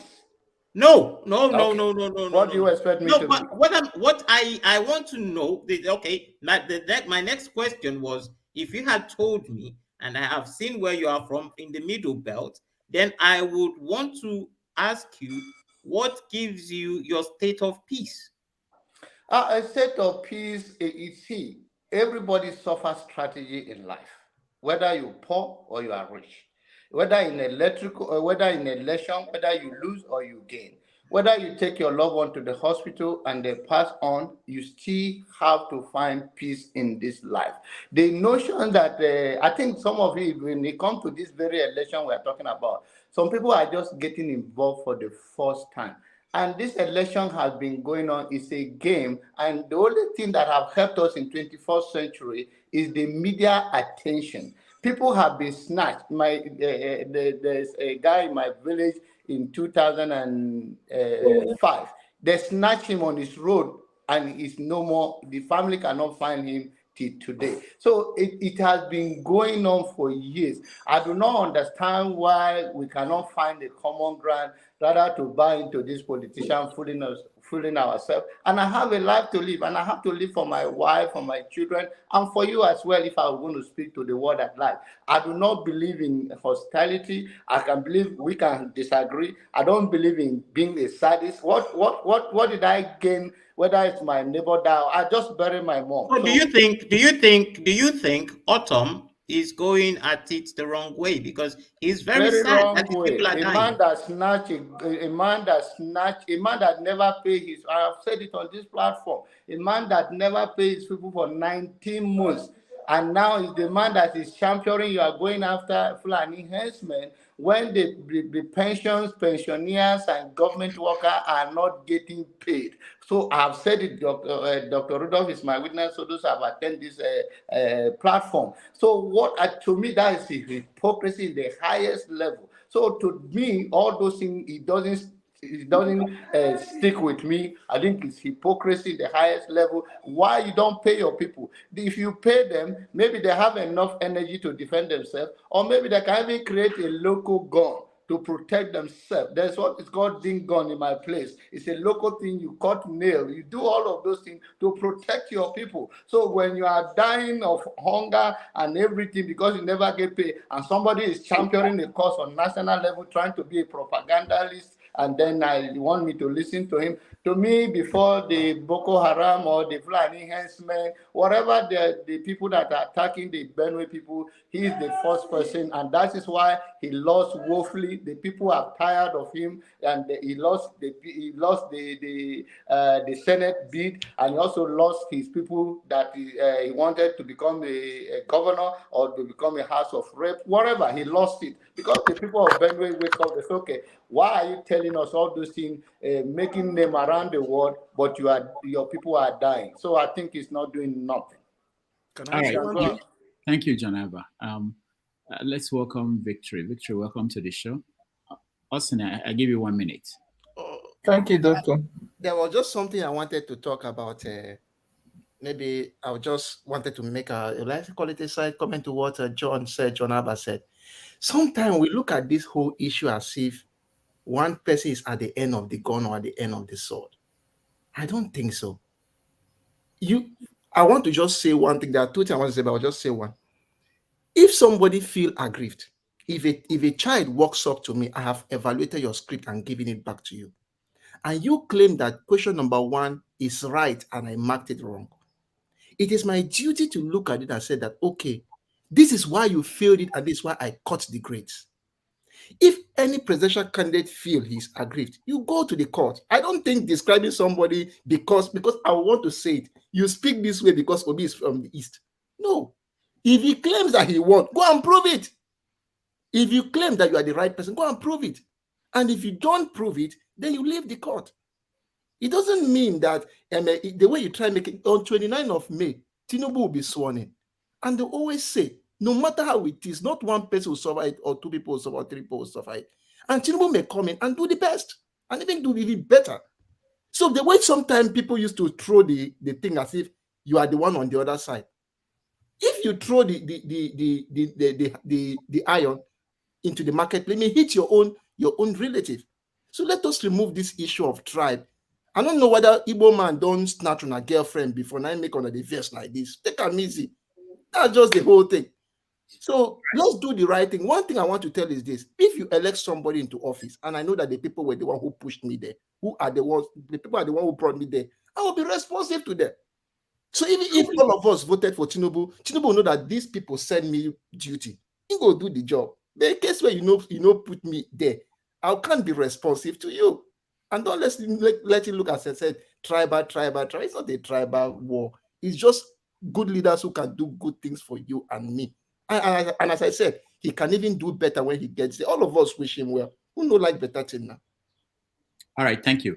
Before we go to victory, let me just announce for those watching at home or those who are not aware that tomorrow we have David joining us tomorrow at 4:30 p.m. Nigerian time and 11:30 a.m. here in New York.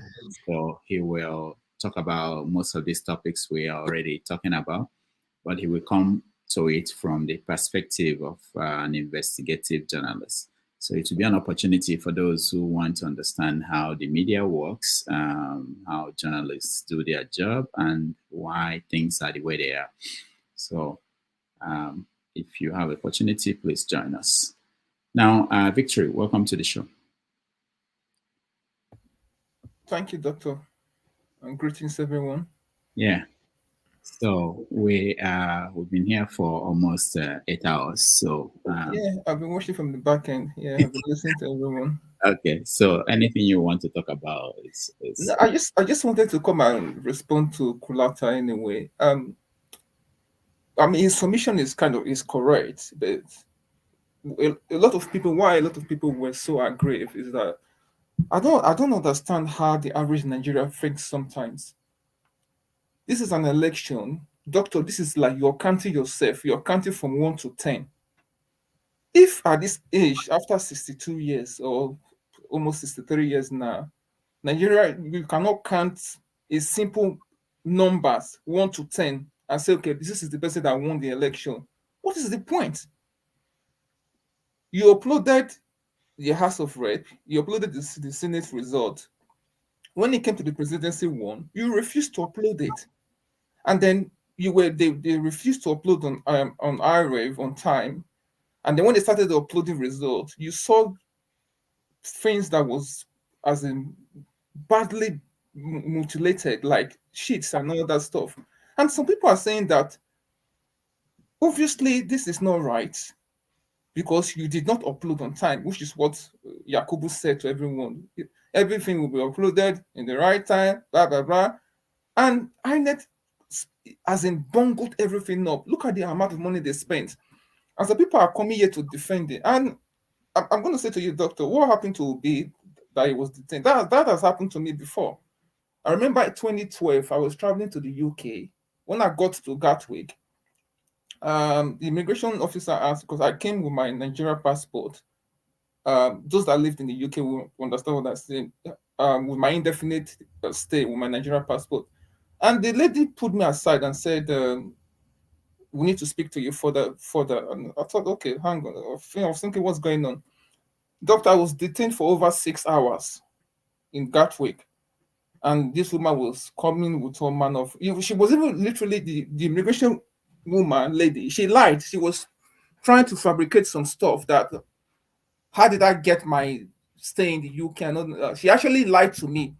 And I just sat and I laughed. And I said, listen, don't even try and pull a fast one over me. What you're saying is not true. That's not factual. So I kind of stated my point. It was after they released me, and I called my friend. I said, look at what happened to me. And the guy said to me that why they detained you or they stopped you, because they were thinking that you had a British passport. Why were you traveling with your Nigerian passport? Why were you coming back to the UK with your Nigerian passport when you had a British passport? Why? So they were kind of curious, like, I mean, who goes to Nigeria? Okay, you can understand that most people would travel to both of their passports. And if you're coming back, you just use your British passport to get in.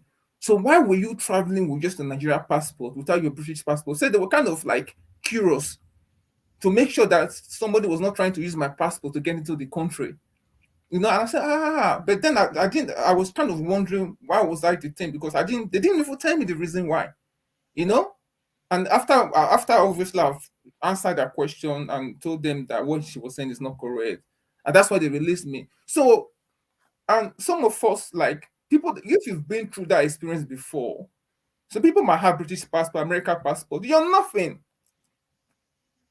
When something happened to you, that's when the reality will hit you. Or when your child comes back from school and they cry to you about racism, that's when this will hit you. And that's why people are fighting for a better Nigeria. People are not fighting for a better Nigeria because some people are doing well in America or UK, wherever they are. But people want a better Nigeria so that they can go back and have a sense of pride that my country is working. I can decide to say I had enough of UK. I want to go back to Nigeria. I go there. I know I'm safe. There's security. There's light. I can do my business. I can travel freely.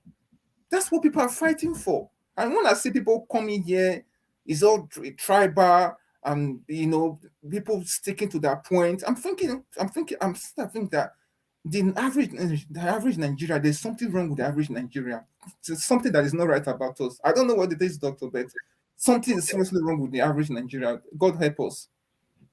All right. Thank you, Victory. Buddy, right on time. You are the final person before I hand over to. So far. Go ahead, buddy. I've been in and out. What are we talking about? I know. Whatever you want. Let me speak on Benue. Yeah, like Jonaba was saying. Dr. Damages, are you missing me or what? I need to. What do you say? To say, so I moved on. I called you once. You said you had nothing to say, but anyway, after Buddy, you'd speak. Yeah, the issue in Benue require an holistic approach because. Okay, thank you once again. I think. Can everybody hear me? No. We're listening to Buddy. After Buddy, then we come to you. See, there's a delay. Hello. Wherever you are. Ike, we come to you next. Okay. So, the issue in Benue require an holistic approach that every stakeholder must come together. It's been an age-long issue, even the issue that predates Autumn. I could remember the tail end of the administration of Suzwan. Suzwan went to his village, I think towards the period I was about to hand over the government. I think I remember. Yeah. So this guy, even the Fulani elders, they came to attack the governor in his village. You know what they did? They sent cow. The cow at the forefront, and these people were shooting fire from behind. The governor has to run away for his life that particular day. So this issue has been a very long issue, whereby all ethnic groups in Benue, whereby they have to come together. They have to forgo the issue of suspicion because there has been an age-long suspicion and the tribal issue amidst them. They have to trust one another the more if they want to conquer this issue. And then we shouldn't shy away from the issue of climate change. It's a reality that we are running away from. And then whenever there is crisis in this region, because we realize that the headers, they belong to a particular ethnic group, and then they have a certain religion. And then we believe that the farmer around their houses, they belong to certain ethnic groups whereby they have a particular religion. Whenever we have this crisis usually peak on our 40 lines, like the religion and the ethnic groups, ethnicity. Those are the things that it peaks along. And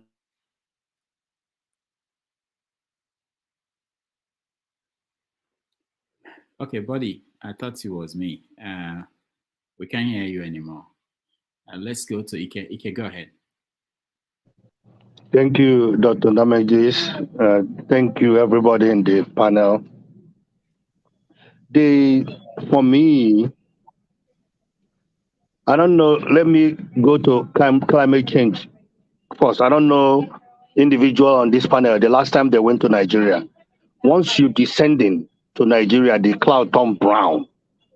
The cloud to descending to Nigeria turned completely brown. America speak about ozone layer. They speak about climate change. Are you telling the guy that is in the market that is burning tire and bringing the wire to do Ngiga to stop burning the tire?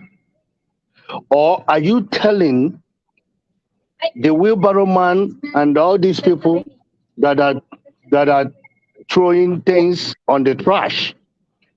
For me, what all these things is all about is that Nigeria, in terms of election, somebody saying that the election was free. Yeah, senator and national house was good. Nobody's challenging those elections. The election that people are challenging almost $1 billion. Almost $1 billion. And you're comparing it in 2007 and 2015. That's rubbish comparison. Comparison. That is really rubbish, because I was listening to the guy on Arise TV talking about the election, the guy from River State. He always talk about election before election. After the election, he talked.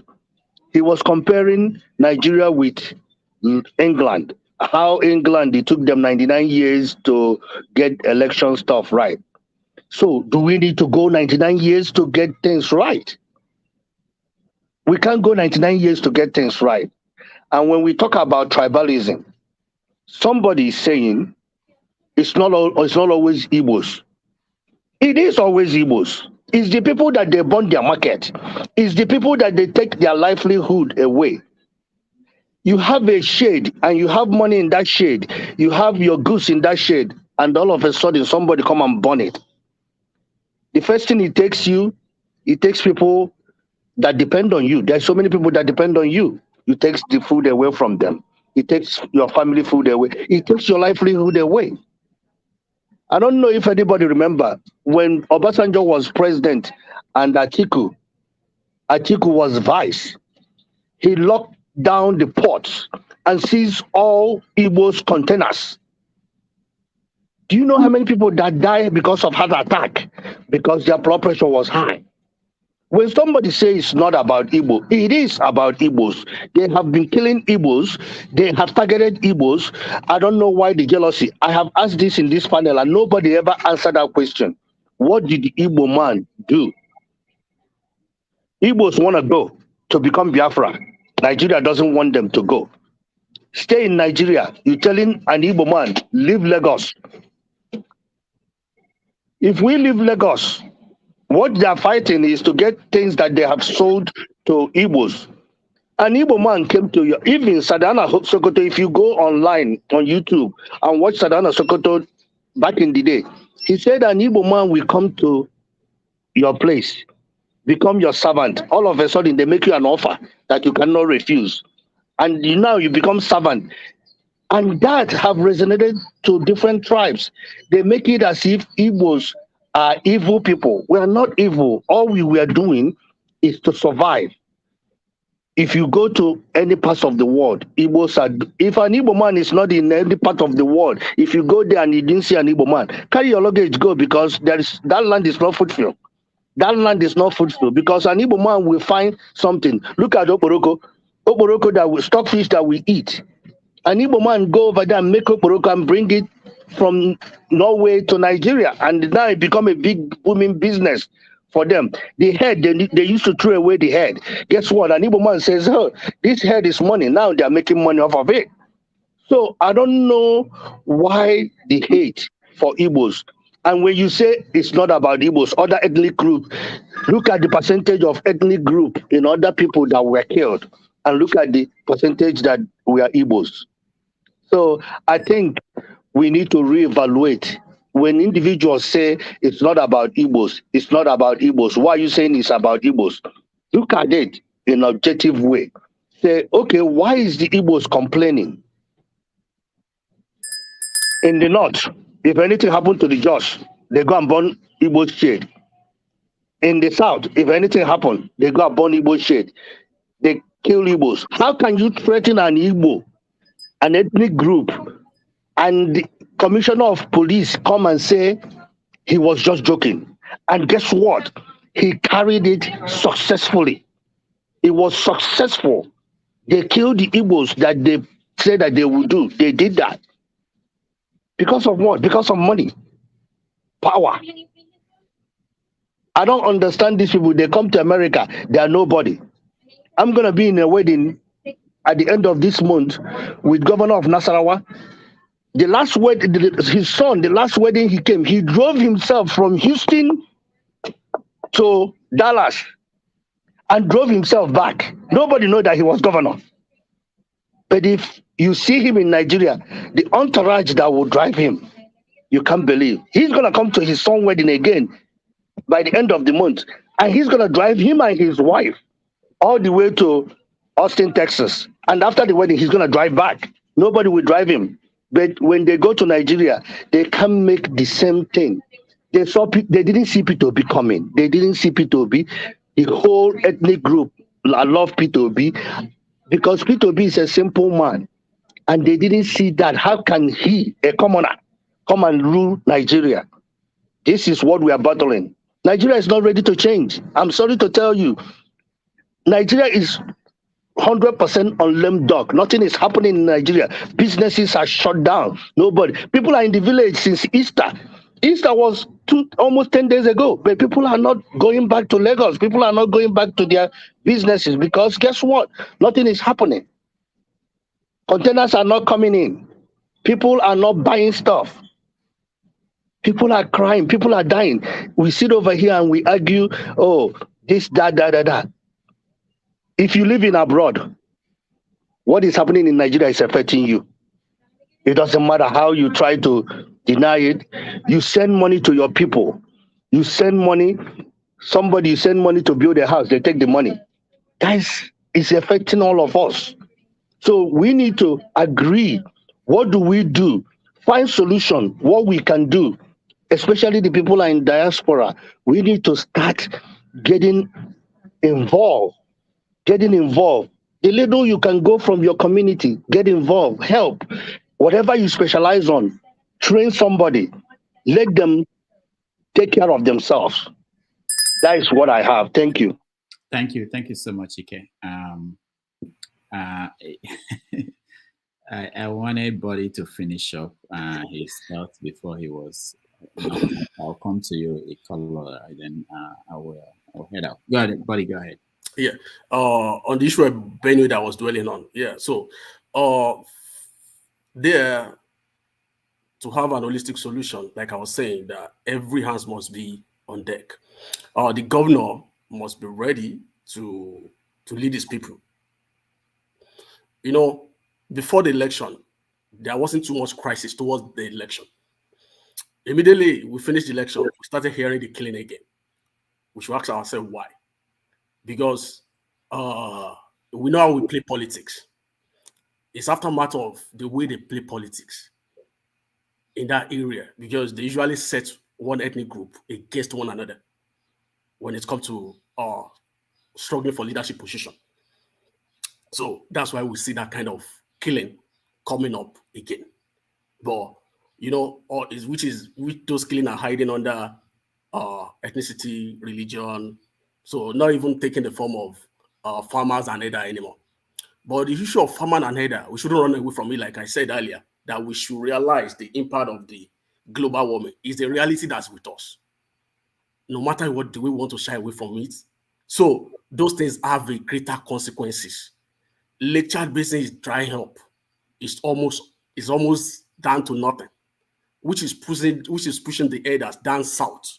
So the more we're having more arid land in the north, the more these people will keep coming to the south. And if you look at the south too, the effect of global warming is right there with us. So we have to be very careful. Our government has to be proactive.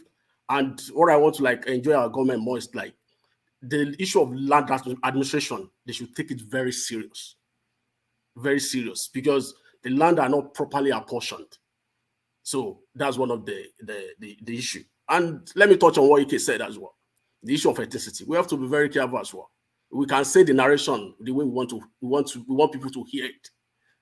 He said, "Oh, containers are being detained in ports during Obasanjo's regime because it's Igbo container." How do we determine it's Igbo container? How do we determine? And do we have the statistics? Do we have the data? So we have to be very careful. Not one ethnic group is being targeted. I could remember in 2011 when the fallout of presidential election, when Tinubu and the likes couldn't reach an accord on the issue of working with Buhari. Immediately Buhari lose election in the north. If you know the amount of Yoruba people that were killed in Kaduna and in Kano, like other ethnic groups as well. Even in Kaduna, the Fulani suffered a lot too. That's why the Kaduna state government has to raise the banner, because I do follow things in Nigeria passionately, so that we get our facts right. So I'm not saying outrightly that there is no ethnic marginalization against Igbo. every ethnic group has it as well. But how do we determine the intensity? So no one hated anybody. Whoever is talking on this platform, I didn't hate anybody. I like you as a person. I identify you as a people first, not by the tribe that you come from. If I don't see your name, I will see you as a person, not by your name.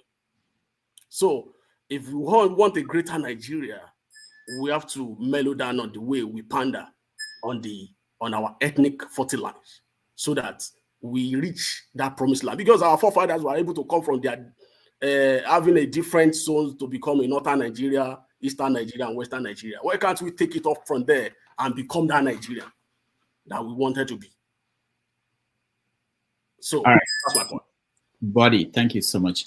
A caller that you're next, and then Janaba. Thank you, Dr. Damages. I just made an observation, which I want to add before I speak to Officer AK. I think everybody seems to be in this opinion of one ethnic group should not speak out when it is being suppressed or oppressed. I don't buy into that. I don't buy into that. Because if we don't speak out, if we keep playing along, when does it stop? I mean, I was asking John Abba where he comes from, but for me, they've been on the receiving end for the past 7 years. I've never seen the amount of persons that were killed like the Bennets, but he's sitting pretty. And I'm not blaming him, but I admire him. He's sitting pretty and hoping that, we just continue. It cannot happen. You have to speak out, whether it's against Otom, whether it's against the regime, such that, because it is only through speaking out, like CM is doing for his own area, that we can say, okay, let's sit down together and see how this thing works. But if we keep playing this game of holier than thou, they cannot have peace without justice. The people that made the atomic bomb, when they made the atomic bomb and they tested it, and some other people saw the destruction it could bring, they said, why would you sit down and make such a weapon? Their answer was, if another man sees the destruction I can bring to him, he would rather sit and talk peace than talk war. And we have seen the reality. That is the only reason why North Korea has not been invaded today, because these people know what North Korea can do to them if they decide it is war that will settle things. So that is my take on it. So people who are saying, oh, CM should not speak his mind, that is how he feels. That is his people. That is how he's agitating for them. And any way he can agitate for them so that anybody listens. If you think your own people are going through the same thing and CM shouldn't speak, speak for your own people. Don't come and say, oh, CM should keep quiet because your own people are going through it and you are fine with it. You can be fine with it. That's your problem. But if he says he's not fine with it, even if it is one person that dies, that is it. And I still respect them. If they say they are fine with it, I respect their view. So that is just what I have to say. And Officer AK, I hope you're listening. I did not say you're a mediocre or anything. No, I just thought saying say it's you. So people were helped by this man. That makes him a better man. No, we look at things through institutions. What did he do? Did he make the place a better place? Whereby, if you are a person of any ethnic group, any background, any region, can come and be sure there will be justice. But when that is not there, if you are looking at it that it is only individuals he helped, my brother, that is mediocrity. But believe me, I did not say you are a mediocre. So I apologize if you took it wrongly. So Dr. Rudolph, I will take my leave. And thank you very much. Forefathers, we didn't finish that discussion on business. So hopefully next time. Yeah, I wanted us to finish that conversation. If you can stay after the session, because okay, I'll come back. Session. Yeah, I'm going to leave it for Forefathers, so take it. Okay, I'll come back, Forefathers. Let me get some. All right, sounds good. Janaba. Quickly, Dr. Hold on, Janaba first. Yeah. Okay. Before my friend go, it's okay for anyone to agitate for their people. And let us have a sense of common nation. If we are going to talk about Nigerian thing, if you're going to talk about your people, you are entitled to it. I have to defend my own family here if it is about my family. But when you take it out there and you are talking about what happened that affect others, and you have the right to say, okay, this people doesn't count. But we cannot fight in the common unity of especially raising a president. We all agree here now that the senatorial election, the gubernatorial election was fair, but not the presidential election. So that affects all of us. So when you single out your pain without empathy for others, then you are entitled to it once again. But you cannot come and tell me that I don't matter on national. No, he's not saying that, Jonaba. No, I'm not. Let me finish. Okay, sorry. Okay, all right. Let me finish. No, I don't. Thank you. So he have the right to do that. He does. I do not tell him you cannot agitate for Igbo. And I said it clearly that I am partially Igbo. You may not agree with me, but I'm telling you, my grandmother from Oka, and I know the place, and we'll do what we call festival. So, and it doesn't matter. I'm an open-minded person. That is my own way I choose to be. If I see you today on national level, wherever I see, whether it's Igbo, Yoruba, Hausa, Shekiri, and they say, oh, this is Nigeria doing well, a mayor in America, a police chief here. All we got to be doing is to be proud of that person because that serves our national interest, or that is a pride of us. That is what I want you to put aside. When it comes to issue of Benue people, I have said it to you with all seriousness.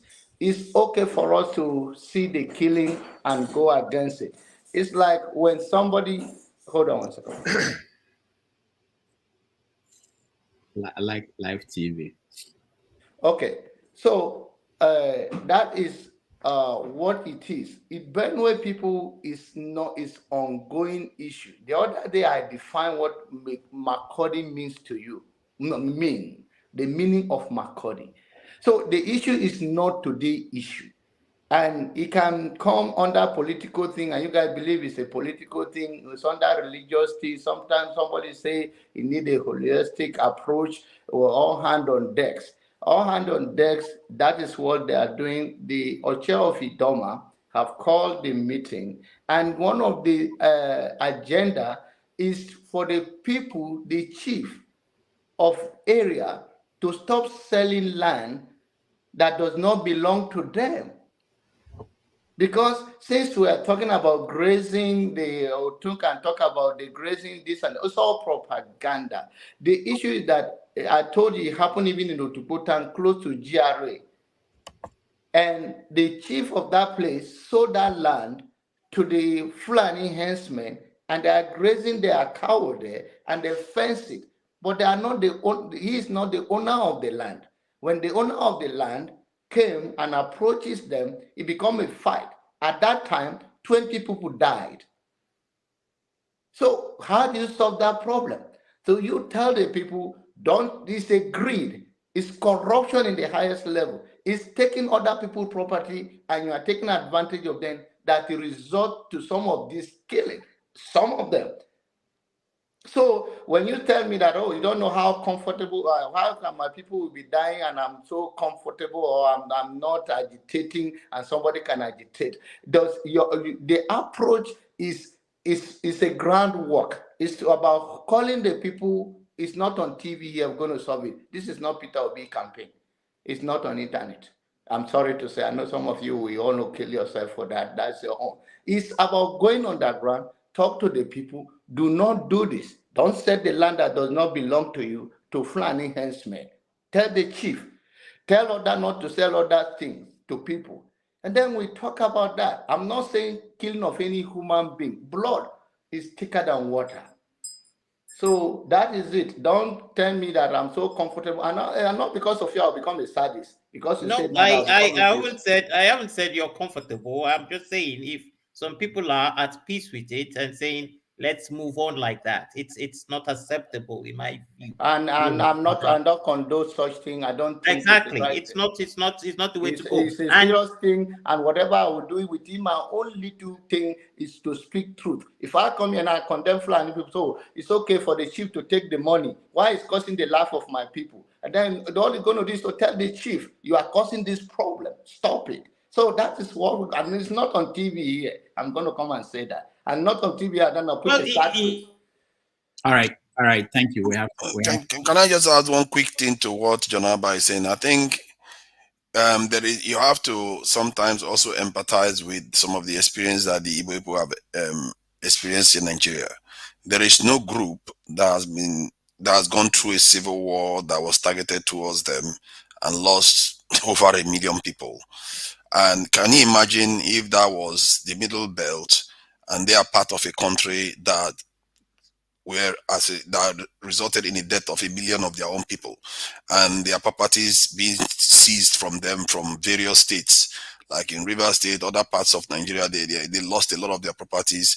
In the north, they were massacred too. So there is a bit of sensitivity that we are lacking a little bit of, that I think that comes from you sometimes, that you need to be aware of, because if you were the one, if you put yourself in their shoes, it's like being in a club where they are maltreated you badly, and then they keep reminding you of that. I was on a panel once when Igbo Basic was here, and an old man, he was in tears. He experienced the civil war. People like that, he experienced the civil war. He was in tears because young men were being attacked in Lagos.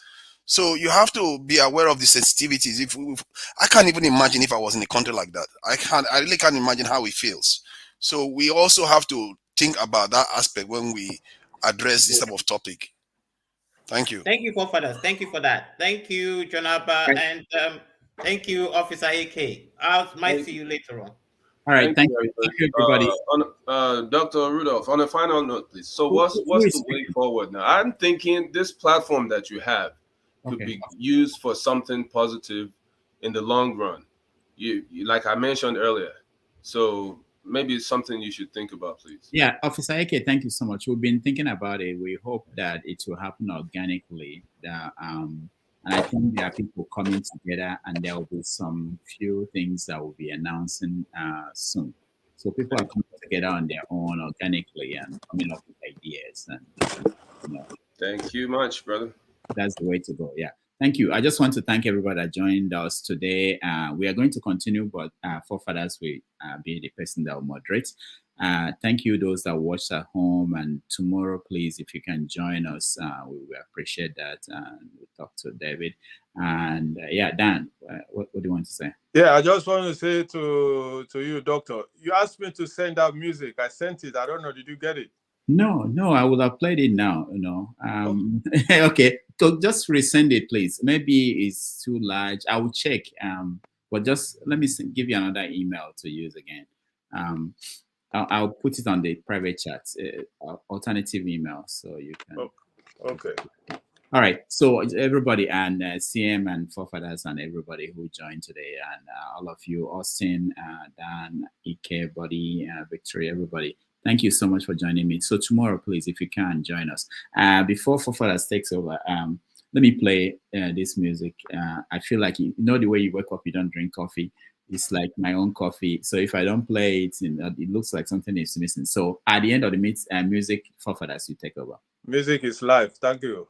Yeah. His network television debut. This is his most recent album right here. It's called Spirit of Love. We're very pleased to welcome Majek Feshek.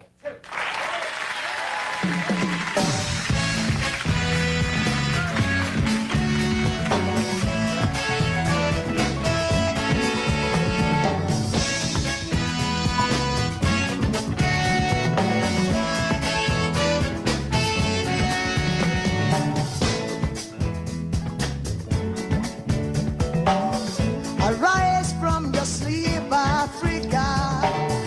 Rise from your sleep, America.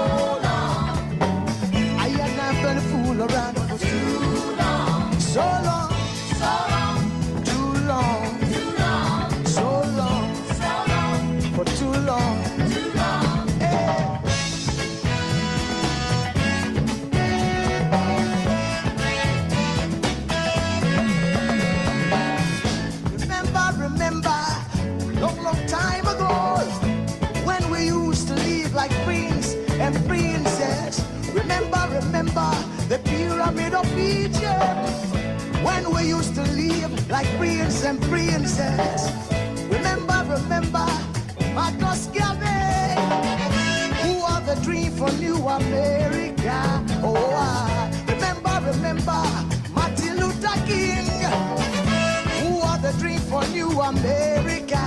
They say you are black, they say you are brown, they say you are black, they say you are brown. Only the angels of Jah is white now. Only the angels of God is white. So long, too long, so long, too long. We've been sitting down so long. We've been a fool around for too long.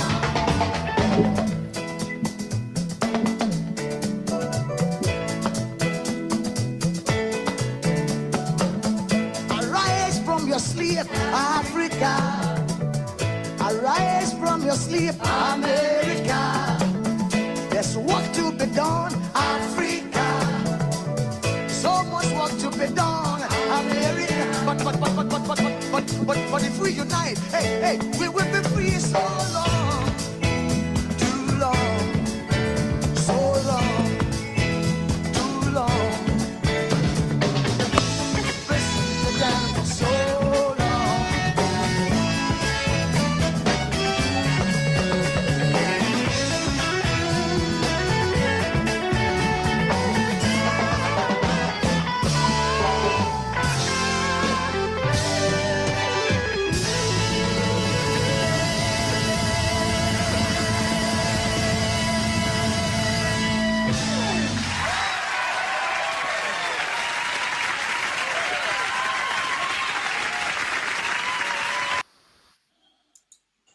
All right, Fafadas, over to you. Take care. Thank you. It would have been good that Okolala was still around because he wanted to address that point. I guess where we stopped was about these, the way Jonaba was coming across regarding what CM was saying. I see that stuff. I don't understand how that people cannot understand. Again, maybe because I was on that session, I saw with my own eyes how this thing affect people. If you have not walked in somebody's shoe, you have to be careful about judging them, because all I can say to CM is that sometimes when you are talking about these things, you have to remember the lives lost, because you tend to focus a lot on the business. And because for me, the lives lost is the most important aspect. Anything else can be put back again. Those lives will never come back again.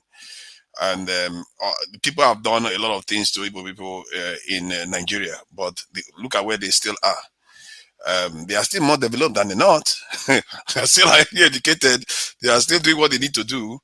But those lives will never come back again. That were lost, and the pain through it all will never come back again. So I sympathize with you where you're coming from, and I don't. Sometimes Jonaba is a very nice guy. Sometimes the way he comes across on this stuff, like it's equivalent. It's not. It's not even close.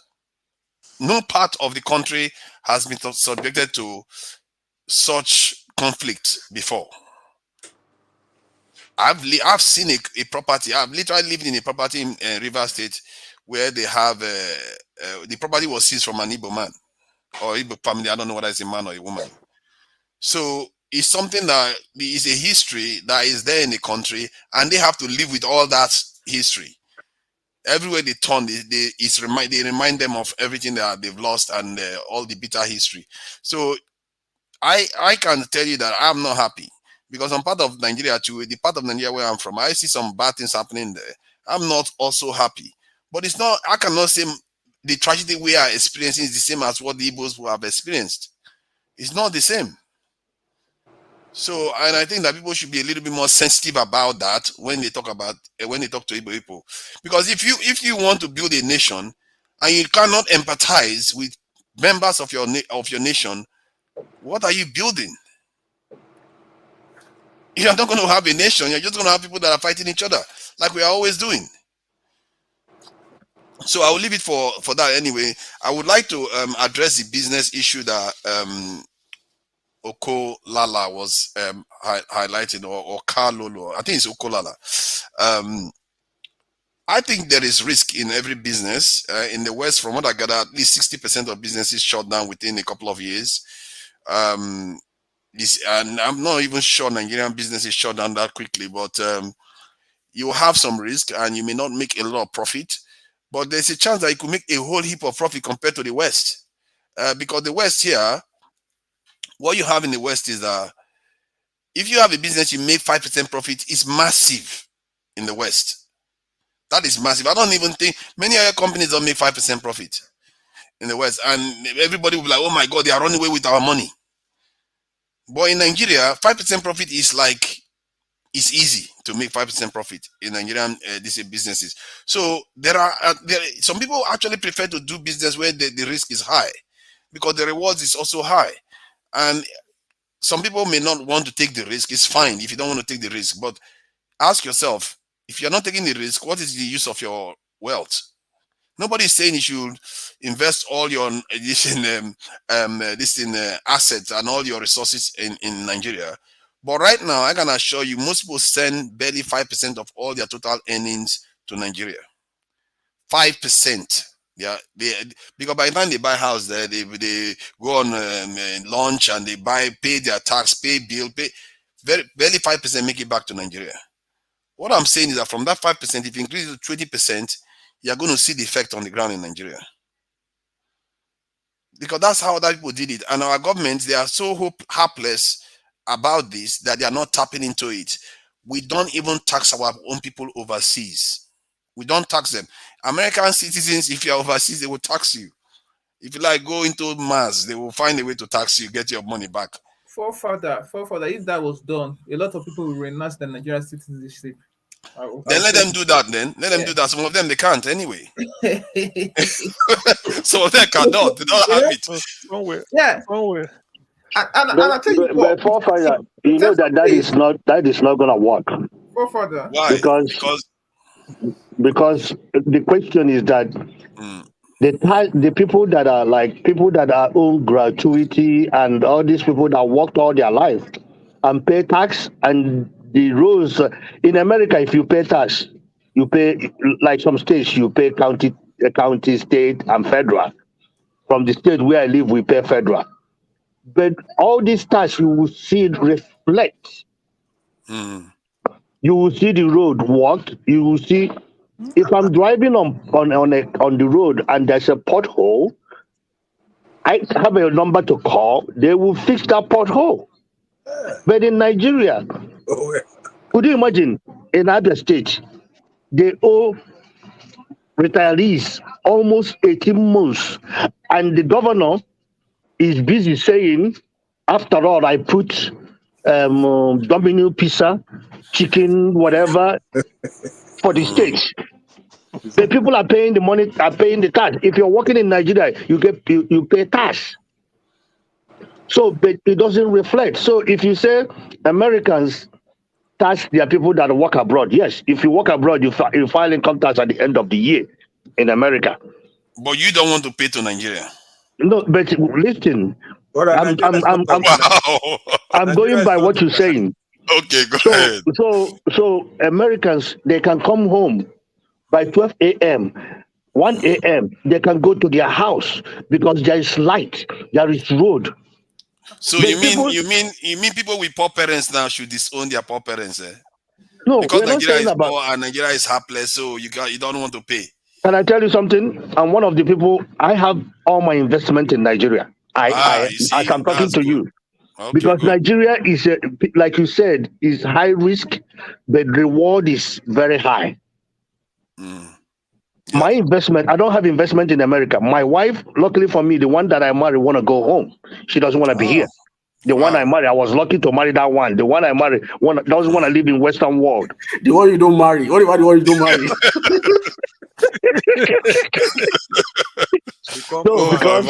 Because there is the ones who are married and their wife come to America and see the land that is greater than their father's land. So for me, I was lucky. My wife always say, Ralph, we have to invest, because she tell my kids, look, I'm going to fly in, pick up my grandchildren, go back home.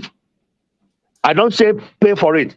She's tell them I will pay for it. So you don't say I will pay for the ticket. I will pay for everything. I pick them up and go. When the summer is over, I will bring them back to US. My kids understand that because my kids go home all the time. I invested in Nigeria. I don't even have any investment in America. All my investment is in Nigeria. The reward is high. But what I'm trying to tell you is that I noticed that every time a Nigerian person is speaking, both in TV, both every day, they use America and England as a reference point. But when you say, okay, why can't we use like this election? Why can't we use it as America? They say, Americans have been, so you can't have it both ways. The tax, I don't mind getting paid, they charge me tax. But first of all, you got to know how many Nigerians left Nigeria for you to tax them, because there is no way you can track that. No profile. You know, I think they can track them. They are busy flying with our national passport. Yeah, go So ahead. I think if it's tracking, it can be tracked. It's easier to track. Look, the point is this: government policy controls people's behavior. I used to tell my student back then in Nigeria that if I want you to leave the class now, I don't need to force you. Let's say I have the powers. I will just switch off the light in the class and put the lights outside where I want you to go and increase the data there. Automatically, you moved on your own because you are looking for light and data. So government policy has a way. One thing sometimes in Nigeria, they say, I will create jobs. Creating jobs no be to move from place to place. Okay, I give you job. No, just put the policies. If you put the right policies, people will bring in the money and the job will come up. I'll tell you, there are times where I'll always say for myself, there are times where I saw I was not properly taxed. I told them, when I know they call on money, because you see what the money is doing. You sure? No, that's very normal about me. Okay. If I know that I was not taxed, I'll tell you. I know they call then you are 1 in a million now. I take collect money because even if in this part of the web it is documented, if you not pay now, you go still pay later for tax owing. You are owing tax. So, but once I see that you are not collecting your money, I'll tell you, it's not like Nigeria, we don't want to pay tax. People will want to pay tax. If everything is done the right way, they use the money and you see them, you go collect your money, pay the tax, because that's your own duty. That's why I was talking about election. It's a civil duty. It's your duty to do. So go and vote. No, even if it's councillorship. But you said that Nigerian government needs to encourage you to do it, but American government don't have to encourage you. You were motivated to do it. Yes, because in Nigeria now, the money when they paid, it lands in my pocket. 100% of the money is here. But in the America, even if they want if corruption day here, even my supervisor tell me say corruption day here. But it's minimal. Where the money, it is 1% that is in my pocket. The remaining 80 or 90 or how many percent is out there, and you will see it. That is just what we are complaining. If we see the money, we go pay. But don't you think that if you pay, you are more likely to demand results? Look, let me speak. It's changing. Okay, let me just say one thing, before I forget. I beg no verse. No verse. The truth is here. It is even written. Though some of us are it is written in the holy books that if you are very judicious in small things, more will be given. The small way they don't collect, waiting they use and do. If we see them working, we will give them more.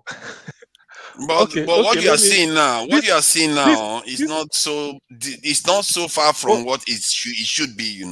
What we have in Nigeria, what we are spending on the Nigeria, is what you should expect. Because have you checked how much California spends, or New York, or any of those countries spend to maintain their societies compared to what Nigeria spends? I think so. You shouldn't be surprised to see Nigeria looking the way it does. No, look at this. I think that they spend much money and they collect much money. But in Nigeria, the one we will get before never work. Yeah, but you see, but when you say that's why I say when you say the one way we get before never work, the one we have has never been enough.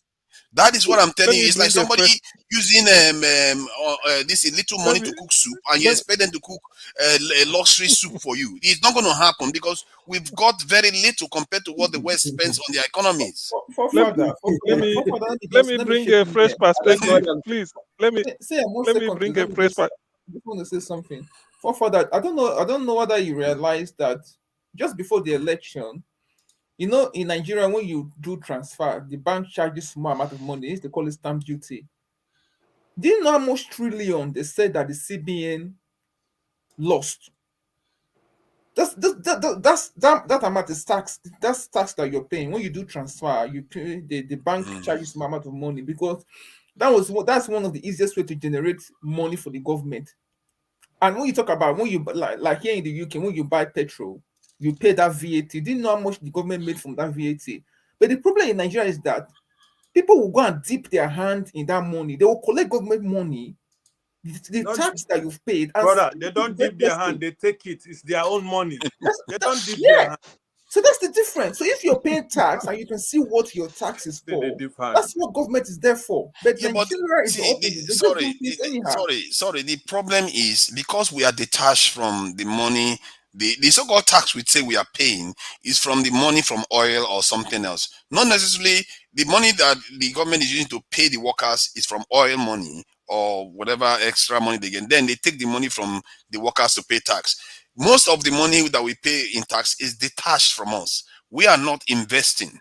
If you invest in the system, you are more likely to want to get results. You've never paid for anything in this life and not ask for a result. You don't go and pay something for a shop. You say, well, let me just walk out. You're like, where's my stuff?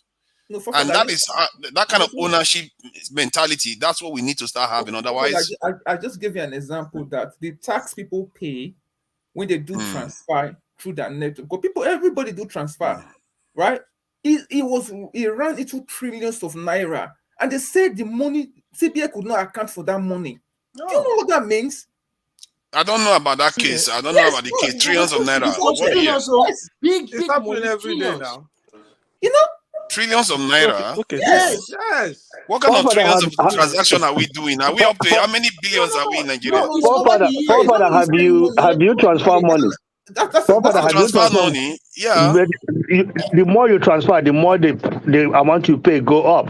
Yes. And think about it. You do it. More than 10 million people did it in a day. Yes. And multiply it by 30 days. That is what we are talking about. That is the trillion you're seeing. Yes. How many naira? 1 naira, 2 naira? How much are you paying each transaction? Let's do the number so we can know what we are talking about. We are talking about minimum 50 naira. Look at this. If you are transferring 5,000 or lower than 5,000, you pay 10 naira, about 15 kobos, like that. From 5,000 right up to about 15, 20 or 25,000, sorry, 20,000. It is 26 naira and some kobos. I always don't look at the kobos. If you go above to 25,000, 30, 40, 50, it increased about 50 something.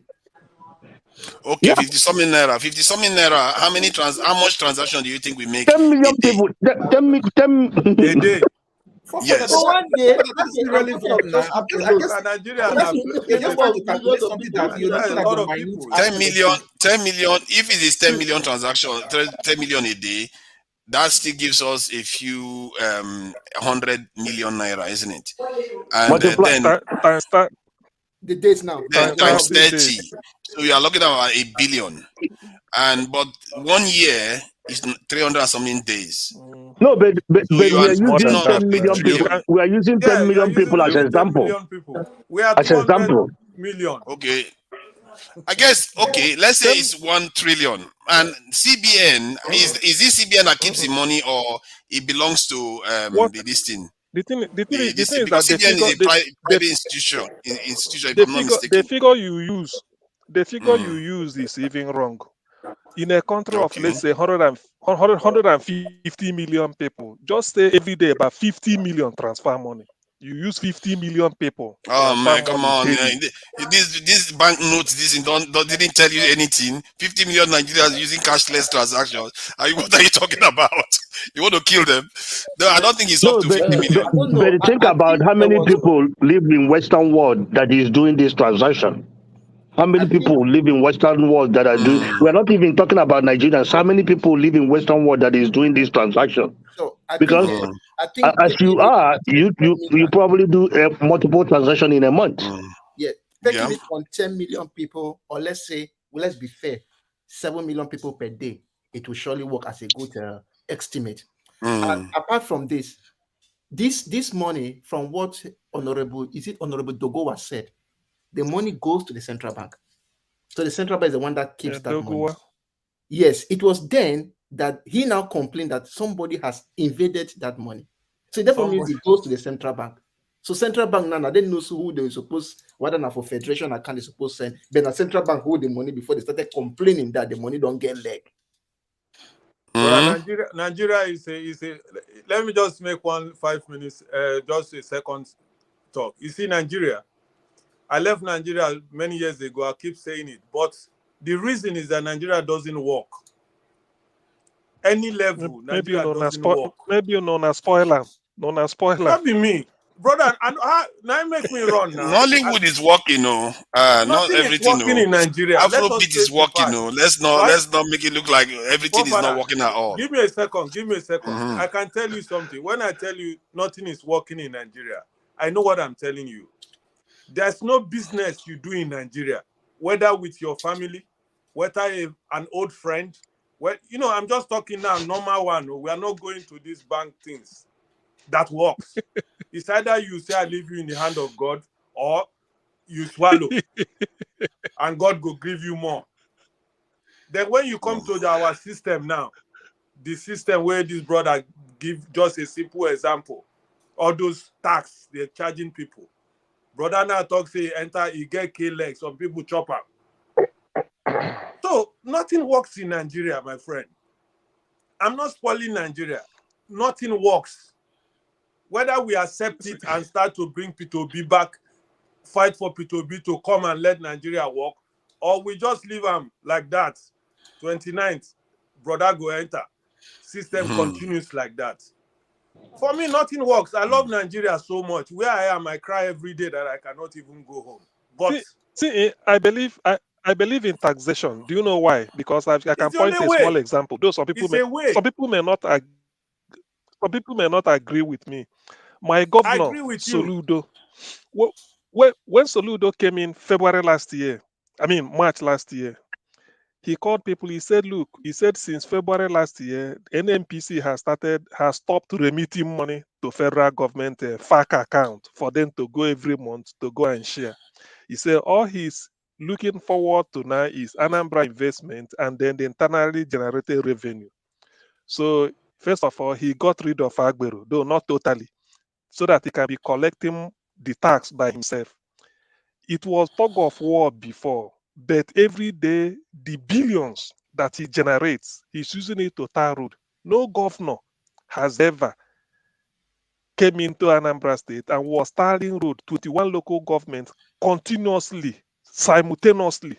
This was not a say I do this. It was doing billions. You see people doing, and people are clapping. So he's telling them that if any money you put in my hand, in the government hand, you will see what we do with it. So taxation works. If you get a good leader, telling people to bring back money from any part of the world, people will do it willingly. But they want to know, can you trust the person at the helm of affairs?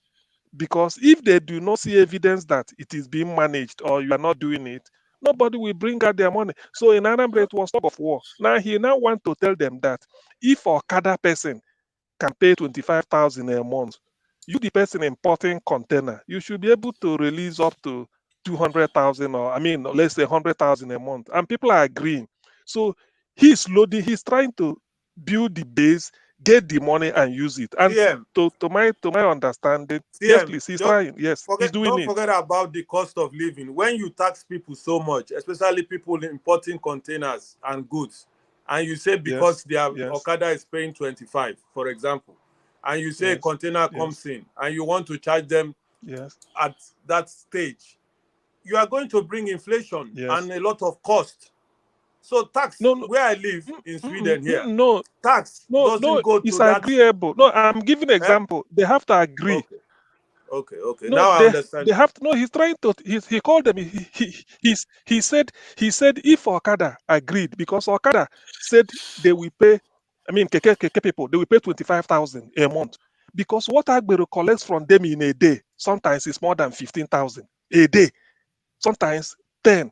So they said 25,000 a month is okay for them. They agreed. So he now told them, said, if Keke can pay 25, you the person having warehouse doing all this, making millions or this, can't you pay, even if it's every month 50,000 or 60 or 40, or just to show? So it will be something. So he's looking forward to bringing the IGR base, because he's using it to tar everywhere. To be honest, anybody from Anambra will tell you he And he doing was every logo at the same nowhere. time. At the same time, he was taxing the buildings. He gathered all the landlords and taxed the buildings. He was taxing the That buildings. tenement rate. That you see, But he listen. started No, taxing the people that put borehole in their house. That is where I don't like. no, no, no. See, listen. Just for me. Let me finish this. Do you know one thing? He said, "Look at your Onisha. Look at your Saba. That a 3-story building in Onisha, they may say 70 million or 50 million asking price. But if you go over to Asaba, 3-story building there may say 100 and something million. Soludo said, do you know why?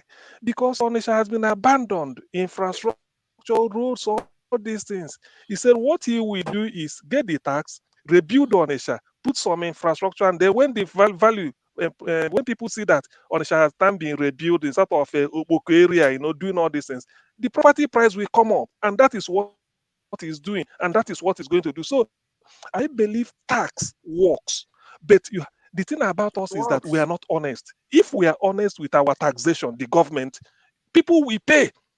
Do you know those keke napep? He said for every month you pay tax, give them a card.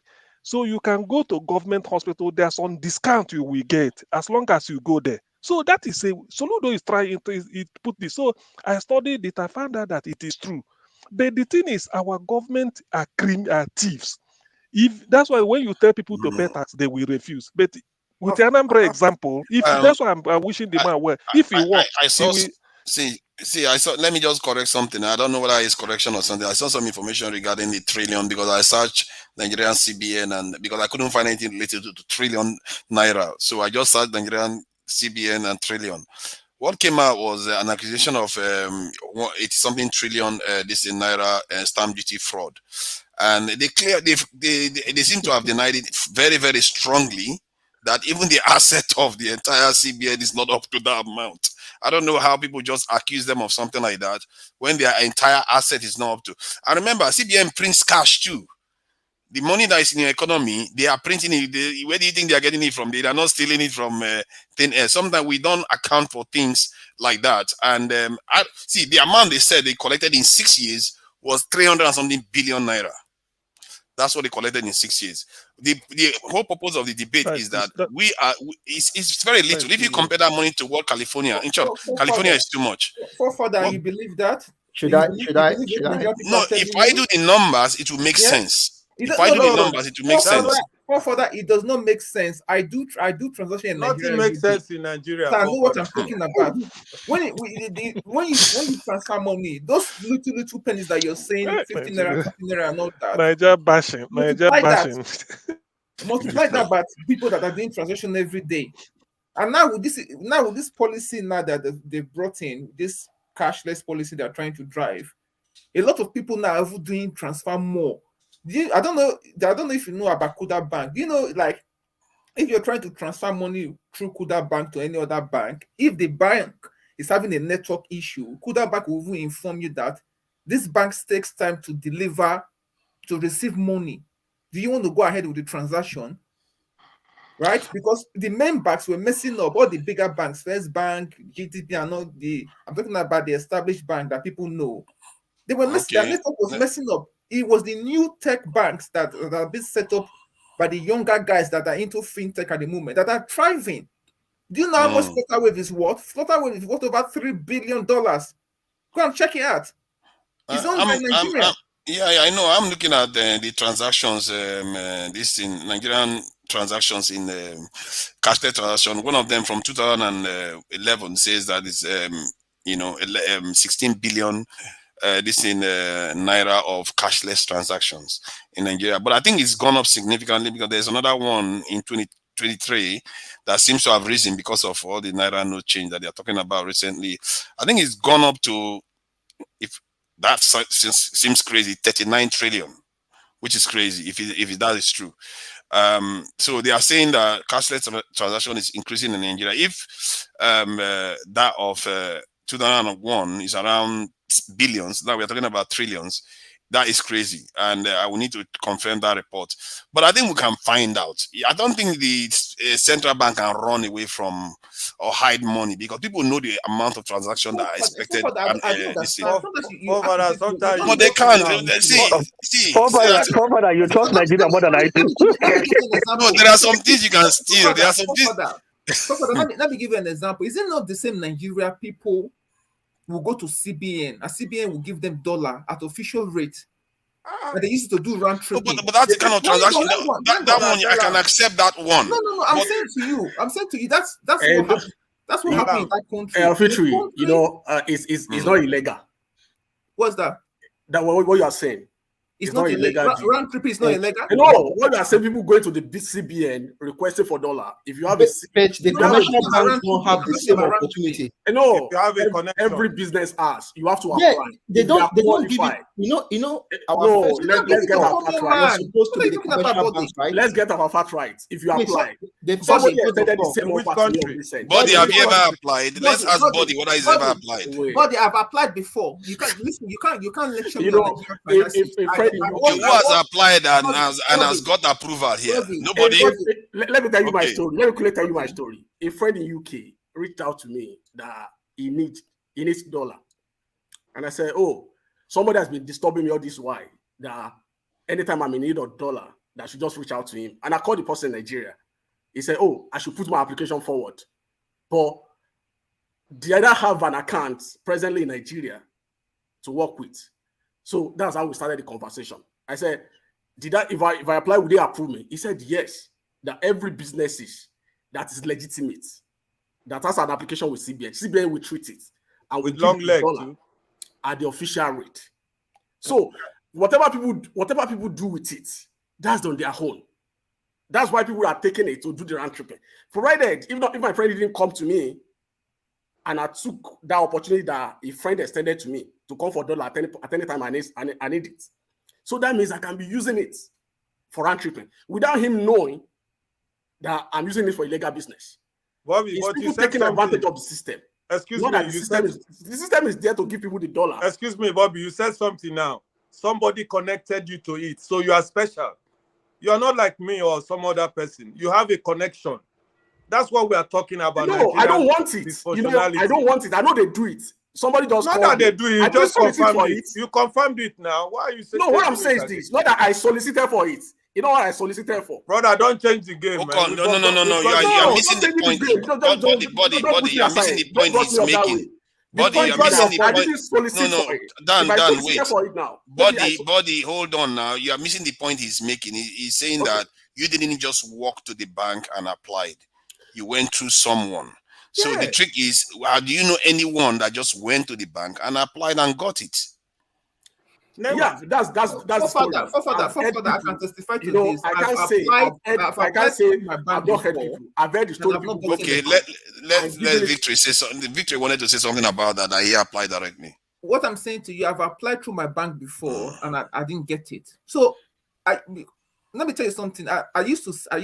You have a business in Nigeria. Do you have a business? Yes. I used to take goods to Nigeria to sell. I used to take mobile phones to Nigeria back in them just to sell. So I know how the Nigeria system work. I used to sell mobile phones big time in Nigeria before I stopped. It was this exchange rate nonsense that's why I left the business. Because I would take a phone to Nigeria today, they will sell it. As the following day, the dollar has jumped from 340 to 350. And you're calculating your business based on 340. So how are you going to make money? I'll tell you, that is debt with me. That thing showed me Pepe. I said Nigeria, you know what, I'm done. That's why I stopped that business. And it's the same thing. It's just like here, when you're here in the UK for further, if you want to go and buy dollar or anything, do you go to any bank to fill any form? You put You send your money online and it goes through. So what I'm saying to you, look at all developed countries. There's nothing such as black market. No. So you do your transaction and it goes through. But Nigeria is a corrupt entity. Yeah, they like to oppress people. But that's how Nigeria is. For me, it doesn't work. Nigeria doesn't work for me. I think my own Victory, you want some people where they carry. Hold on, the new people have come in and they've not said anything, so we can let them say something about. For me, anyway, I think that by just condemning the system by just condemning the system that is corrupt, it's not going to heal it. It's by adding. If somebody is ill and you say because I gave them one tablet and he's dying, let me not bother again. It's not going to solve it. The solution is still involves keep doing more. So, but that said, anyway, who is new that has Augustine? Just say something very quickly so that I can pass it on to show. Jonaba hasn't said anything since he came back. So I think say something, then Jonaba say something, then we can just go to Ife. There is something that just came out today or some few minutes ago. I don't know. There was some lawyers here, some people talking about dual citizenship cannot contest for presidency, right? No, that's not correct. They shouldn't. That's not correct. It has been challenged. See, there are jobs here you can't even do if you hold on to that citizenship. In Nigeria, in the UK. In Nigeria, dual citizens are allowed to contest for any position. I mean, they shouldn't. Nigeria Constitution allows it. They shouldn't. You can't swear loyalty to another country and go and swear loyalty to Nigeria. That's crazy. What I'm saying so is because I just know that there's a news trending now, and I'm seeing a picture of a biodata of Tinubu having Guinea nationality. That's a lie. You see, I don't know what else are we not going to come up with in Nigeria? Say it again, bro. We didn't hear that. He just started now. Do you know making me feel sorry for Tinubu now. It's ridiculous. It's getting out of control. Do you know who posted it now? David Hundeyin. Who? David. Who is that? Is he a reporter? Yes, now the investigative journalist. The one that is coming tomorrow. The anchor. You don't know your guest coming tomorrow. You're saying who is David Hundeyin? I don't know. What do I know? Is David coming tomorrow now? I see. Wow. You don't know that David. You don't know David Hundeyin that is coming on your show tomorrow. I'm a newcomer to Nigeria. You see, but I don't know. I don't think that's a crime in anybody acquiring citizenship of another country. That's not a crime.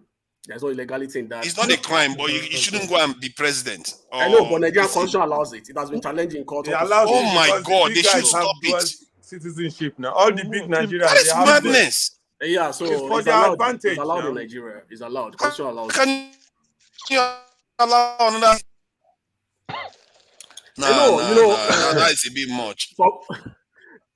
That's a bit much, like man. It. Some people like it as well. But because I've seen someone whereby they like, oh, how would they not allow people in the diaspora not to come home and contest or give up your citizenship.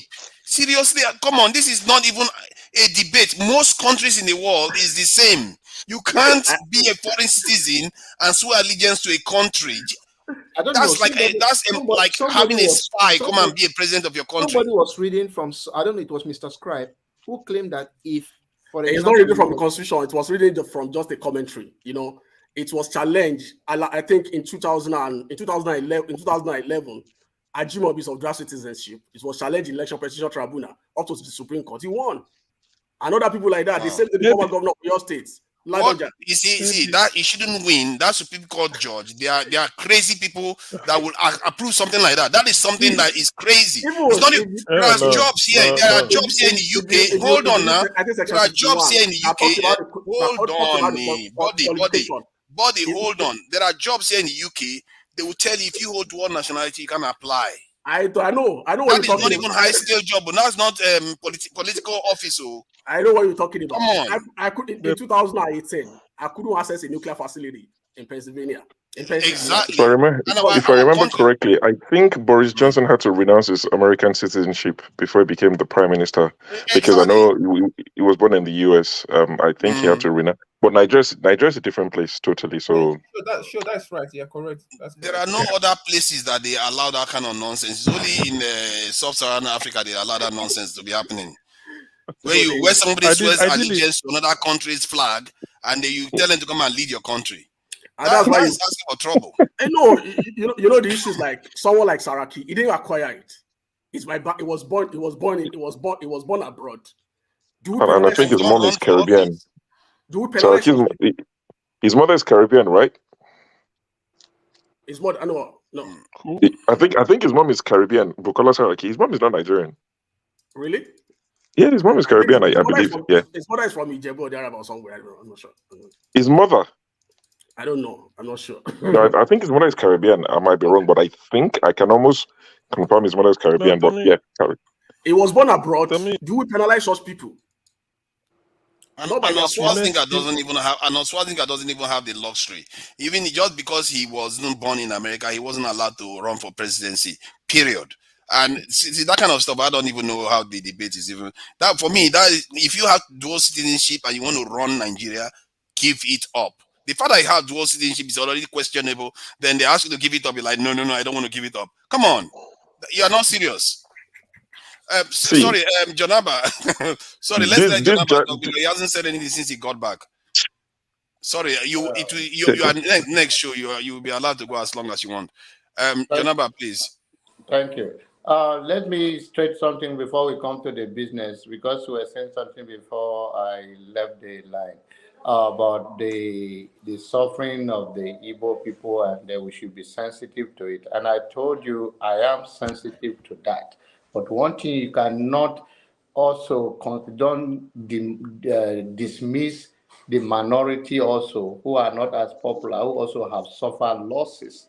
So you cannot also discard that, and then you want me not to talk about it. There's no reason anybody that knows Nigerian history that will talk about Biafra war that will not say with empathy, except you don't have a soul in your heart. So that make that clear. So there's no time that we do not. When we are talking about national unity and when people affect other people, even though they are not much in number, based on their minority, if you put the percentage together, they suffer the same thing. So that is about that. Come to Nigeria, there is nothing merit in Nigeria. So Bodin was talking about a friend asked him to open an account with CBN and do business, and he got it. Victory say he did the same thing, he will not get it. That's Nigerian for you. So the fact that you get it like that doesn't mean every Nigerian will go and get the same result. That's not happening in Nigeria. You have a long leg, you have somebody you know, you get it done. So, and then the POS in Nigeria, where bank liars with people on the street and take money, especially right now, and take money from the bank and give to certain people, and then you go and do exchange rate, they charge you percentage and give you cash. You buying cash in Nigeria actually right now. You're going to use money to buy money in Nigeria on the street right now. So some bank, even the ATM, limited it to 20,000 naira, while the POS can give you 40,000, give you 100,000, and they will charge you. I think personally, in Adamawa State, where I stay, 20,000 is for 1,000 naira. If you POS is going to give you 20,000, you're going to give them 1,000. So if you are changing 40,000, they're going to take your 2,000. When you go to the north, it's double. So it's all over Nigeria. So why? Please. Because why? the limit of the bank, there's no. It's about in some 18 local government or 13 local government, you can only find one bank. So the scarcity of money in the north is higher than the west and the east. In Lagos, it's even much better. But that's the Nigerian we are running. There is nothing merit there. If you have a long leg, you go anything you can do. So Nigeria is on life support. And that's what I say that every Nigerian, we all owe each other the truth. Are we going to look into each other's eyes on the street and raise our morale instead of allowing the politician to determine the future of Nigeria? Not even in America here, any developed country. It's the citizens that get fed up and they say enough is enough. Let's talk about the Jewish in Germany when the Holocaust was going on. The Jews come together, the oppression of killing of millions of Jews, they push back and they overcome it. but not in the spirit of disunity, and then allowed religious bigotry, ethnicity, and tribal thing, and then you think that the elite will not exploit to their own benefit. John, I have one question before you land. Just tell me honestly, how do you think Nigerians can fight like the Jewish did, like you are saying, to get back that country? Because Nigeria doesn't belong to us anymore. They belong to who? You know them. I don't. I think Nigeria belongs to all of us. When you say it do not belong to you, then you are taking yourself out of it. You use a question to answer a question, which is not... Politically, that is what politicians want, even in America here. If politicians want you to feel depressed and not want to belong. Mr. John, please. This is my problem. When you ask a very sensitive question, you start comparing Nigeria to America. I'm not comparing it. I'm comparing that in as much as I have gone this far, we still face such thing here. So if we are, even if America is suffering such thing, then we are talking about the backward Nigeria. It's not in a good comparison. See, I think when he says Nigeria doesn't belong to you, he's basically saying that we don't control our nation. And 4 of our major presidential candidates, 3 of them, major ones, are all in in different countries around the world right now. Basically, these people seem to be taking their instructions from outsiders to run the country. So what he's saying is that even if the land is ours, we are still there, but we are not in charge. And that is true. Nobody can say that we control anything. How do we take it over? We know how Israel did it, so you can give him other solutions that you know of, because this is actually true and it's a serious thing. Yeah, but when we talk about Nigerian, we are not in control of it. You see that we have been using media, social media, to at least galvanize the base, reach out to remote places in Nigeria. There are so backward other part of Nigeria that they don't access social media. Even the most developed one, not all of them have the money to buy the data to listen to something just like you and I are here. But at least there are an improvement in that area. So this is the way the people will take back our country. It's about sharing of ideas and how you are in UK now, me and you are talking. That's when we come to agree, when we can share common things. Okay, we can plan. Okay, how do we influence the people back home? How do we change their mindset? But when you and I in the Western world cannot even, which I've seen what is humanly possible, cannot even come to agree and have empathy on one another. Rather, we talk about things that will divide us instead of things that will bring us together. How do we expect people back home who the pure being taken advantage of? John, the people back home have responded by choosing Peter Obi. And what did they get? That is what you said. I don't believe that. That is what you said. Excuse me, not what I said. This is you what said happened. That. The election it happened now. If you believe in election, where do you get your own number from? So I don't know what you are talking about. I don't believe in what you are saying. If you're going to go against let me tell you what I'm talking about. You cannot stay in the glass house. Let me tell you. Let me tell you what I'm talking about. Okay. Excuse me. You said something. I was listening very clearly. You said something now, which brought my attention to interrupt you a little bit. You said, through this means, we are trying to send message back home so that people will wake up and take a decision. And the people took the decision and took Peter Obi into power. And in our eyes, not hidden, with cameras everywhere, they saw what happened. Now you are telling me that where did I get my... So you want to tell me that Tinubu won that election? I'm not an INEC officer, whatever they presented. No, brother, this is my problem with Nigerians. The issue is that the passionate... We refuse to speak the truth. Do you vote? What do you mean? Do you vote? Those who voted, what happened? No, do you vote as a person? I ask you, those who voted, it's overseas now. It's not fair. He's not going to be able to vote now. It's overseas. Okay. No, is it Nigeria? Yes, in Nigeria.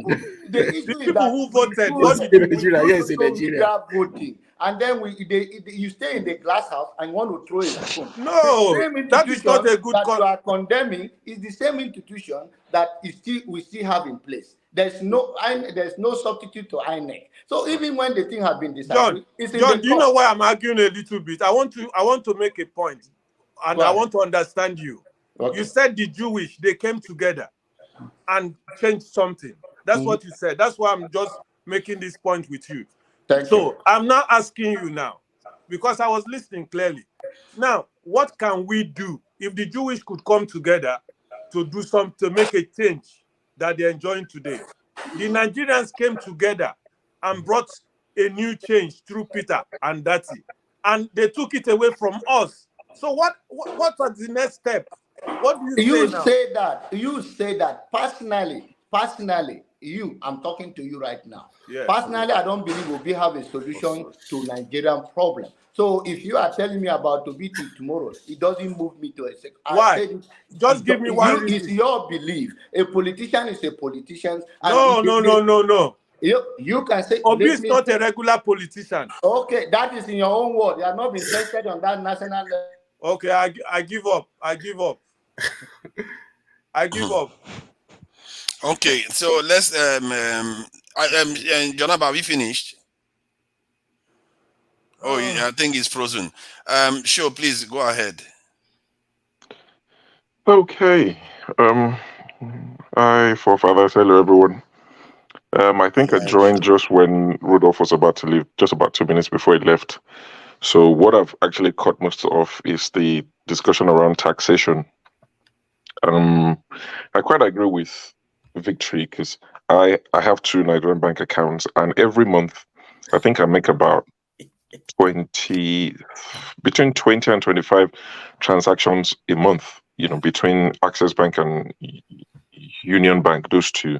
And every time I try to send money, they will tell you before they take it, like on this transaction, you're paying 50 something naira, on that one, you're paying whatever naira, depending on how much you're transferring. So all this money, I mean, as far as I'm concerned, it counts as tax. And I'm hoping that someday we would go beyond the days when you'll be charged for sending money to a different bank account. I remember until maybe about 10 years ago, thereabouts in the UK, if you transferred money to a different bank account, it took a while before it got there. They didn't charge you, it just took longer. But in Nigeria, they charge you for everything. You withdraw money, you have Access Bank card, you withdraw money from UBA, they will charge you, all these charges that. And like people rightly said, people who spoke before me, if we see the benefit of this money they're taking from us, less people would complain. But in a country where, when we complain, it's not like we're trying to paint Nigeria bad or we're just... No. I mean, some people have chosen to carry the good news, and I won't stop them.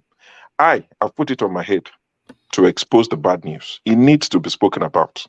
For those who don't like it, I can't help you. I would keep talking about it until things start to change.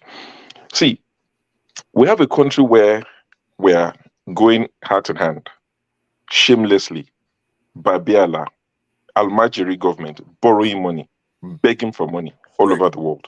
That's what we do. People laugh about the Almajiri kids they see, or some people empathy, sympathy. These kids that are throwing their food bowl in the air. That is the Nigerian federal government on the world stage. You can shake your head, you can curse me out, you can say this one doesn't believe in anything. We're always borrowing, begging for money. They say they will remove subsidy. Already there's a grant. Some people are saying it's a loan, some people are saying it's a grant. 800 million is it dollars. So we're constantly borrowing. And you're taking money from us in every way. Look at Anok. When was it 2 weeks ago that the bus drivers in Lagos complained? They went on a strike. They said they were paying 13,000 naira a day. Please calculate that by 365 days. Let's even say it's 300 days in a month, in a year. Some days they don't work. They're at the mechanic garage. Okada driver said they pay 2K a day. That's 60,000 naira. That is more than an average civil servant will pay in Lagos. On tax, what does this Okada man get in return for the 60,000 naira he pays? One of the boys that were, protesting on the streets of Lagos during the bus strike was saying that Agbero is buying G-Wagon for girlfriends. The bus driver is struggling to pay school fees of their children.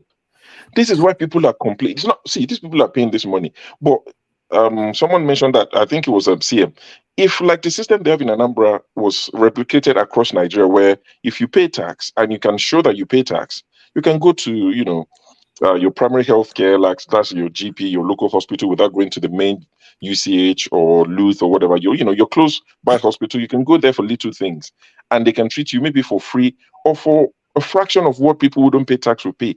People would not mind, but people pay these monies and they don't get anything in return. And you have governors who would say, "I'm drinking a 40-year-old whiskey that cost about 10 million naira a bottle." Just in a imagine. country where you're constantly going around the world begging, literally borrowing money. But if you speak, they say you are hating on them. Is it the taxes using to buy whiskey? Was it not rich before? What is the job of most of these people before they became politicians? Yeah. See, it's different having source of funds. What is your source of wealth? Where did this money start from? Because you can tell me, somebody has a McDonald's franchise in the US, fine. That's the source of funds. That's where the funds come in. But source of wealth, what was the origin? Was it inheritance? People who do KYC, not the one they do in Nigeria, they just come and knock on your door. Do you know Mr. Asho? We want to open Access Bank. Not that KYC. Proper KYC. How did you make the money that you used to buy this KFC, McDonald's franchise? Was it inheritance? Was it, where did it come from? So we have people who are spending money reckless. Only today, was it yesterday? I saw in the papers that Jigawa State, they made a down payment. That made me laugh. For those who follow the election, down payment for roasted corn. Jigawa State made a down payment for Hajj pilgrimage 2023. They deposited, I think, 2.5 billion naira. What is the business of the state with pilgrimage? I don't care if it's Jerusalem or Mecca. It is not the business of the state. If it was in our days of surplus, maybe. But Nigeria is currently struggling. According to our politicians, they keep telling us, we're broke. We're broke. You're constantly borrowing money, but you are sponsoring people to go to Hajj, to go to Jerusalem, to go and how is that our business? You see, so this is why people get angry about this. I don't mind. I pay tax in the UK, and for somebody saying they pay, forefathers, for those of you who live in America, let me shock you. We pay TV license in the UK. I've seen so many people in the USA. Sorry, what does that mean?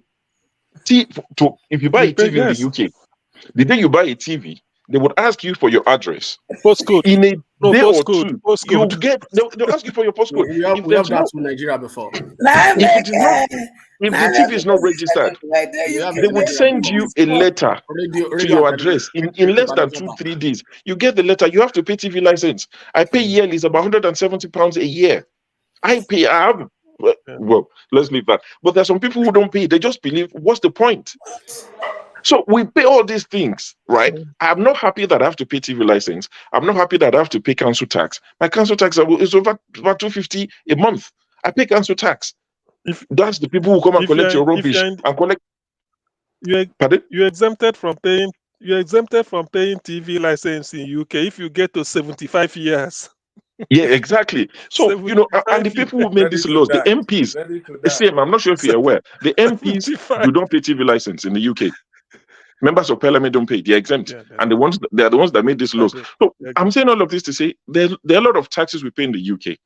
But when you look back at where you're coming from, you look at where you are, you see the services you get. Like I keep saying, I've worked in and around the NHS. I've seen people, they will bring the homeless alcoholic to ED, and you would see the treatment they would get. They will be there for days. Breakfast, lunch, dinner. They will ask you, what choice of food do you want? After a week or 2 weeks, they will go home. Goodbye. There's no bill afterwards. So you see where your tax goes. You see how it's spent. I'm not saying, anywhere there's politics, there's corruption. So the politicians everywhere in the world are corrupt, but there are levels to it. They're minimal. When an average hardworking Nigerian cannot send their children to school, no hospitals, the roads are bad. I mean, I don't care if it's Lagos, Enugu, Anambra. I'm not doing all this, Southeast, South. It's bad across board. You see some of the roads and you're thinking, sorry, people actually live here and people pay taxes. So this is why people complain. It's not because people are crazy or they're unreasonable, but our government, I saw another video. I'm not sure how old the video is. There was a panel that was set up to speak to some people, some Islamic organization setting up exams for some people, something to do with Islamic studies. And they're saying that their budget a year is about 20 billion naira. And they have to set an exam for 1,000 pupils or students once a year. And the panel was saying, it was a government panel, saying that, how can you ask us for this much money? You generated $350 million naira in the last financial year, and all you remitted was about 25. What happened to the rest? All these alhajis and imams and all this, they were just stuttering. And these are the people that they are fasting right now. You are fasting, you are going to Mecca, but you are corrupt. This is why people are angry. It is not rocket. Governance is not difficult, especially in Nigeria. The bar is set so low that all you need to do for people, roads, the things that growing up as a young boy in the 80s, I was hearing, as a young boy in the 80s, we'll give you light, we'll give you electricity, pipe-borne water. That's the worst of pipe-borne water. I had to go and Google it. Not that I just had it so much, pipe-borne water. These are the things they're still promising us till today. For how long are you going to promise us these things? You understand? No hospitals, nothing. Just give us the basics. Job creation is easy. Give Nigerians electricity. Let there be security for properties and lives. And give them good roads for transportation. Nigerians will figure out the rest. It's not hard. It's not rocket science. But the worst part is we have a group of people that are determined to defend these corrupt politicians at every turn. I don't know what their reason is. Are they waiting their turn? Are they showing loyalty to these corrupt politicians to say, "Oga, I'm loyal to you, hand over to me when you're leaving"? I don't, because if you're an average guy like me, you have no interest in stealing or anything. Why are you defending these people? Is it? That's the question I have. You see some people, they say, Bukola Saraki is our guy, Oloye, someone, Jagaban, some other ones, Obi. So they have factions that they defend these criminals. What is it that they have done that have impressed you? The people that have left Nigeria, I can cut them some slack. But you have left Nigeria, you have seen what development is. It's not perfect, but you've seen a semblance, an idea of God's plan. And you are subjecting your people to that punishment. People joke and say Nigerians should never go to hell because they're already in hell. They are in hell already. It's an experience. And people are defending these politicians. That's what gets me annoyed and angry, and I curse these people out. And BQB would sometimes say, "I show as a Yoruba boy, Omoluabi, we don't curse our elders." Our elders have taken us to this place now. They've taken us to the lowest of the lowest pits. And they travel. I have a very close friend in Nigeria. Every time I talk to him, sometimes we'll do a video call. He's never left Nigeria. And we'll just see basic things. Honestly, the things that I don't even see. And the guy will just tell me, like, you literally just walk past this thing and you didn't stop to admire. I said, admire what? This guy said, our politicians came to the UK. They brought democracy from the West. He said, but they didn't bring the benefit of democracy. They brought is the worst things, and their defenders online, especially, they would always compare Nigeria to the worst case situations. They would tell you there was a worst election in Cairo. They know all the bad events that happened from 18th century. There was one election in Sierra Leone. They had more voters than people. There was a bad road in somewhere. There's a flood somewhere in Florida. They will post it. Look at Florida, and you'll be complaining about Nigeria. And the question is, when the flood goes away, am I allowed to compare Nigeria to Florida?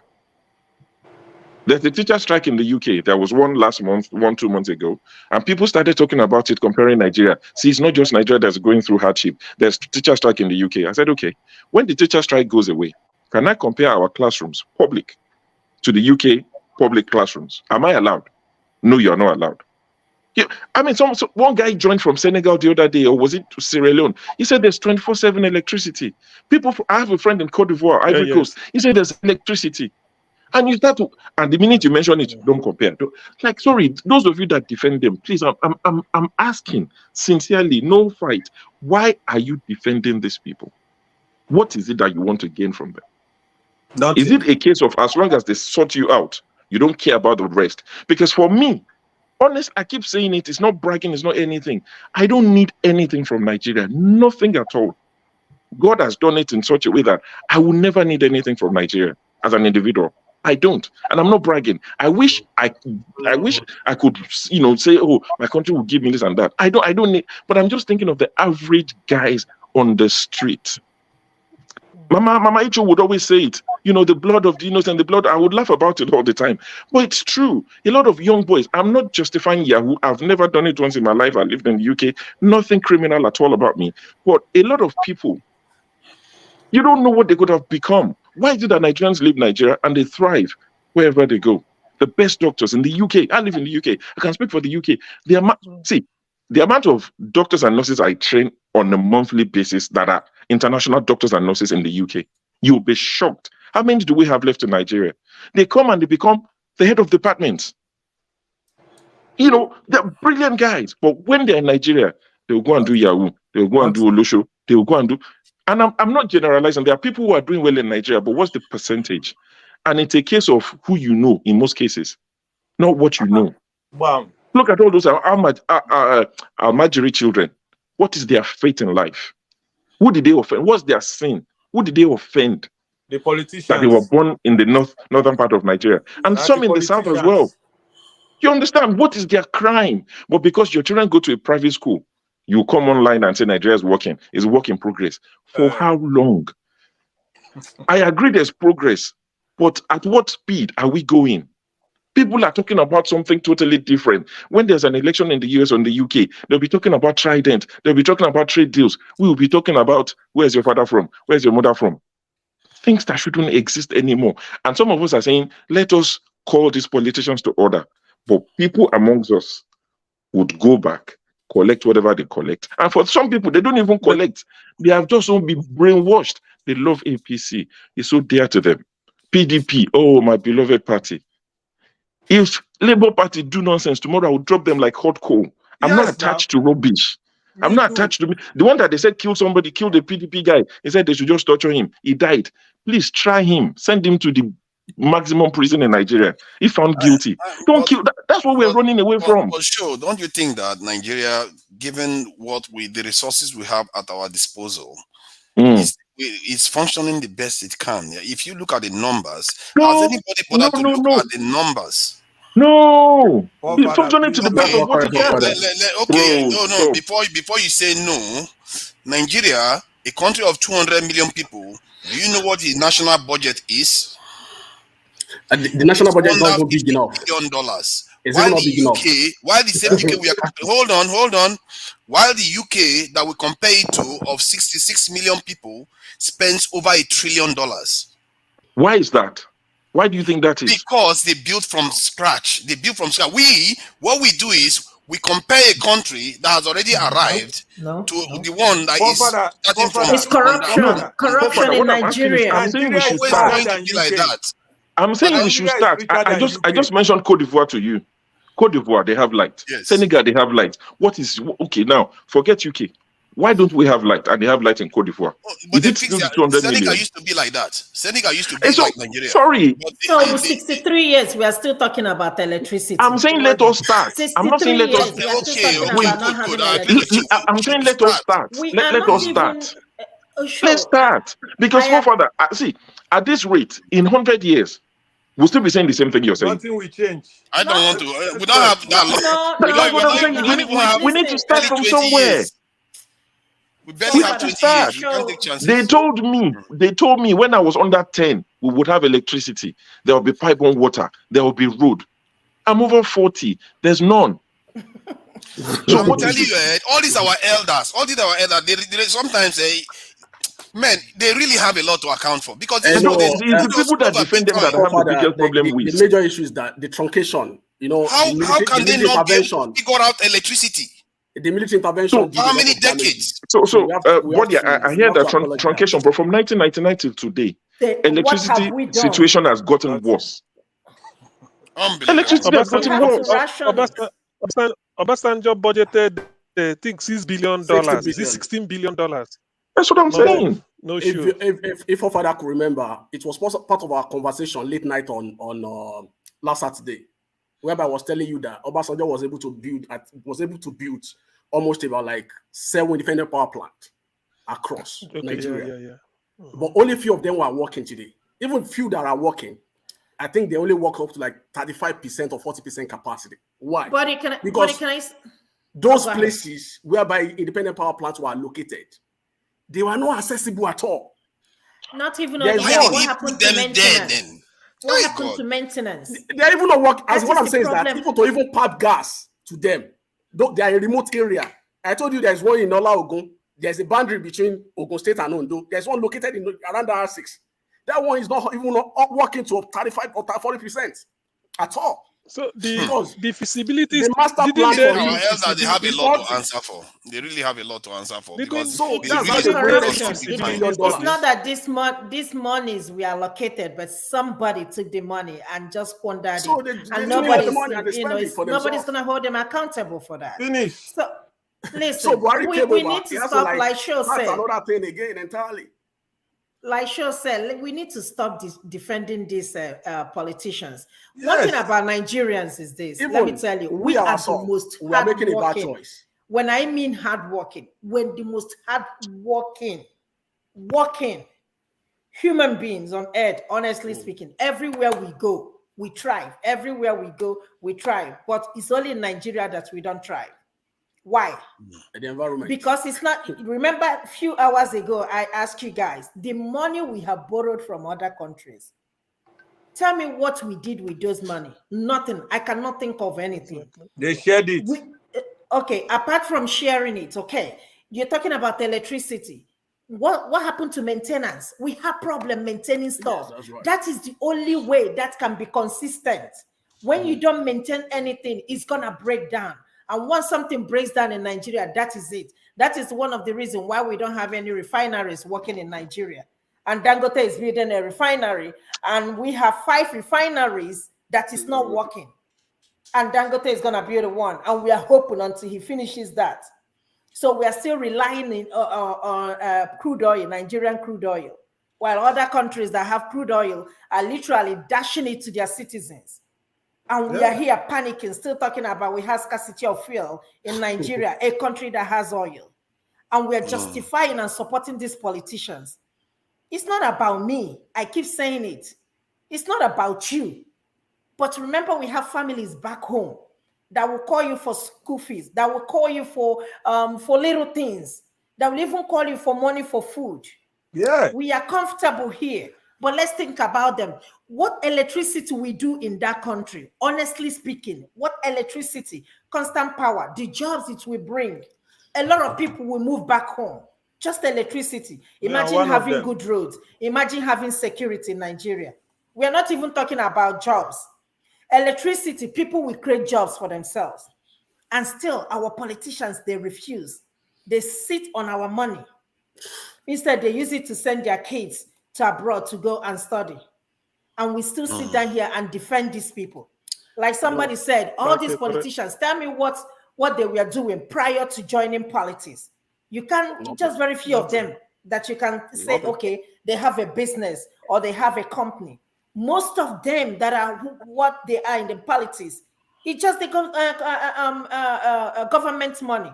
Look at our senators. I heard they are the highest paid in the whole world. How? Yes. How? How? Google and just how much does American government president makes?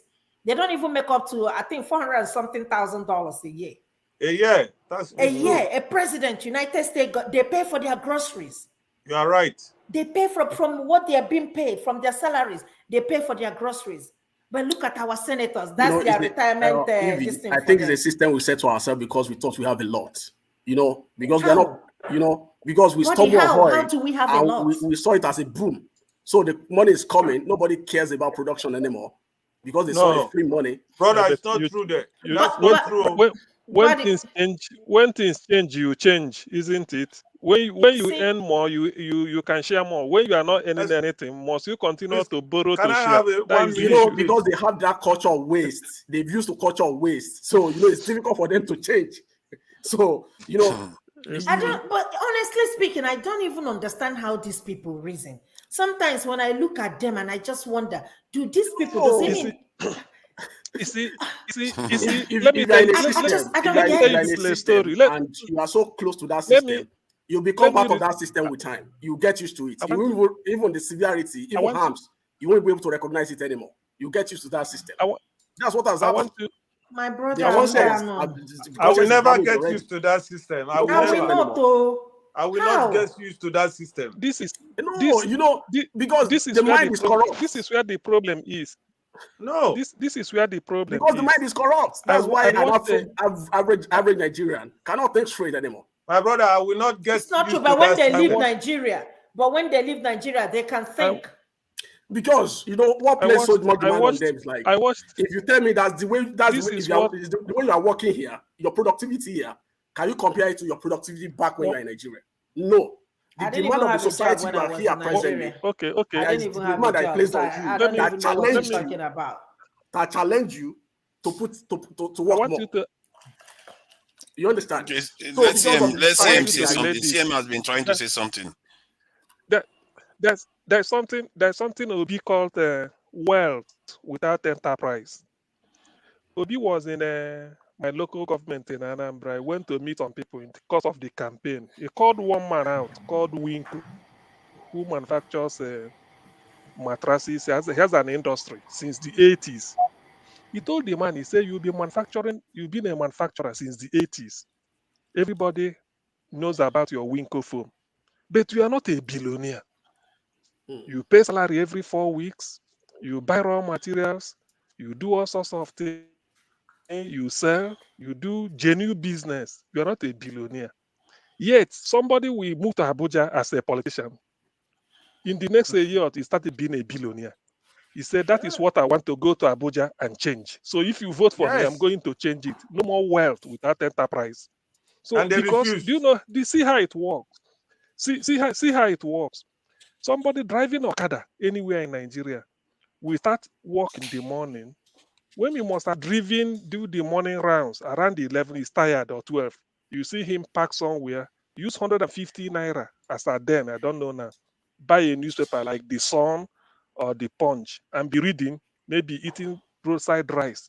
That's then Punch. Ekweremadu reading it in Abuja is being paid for by government. What sort of system is that? All our senators, they receive newspaper allowance, but somebody driving Okada buys newspaper with his own money. So this is part of the nonsense going on. That's why when you see the budget, if they borrow this money, Nigeria is not earning enough. Yet their salary keep increasing. Sometimes they approve the cars for themselves. This is where the money goes. Obi said they are sharing money in Abuja. That is what they do. So that is where the annual budget goes. When you, even if as small as the budget is, it may sound in trillion, but they don't use it for capital project that will help me and you. This only used to pay for the dog in the house of the Senate president and deputy, pay for the cook. Every year, they budget for cooking utensils in the budget. This is what they keep putting, and the money will be going. So it is purely. But how much do we have the estimated amount they spend for, like, the salaries of the senators and basically the government officials, because they have to pay the soldiers, they have to pay the teachers, they have to pay all the other groups. Exactly. No, I understand the legislator. I understand an average senator goes home with about 14 million every month. 14. For what? Actually, it's more than that. Doing It's what? more than that. It's more than that. So 14 million is about 14 million. Just over 10,000 pounds a month. And that is, it does not include their staff and everything else. No. They make more than that. They make more. So let's assume that they're making 10,000 pounds. Tell me what they are doing for us to be making that money. No, but what? Okay, they are suffering with you in Nigeria. Obviously, they are not performing enough. That's for sure. They are not performing enough. And you see a country like Nigeria, and why not? In this country, I remember when this guy came in, David Cameron. He said in 2008, he said that Britain is going through cash crunch. I think he slashed his salary from either 100 and something to 98,000 a year. I think either 132 to 98,000, and all the ministers followed suit. Why can't our people, the leaders, say, look, Nigeria is now the poverty capital. Let us reduce our salary. Have you ever had? Don't say reduce. They can't do that. No, but they went over there to take money. They can't do that. Now, how can See, they stop? my thing is that is no matter, even if they become payless, that they don't pay, they do it for free, the problem still remains. The problem is so big that it remains. So we need to focus on where the real gap is. And because even if you take all the money from this thing, take even our budget. If you look at it, by the time you pay, do for university, do for military, do for police, do for this, it's gone. It's not a lot. We don't have a lot of money to spend. But forefather, you don't get this. The president of Nigeria is entourage is almost 100 to 150 cars that are armored bullet cars. Okay. Yeah, but Nigeria is very important now. That shouldn't be the argument. You remember they buy it once in every couple of years. What are you talking No. about? What did you say? That shouldn't be the argument. That is what Peter Obi is saying. I'm focusing on the wrong thing. If something that is providing security, you can't take that for granted. Forefather, when Peter Obi became governor of you guys should know that by now. Don't play around with security. If anything you spend on security is worth it. Forefather, when Peter Obi became governor of Anambra State, they were killing cow every day. 30 days, they kill 30 cows. And that 30 cows, if they are selling cow 90,000 naira per cow, by the time you factor everything, the cow will be about 200,000. And Peter Obi asked them a question. Who is eating all this cow? You know the answer. They told her in case somebody came to visit him. Peter Obi says, me and my wife and 2 kids are eating 1 cow every day. He says, please, don't kill any cow. If somebody wants to visit me, I will go and visit him. That is the difference between Peter Obi and all these people. We are not saying that Peter Obi is a saint. We are saying that man is a saint. Say what he thinks. Peter Obi is a saint. Let's let Jonaba and let me finish what I'm saying. Let me really finish what I'm. This is why when Peter Obi finished being governor of Anambra State, he didn't get a land. Compared to the guy elected, he took half of Lagos, 30% of Lagos. He took it. So it's not just it's across Nigeria. Or your state. The problem Nigeria have is that being in government is supposed to be service. It's not money making machine. Even in Western world, they don't make money, but they get accumulated with the people that have companies. When they come out, they can go into different sectors to make money. That is what it gives you opportunity, privilege to meet those people, but not to make the money. Even speaking engagements. How can these people making 14 million naira? That is without allowance. So by the time they add allowance, dressing allowance, all this allowance is about 25 million a month. They don't have conscience. Yeah, some of it seem excessive. All of it is excessive. All of it. See, for a country that is struggling, for a country that is struggling, it's excessive. Why did ASO be on strike for 8 months? The money could have been carved out and taken care of. The money is easy. So this is money that was proposed in 2000 and when Jonathan was president. 2009. And they didn't pay it up to today. See, we did the numbers here the other day. I think we are all frustrated by the problems in Nigeria, but we did the numbers the other day, and Nigeria is broke by and large. We don't have a lot of money to spend. And if see, when we say no, can we? If we want to do the numbers again, you will check how much you get from crude oil. Only the money Tinubu has can solve Nigeria's problem. Tinubu, by international standard, is not that rich. Only Tinubu can solve Nigeria's problem. Pardon? Fine. Only we are broke, right? Yes. By and large, yes. We are not very rich.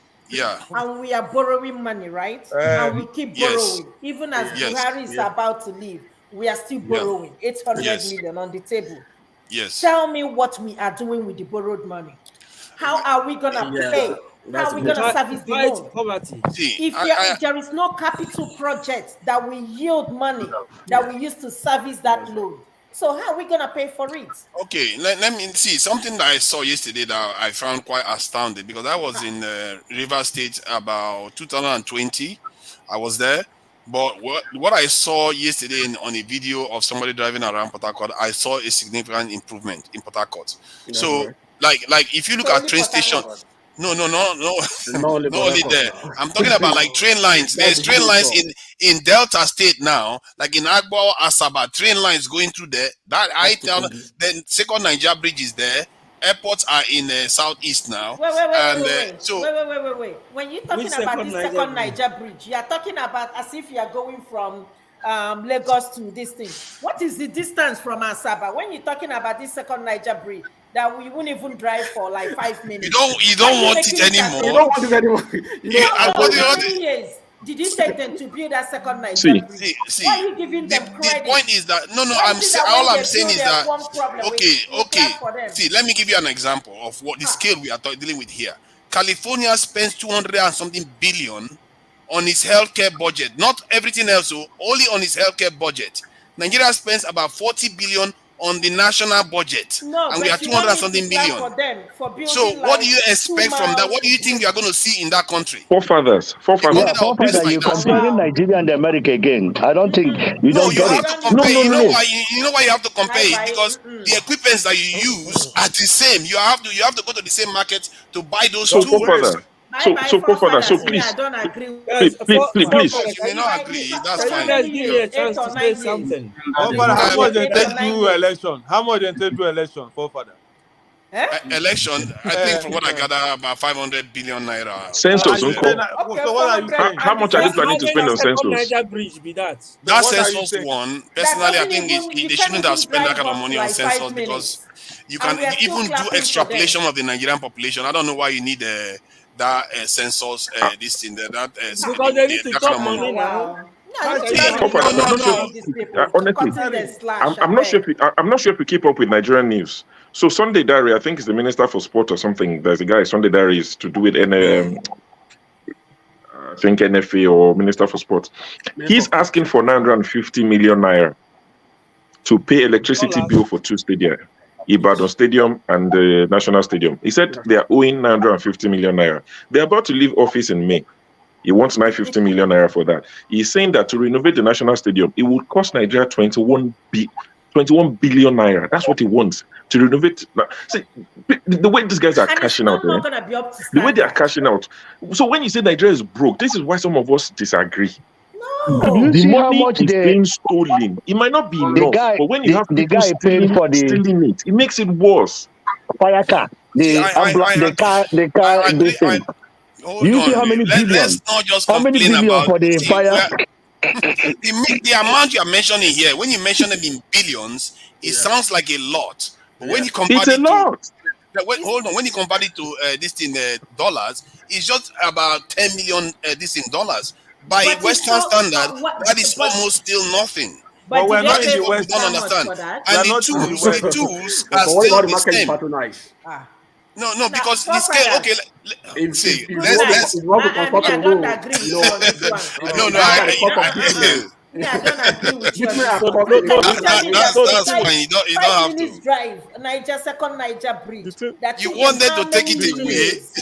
How many years? I have to clap for them. You see. I'm not saying you should clap for them. I'm saying that's where some of the money is going to. The same Nigeria that they will say snake. Okay, so how do you defend snake eating money? Termites eating vouchers. This is the country we are talking about. Snake, monkeys, termites. These are the people we are dealing with. Okay, come on. When they call them to come and explain, they will be collapsing and fainting. That professor that collapsed. What happened to him? See, we can try to all the things you are seeing. Let me just say this: all the things you are seeing are just symptoms of a country that doesn't have a lot to go around. $40 billion. There's a lot to go. Stop saying there's not enough to go around. Stop. See, not even asking for let me disabuse you of that mindset that there's not enough to go around. There is. See, we might not have enough champagne to go around, but there's enough water to go around. Stop saying there's not enough. There is enough. The reason why I say 40 billion. Okay, so You think he can run the UK with $40 billion a year? Bro, we're not the UK. We are not asking for No, but UK they are the same standard. human beings now. No, let's not do this. We are not Okay, asking can for you UK reduce the standard. standard of living? They build. We are Even not when asking they- for UK standard. We're asking that let people be able to go to the hospital and there's electricity at the hospital. Bro, I'm telling you, UCH in Ibadan, quote me, UCH in Ibadan, you'll be walking in the long corridors of the outpatient department. I followed my mom to the hospital when I was in Nigeria last time. I bashed my knee into one of the benches because UCH would not put on generator. There's no electricity. University College Hospital Ibadan, the one that the royal family of Saudi used to come to for treatment up until the 80s. Bro, don't tell me. Stop saying there's not enough to do some certain things. I'm not asking for dialysis for free. I'm saying there's no electricity. Put on the generator. You're telling me there's not enough for that, bro? Come on now, stop defending this thing. That shows the leadership failure at every level. That's what I'm saying. At UCH, they have a CMD, which is just like chief executive of Okay, sorry. Let's John Lambert say something. He's been very patient with I don't know how us. to talk over people, and let's. Yeah. And after you, Han can say something because he hasn't said anything at all. They've all been very patient with us. The Nigerian politicians and all the thing we all argue here, we all have that passion to see Nigerian change for the better. But it's like some city in America here, 99% of them are black, but their mayor is white. How did he win that election? It's the morale of the people back home. They don't put a demand on the people, on the politicians. And once the politician win election, it's not to their service. They become his servant. And once the morale remains like this, there are places where pastors call themselves a pastor, start a house fellowship. Before you know it, they become a big body. The pastor becomes the God over the people. It's the morale of the people. The hospital you are talking about, governor is not working there. It's the citizens that work there that stole most of this.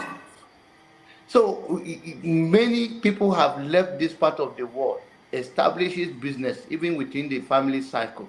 It gets run down by the people because we don't have the cultural the maintenance culture. We don't have it is one thing. But then beyond that, we lost our self-esteem of people that supposed to serve us. We serve them. It's abnormal. And that's why there's no accountability. Even the judiciary system, to me, they are the one that cause all the problem in Nigeria. Because if you run to say you call, there's things that you're supposed to go to court. They say call a police. So they're supposed to call a police. They say go to court. And if you go to any one of those things, you will never, is the highest bidder. If you don't have anybody and you don't have any power and don't have any connection, even though the case is on you did nothing wrong, you end up being locked up. So when you talk about Nigerian issues, the road, the money is allocated to somebody. Sometimes it's not even a politician. Maybe it's a contractor, and the contractor will turn around and bribe somebody. In any part of the world, or even your own personal life, if you give a contract or give something to somebody to do, if the person is not doing it, you have to hold him accountable. Whether take him to court, and there will be a consequences for that action. But in Nigeria, no consequences for actions. Anything you get away with it because the people do not have that stamina, and they believe that the law is not on their side.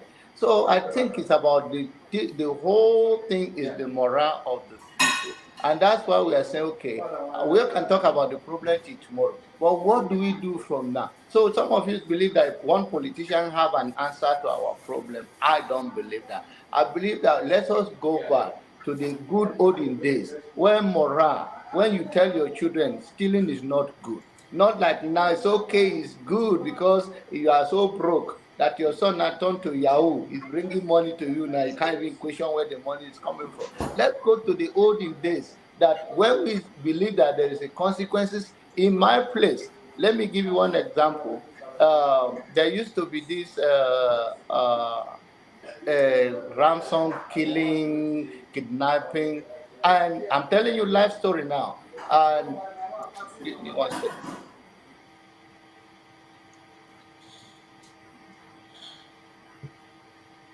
Your audio, okay.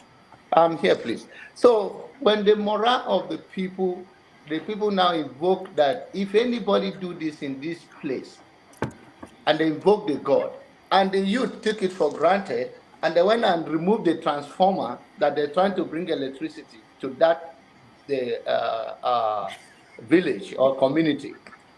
In 7 days, they thought it's a joke. About 6 of them died. And the 7th one that survived ran. The parent took him to them and to whosoever invokes the god, because there's a name they call the god. What am I trying to say? When there is consequences for action, I'm not saying that it's applied to everything, but in the judiciary system, when somebody will do the wrong thing, he take a contract, take the money, chuck in the pocket, he's not going to go to jail, he's going to even bribe the judge, and the judge is saying nothing happened. How do we move forward? Then let's talk about it. If somebody like CM can go home, if somebody like if he can go home and contest, and we can say we hold you accountable, or become something, or somebody like forefather say, okay, we are going to invest in this place, I'm going to champion this cause. Then we use the diasporan's force or diasporan influence and support such persons. Okay, we hold you accountable with a demand. The problem we are having now, we are not even put a demand. We just want to vote for somebody. The one thing the African Americans have done in America of recent, the youth, they say, no, you're not going to just become, whether you are black or white, become our mayor, become elected officer. We have a demand for you. If you're not going to do this, we see the business in this area, all we see is police patrolling this place. We're not going to allow police to just come and give us ticket. We just want a business in this area. If not, we're not going to allow this kind of thing to move on again. If you go places like in this, I live in the Dallas metro area. You go places that is a very dangerous area. Now the people grow up. They say enough is enough. You just want to throw our people in jail for doing nothing or for smoking weed, but you never create job opportunity for them. We're not going to vote you in. We're not going to allow this. In many cases, the mayor of Dallas are black, but not all the time. But there are also kind of people that they say, okay, we are not just going to allow, whether it's white or black, we have a demand for you. So let us go out there. 2023, I believe, is over. But in 2027, let us have a demand for somebody and say, okay, we cannot just allow you to just run an office, but we have to start from somebody. We have to trust somebody. When the person do not perform, then we all can say this is not right. We cannot vote you in again. Like we said, there was fairness in the gubernatorial election. There was fairness in the senatorial election. It's only the one that was not right was the presidential, which is stand to be improved. But Janaba, before people will want to hold people accountable, don't you think they have to have a stake? Because the problem with our people is that they just talk to their leaders, but they don't necessarily contribute consciously to the system. Because if you contribute, like I've said it before, if you can say no all you want, when you I think she was saying bye, to be fair. So the idea is that if you go to a shop, you pay money to somebody, you don't just walk away and say they didn't give you what you paid for. I think that when we start having a stake in the state, we are more likely to demand all these things you are saying.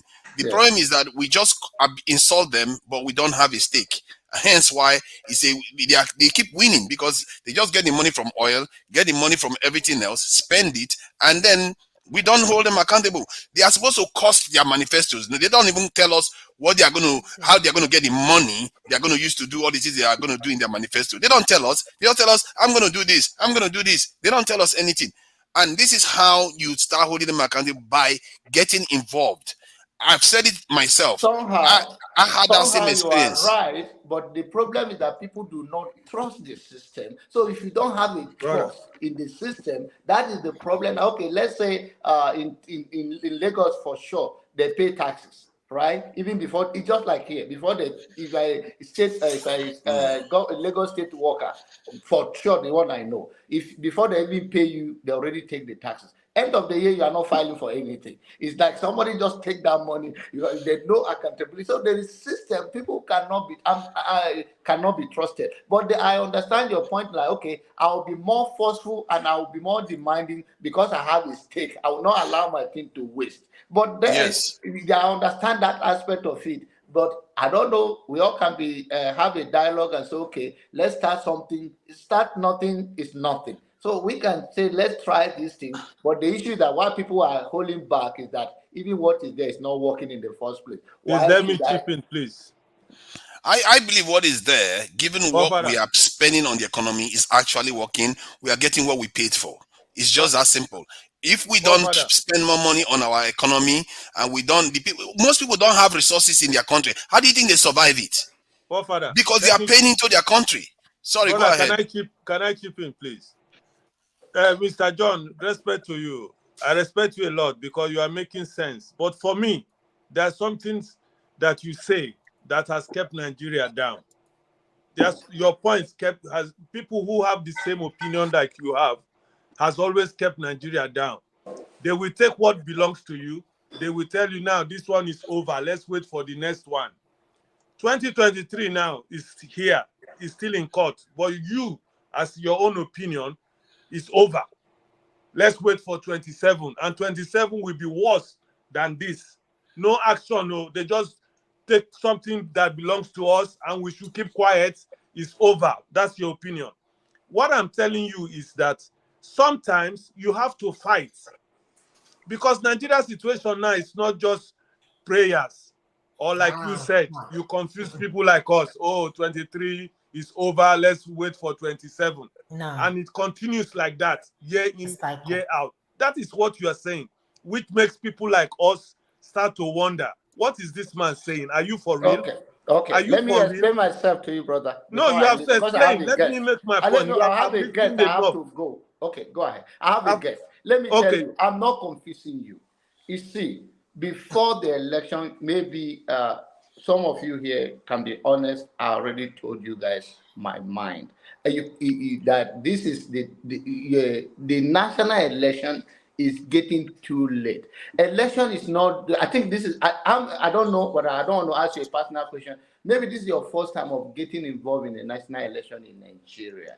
But I always believe. Okay, if it's not, that's fine. But I always believe that May 29, right? As God lives, you're going to see. Nothing changed. That's what I'm saying, 2027. Whatever is in the court, I think you are fighting. That's how the fight of Nigeria is going to be. Nigeria, you don't fight that way. You don't understand the dynamic of fighting in Nigeria. But does he make it right? When are we going to get it right? It's not right. We keep on doing this. That is what we are talking about now. It, but we can start when are we going to get it right? You are glorifying it right now. You are glorifying it. When are we getting it right?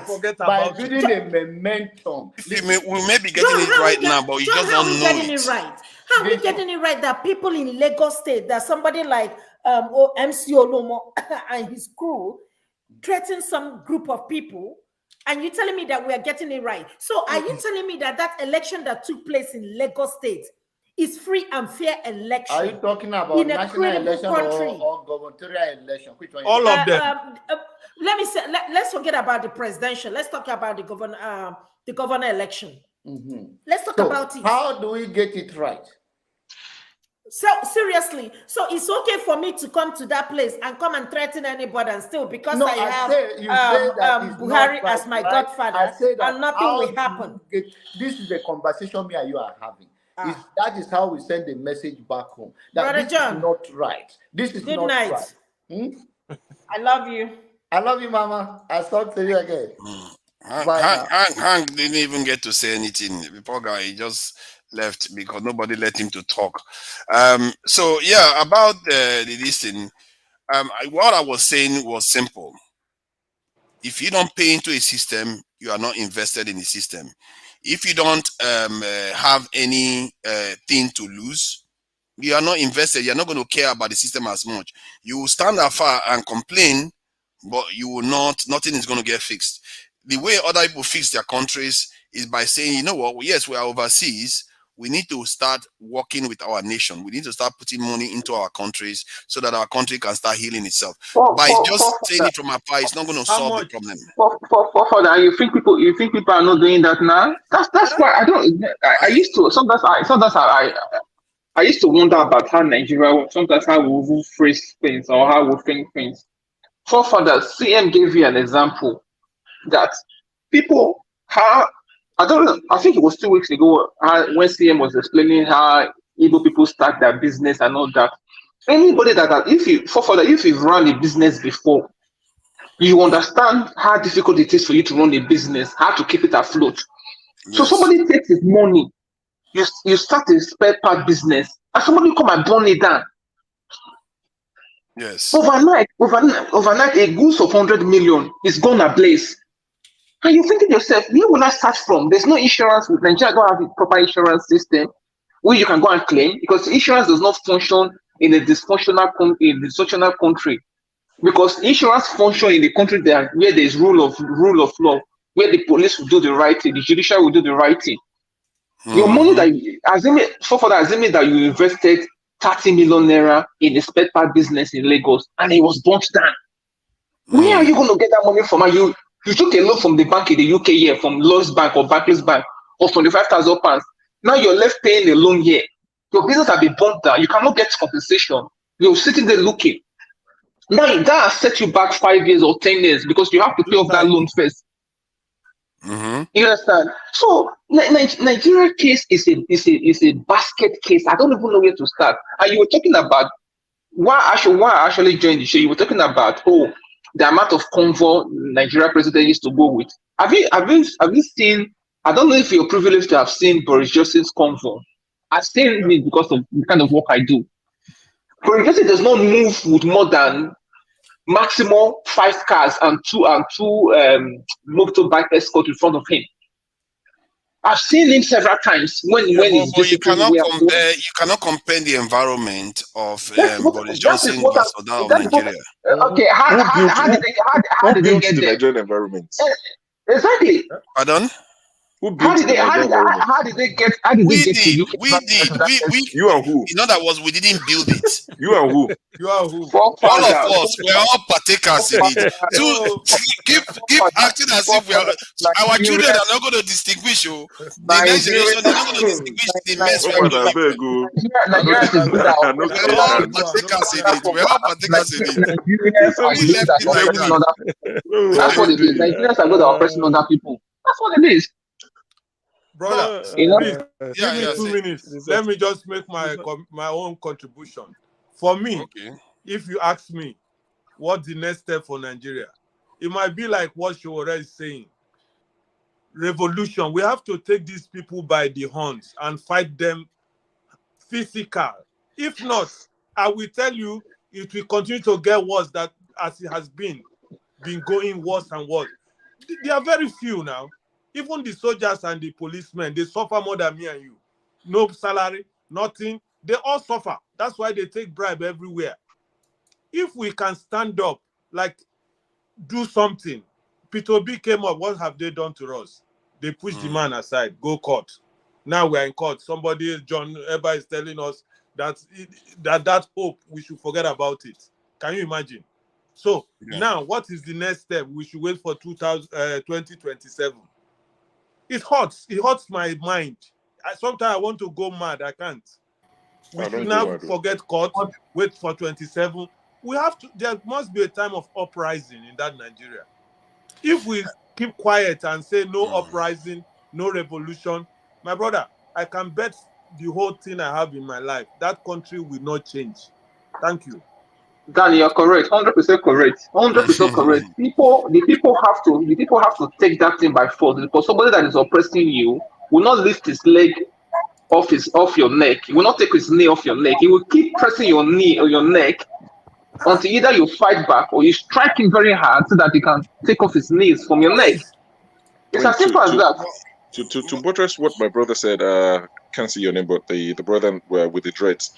Only this week. Daniel, only this week, about 4 or 5 days ago, I saw an article. The police force in Nigeria paid out money to families of slain officers who died on duty. It was about 78 police officers or thereabout. Each family got 350,000 naira. 350,000 naira. That's what they paid each family Nothing of a police officer that died while on duty. And the CEO and the CFO of NNPC Limited just paid themselves billions, the two of them, billions of naira in gratuity. So these are the things. So for that, when we say there's money to do more than we're doing, I'm not saying we'll get UK standard. I'm reasonable. You won't get UK standard in, like with time, we should get better. What does UK have that we don't have? Taxes. That's what they live on the most. We have everything. But I'm saying for now, let us get the standard of hospitals, of roads we had in the 60s and in the 70s. The Nigerian standard. I'm not asking for UK standard. That's what we're asking. Don't you think that when we start putting money into the system, but don't you think that when we start putting even more resources to the system, it's going to you help and I as individuals? Yes, as individuals, start putting it. Because when we start having a stake in the system, what it does is that you also care about the political system. So please, okay, so that we don't talk over each other, please explain to me, when you say put money into the system, you're not talking about sending money for people to eat, like all this urgent 20. So how do we put this money into the system? Like by investing in Nigeria, either through investing in buying shares in the company or investing. Nigeria is not a stable market. How can I put my money in Nigeria? Money that will put and just disappear in front of me. Or then you start your own business. You can plan it in a way that it is resilient. In other words, you tie the company to the West so that the market that you are going to be selling to is not necessarily in a Nigerian crazy scene.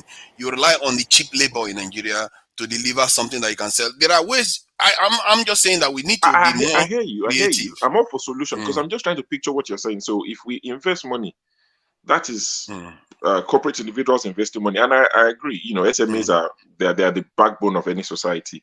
But Nigeria itself, I don't want to sound negative about the country, but there's hardly any positive because Nigeria itself, you need to provide an enabling environment. I have friends who started small businesses. Most of them died. Not the people, the businesses. I mean, think about when they removed this subsidy. Petrol is going to be. For a moment, some people thought that most of the people died, but it's okay. No. I said most of it died. So I mean, the businesses. When and if they remove this subsidy, petrol will be 750 naira per liter. I have a friend who was doing laundry business. How much is he going to charge someone in Ibadan? I'm not talking Lagos, highbrow area of Lagos. But Ibadan, how much are you going to charge someone to wash and iron a shirt for them? His business collapsed a long time ago. And let me tell you what led to the demise of his business. Going back to this thing now. His wife was going to have a baby. It was meant to be natural birth, but there were complications. And they said they had to have a C-section. C-section. This guy had to pull every money he had that he didn't plan for out of his business on this C-section. And that was the beginning of the end of that business. You live in the UK. I don't know if you've had kids in the UK. If you like, have 10 C-sections. It's free. It's free. Government hospital, free. And I'm not saying we should get to that stage tomorrow. We should. But I'm saying let us even see improvement. Because everything people have told me in the comment section is there's train line from somewhere to somewhere. And I say credit for that. But sure. Unto whom much is given, much is expected. How can you give me train line and say over the last 8 years I should clap for you? No, now these people don't use our. They don't use our. It's not only train lines, so they are investing a lot in the military, counter-terrorism. This man and you are your law for security. No. Security is very. No. I'm not. No. Nigeria doubled its defense budget recently, and Let's Hank say something. Let Hank please say something because he's been here and he hasn't had any point to contribute at all. Hank, are you there? Hanks man. Yeah, we are waiting for you. You need to unmute yourself. Unmute yourself. We can't hear you. We can't hear you. I think he can hear me, but he cannot unmute himself. Unmute. We can't hear you. Unmute yourself. Perfect. We can hear you now. Yes, loud and clear. Where are you joining us from? Where are you joining us from? No, I live in Austria. Okay. Austria. Yeah. Okay. They not get light there. No, there is light. Because for a moment I thought you were in Nigeria. That's what me too. I just came back from Nigeria anyway. Our Okay. finance minister, I don't know. I don't know why. I don't know why she's still there. Maybe because she's from the north. Because I have never seen a finance minister who will take $800 million to give handout to people, and the money they are giving, you will see they will give this money to the northerners. That is if they actually give the money to them, because every time in Nigeria, this is what happened. I went to Nigeria. Nigeria is okay, Sha. It's a little bit sweet. You understand? Okay, I enjoy myself in Nigeria. But we what I'm understand saying when is, something is okay, Sha. We understand that language. no, it's honestly Nigeria. You cannot. I cannot compare Nigeria and Austria. You understand? Because in Nigeria, people actually I enjoy myself in Nigeria. Okay. And Because of the foreign exchange, and it's home to you, and you don't live there permanently. So yes, yeah. I'm planning to go back. I'm planning to go back finally. I hope it works out. I think Nigeria will be better than being here. Okay, So sounds good. Nigeria, our finance minister is she's not well learned. I think she went to ABU Zaria. Yes, this is my brother. This is my Goodness. Look at how a university just cut his stray bullets for doing nothing to you. Exactly. Just blame ABU for it. Zaria. Poor Zaria did nothing wrong. Oh. He dragged Zaria into this one. Quota system. Nigeria don't have electricity. There is no potable water for people to drink. These are what you can use to elevate poverty if you want to elevate poverty. Not giving it. I think Buhari have saved a lot of money in Niger where he wants to go and retire. But for what I'm saying in Nigeria, we have to do better. Nigeria is a bigger country than in many countries you are seeing today. Just because we don't have, like Peter Obi said it, we are not investing into meaningful things in Nigeria. This is what is affecting this. You look at little Ghana is even, all of them are talking down on Nigeria. When we get somebody who at the aim of affairs that is going to, that like Peter Obi, I know Peter Obi is not a saint, but that investment, business, this thing is going to elevate Nigeria. Nigeria will do better than all these countries. It's a big country. It's a very nice country. So the things that we like the president-elect, he has gone for lesser Hajj, like I have been hearing many years ago.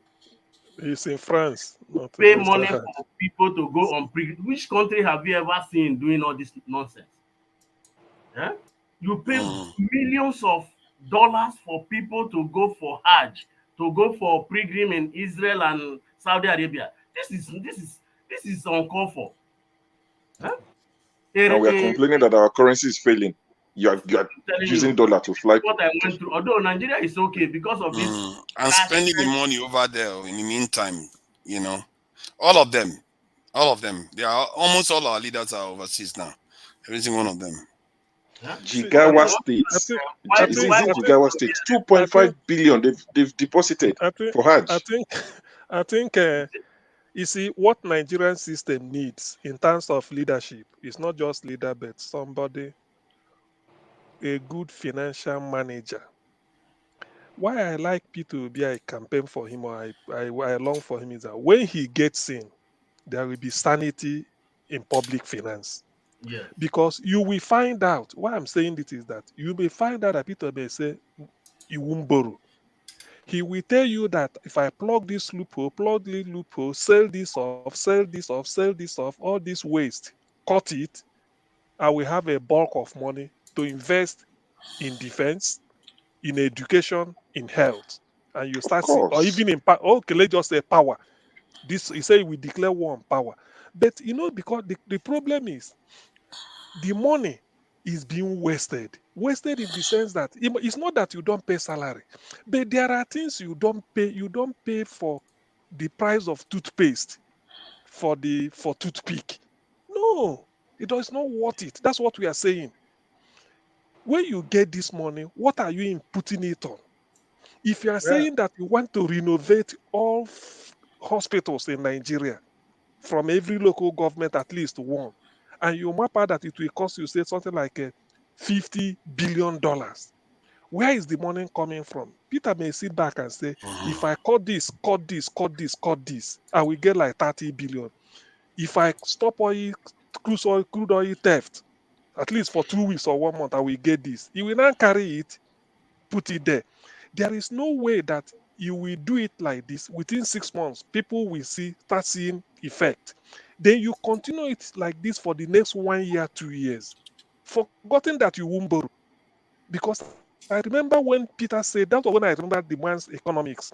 He said Nigeria is borrowing money to go and do a runway, repair Nnamdi Azikiwe runway. That was when they started diverting all flights to Kaduna. He said you don't need to borrow.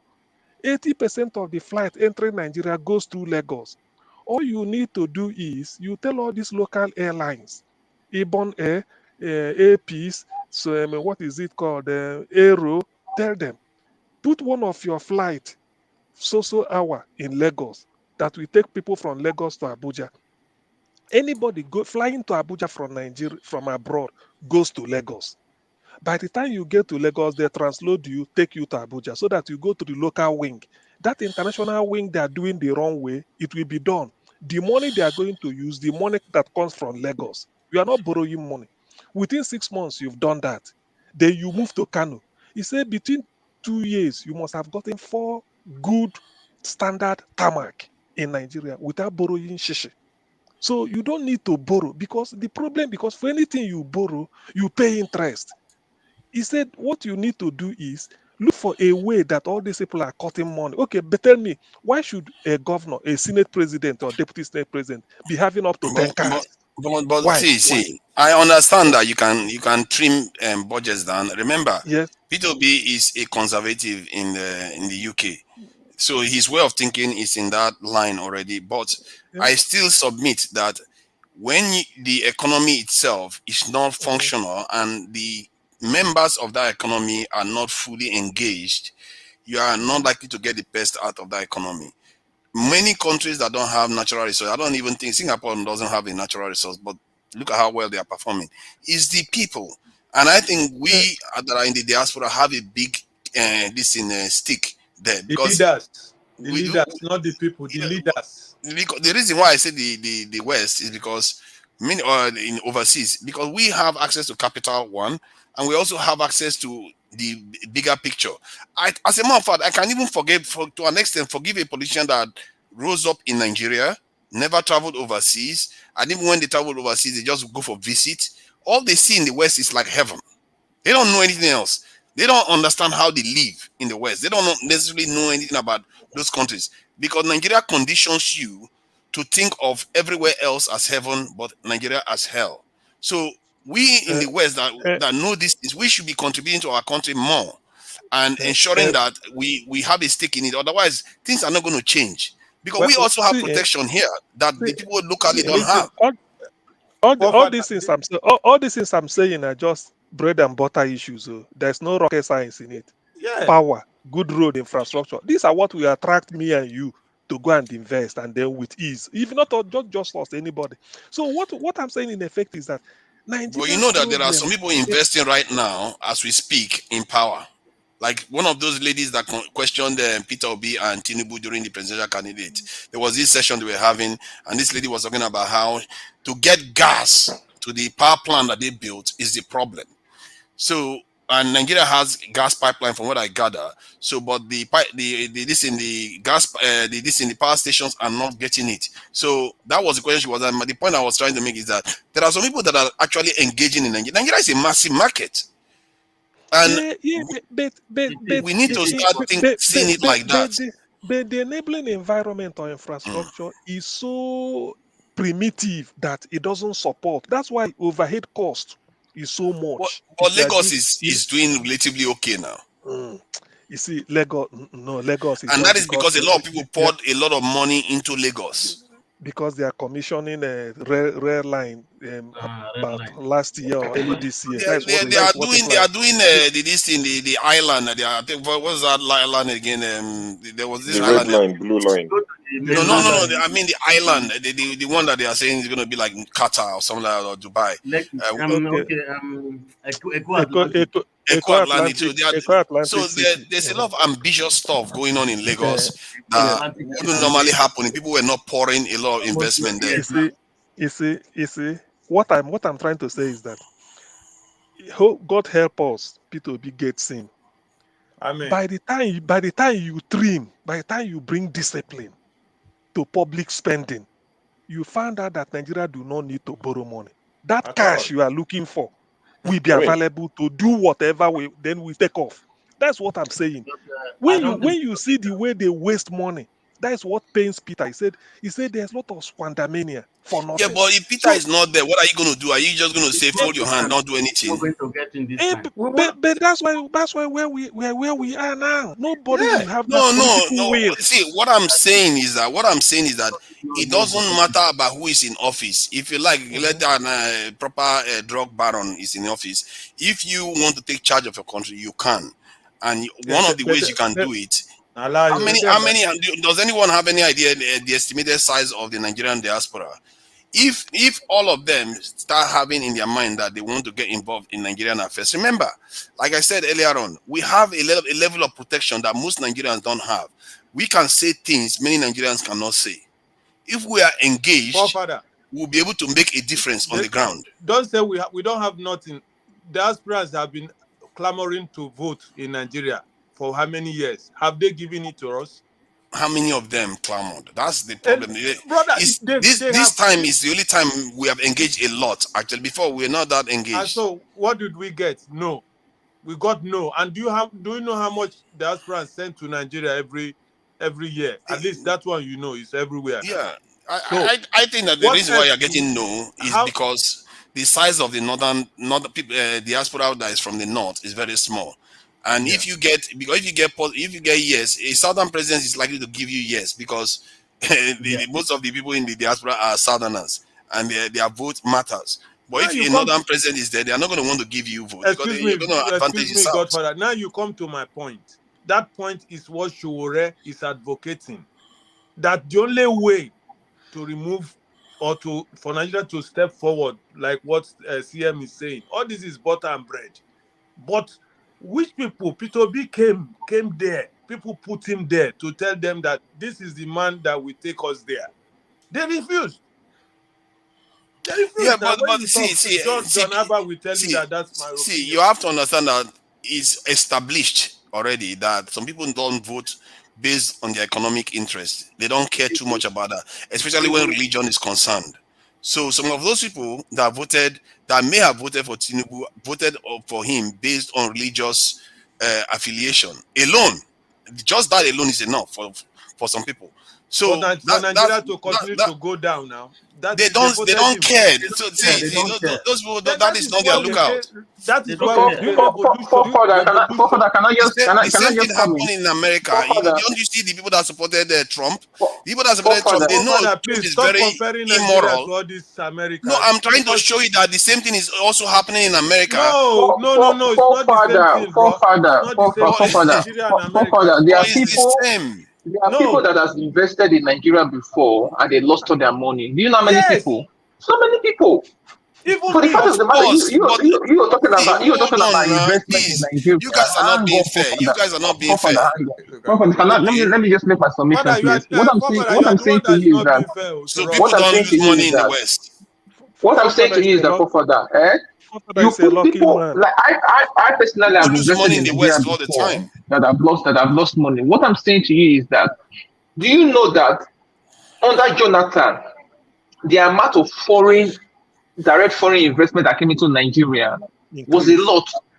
But under this Buhari government, that capital flight, he was like people pulled out their money. They were so scared that people knew that this man has nothing to offer. This Buhari is a dead head, right? And you're talking about the Nigeria resources. Do you know for when they said that our daily output for crude oil is 2 million barrels. Do you know that actual figure is close to 6 million barrels? That other 4 million barrels is going to people's pockets. So imagine somebody that comes and plug that gap, whereby Nigeria, let me use 4 million barrels, whereby Nigeria is exporting 4 million barrels a day. Multiply that times $50. Nigeria has never had that capacity in history. So What are you talking about? That's what I'm saying to you. This thing is going to people's pockets. Are you understand what I'm saying to you? Are you telling me Nigeria is doing 4 million barrels per day? No, I'm saying the official figure there, they will say that it's just over 2 million barrels a day. I'm saying that the other extra 2 million barrels is going to people's pockets in the government. Okay, fine. Let's say 400 and something thousand barrels that were missing before were going to people's pocket. That's true. But even when we did the calculation when we were doing it, even when one drop of oil is not lost, all the oil, let's say we're exporting, I think, is it now 1.8 million or so? If we're doing it, 1.7. It's still, we still don't have a lot of money. That is just from crude oil. You've not talked about other mineral resources that Nigeria have. That they are coming to take for the others are linked or compared to the crude oil. No, it's not. Do you know currently that our gold is being sold in Dubai? Are you aware of that? I am aware of it. Nigerian gold is sold in Dubai. Let's say it's $5 billion that we are selling a year. Put it on top of your national budget. It's still not going to make a difference. What the magnitude we are talking about here is astronomical. Even if it's shishi, we realize my angle, my perspective is: do we really say we want to buy toothpick? We buy toothpick, or do we pay the price of toothpaste for toothpick? You see, that's what they call pandemia. It's not that you have £10 that matter, but show us how you spend that £10. Is it value for money? Who is holding them accountable? Those people that are not invested in the system. This is my point. Before you can hold them, see, it's one thing to just say it. It's another thing to actually feel the need to make them do it. That is what I'm. Hold on. This point is very important. That is the point I am making. You are making a correct assertion that they should show you what they have done with what they've got. But the only time you will make them do that is when you feel invested. You can say it all you want, but you don't have the need I want to tell to you force now. them to do that. I want to tell you a story. There was a guy. I don't know. He was based in US for many years. A doctor. Okay. After so many years, he took a lot of money and decided to retire back to Nigeria.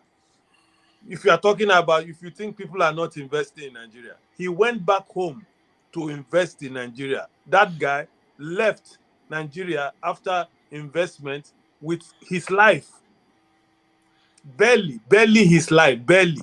You know the reverse is also true. You know, people come to the West and they live barely with their life back to Nigeria. You know, you are making some statement. I'm wondering, are you really from in this planet? My point is that what you are saying is that the way I look at it is that there is always going to be problems in this world. There's going to be suffering in this world. There's going to be disappointments in this world. But the question is, what are you having all those things for? All those negative things for? Is it for just your comfort and the degrading of your own heritage, or you are going to suffer those things to uphold your heritage?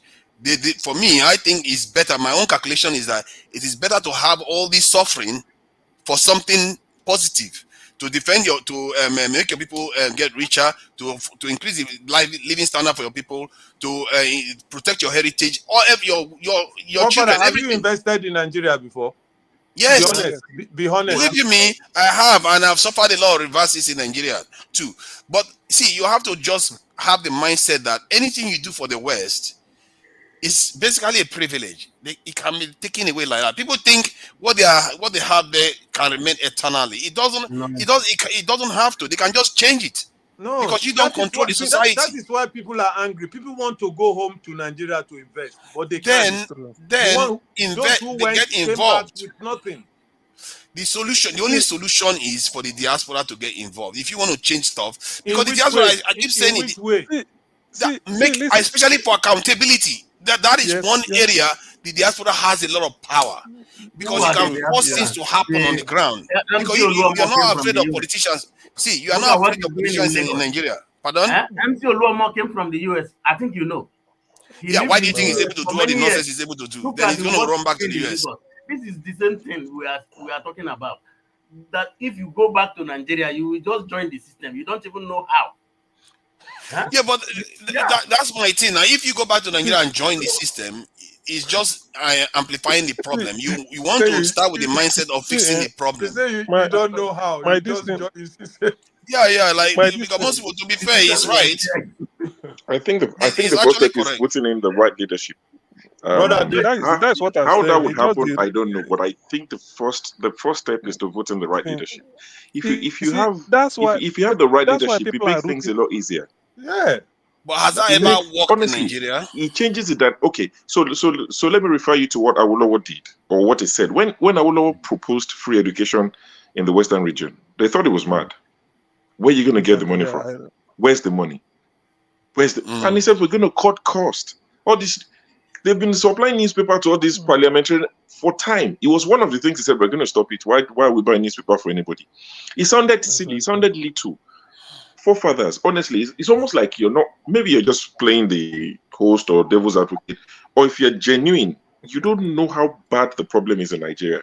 Yeah. Now, Peter Obi said a lot of things. Even before he came out to run for presidency, I first really, knew about him on the platform. That's something that they do on the 1st of October. On the platform. And when Peter Obi, it wasn't, maybe I was planning to run for office, I don't know, but at the time he was saying things as an ex-governor who had inside information, first-hand information. Peter Obi said that every state in Nigeria has a government house in Abuja, fully staffed. He said, how often do I go to Abuja? How many times in a year? But we have a house that we built that belongs to Anambra State in Abuja with staff, driver, chef, all of these things. He said he got rid of it and he would stay at the hotel every time he went to Abuja for a discount because he knew some guys who had hotels. 36 states. Look at have you seen the pension of former governors in Nigeria? Have you taken a look at it? Imagine if that pension every month is spent on education in every state. It will make a slight improvement. Or defense. Or health. Spend it on something else apart from a few people. That's what we're saying. See, every little helps. Tesco, every little helps. Let's all start spending the money on Nigerians and not on a few people. The pension they get every 4 years, you change their car, 3 cars, you pay for their chef, you pay for their this, you pay for their. I mean, look at the sort of bill one idiot is trying to sponsor, saying that medical students or medical doctors, graduates, should not be given their full license to practice until they spend 5 years in Nigeria. How do you get them to become this accountable? Because you are saying exactly what CM said. I'm saying I just said it already. I said by voting in the right people. Yeah, but you wouldn't be invested enough to get the right people in. The only way you can be invested enough to get the right people in is to go and open a business. Not only a business. Like I said, you have to find a way to get involved on the ground. Revolution. If you have a stake on the ground in Nigeria, you are more likely to want to liaise, talk to people, sponsor, campaign, whatever you need to do to change the system so it becomes more transparent. This thing that we do from overseas and just say, they should change. So the Nigerians don't have the tools. They are not equipped on the ground to deal with this problem. What Obi and Labour Party did, what do you call that? Yeah? I campaign in my own little way. I think the Westerners has a hand in it. I think Westerners. Of course they have a hand in it. No, of course they do. But the question is, the only way to thwart it is through the people. This is why when we keep saying we have to elect the leadership, who is going to go to the parties and change the parties? Who is going to go on the ground to campaign for the right candidate? You have after you elected them, who is going to hold them accountable? Until you have a stake. If you don't have a stake, you will not have any interest in holding them accountable. I don't know your point. What just happened? Obi came in. What happened? What happened in that process? Was it just a joke to you or what? Obi came in, but the people that were already entrenched, that have people on the streets, that have their people in high offices that pretend as if they don't know what the child looks like, they are already on the ground. That's why I'm saying that if you are invested in Nigeria, you will engage. You will form alliances. You will do all the things that needs to be done like this man to change the country. Show was telling whether you're a devil's advocate. I don't really understand. I'm not a devil's advocate. I'm telling you the truth because of what the you're saying solution doesn't here. make sense to me. Sorry, it may not make sense. Do you have any investment in Nigeria? I've told you I've invested and I ran away. Okay, so you invested and you ran away. Yeah, you because invested. they nearly finished me. They took all I got, and now what they left for me is my life. Man said you ran away. Hold on. When you invested, hold on. Let me ask him now. Let's get to the bottom of it. When you invested, he who fights and run away now. Let me ask the question. So when you invested, the reason why the business failed, so you went back to the US or whatever else you would like the country you went to. Did you do business in the West too? Okay, let me answer you. I was where I am, make my money, and I even took some little loans so that I can set up properly. I cannot afford a business here. Bol, you see that? You see what I mean? That's exactly my point. That's why I took it to my homeland, Nigeria. I got there, set up as normally how they told me, but the system that we are trying to change. How long did you last? How long did you last? Ask other people now. They will tell you. No. Sorry. I mean, how long did your business last in Nigeria? My business lasted till I could not continue, and I ran. How many years? How many years? Attrition rate. How many years did it last? I don't have to tell you that. You have to use. No, because that is important. Use your tongue to count your teeth in that question. Answer it yourself. I've told you that matters. The reason why I say that matters is because if it is 10 years, you don't know how many people you've helped. Brother, if you start a business within 6 months and it collapses, what are you waiting for 10 years for? Okay, is this 6 months? They tell you come, they just collect you. Is this 6 months? If it is 6 months, maybe you should ask yourself a few questions. I should go another one and come again. Maybe your fault. Maybe you set the business up in a terrible way. Now that's the reason. No, that's not terrible way, forefather. This is not a joke, Nigerians are crying, even those who live there. Hold on. Now let's slow down. Let's slow down. This is your first business, isn't it, that you set up? You said what? The business you set up in Nigeria, was it your first business? No, I think you are joking. I don't have to be serious. See, I'm really trying to get to a point because I can't get your point. That's most businesses in the West fail in their first year. Over 50% fail in their first year. Here in the West, like in the UK, over 50% fail in their first year. So the question you have to ask yourself is, if yours fails in the first year, it doesn't necessarily mean Nigeria is a terrible place. No. Let me explain. Anymore. Okay, if you want to know in details, I can go in details to just tell you now. Listen, you come to Nigeria, I'm not a small boy that will just go and invest in something I don't know about. I'm an Igbo man. I have studied, did my background, asked questions, went there myself. Not that I say I went there myself for some months to live there, to do my feasibility studies. Nobody said they go tell me, say, bros. No, I went down to tell you the kind of man I am. I don't send people message when it comes to my business because I work hard for my money. I went there, did everything, and I was convinced that I can put in my money. When I put in my money, the system that Peter Obi is telling us that has to be changed, they will frustrate you. They will welcome you because that's what they want. Oh, come in, we do this for you to convince you like 419. Now, I'm not talking of people. I'm investing on the government side. Not when you say 419, maybe you think somebody fooled me. Nobody fooled me. I came in legal in a business. And then when I came in with my money, the system I met there, this your Nigerian system you are trying to protect or to try to say people are running away. They frustrate you, inflation, everything, pay this, pay that, tax, this. Before you know it, I'm telling you, ask other people. Before you know it, I'm telling you, you will tell yourself it's better to take the one that is left before you did. And it's not only me. Many people in West countries are tired. They want to go home. Okay, but And I they can tell got you, money. okay, thank you. I really am sorry about that. Their business didn't succeed. Not only me. And I've done it. Don't be sorry for me. I just try to no, tell you that I'm but not giving up. We are people who oh, have gone you see, home that's to good. help that That's good. country. You have The not system given up, on board, and which Peter Obi is fighting to take away, brother. If we don't fight it by force, we will continue like this. This will see, not be story or talk again. no, It's by force. I agree with you by and large. When you want to change something, you don't say because for me there is no other alternative really. Investing in the West alone is just. I'm not saying you should not invest, but I think when you invest in the West, you also have to have in mind that you want to use it to anchor the business in Nigeria. And I think anybody that wants to invest in Nigeria should not just go, oh, my first business is to start in Nigeria.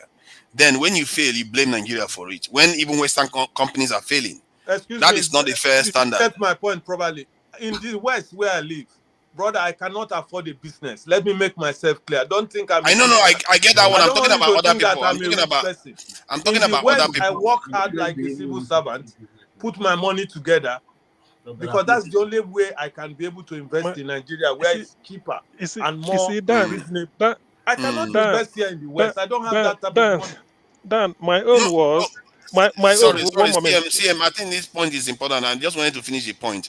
I think, okay, maybe you can't invest in the West. I'm in a way I can differ from that because sometimes some businesses are quite cheap to set up in the West. But if you Which one? if you want Which to if you one? want Give an example. Just depend mention. if you are into IT, you can set up online business, e-shop. As a matter of fact, you don't even need online. You can even start up eBay. This is business. You just start selling stuff on eBay. Before you know it, you gain customer over the years, and you start What selling. are you You become selling? reliable. What product Depending will on you be whatever you selling? like to sell, you can go to China, No, source no, no. Let us goods. be specific. As an See, African man, as an African, okay, let us talk The only business we reality do now. is I'm an okay. African man African living shop. in the See, West. So and what do you expect me to sell for? Who are my customers? My own people is in the West, like if you want my to set this is sorry CM, I want to trash it with him so we understand ourselves. See, sometimes people, you want to sell, let's say, a machine like a CNC machine, and this CNC machine that you want to sell, Who is going they to don't. buy it? Africans or No, international? no, Westerners. You see, that's the beauty. My brother, If you start I'm not a dreamer, forefather. I'm not a dreamer, I'm a realist. this guy, I'm not a see, dream. hold on now. Yeah, I'm trying to give you an example. Okay, let's say you are Give me selling a doll. reasonable example, something within my Don't worry, power. I will Don't. let you go. Why are you Do you always? have I'm lots of trying to give you African a shops? solution. Do you have lots of Exactly, there African are shops African where you shops live? too. Exactly. Eh? Yes, we have Do you them. have We lots have of them. African shops where you live in? Did you say Brother, Sweden? Do you have lots African of stores African where I shops? live in, they open it very Not beautifully. Go not there a in lot, 6 but months, it's there are. closed. We Why? have Because the They have Africans a. cannot lot. afford it. They Oh can't Oh man, pay. wow, They don't want I, you to do business here. They wow, cannot no, that's afford no, it. that different. guy is in Austria. Now African Austria is shops are also. Yeah, thriving in the they UK. don't want you. They Yeah, want you to go UK, and work. you have blacks, not even African. You have a lot of black people in you. I live in Stockholm, Sweden. Oh, Here, Sweden. if Okay. you open a business here for African something, bro, that first 2 weeks you open it, it will be shining, very What, shiny. They don't want you to Just go work. there They 3 don't want months what you. kind time. No, of they want you to business go. plan do you write, They want this you to guy? work here in Europe. They don't want you It's like he to writes a actually do business business. plan for 2 weeks lifespan. No, I'm telling you the facts. What is I'm being saying? factual. I'm not trying to fool You myself. I'm have Foreign not to now. have trying a to. plan that is Can I say? sustainable. I'm Can not I say fooling something? myself. It's truth. I'm telling you. I think CM has been trying to say something. After CM, then some people, this you some can go. people, some people, in this business, sometimes some people say it could be your start to be a good business, something. But for me, I tried. My own was at the level of getting land. Now there did money go. Just to get land though, to start the thing. Because yes, now, because I felt, let me put a diagnostic center with a difference just for cancer diagnosis, something like, mainly because our people, by the time they come to the Western world, you find out that they are treating typhoid and malaria, but the thing is even advanced cancer. So if there had been at least, let's say, people over 40 do their PSA prostrate and then just keep doing it, at least to help. So I said, okay, what do? I went home. People say it's better because to get a building, everything is. I said I wanted it in the east. Before I wanted Lagos, Awolowo Road, Ikoyi. But because that was where Kweme did his own architectural design. So I so like Awolowo Road. But when I had the money they called, I just forgot Lagos. Said, no, let me go to the east. So going to the east, they have to advise. I said, okay, let me get a land. In the process of getting land through Anambra State Housing Development Corporation, now we date it today. Give me the money now. No way. Come and show me the place. no, it's experience. So it's experience. Yes. So what you wanted to do is it will help humanity. No, this thing. So I don't know how you guys did this though, because I wasn't even in Nigeria when I set up a business. I wasn't even there. It depends on the I don't type know of where you guys business get you all want these to. stories from. It depends on the your type of business, because this is what I feel that I have the technical expertise to manage. Yes. So and the way I wanted it was it won't fail because I know the intricacies. All I wanted, let me just start from premises. I go to Belgium, look for one type of something I will put in, the mesh something, because I've already made plan, or with my friend in US, some fairly used ones if I can. But when this thing happened, I said, oh God, oh, but and not be small money, because I want to do it. I mean it, Nigeria. God help me. God help me. I've just approached my bank for some overdraft. They promised, but I said, let me go with this later when I come back. But now, so when the bank wrote me, I said, I don't think I have need for it for now. I will come back later. Because Not go through the the thing right shocked me. And do you know why? When let me tell you this thing where Peter Obi, the change that Peter Obi will make, if Peter Obi is in power like this, all these things will be streamlined from the federal level, because Nigeria is still controlled. Our policy in establishing this type of thing has to do with government policies. You make it business friendly. For instance, assuming power, because part of the logistics I made was power too, because we have to make way for power and everything. I said I will be the only person managing it, at least for the first 6 months to 8 months. I look for somebody, then from there I know when to go down finally. But when it happened, the thing caught me unawares. I said, is it just the money I gave? Okay, show me the place. I want to increase the money till today. And look, so many millions just died like that. And they will threaten you again. The thing pained me so much. Don't go to Nigeria telling them that you are from somewhere to invest in Nigeria. They will finish you. Listen, man, but why is he always think they will finish you? See, Nigeria is a tough place to do business, but there's a lot of people making money there. I don't know. See. Let me tell you one thing, forefathers. No, Nigeria.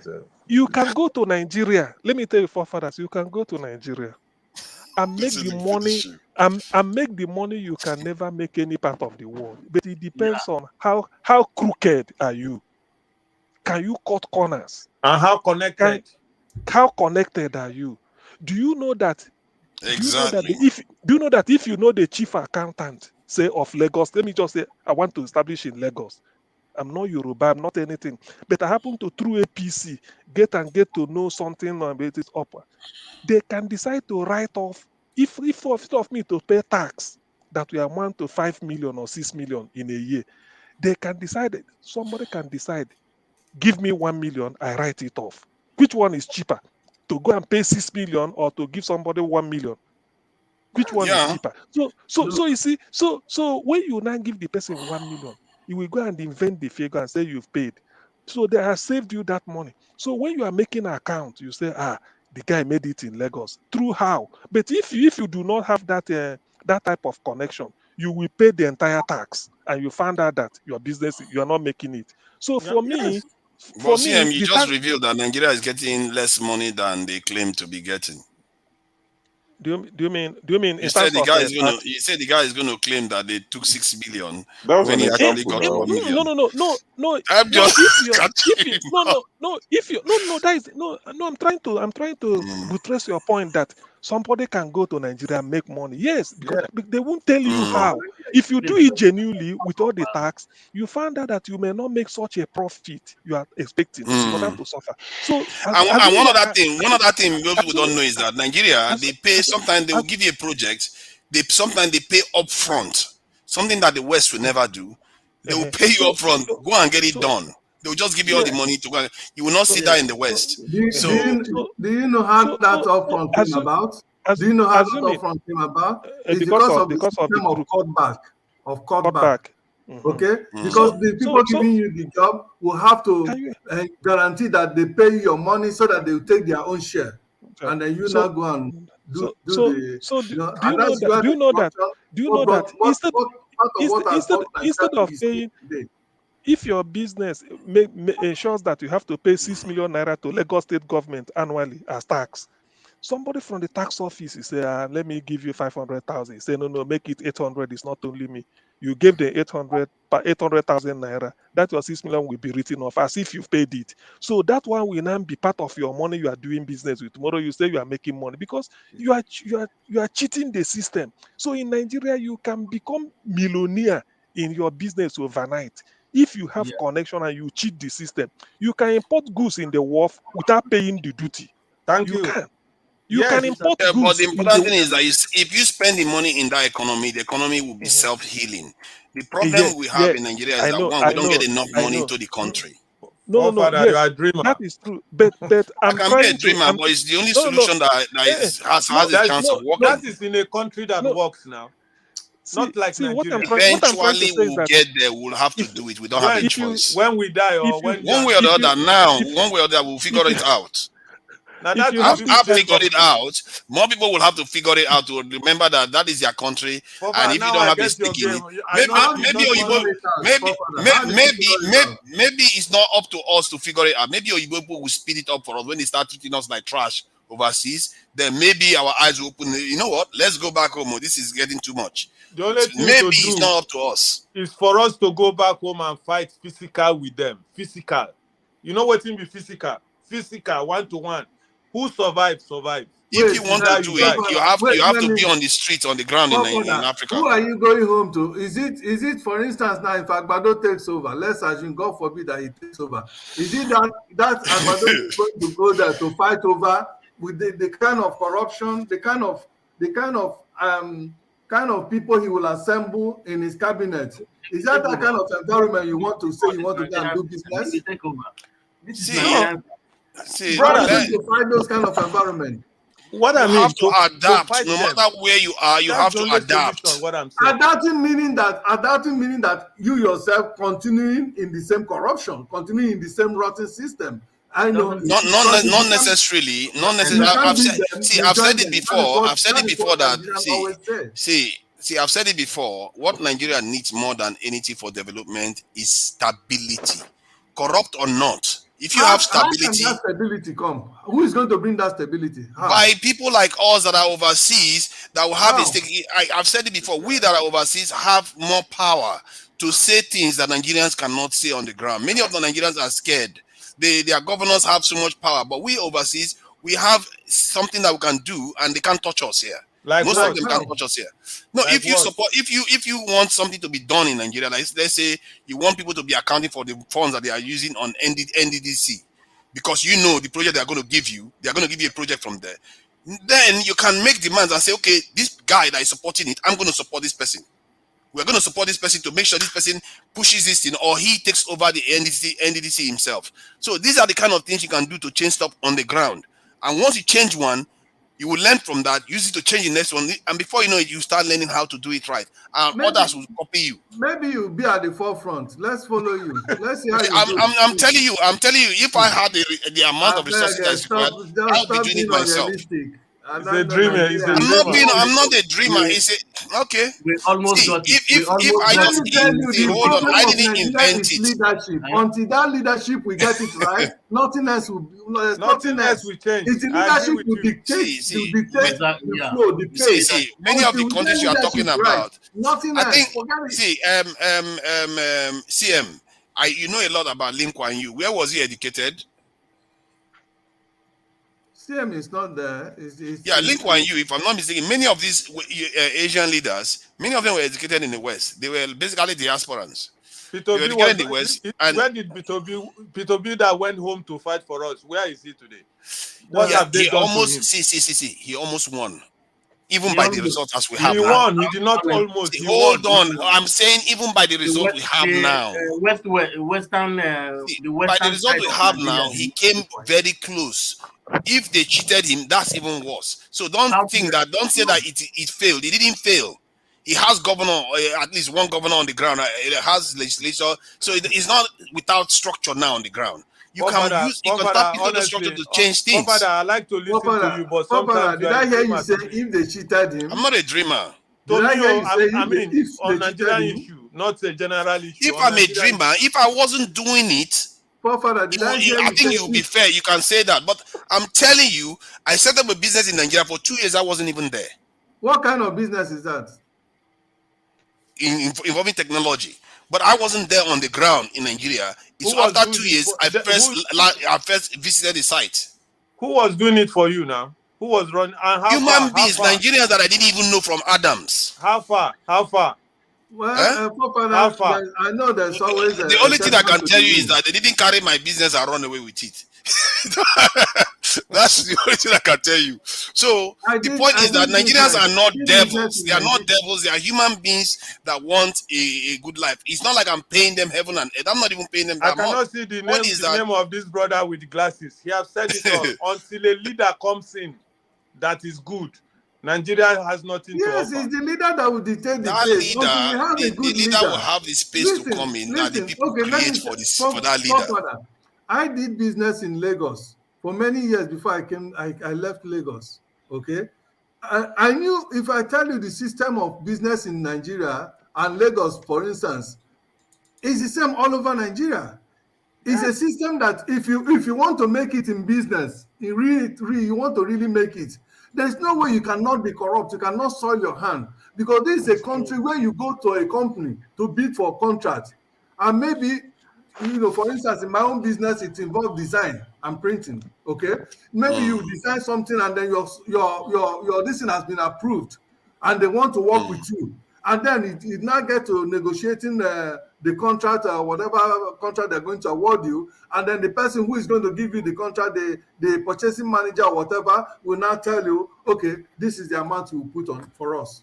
This is the amount you will add to the quotation, and then if you are somewhere without conscience, what do? You take it and then give them their own. That is the typical system of business. But think about it this way. Hold on. Let me ask you now, CM. Let me ask you.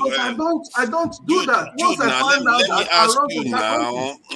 Let me ask you. So if you now have control of the project and you wanted to give it out, would you need kickbacks too?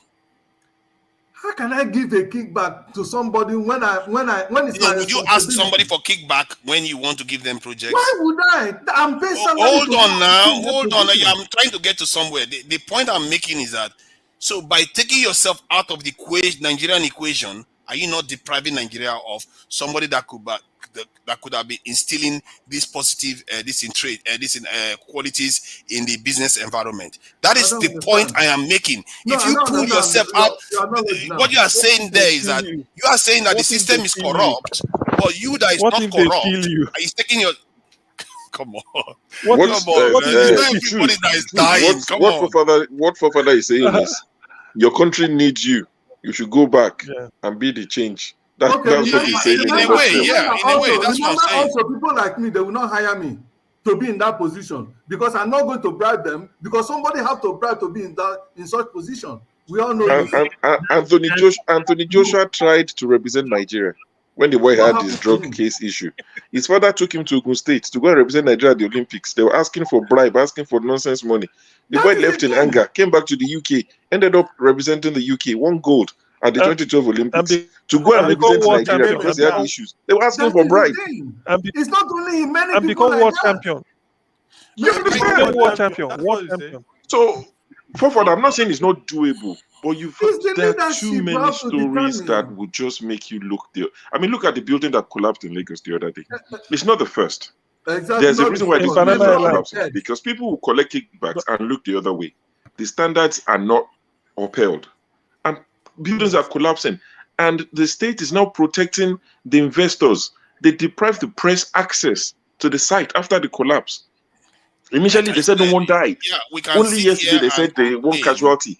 Didn't you see people on top of that building, about 5 or 6 of them? Yeah, I saw them. And you're saying that no one died. Yeah, no one died. That's nonsense. That's You nonsense. don't understand. So all these buildings are collapsing because somebody has taken bribe, and they are looking the other way. The same thing. They came out and said nobody died in Lekki shooting. You understand? So you see too many examples that would discourage you. I can't tell my wife now and say we're going to Nigeria. She will look at me and say, I don't know why that is discouraging. That should be a reason to want to go in there. Exactly. How can you? It's like a doctor seeing. No, hold on. A doctor seeing accident victims. No, I'm giving an example. I know. It's like a doctor seeing patients or possible emergency victims, and they're like, "Oh, I don't want to be there." No, that's where you are needed. I don't get the logic whereby you want to run away because of the negative thing. That's the reason why you should get in there. You only say in the system that will appreciate it, that will be able, that you'll be able to survive, and then also hold your integrity or your conscience. You can't be, for instance, now, if you hear that if a Nigerian person tells you, "Oh, I got a job in Nigerian custom," and he's happy. He is not happy because of the salary he's going to get at the end of the month, the legitimate salary. He is happy because he knows, as a custom officer in Nigerian context, of course, you and I knows that it's you'll be minting money. Of course, was it not how Atiku became a billionaire? Was a billionaire by stealing people's forecasts and putting it in transportation. By stealing importers, people who have struggled to import car, and stealing their car, taking away their car from them, and then labeling it his own, and say he purchased it and put it. You're making it look like they are stealing all the cars. They are seizing all the cars now. See, you can list 1,000 negative stuff. My brother's car that came from Idiroko. Why are they seizing it then? Where is the car from? There are positives, but there are very few. That's the thing. There are very few positives. Because of few naira you have to give to people for you to be there. Because if you are a sensitized man, you must join that Nigerian system to change that system. That is the first thing you must do. If you have to be engaged. That's true. You have to. So you came to abroad because of few naira you have to give to people for you to be there or to win the contract. That isn't a nice idea. Jude,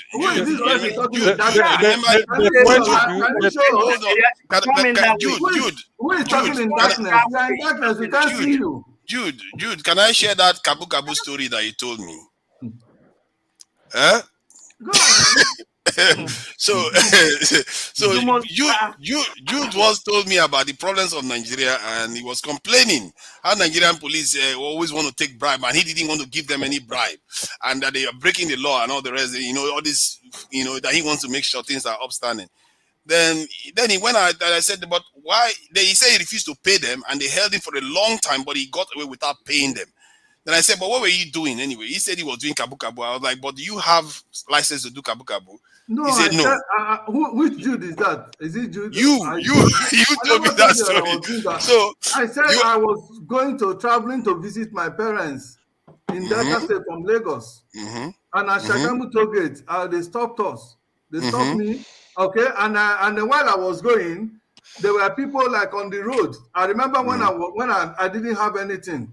I remember sometimes I would want to travel, instead of going to the park where I have to pay a lot, I will go out of the park and stay on the road, and then on the road you get it cheaper. That is Nigerian system. Did you hear him? Okay, so I saw people on the road whom I believed they needed help.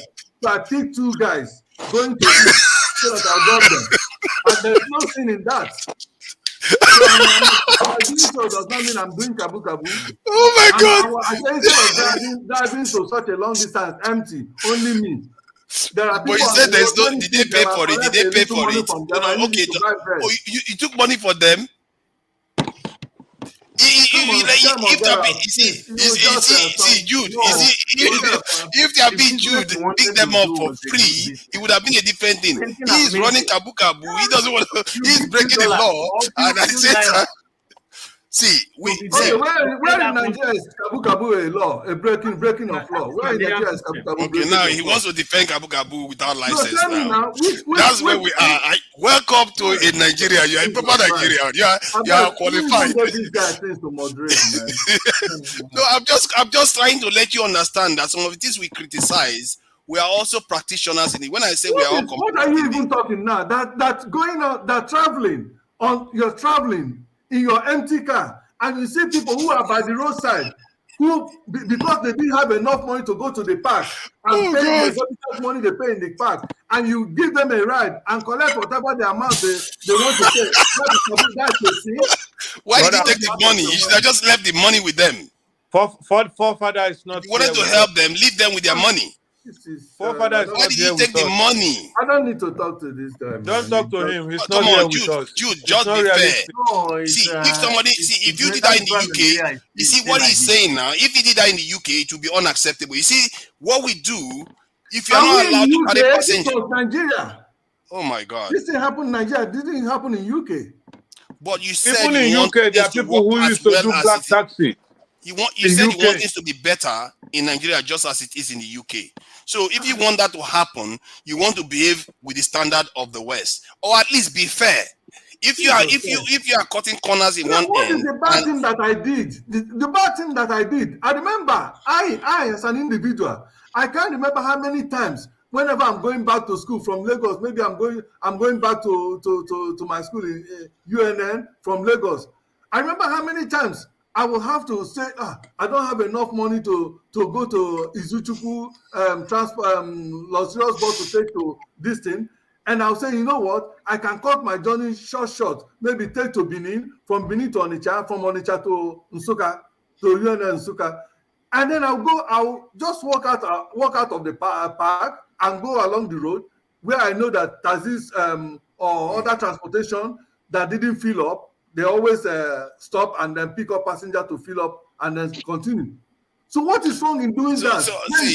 I don't see. As an individual, what happening is that if you are a judge, this is how you're going to make a judgment? See, hold on. The point I'm just trying to make here is that as an individual, if you catch a cab, it's a different thing from somebody giving you a ride without a license to do that same job. So in the end, they are all breaking the rules. This is how we have so many drivers in Nigeria without proper driving license. They're costing us lives. Pardon? Is it not the same as this hitchhiking they do in America everywhere? Hitchhiking, they don't pay. They pay. Brother, sometimes they pay a little fee. Buy petrol, I take you. Go and check very well. I've never seen that too. I've never seen here in America, for instance. You don't know, but it happens. If you are doing if they catch you're going to answer for it in the West too. The same thing, if they catch you kabu, you go answer now. That's what they caught him now. He was wrestling with the police people for hours. Did I tell you they caught you for kabu? Did I say they caught you because I was carrying people? You were carrying people at the time now. Come on, please. Stop telling lies, man. That's not what I told you. I thought, okay, maybe I'm misunderstanding. Maybe you were telling me something else. I don't know. What I said. Okay, I don't know. Maybe I'm mistaken.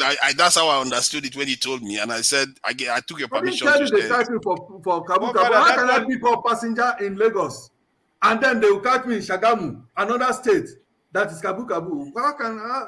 Well, on that. Okay. So where did the kabu discussion come from then? I was only trying to emphasize the fact that in Nigeria, if people refuse to give bribe, then there will be no somebody that will collect bribe. I used that example one day that to see how the extortion that the police people always extort car owners in Nigeria. Then most of the time, the people, instead of excising patience, because they are in a hurry, they end up giving money to these police people because they don't want to be delayed. And then they'll give them money, and that is how they continue to encourage and to aid and abet such evil. That for me, I don't give any policeman any money. Even in Lagos, throughout the time I was in Lagos, in fact, policeman almost the time I lived there, majority of the police people know me in Lagos. They know that this man no go area. Okay. So, but you understand the concept of slippery slope now. When you say they should not do that, I agree with you. Nobody should be taking bribe on that end. And I don't believe that Nigerians should be going on the road, driving a car. They stopped me. They started asking me, where are your papers? When I presented my papers, they started asking bill of lading. I agree with you on that one. Jude, let me just finish the point. I agree with you on that. What I'm saying is that I don't agree with Nigerians getting on the street, on the road, without having a proper driving license. Many of them do, and I don't agree with rule breaking. And then when the consequences come for rule breaking, then we complain that the consequence is coming to me, but the other person is doing it too, and their own should stop. The point is that if he hits you like me now, if I violate anything in Nigeria, I'll put my hand up. As a matter of fact, it's important you put your hand up so that it will reinforce the same behavior. That is why sometimes even here in the West, they use some rich people as sacrificial lamb. They'll say, you know what, you did something wrong, even if they don't convict a lot of rich people, but they will convict this person, then that person will be used to send a signal to others that this type of behavior is unacceptable. And I just think that we as Nigerians, our favorite sin is hypocrisy. We will say we don't want this, but while we are practicing it too, and the worst part of it is that when it comes time to pay for the consequences, we push back. We don't want to pay for it, and I think that's where it is truly wrong. Forefather, you are not. I don't think you are into this discussion. He doesn't know what he's saying, man. He doesn't know. He's ideas. So every time he's. Oh my God! See, my ideas may be half baked, whatever. It's not even an idea. I've lived it. Okay. The example you just brought on my own now it's just a. If I haven't lived it, you can get away with it. You can say it. And then that is I'm supporting I don't understand. I just don't understand. There was a time Nigeria cost me more than how many thousand this thing. If anything, I should even be people like me should be encouraged in Nigeria to lend a helping hand, because it was a helping hand I lent to the individual that I pick on the road and collected from them whatever they have. And as a matter of fact, I didn't even collect at the end of the day when they could not have patients. By the time I was dealing with the police, they even abandoned me. Throughout all the time, he's acknowledged that he was with Kabu Kabu. With their money. Did you hear him? A moment ago, he said he wasn't Kabu Kabu. Now he's admitting that he was with Kabu Kabu. Do you know what is Kabu Kabu? Anybody who must change. I am not a commercial Kabu Kabu driver. Not acting like your Do you think Peter Obi is going to forget? It's not Kabu Kabu. It's just a way of saying that you are picking up people who are corrupt, like he was saying. Traveling somewhere, you are traveling such a distance. You're traveling alone, and you see people standing on the road who could not afford to pay transport money in the park, and you decide to give them come on, man. If you give them a ride without charging them, it's a different thing. If you charge them, then it becomes a commercial function. To travel, right? I don't have to buy fuel. If you were traveling by yourself, you will still buy fuel. If you are traveling by yourself, you will still buy fuel. Then if I decide to pick them and take whatever they have.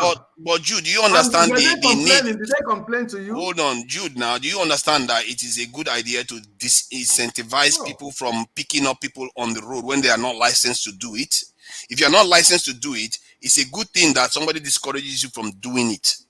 Then you don't have a good conscience. So you don't what you are telling me. Please, can I ask a question? Conscience is not taking money for it. If you sleep with a woman, and you didn't pay that woman, nobody will accuse her. See, hold on, now let me make this point. Let me give you the example. If you sleep with a woman and you didn't pay her for it, nobody will accuse you of sleeping with a prostitute. Well, when you start paying for the service, then it turns into something else. That is what I'm saying here. If you want to help somebody, help somebody. But the moment you start taking money for it, you are incentivizing more people to do it. Father, that is not a good example. Go arrest, man. You don't know what you're talking. You just don't know what you're talking. It doesn't fit in at all. So how does it not fit in? Tell me. Forefathers, I have a question. What is the model of rideshare organizations like Lyft and Uber? Do they require that you have a commercial license? Yes, of course. You have to have a proper license. They have to do your own test. For Uber and Lyft? I think so. You have to have your license. You don't need a commercial license. You don't need a commercial license. You need to have your license, and then you have to go for their test. And once you pass that's it. No. But the point I'm trying to make is that Uber is not even the government. They're a private organization who used Exactly. a similar model to what Mr. Cool just said he used, and I mean, I think we're just belaboring the issue. Don't you Yeah, think that just making something out Uber of does have nothing, man. liability? Uber has liability if their driver does something, you know that. So that is slightly different. That's why they take the drivers in to test them to confirm that they are capable of doing what they claim to Okay, be but capable there of are doing. things there are like there's Zip Ride or something. I know you could use that even as a college student, like because like in the US, for example, if most universities are a distance away from airports, so students do this ride share where maybe Is you're it called carpool? They do it, carpool. yeah they do Yeah, that. when you So have to pay, when you I have think to contribute to buy I gas or to buy for the person that has the car. yeah, I don't think we should nitpick, and we're really I don't know why he's making we're nothing out of. deviating a lot from the topic. I actually wanted to No. say something in response to what Mr. Forefather said about the diasporans actually maybe investing in the country to see how we can maybe move jobs to the country. Yeah, I mean it's a nice idea, except for the fact that it's already being done in some ways, not necessarily by the diasporans. Like there are a lot of there's something called the gig economy, where you can offer a lot of freelance services online. So there are Nigerians today that are in Nigeria offering services to people in the West, right? And they make a lot of money from that. But I don't think my problem is that it's not totally sustainable. I'm trying to like look at that with respects to maybe like other similar economies like India and China. Yes, a lot of jobs from the United States is outsourced to them, but that's not what is really making them grow. What is making them grow is that they are able to bring manufacturing home to their country, and for them to be, that's what is more sustainable. Like Production. Is it not? yeah, they're able to attract manufacturing. So you see people, companies like Apple, Intel, having outsourcing production to those countries. But what makes that work is also policy, the enabling environment. The ease of doing business in Nigeria is really, really poor. The people that laid the foundation for that enabling environment, many of them came from the diaspora. That is what I'm trying to impact on them. Even if you check online now, even ask ChatGPT to tell you that too. You ask it about how the Chinese did it, they will tell you the diaspora heavily invested. Can I say something? Yes, they came from diaspora, but they were sponsored by their government. So in the 1900s, that's the 20th century, Japan sent a lot of their scholars to the United States to study the system of the United States. The China currently has a program. I'm trying to remember the name. So it's a program where they try to sponsor research in the United States. It's illegal. In short, during the COVID virus pandemic, a lot of American professors were implicated in that. I'm trying to remember. I think it's 1,000 talents. You can Google it. 1,000 talents program, which was developed by the Chinese government to see to sponsor a lot of Chinese nationals to the United States and other countries in the West, so that they can go and learn. And there were a lot of concerns about that, including intellectual property thefts through that means. But all I'm saying is that for that kind of initiative to work, it has to come from the government, because it's like when the government sends the diaspora to go and learn stuff like that, they are backing it up. They are backing it up in terms of creating the enabling environment, in terms of the goodwill, in terms of the political will to see that happens. And for Nigeria, that would have been way easier, because a lot of there's a very big a large amount of Nigerian diaspora today that the government did not even sponsor. So all they are crying for, like you, Mr. Forefathers, like I believe everybody here is actually in the diaspora. All they are crying for is just create this enabling environment, and we will come back home. Thank The you. fact, And yeah. and So, all, so, and so all you I'm see that. saying is that we keep putting the cart before the horse. The people in Nigeria, yes, maybe they can do it, and it was like Peter Obi now. It was a diasporan. It tells you that the pattern, the pattern I'm talking about is what needs to happen. Vietnam, many of these countries that even North Korea, some of their leaders were educated in the West. They came to the West and they went back to their country and made the change that they needed to make. If the diasporans don't realize that they have a stake in Nigeria, they need to really, really get deeper and more involved. Let's say right now we're getting maybe 10% involvement. We need to increase it maybe to 30% involvement to actually start having more impact on the ground. And Mr. Fofana, that's all I'm saying. Mr. Fofana, I respectfully disagree with you. The reason why I say so, we know that Nigerian remittances is actually amongst, like, when it comes to, when you compare that with our GDP, for example, it's actually among one of the world's highest, right? You know, because a lot, in short, Nigeria runs to a large extent on diasporan currency, diasporan sweats, diasporan equity, right? So, and I understand the part about investing, but you know, classical economics tells you that you don't. The motivation for investment is to make a profit, or at least to be able to sustain the business.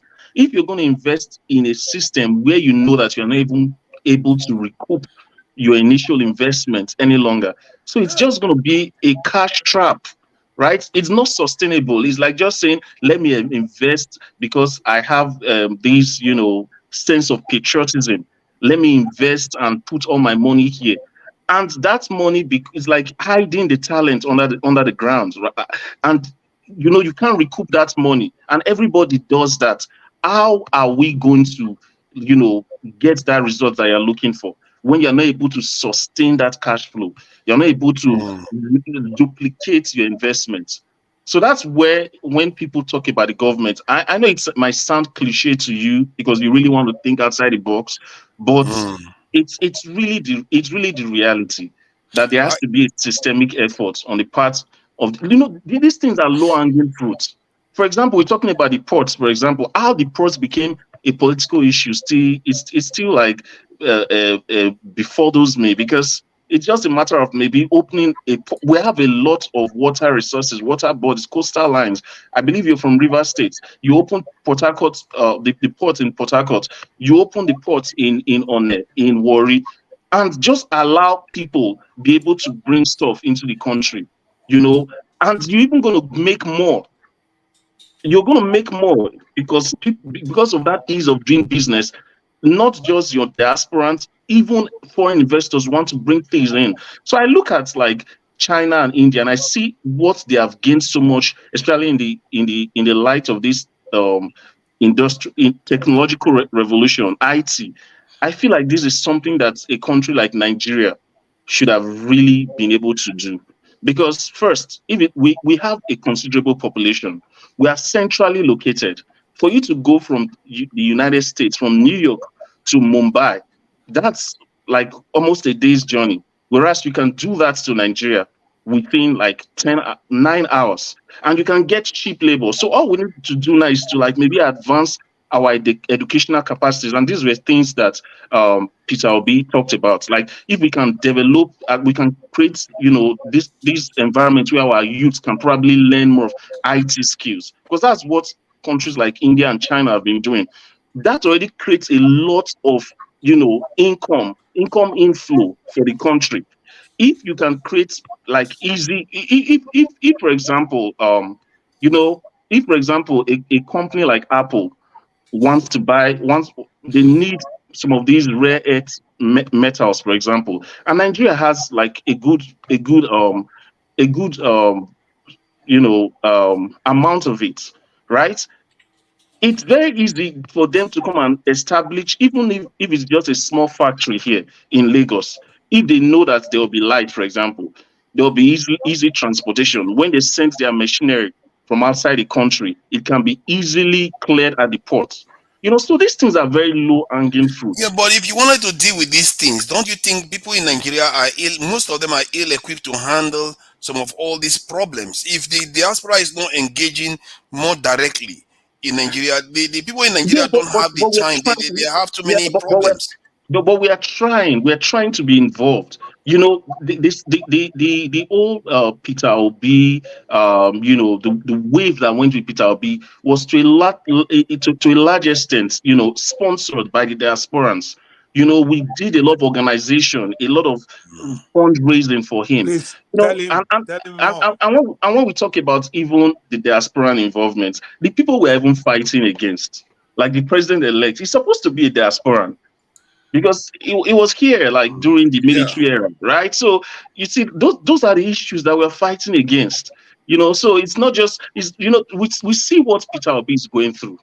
Like he's virtually just walking on thin ice. I think thin ice. You know, at every minute they are thinking of, oh, will he be arrested?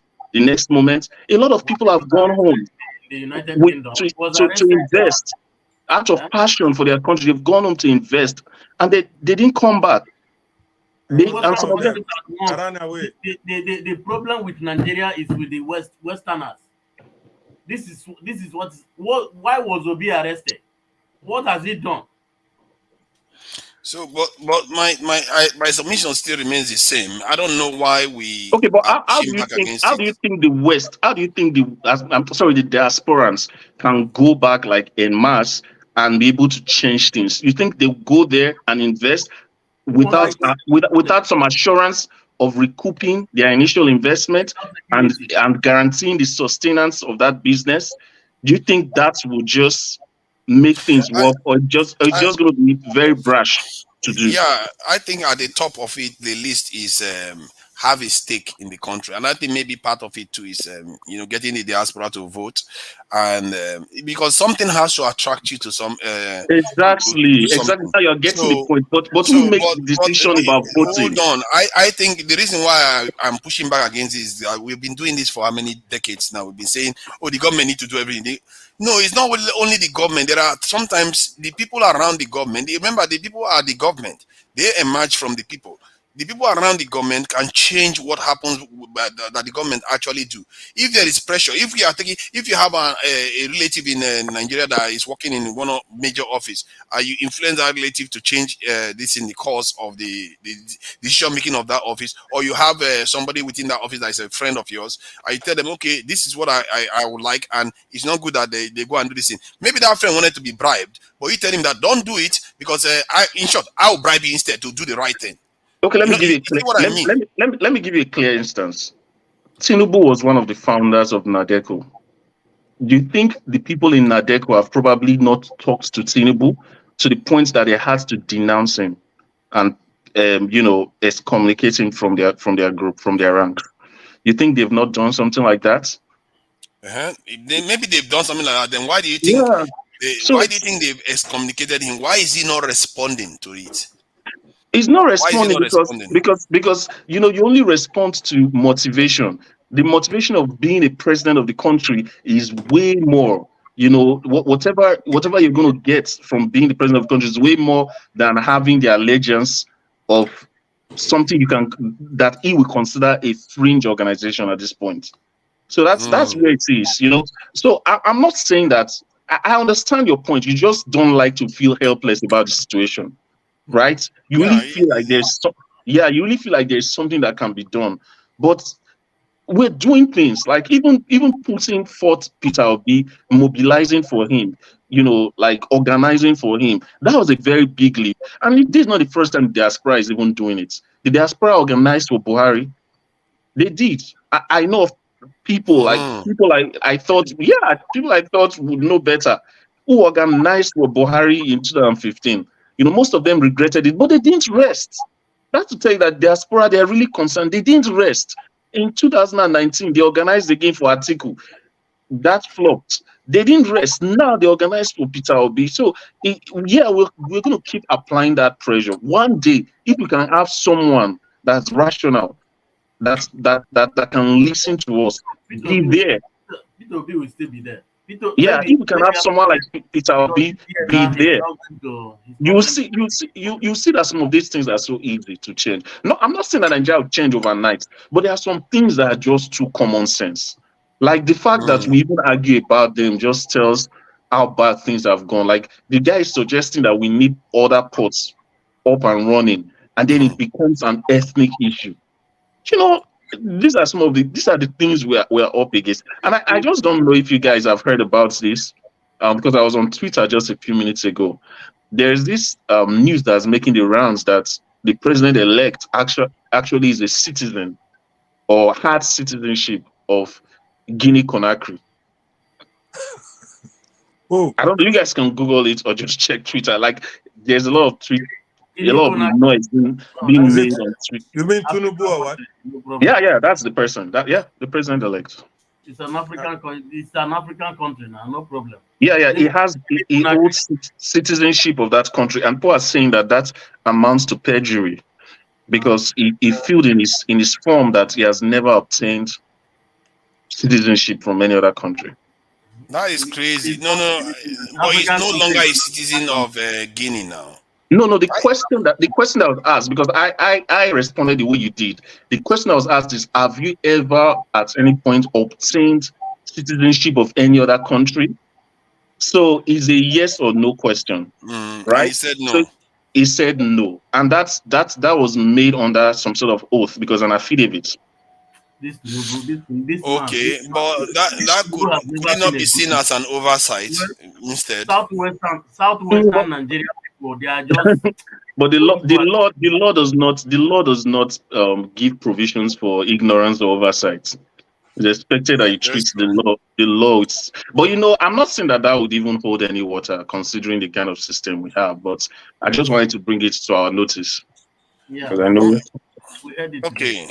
So I think let's not label this point anymore, because I think some people are always for, we want the government to change first before we can invest in Nigeria. I'll say to them, we'll conclude it with this anyway, because I'm a living example of what I'm talking about. I'm not saying I'm making it all.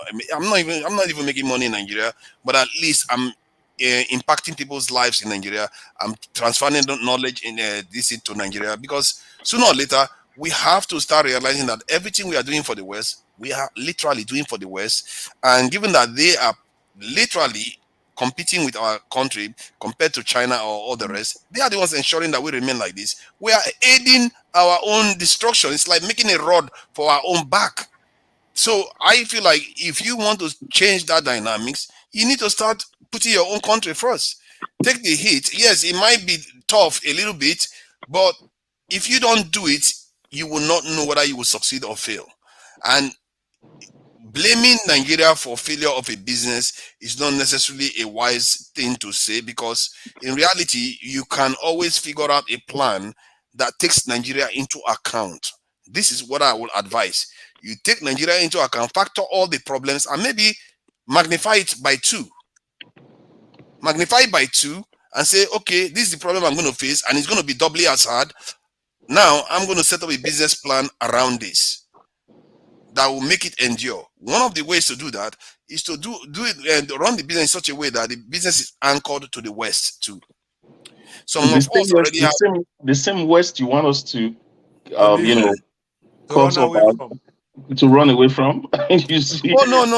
I don't want you to just run away from the West. The reason why I say that is because I use this example all the time. When Europeans are in Africa, we don't say, why are they not in Europe? They are in Africa to make profit for their countries. You are in the West now to make profit for your country, to better your country.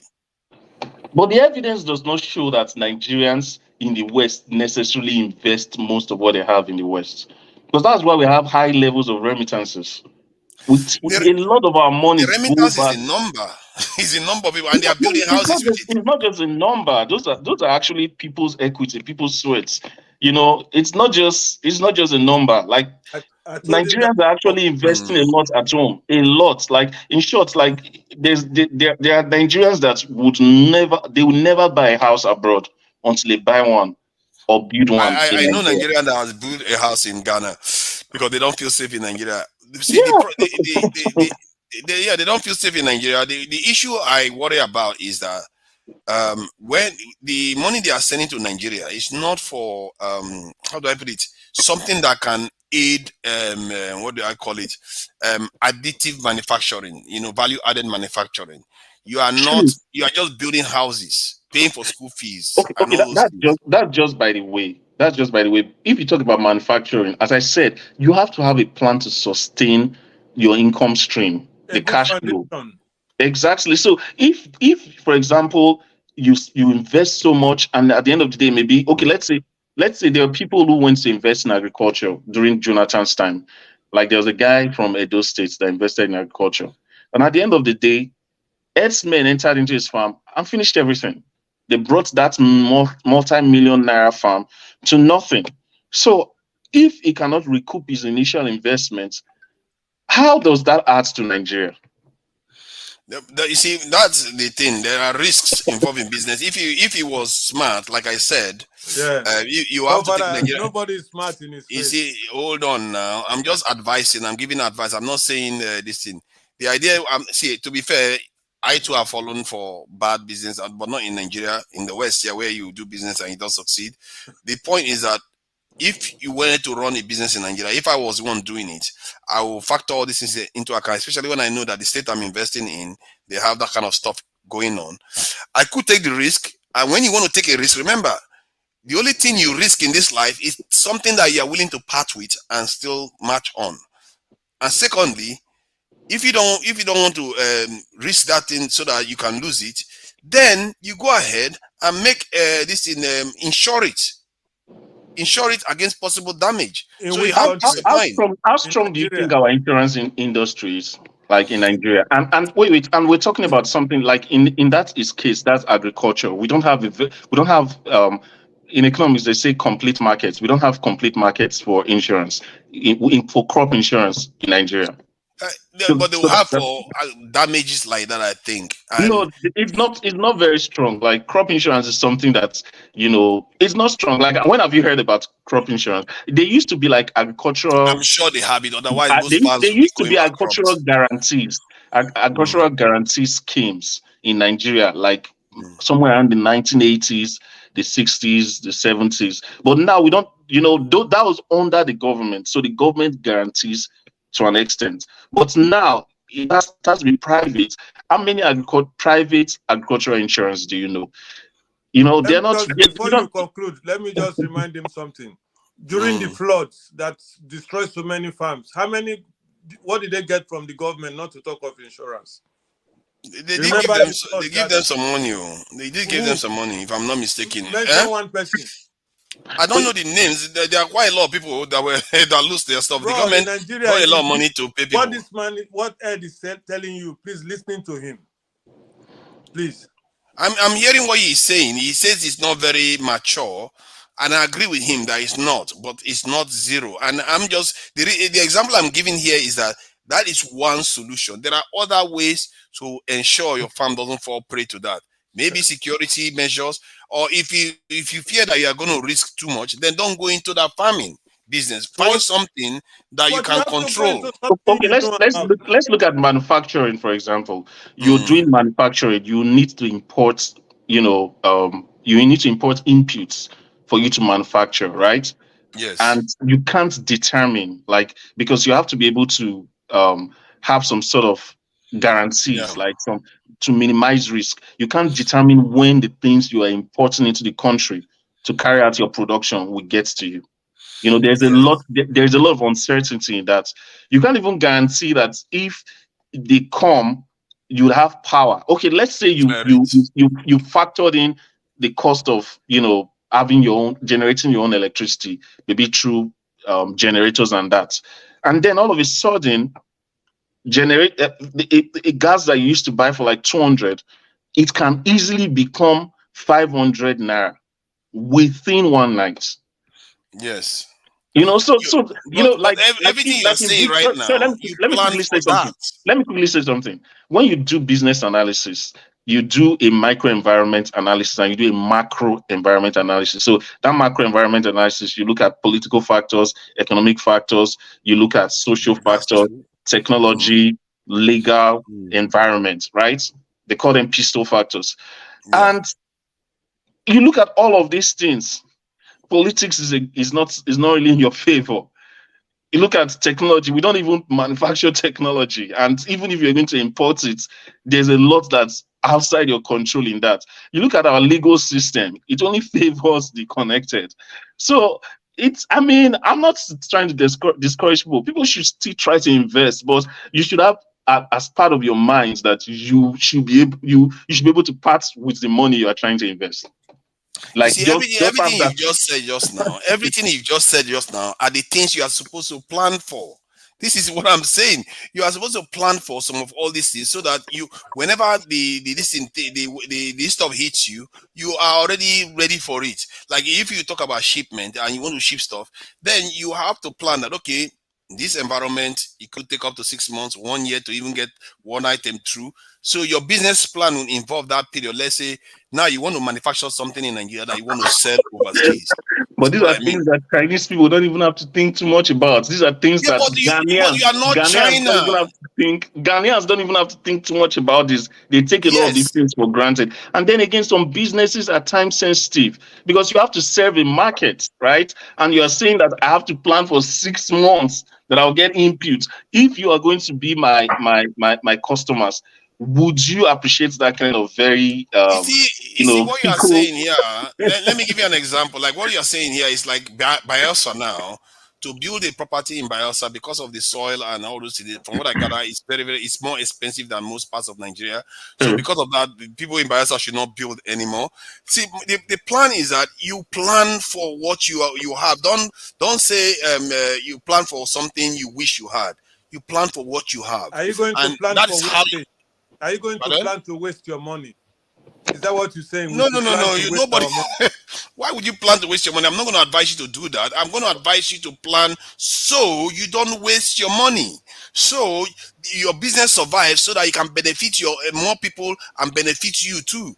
So the trick is in the long run, regardless whether you want to plan to fail or you want to plan to succeed, is where you want to invest. You want to invest. You understand? And if you want to invest in a place, whether there's difficulty, you always plan to succeed. And even if the place is difficult, you still want to plan and succeed in that same place. Like you said in Bayelsa, is difficult to build. Everybody still builds in Bayelsa. And they know if guys not again, if they don't put things in order, the building will still fail. So regardless of whether they want to fail or not, they will still have to build it. So that's what I'm saying. Yeah. So you have to encourage the ecosystem to develop. Can you imagine? So let me just ask. Can you imagine 50,000 diasporans? We know we have millions there. 50,000 diasporans decide that they are going to invest, especially in tech, in Nigeria. They are automatically going to start creating a robust technological ecosystem in Nigeria. That is what you want to do. And I think that there has to be a level of deliberateness about what we are doing. Because if what we are deliberately doing is many of us are deliberately criticizing the environment and not wanting to touch it. Forefathers, you said 50 guys want to invest now. 50,000. Imagine, okay, 50,000. You are imagining, or you're wishful thinking. Now, when they come to Nigeria, okay, with all their technology, their money, their whatever, to set up, what is the government? What is the welcoming power of the government to them? First. Okay, go ahead. The government there's do no not welcoming. They just come there. If you're not careful, they take all what you have and with conditions, settle here, add there, take away there. Is that what this guy said? What Austin said earlier. Because I've been watching since earlier. Because I was going to sleep. I said, let me just join and say, everybody, goodbye, go to sleep, end the life, and go to sleep. I said, let me just say something. But like what Austin said earlier on, like policies, you understand? What are the policies? Government is not making any policy to make sure that any new investor succeeds. You understand? And somebody, even to give you a grant because they want you to succeed, they don't even do it. You understand? They don't do it. So, regardless of that, we Nigerians, our own wish to full our body. Sometimes when you want to invest, you can't even think of investment of 10 years. Even 10 years that will give you billions. You can't even be patient to wait. You just want the investment that you will see the benefits tomorrow. Well, brother, is it not your pocket? No, hold on, no. See, that's the definition of investment. That is not the definition of investment. You understand? to do today and say tomorrow. That is not the definition of investment. That is definition of money doubling. Now hold on, listen. It's a bitter pill for you to chew. Investment that is being done is, you see, you conceive, you plan, you nurture, then later you reap. You see that part of nurture. Nobody wants to nurture. The current average businessman do not want to nurture. They want to plan and succeed, invest immediately. You understand? Because they are telling you, so it's me that will now, just like the way they do in government, it's me that will now plan for 10 years.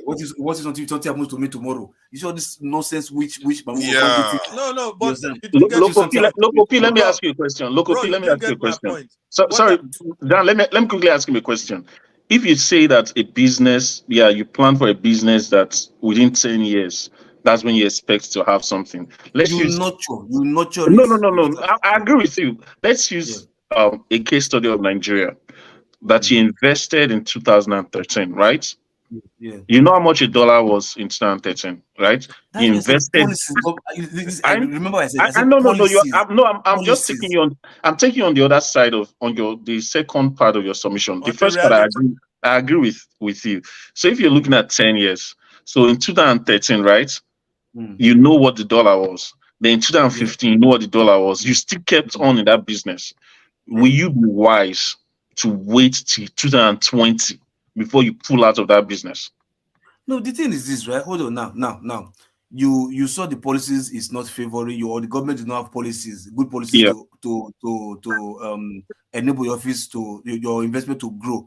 You won't even wait from 2010. Exactly. So that's why. So it's not that people don't want to wait. It's because hold on now. The signs are very obvious.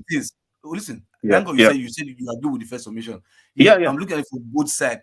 Regardless of the policies not still good, right? There are some that the policies do not still even affect that much.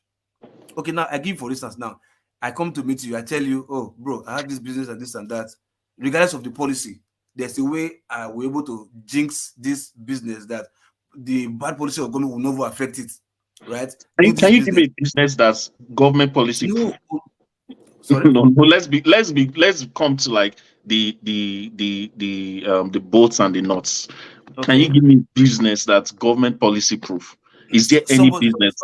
Somebody will tell you there's money in shit business. In what? There's money in shit business. Okay.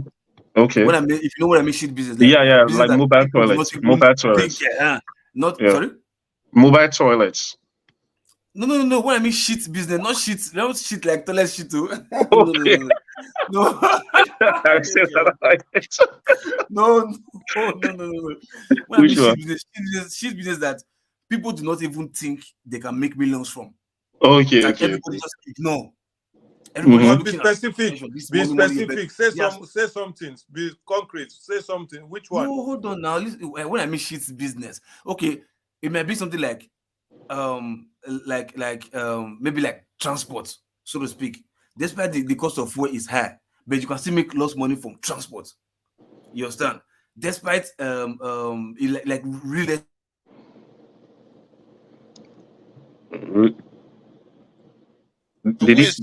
I think it froze. His internet froze. There are ways. Okay, go ahead. I made a mistake. Yes, I just touched something. I put my laptop on airplane mode. So you understand? They're like in real estate investments. You understand? Despite the government policy is bad, but you can still invest in such business and still make good money from it. You understand? So like there are some business you just tweak, so to speak. Like that is research. You understand? I might not give you like this is that, but like, there are so many that people are not looking into. You see that's the thing. Yes, this. And let's for instance, like maybe IT, like software development, like GP or what do you call this last one that this Nigerian guy did that GP chat or whatever, something like that people are not even looking into. You start chat GPT, that you can do videos. So that like